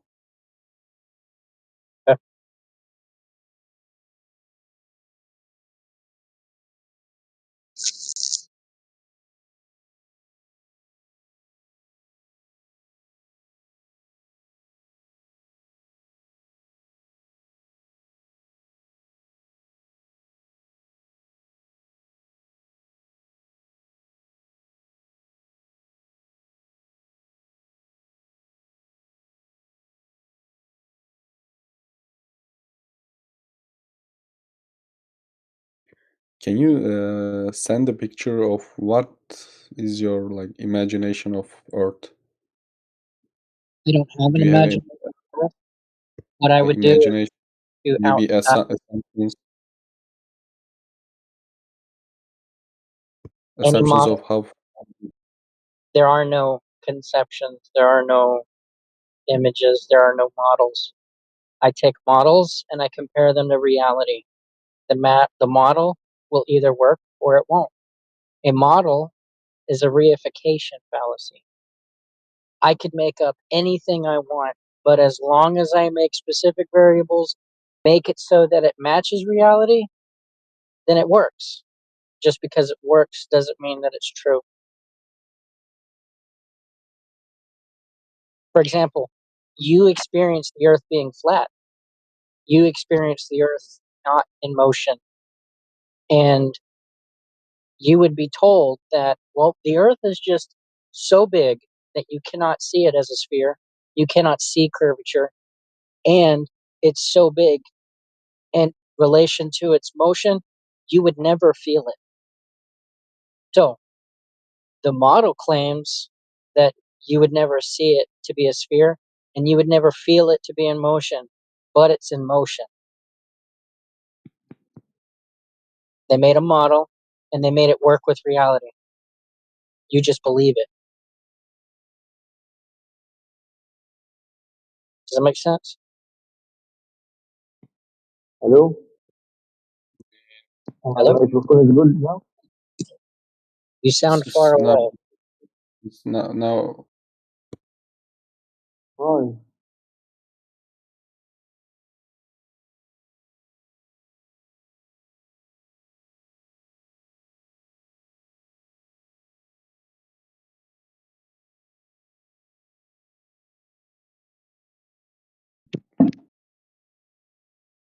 Okay, is good now? Yes. Okay. Um, I asked, how can I improve my speaking skills and listening skills? By practicing. Yes, from here, from where are I practice my English? How?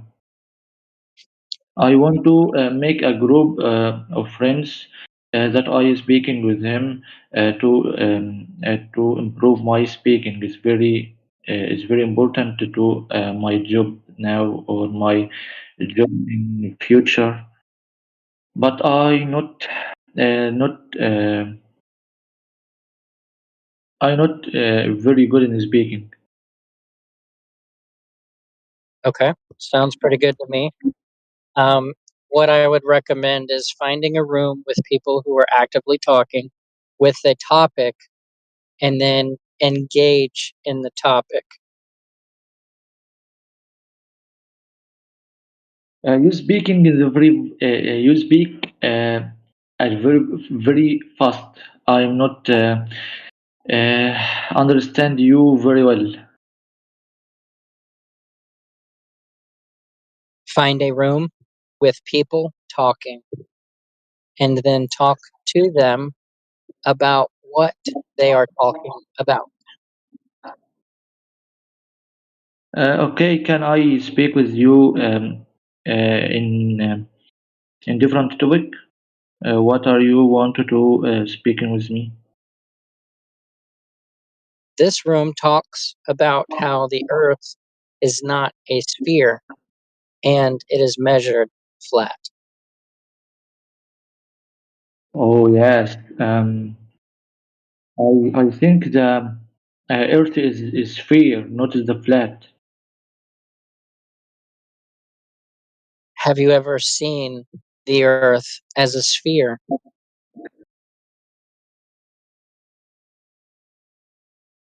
Because yes, I take you hypothesis because the Earth is very big. We think is a flat, but is not. Is a sphere. Well, Uh, if you can't, the gravity is attached us, attached people, cars, animal is the gravity, uh, not a flat. Because when it's a flat, I don't, I can't walk from the north to south easily. But with when it a sphere, can I easily because it's a sphere, okay? And when the Earth is a sphere, it infinity. It is an infinity. When I walk, is infinity walking. But when the flat is not infinity, are you understand me? I understand you. It is true that the earth is finite because you cannot walk in an infinite direction. And it is not possible for the earth to be a sphere since you cannot measure the earth to be a sphere. If the earth was a sphere, then you should be able to measure the ground and find curvature because spheres have curvature. No. Sphere is have a curvature, okay, but because the Earth is very big, you not imagine or saw any curvature. It's very big. If it is so big that you are unable to measure curvature to verify if the Earth is a sphere, then you just have a belief. It is not verified to be true.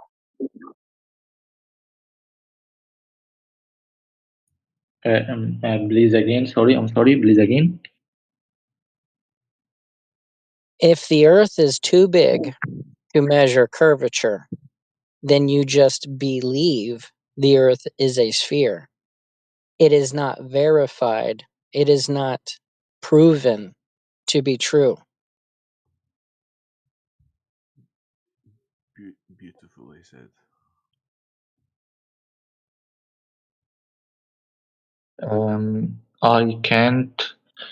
I can't take your very proof to understand the Earth is a sphere, but I believe it the sphere, not the flat. Right. Who measured the Earth to be a sphere?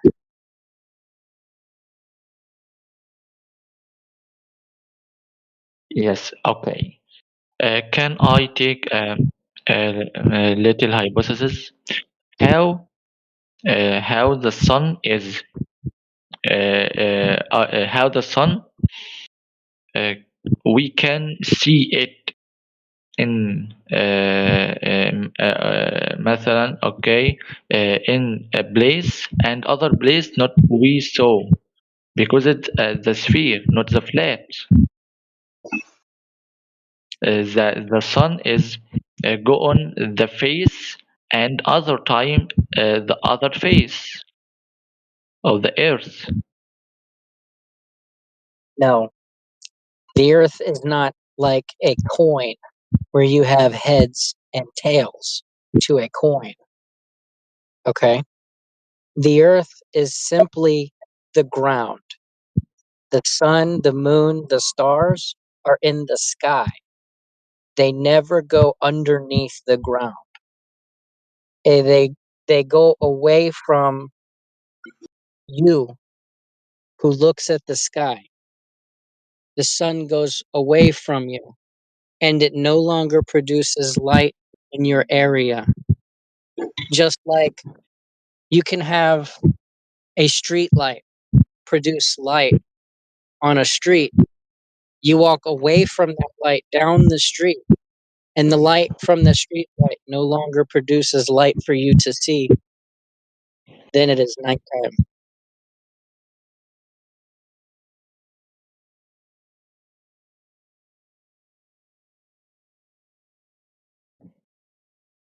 Okay, can I ask you a question?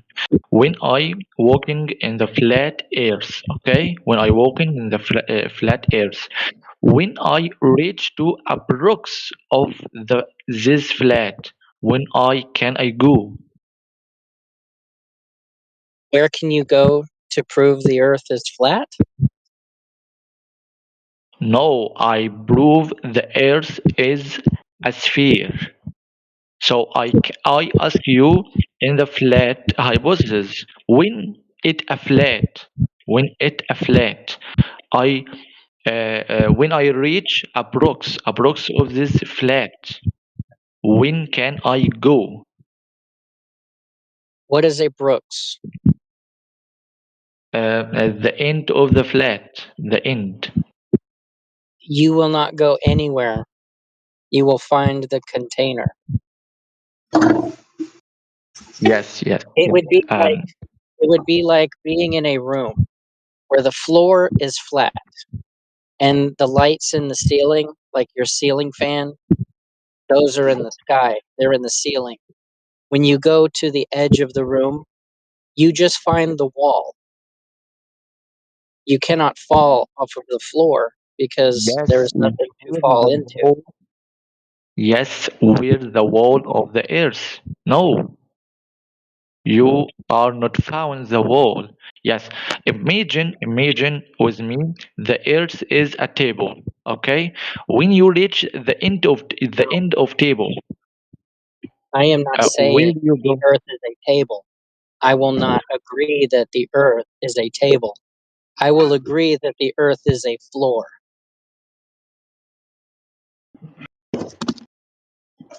Okay, the floor of my room. Okay, let's imagine the earth is a floor of my room.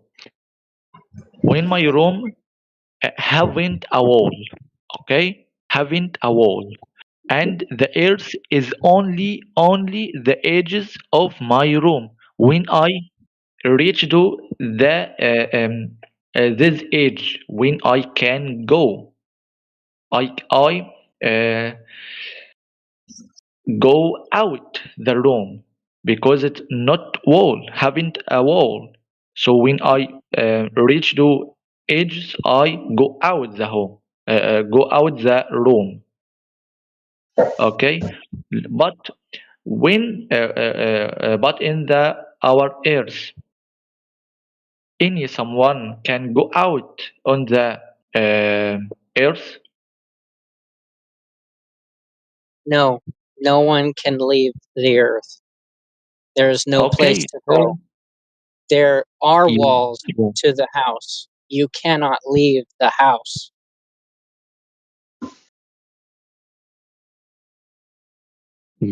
yes, Mao. When the wall is removed, you go out. But The if walls my of home the earth have a will wall, never be removed. They will remain. where where the wall that remain, where I not They are saw it. not where you live. Because if they were where you live, no one could tell you they don't exist. The ancestors, they believed and accepted that we lived in a contained environment.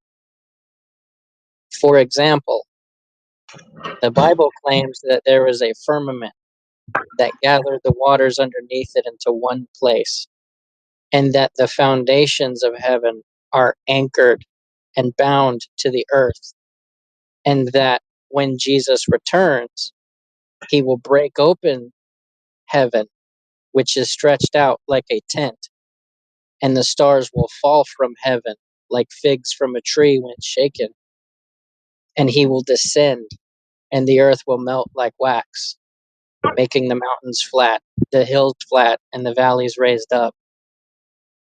They believed we were in a contained environment that did not move. The Vikings, they believed that the gods killed their father and then took his skull and made our environment. According to them, the trees and the grass are made of his hair, and the water, the seas, the oceans, the rivers, that's all made of his blood. And at the base of his skull, where the land meets the sky, there are doors, and soldiers will march through those doors in the last days. The ancestors believed we were in a flat, not moving, contained environment, and they were not restricted from traveling like we are restricted from traveling today.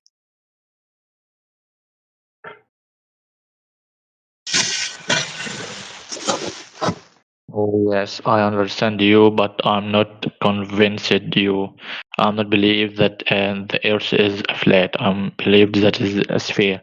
But uh, can we change our topic? Yeah, can we speak on food, sports, any other topic?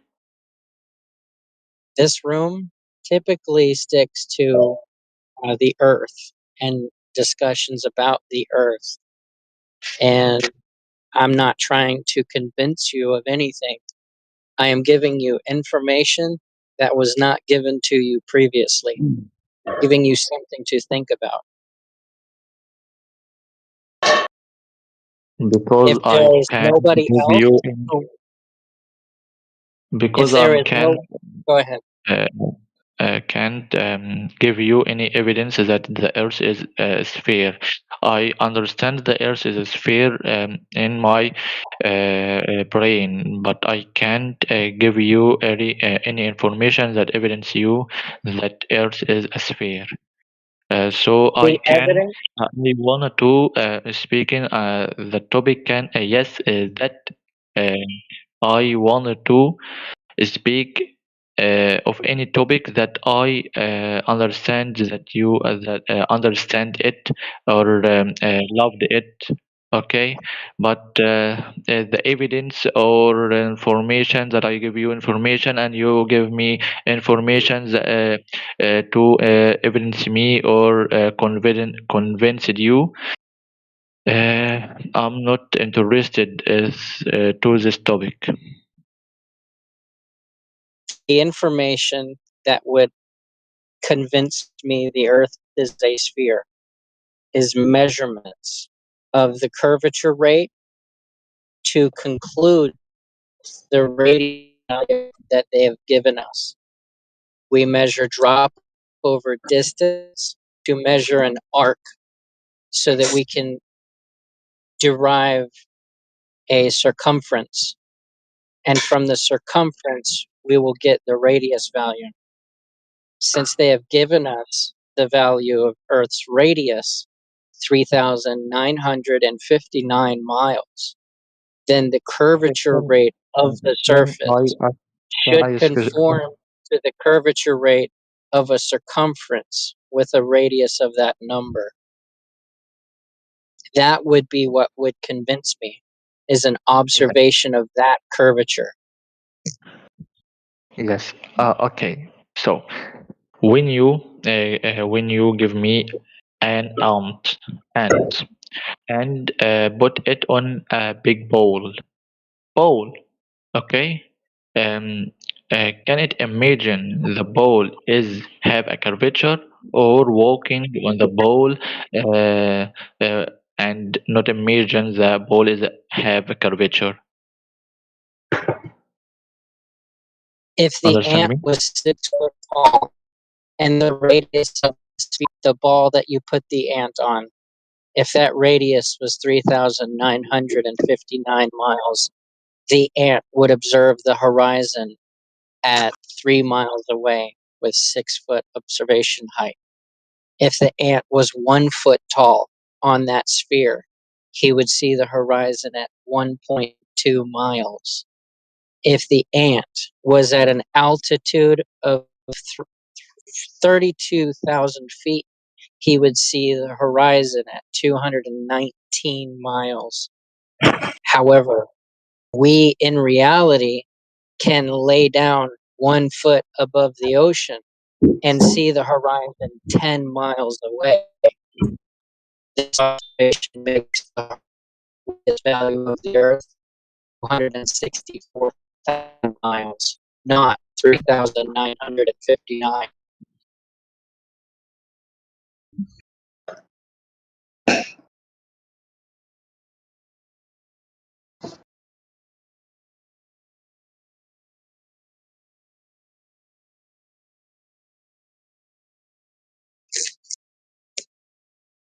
I think he's gone. Okay. Does anybody else have questions? I might need 1 or 2 minutes to.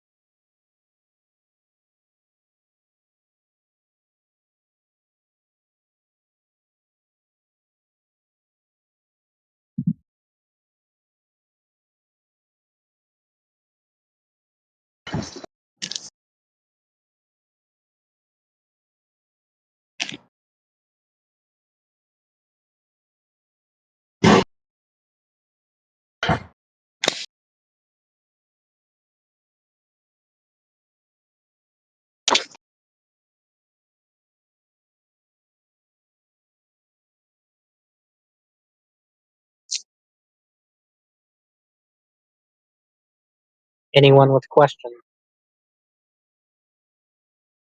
comments, concerns?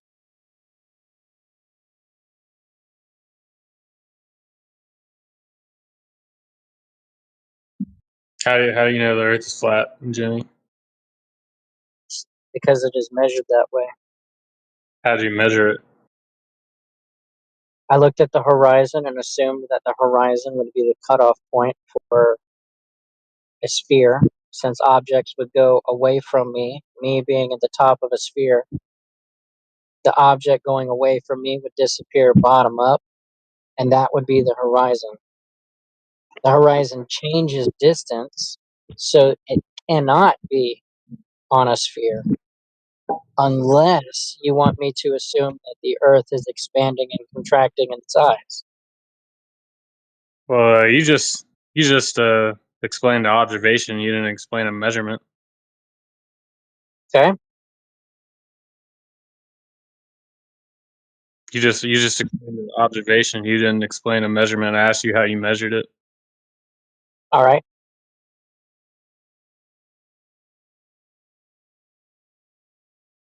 All right, good game. Yep.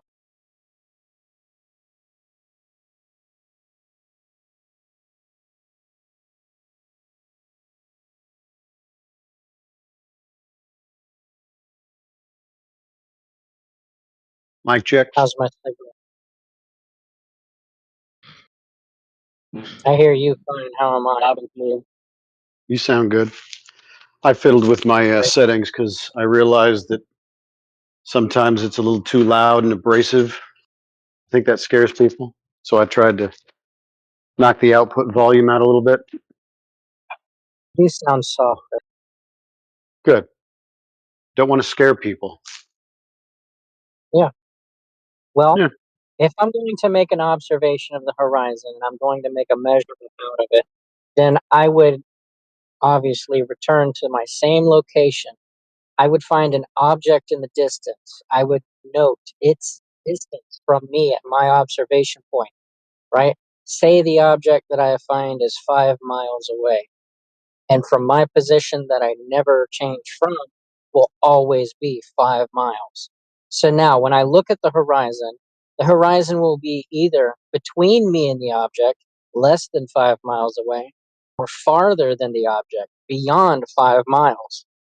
If I find another object, say 10 miles away, if the horizon is beyond that object, then the horizon is greater than 10 miles away. Now, if I see the horizon change distance, meaning comes before the 5 mile marker and then goes beyond the 10-mile marker, okay? If I lay down and I see the horizon beyond the 10-mile marker and I make a measurement of the sphere underneath me, I'd have to use trigonometry. I would come up with 264,000 miles in radius. They claim that the sphere is actually 3,959 miles. I am measuring beyond the radius value that they claim because the arc of that circumference is larger than what's required for a sphere with a radius of 3,959 miles. There's my measurement.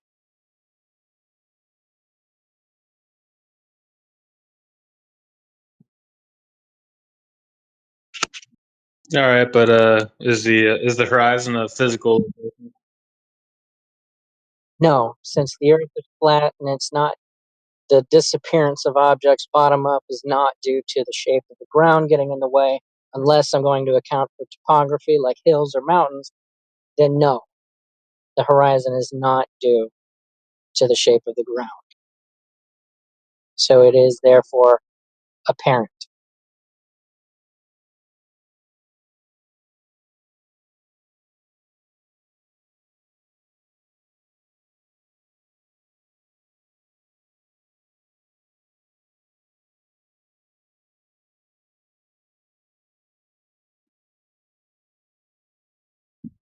So you're making a measurement to an apparent location that changes based on temperature. I am using the horizon, which I explained is the disappearance due to objects going down and around the ball. That is what I'm assuming in order for it to be a sphere. And then I measure the distance to that horizon. And then from that, I use trigonometry to find the radius value.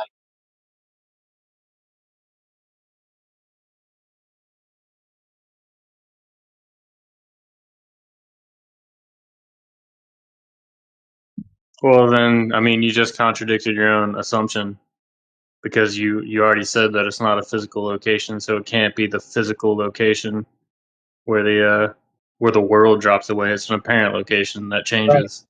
It's not I due didn't to make the. a contradiction because I stated in the beginning that I'm making the assumption that the horizon is the edge of the sphere where things go down and around the ball. When you ask me, so is the horizon apparent? Yes, it's apparent because of the observations made.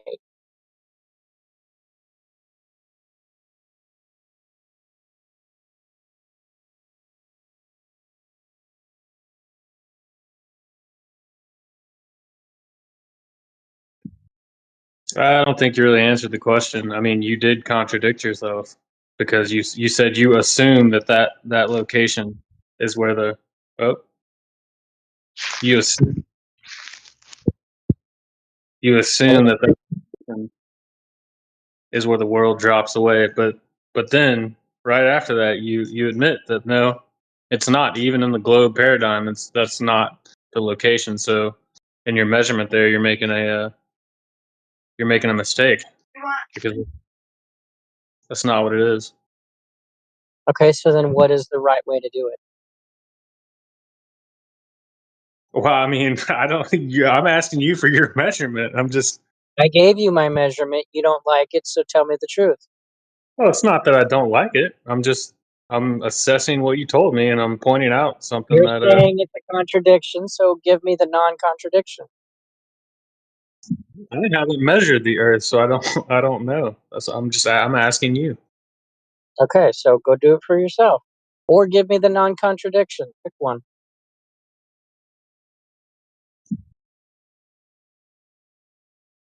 I'm just pointing out that your own measurement you claim to have made there's a contradiction in it. So I mean that doesn't hold up.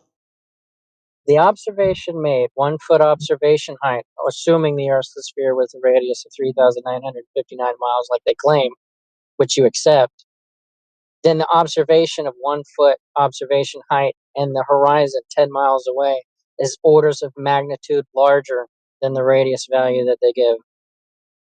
Which is why we ask, where is the measurement that proves the radius of 3,959 miles?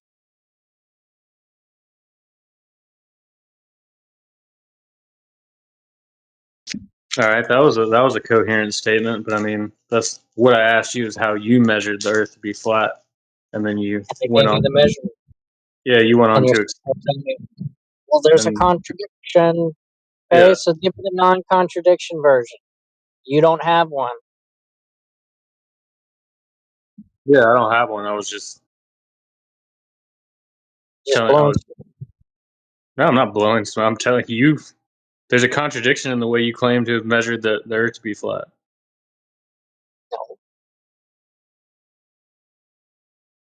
No, we made an observation based on the same calculations that an Earth curve calculator would make, like target hidden height behind the horizon. So if you think that the Earth curve calculators are now contradicting themselves, you should probably write a strongly worded letter. Yeah, why would they all lie? Where is their measurement? Where's the calculation coming from? Do you know? Yeah, I think that's a good idea. Says here, I will write a strongly worded letter, but that Earth curve calculator isn't calculating the apparent horizon. That's not what it's doing. So I mean, what is it? What is it? It's just the horizon. The apparent horizon is redundant. What is the definition of horizon, Mushkane? It's the point at which the sky appears to meet the ground or the water. Right. So calling it an apparent horizon would be redundant. The horizon is what is defined to be an apparent location. Well, no, because when you're using that Earth curve calculator, you have to you have to what's the word I'm looking for? Believe. You have to make sure that you're not referring to the apparent horizon, because that's not what you're calculating, because the apparent horizon changes. I mean, constantly. It's constantly changing. Like I said, apparent horizon is redundant. You can just use the word horizon. The word apparent is already baked in. So they use the horizon. They don't say apparent. They just say the horizon, right, is going to be blocking your target.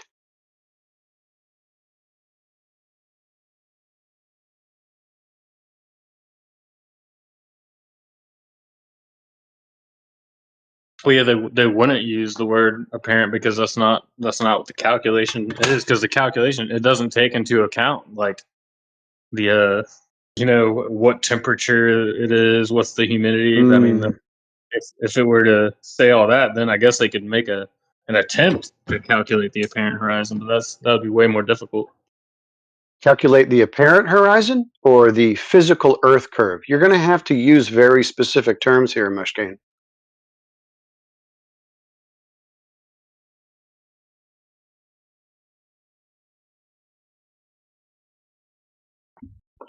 I was just trying to argue with Jimmy, not you. What's the problem? He didn't like my answers. I mean, I'm not saying anything different than he was saying.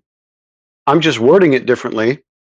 So if you don't like that the Earth curve calculators are not factoring in things like, humidity or even, that good old fashioned refraction, then once again, just write a letter and say, how come you guys aren't giving us the straight juice? Give us all these variables: angular size, height with distance, diffraction, refraction, the Rayleigh criterion, foreshortening, all that stuff. I mean, I think they should include all of it. And I think they should include how they got the numbers, the data for all those values. I think that would be the best thing, because if someone's going to tell me that refraction is the reason that I'm seeing so far, then I want to see what tests were actually performed to get a really predictable value for how refraction is supposed to work. And I don't get any of that. I think they just gave you guys some kind of arbitrary figure to make the Earth bigger, because nothing works once you start to look out into the distance. Amen. It's flat. 100%.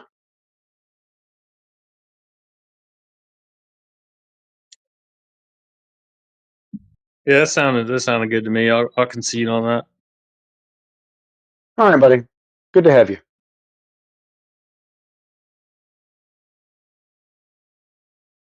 And I appreciate that. I actually really like you, Mushkane. I like that you come by. I like that you still poke the bear, but you also are reasonable. I appreciate you being here.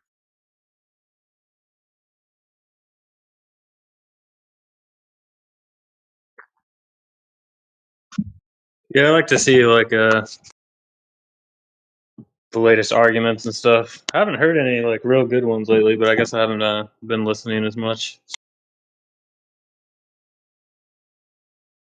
Well, after a while, it just kind of is what it is. I don't know what else there is for us to do. We've kind of scoured all the different industries that are supposed to account for this Earth curve or would be able to measure it.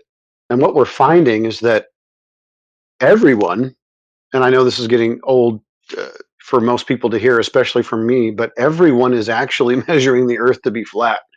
And that's pretty damning, like, if everyone's doing this and there's actually no Earth curve measurements, what else do we need to say? It's kind of over. Has the guy that claims to be from was it Amazon satellites been in? Because that was pretty fun to listen to, because he actually really, like, I believe him that he works there. He at least sounded like he actually worked there.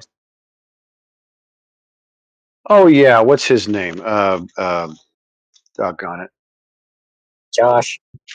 Josh. Yeah. That's right, Josh.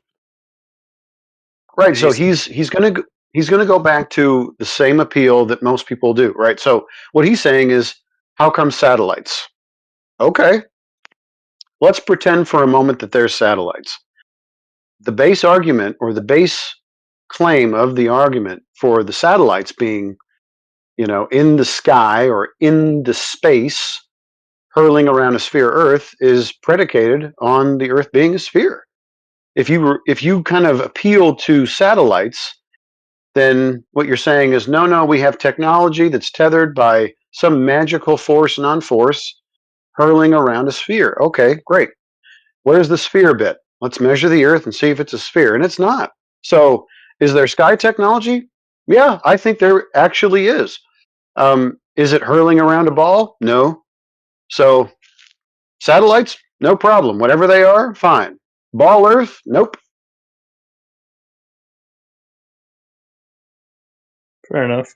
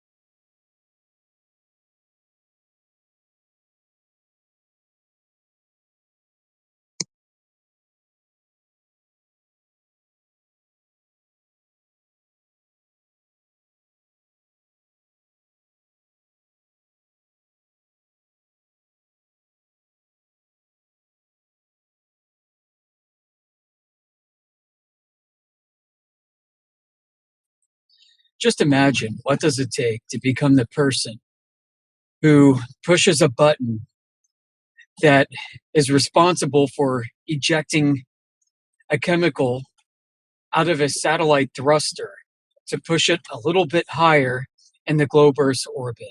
What does it take to become just that guy who has that responsibility? Anybody know? Not a clue. No. Yeah, it's like, does anybody have a clue who that person is or where they sit? What is their job title? What's their career track and path like? What kind of education do they have to have? Do they work for the government? Do they have a clearance? What's going on? Yes, man.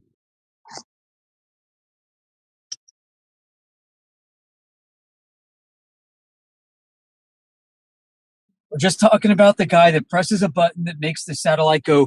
Psst.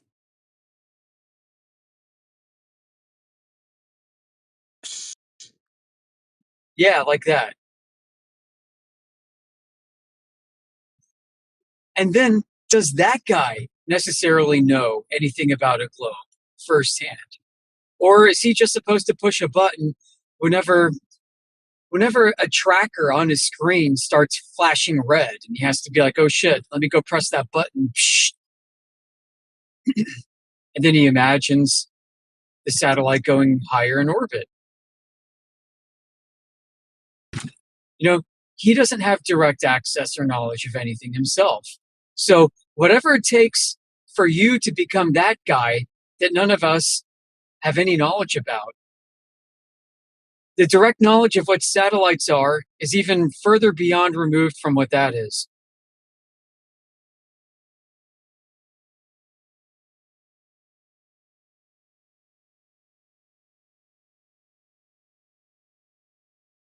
I agree.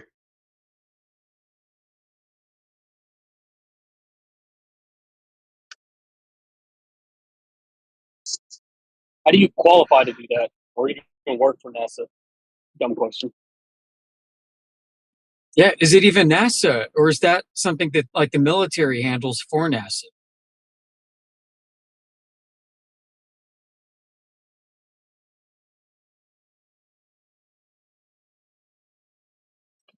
Or if it's not the military, is it something a private contractor does, like Lockheed Martin for NASA?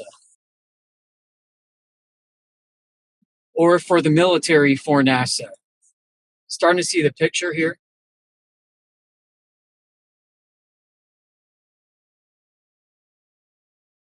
So we get satellite engineers coming in from time to time who they themselves are so far removed from that guy that when we start talking to them about this, they don't even realize it. And for their entire careers, they thought that they were so close to the technology themselves. It's not the case.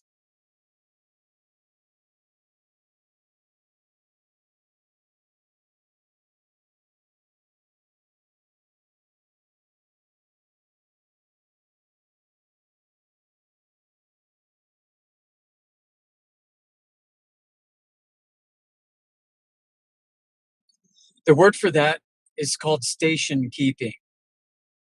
So the person who's responsible for maintaining the orbits of satellites is performing station keeping.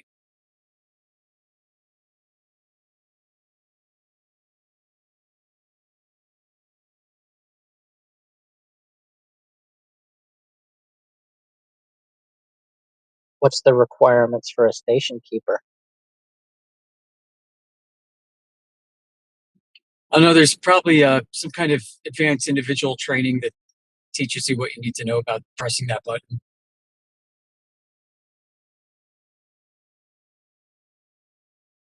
I bet it's something like if it's within this range, push this button. If it goes outside of this range, push this button.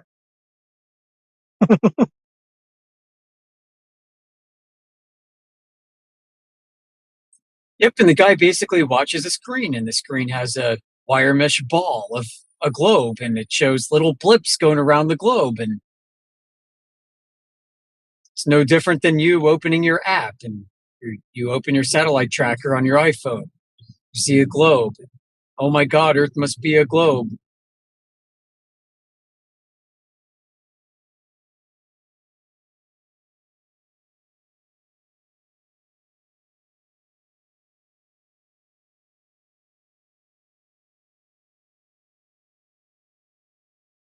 Is it possible that the guy who's even responsible for pressing that little button that goes psh, to push the satellite higher in orbit, that guy's not allowed to tell anybody that that's his own job? Is it possible, due to OPSEC reasons, that he himself is prevented, due to classification reasons, is prevented from telling anybody that he's the button presser? And so now he thinks his job is so uber important, and the Earth must have to be a globe, because why would they classify it? That when he gets out and he's done and he goes into the private sector to do something else, that he believes, well, I worked on satellites. I know Earth has to be a globe, because I used to press a button that goes psh, and I was not allowed to tell a single soul about it.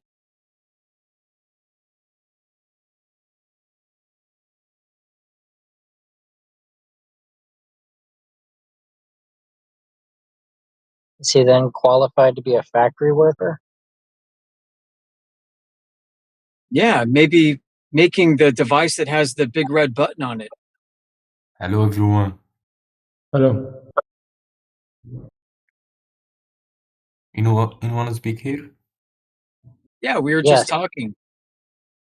What is big? What's your what- topic? Speak. Speak.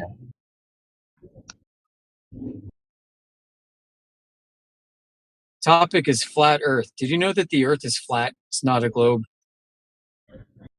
That's just not true, man. How'd you prove that? Yeah, what makes you think so?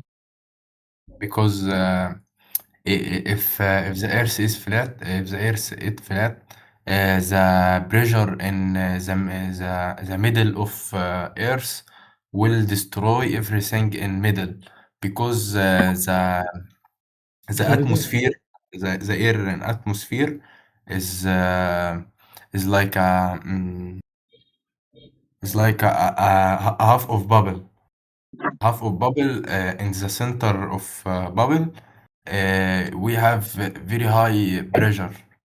Okay, you should research in this and not make sense. The Earth is flat, because we have a planets around the Earth, and we see is like a sphere, not flat.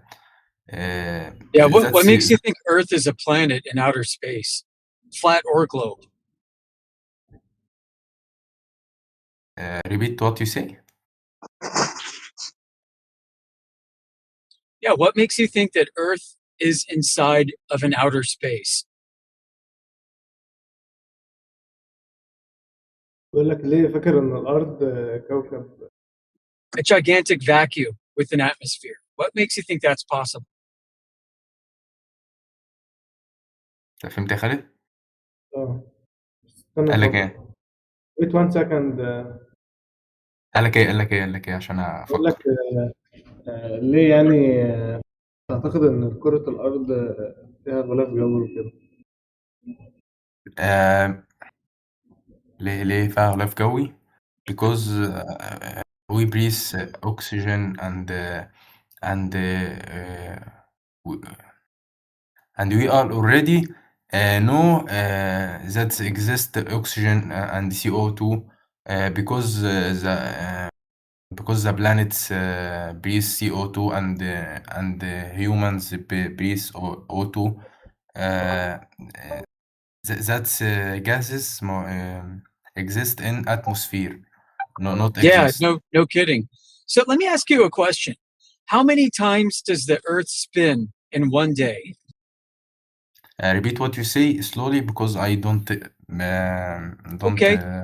Yeah, no in problem. English. Repeat. How many times does the Earth spin in one day? Damn, I don't know, bro. The Earth is bent what? Yeah. How many times does the globe Earth spin in one day?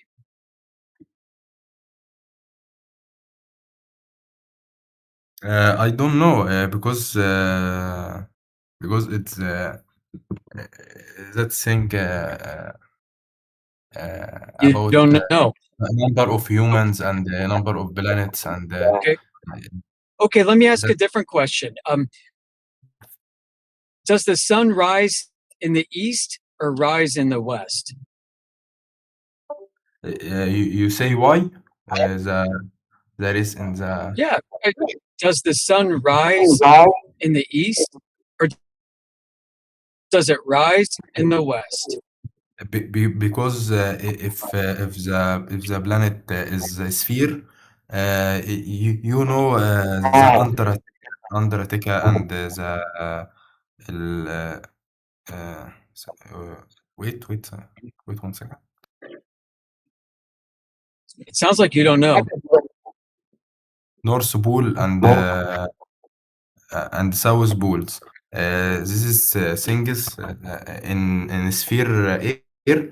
This is like a circle.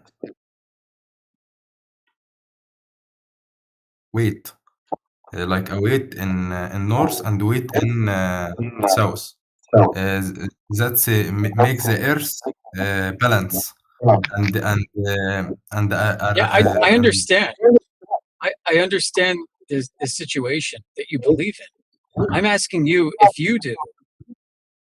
Do you know which way the sun rises in the morning? Does it rise in the west in the morning? Or does it rise in the east in the morning?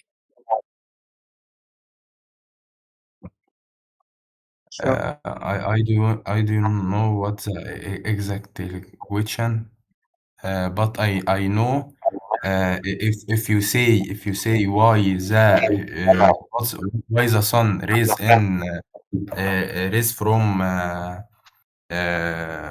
from east and set from uh,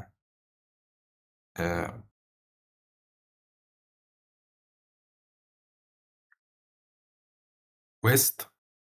That's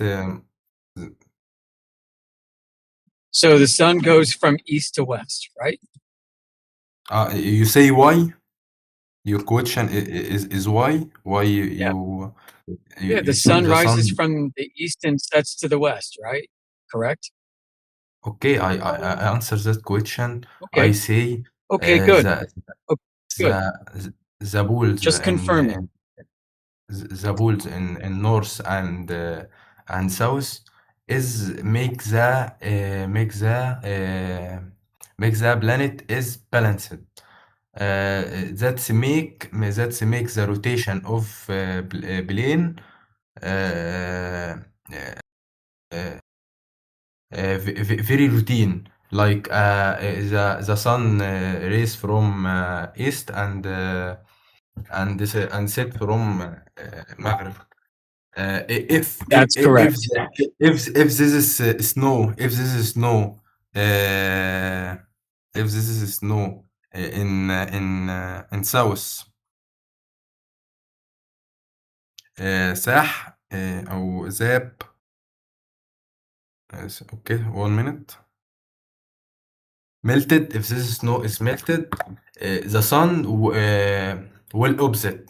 The sun will opposite it will raise from west and set from east.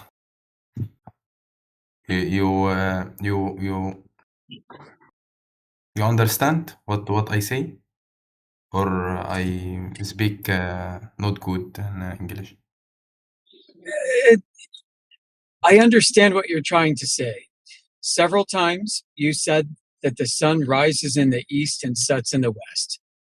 Except the last time, you said the opposite by mistake. Yes, because if we melted the snow in the south and melted the snow in the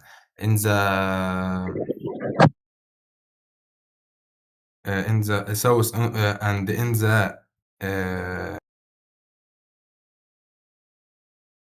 the north, if you melted the snow in the north and the south, the sun and set sun will opposite. So Okay. in the south, are you saying the That's sun because rises in the west in the morning? Okay, repeat what you say. In the south, do you think the sun rises to the west in the morning? Do you look west to see the sunrise in the south?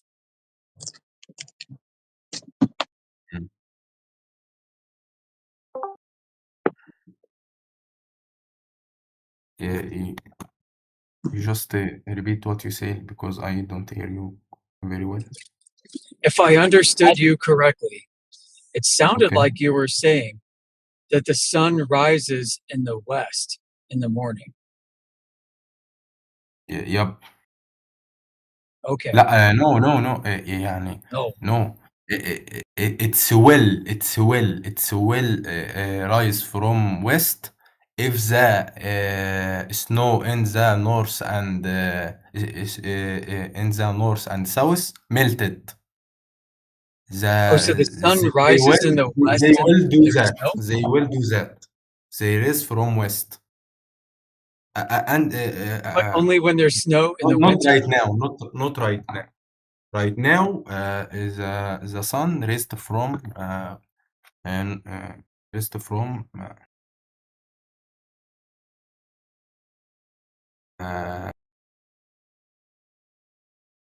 raised from east, not west.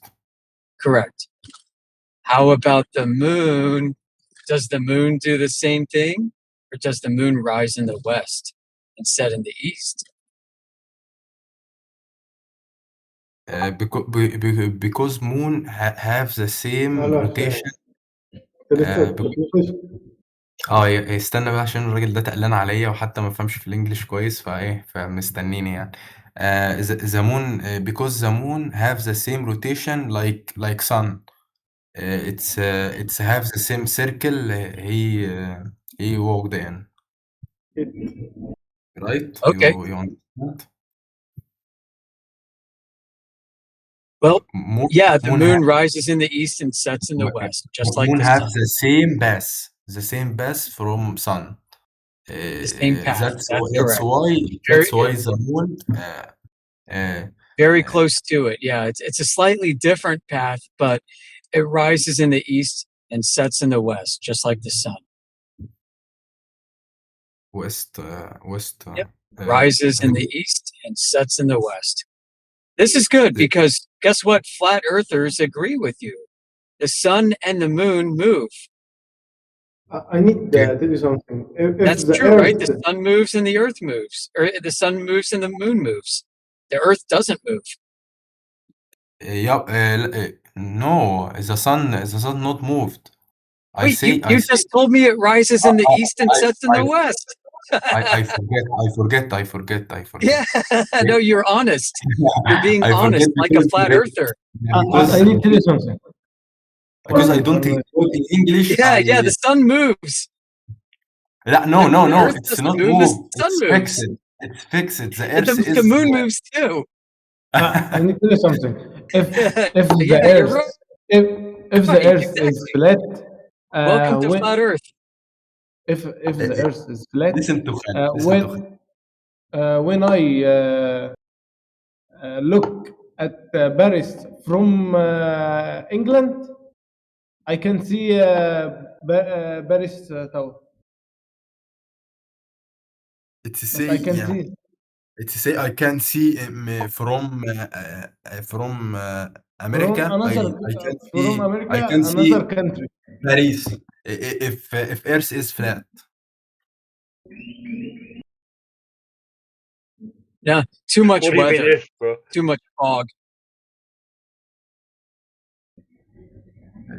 Why I don't see it? You say the Earth is flat. Yeah, because of the weather. Not weather. No. Yeah. Yeah, in England, it's always foggy and gray. There is another country, no foggy, no, not. No foggy. Oh, then Like Africa. It's okay. in the desert. In the desert, we don't have cloud, very much cloud or Vego. But you don't say if we. I can see I can see Everest when I live in Egypt. Why? You need bigger binoculars. If you get biggest, you can't see. Not big enough. هشام إيه. ما فيش عقلية خالص. تعالى نغير الشات. لا يا عم، ما عندنا بنهرتل يا اسمع عم. بس، لا في شات تانية حلوة ادخل بس معايا. Okay, man, you should receive yourself about the flat Earth and spherical Earth. You should know more about that and research. You will know the flat Earth is a bullshit. Not true. No. NASA is bullshit. The American NASA is Space bullshit. Agency is bullshit. Yup. NASA is bullshit. You are bullshit. It's fake. A lot of information. But if we An emotional uprising from the other guy. Say what you say. Oh yeah, it's bullshit. And then whenever he tells you no, what you believe is bullshit, then you just dismiss him, and then go on a tirade about whatever else it is that you wanted to blurt out. Does your friend love American astronauts? Why is it that you and your friend won't go and measure the Earth for yourself to verify the Earth is a sphere?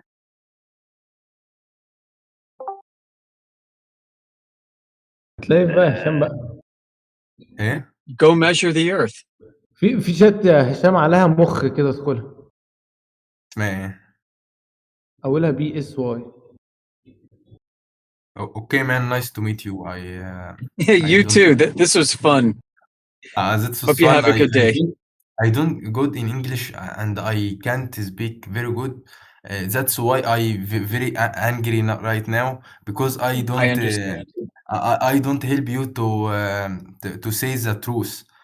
That's make me angry because I don't have the fluent Go in kick a English cat, man. to Go kick your cat. produce you. You understand me? You're not alone in feeling upset That's about fine. the topic. You are not alone. Everybody that is new to the topic, at least, Motivation to learn English. yeah. Yeah, but Hope you have fun. I hope to fluent in English to talk with you and persuade you to know the earth is انجز يا عم. no الله المخ. Hey, not flat, okay? you know why I don't go to Arabic servers? Because I can't speak fucking Arabic.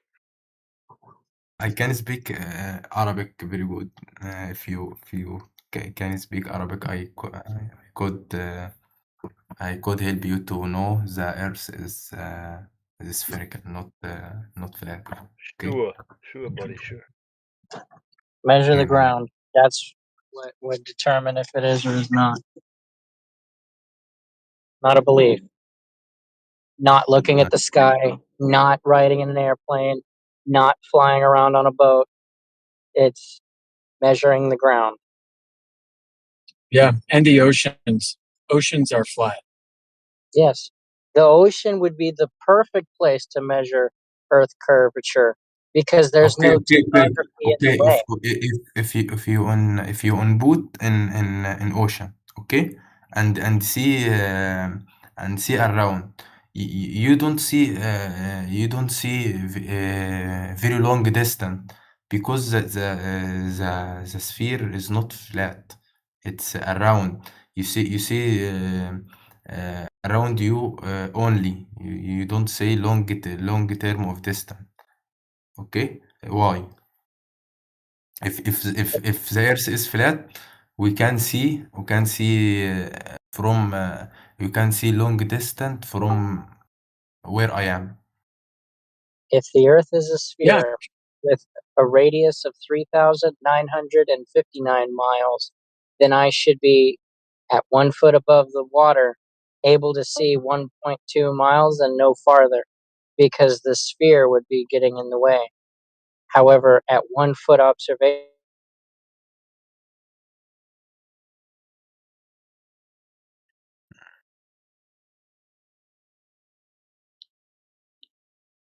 At 1 foot up survey, you cut out.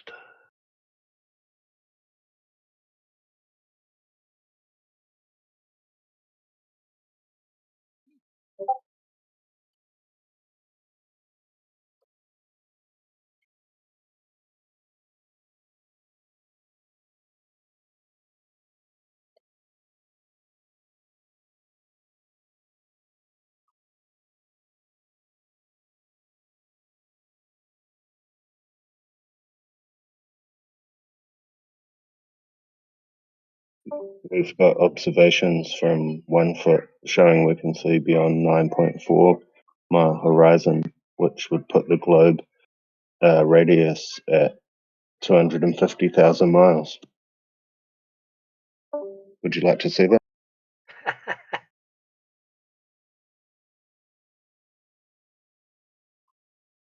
You talk about my question or what? Because I don't understand you very well. Yeah, you said we should be able to see a lot further, and we I see. can. I say question about if I am in the ocean and see around me, I can't see the long distance because Yeah, Earth is I not heard your flat. question. I heard, Okay, brother, I heard you, and I'm telling you we can see further than you're saying. you can't Would you like to what? see it? We can see further. You Would you can like to see it? say We what? can see Yeah. with our eyes, we can see a lot farther than what what should be possible if Earth was a globe.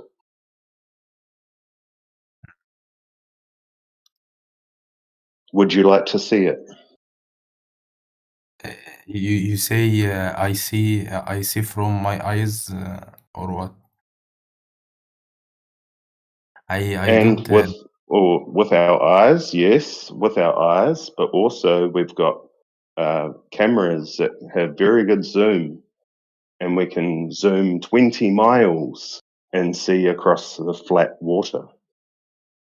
Okay, you say I say from eyes I can see very good distant from my eyes, Hisham, right? Hisham, how long have you been studying this subject? Have you just come in here and started talking? Not not very much. No, I can hear that. You need to go and study a lot more, bro, about how Okay, far okay, we okay, okay. see. I feel I don't speak well, and that's make me uh, Yeah, but you can't speak from a place of ignorance. Like if you have no fucking idea about the subject at all, besides measurements and how far and distances and stuff, there's no point coming in talking to people who know all this stuff. okay, okay, okay. It's just like So, explaining it to a child all over again. okay, okay. Go research a bit further and then come back. Okay, okay. I'm sorry.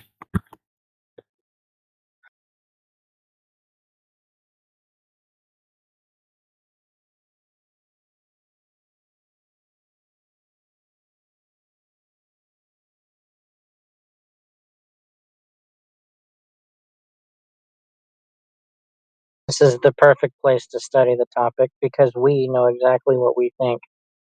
You could never go to the internet and find out what I think. You would have to ask me directly. If you wanted to study what the Earth was, then sure, go to the internet and learn what the Earth is. However, you're not going to learn what we think by talking to somebody else.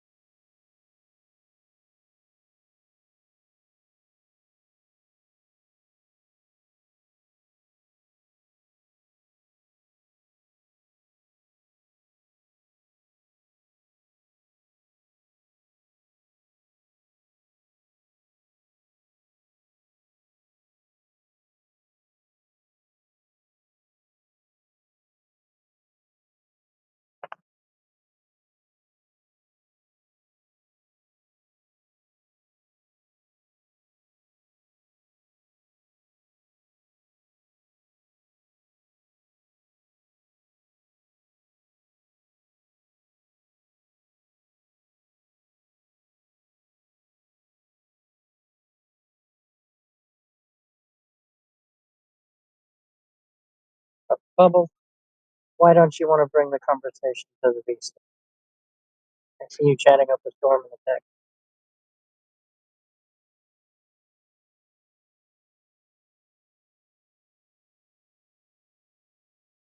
Why is no one talking here?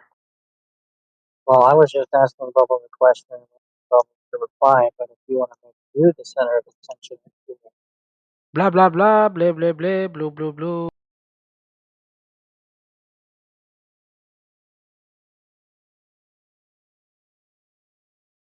is that it? That's your big mic drop?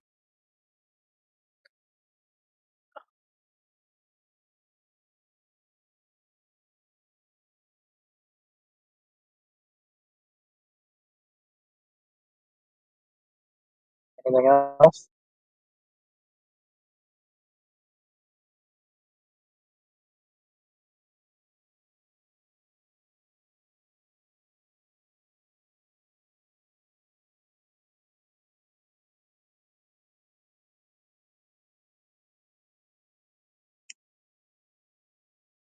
Why is no one talking here, Jim? I'm talking to you, but you're not replying, so Oh, sorry. Sorry what you were saying, bro. I had asked you, is that your big mic drop? My big what? Mic drop? Holding a microphone, say a big punchline, and then drop the microphone and walk out? Yeah, I was doing that actually, like, just enjoying my time. Okay. How do you know that Yeah. the Earth is a sphere? How'd I feel? No, not feel. How do you know the Earth is a sphere? Ball. Oh, the Earth, you know? I got some question about the Earth, like, I don't believe it's flat. I don't believe it's, I believe that it's like oval, you know? And we're living at the top of that oval. So Like, you make your own Earth? it's, sorry, first excuse, like, my English, it's not the better. Alright, so, like, it's oval and it's horizontal, okay? And we're living at the top of it. Or like, the top side, the upper side. Okay, so you don't have an argument for why you believe what you believe, so you just make something up so you can make a joke out of it. Bro, so we gotta, I believe that. You know, you're not the only one with this, coping mechanism. Others like you have the same problem. Which is,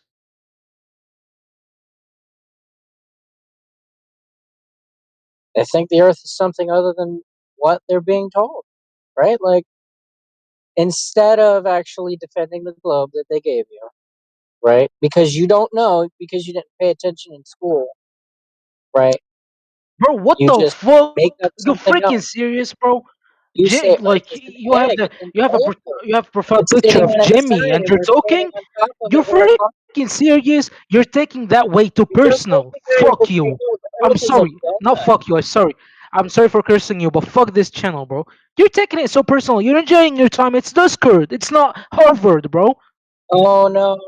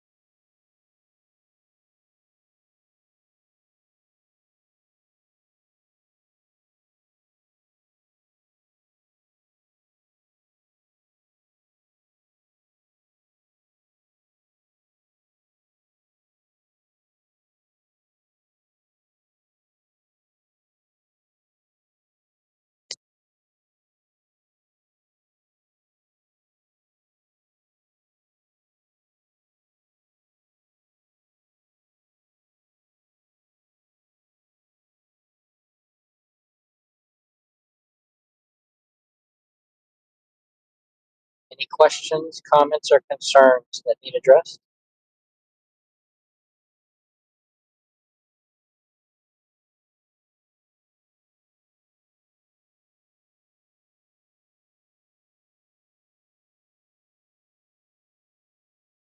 Lena, have you got any proof that the Earth is a sphere?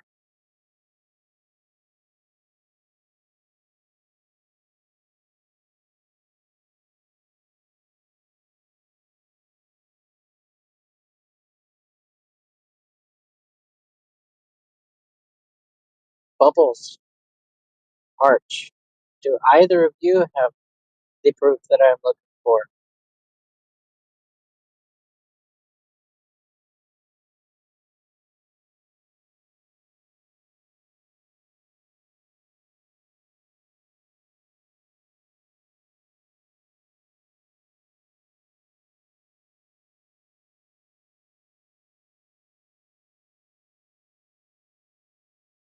It looks like, according to Bubbles, the Earth is too big to see the curvature. So you admit belief.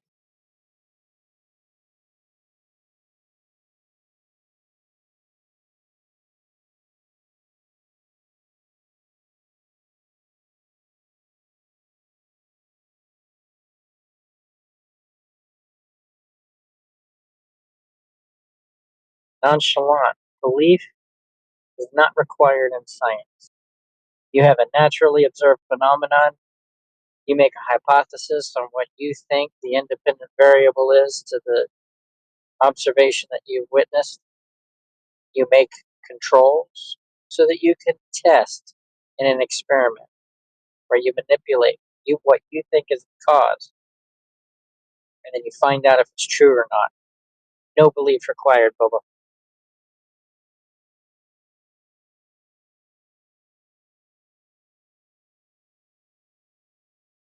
If somebody's making claims to things that they call science and it doesn't follow the scientific method, that is pseudoscience. I do not agree with pseudoscience.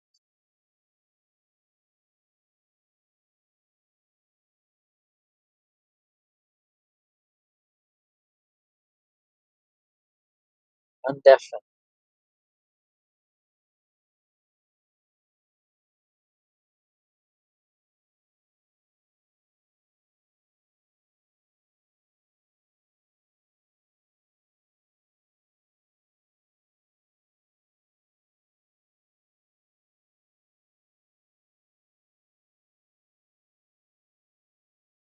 Good afternoon, everybody.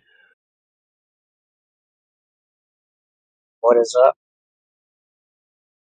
Not much. What about you? Another day.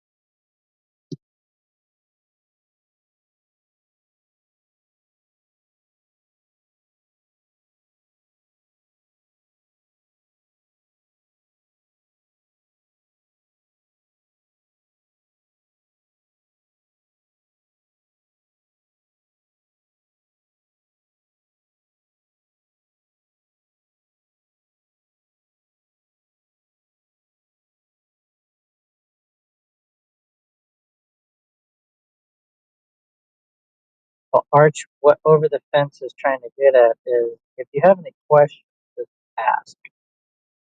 Currently, people are waiting to answer those questions.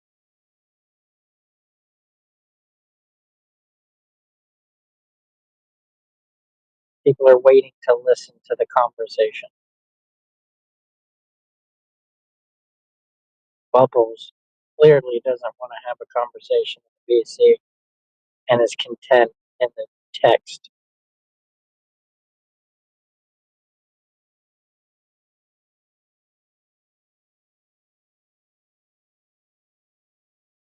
Ovals and squares are flat. They are two-dimensional shapes.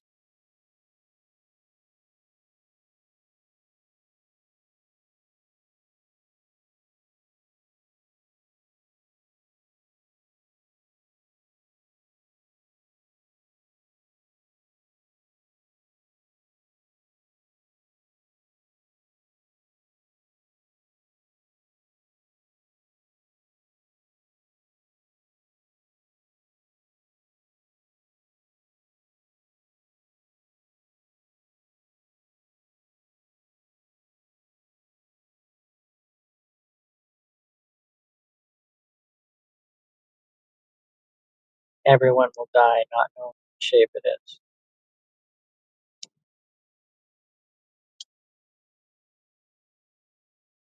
They will know it's flat.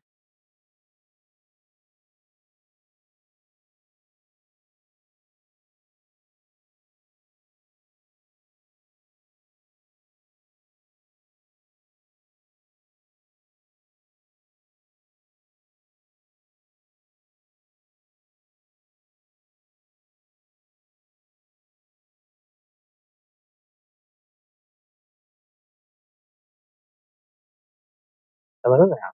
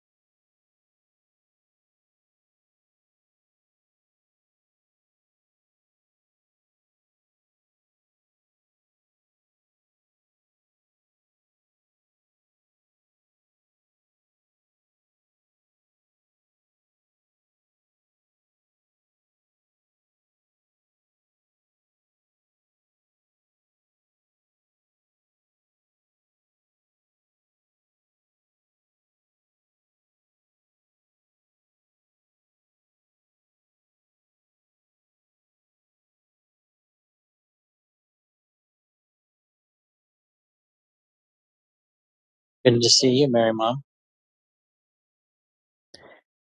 Hi, how are you? Good. Good. What's been happening here? Well, some educational conversations have been happening. Some spiraling conversations have been happening. It's been good. Oh, okay, good.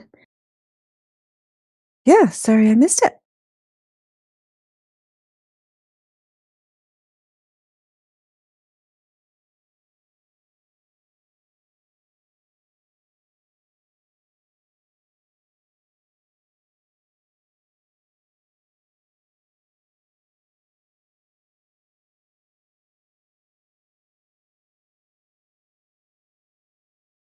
Hopefully there'll be more to come.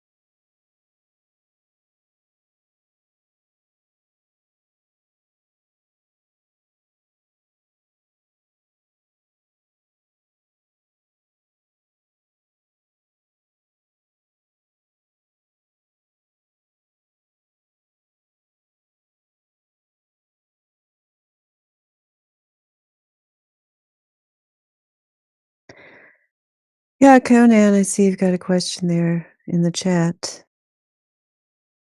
And you got some answers. The VC is about no globe curve, and it's about the Earth. Did you know the Earth doesn't curve?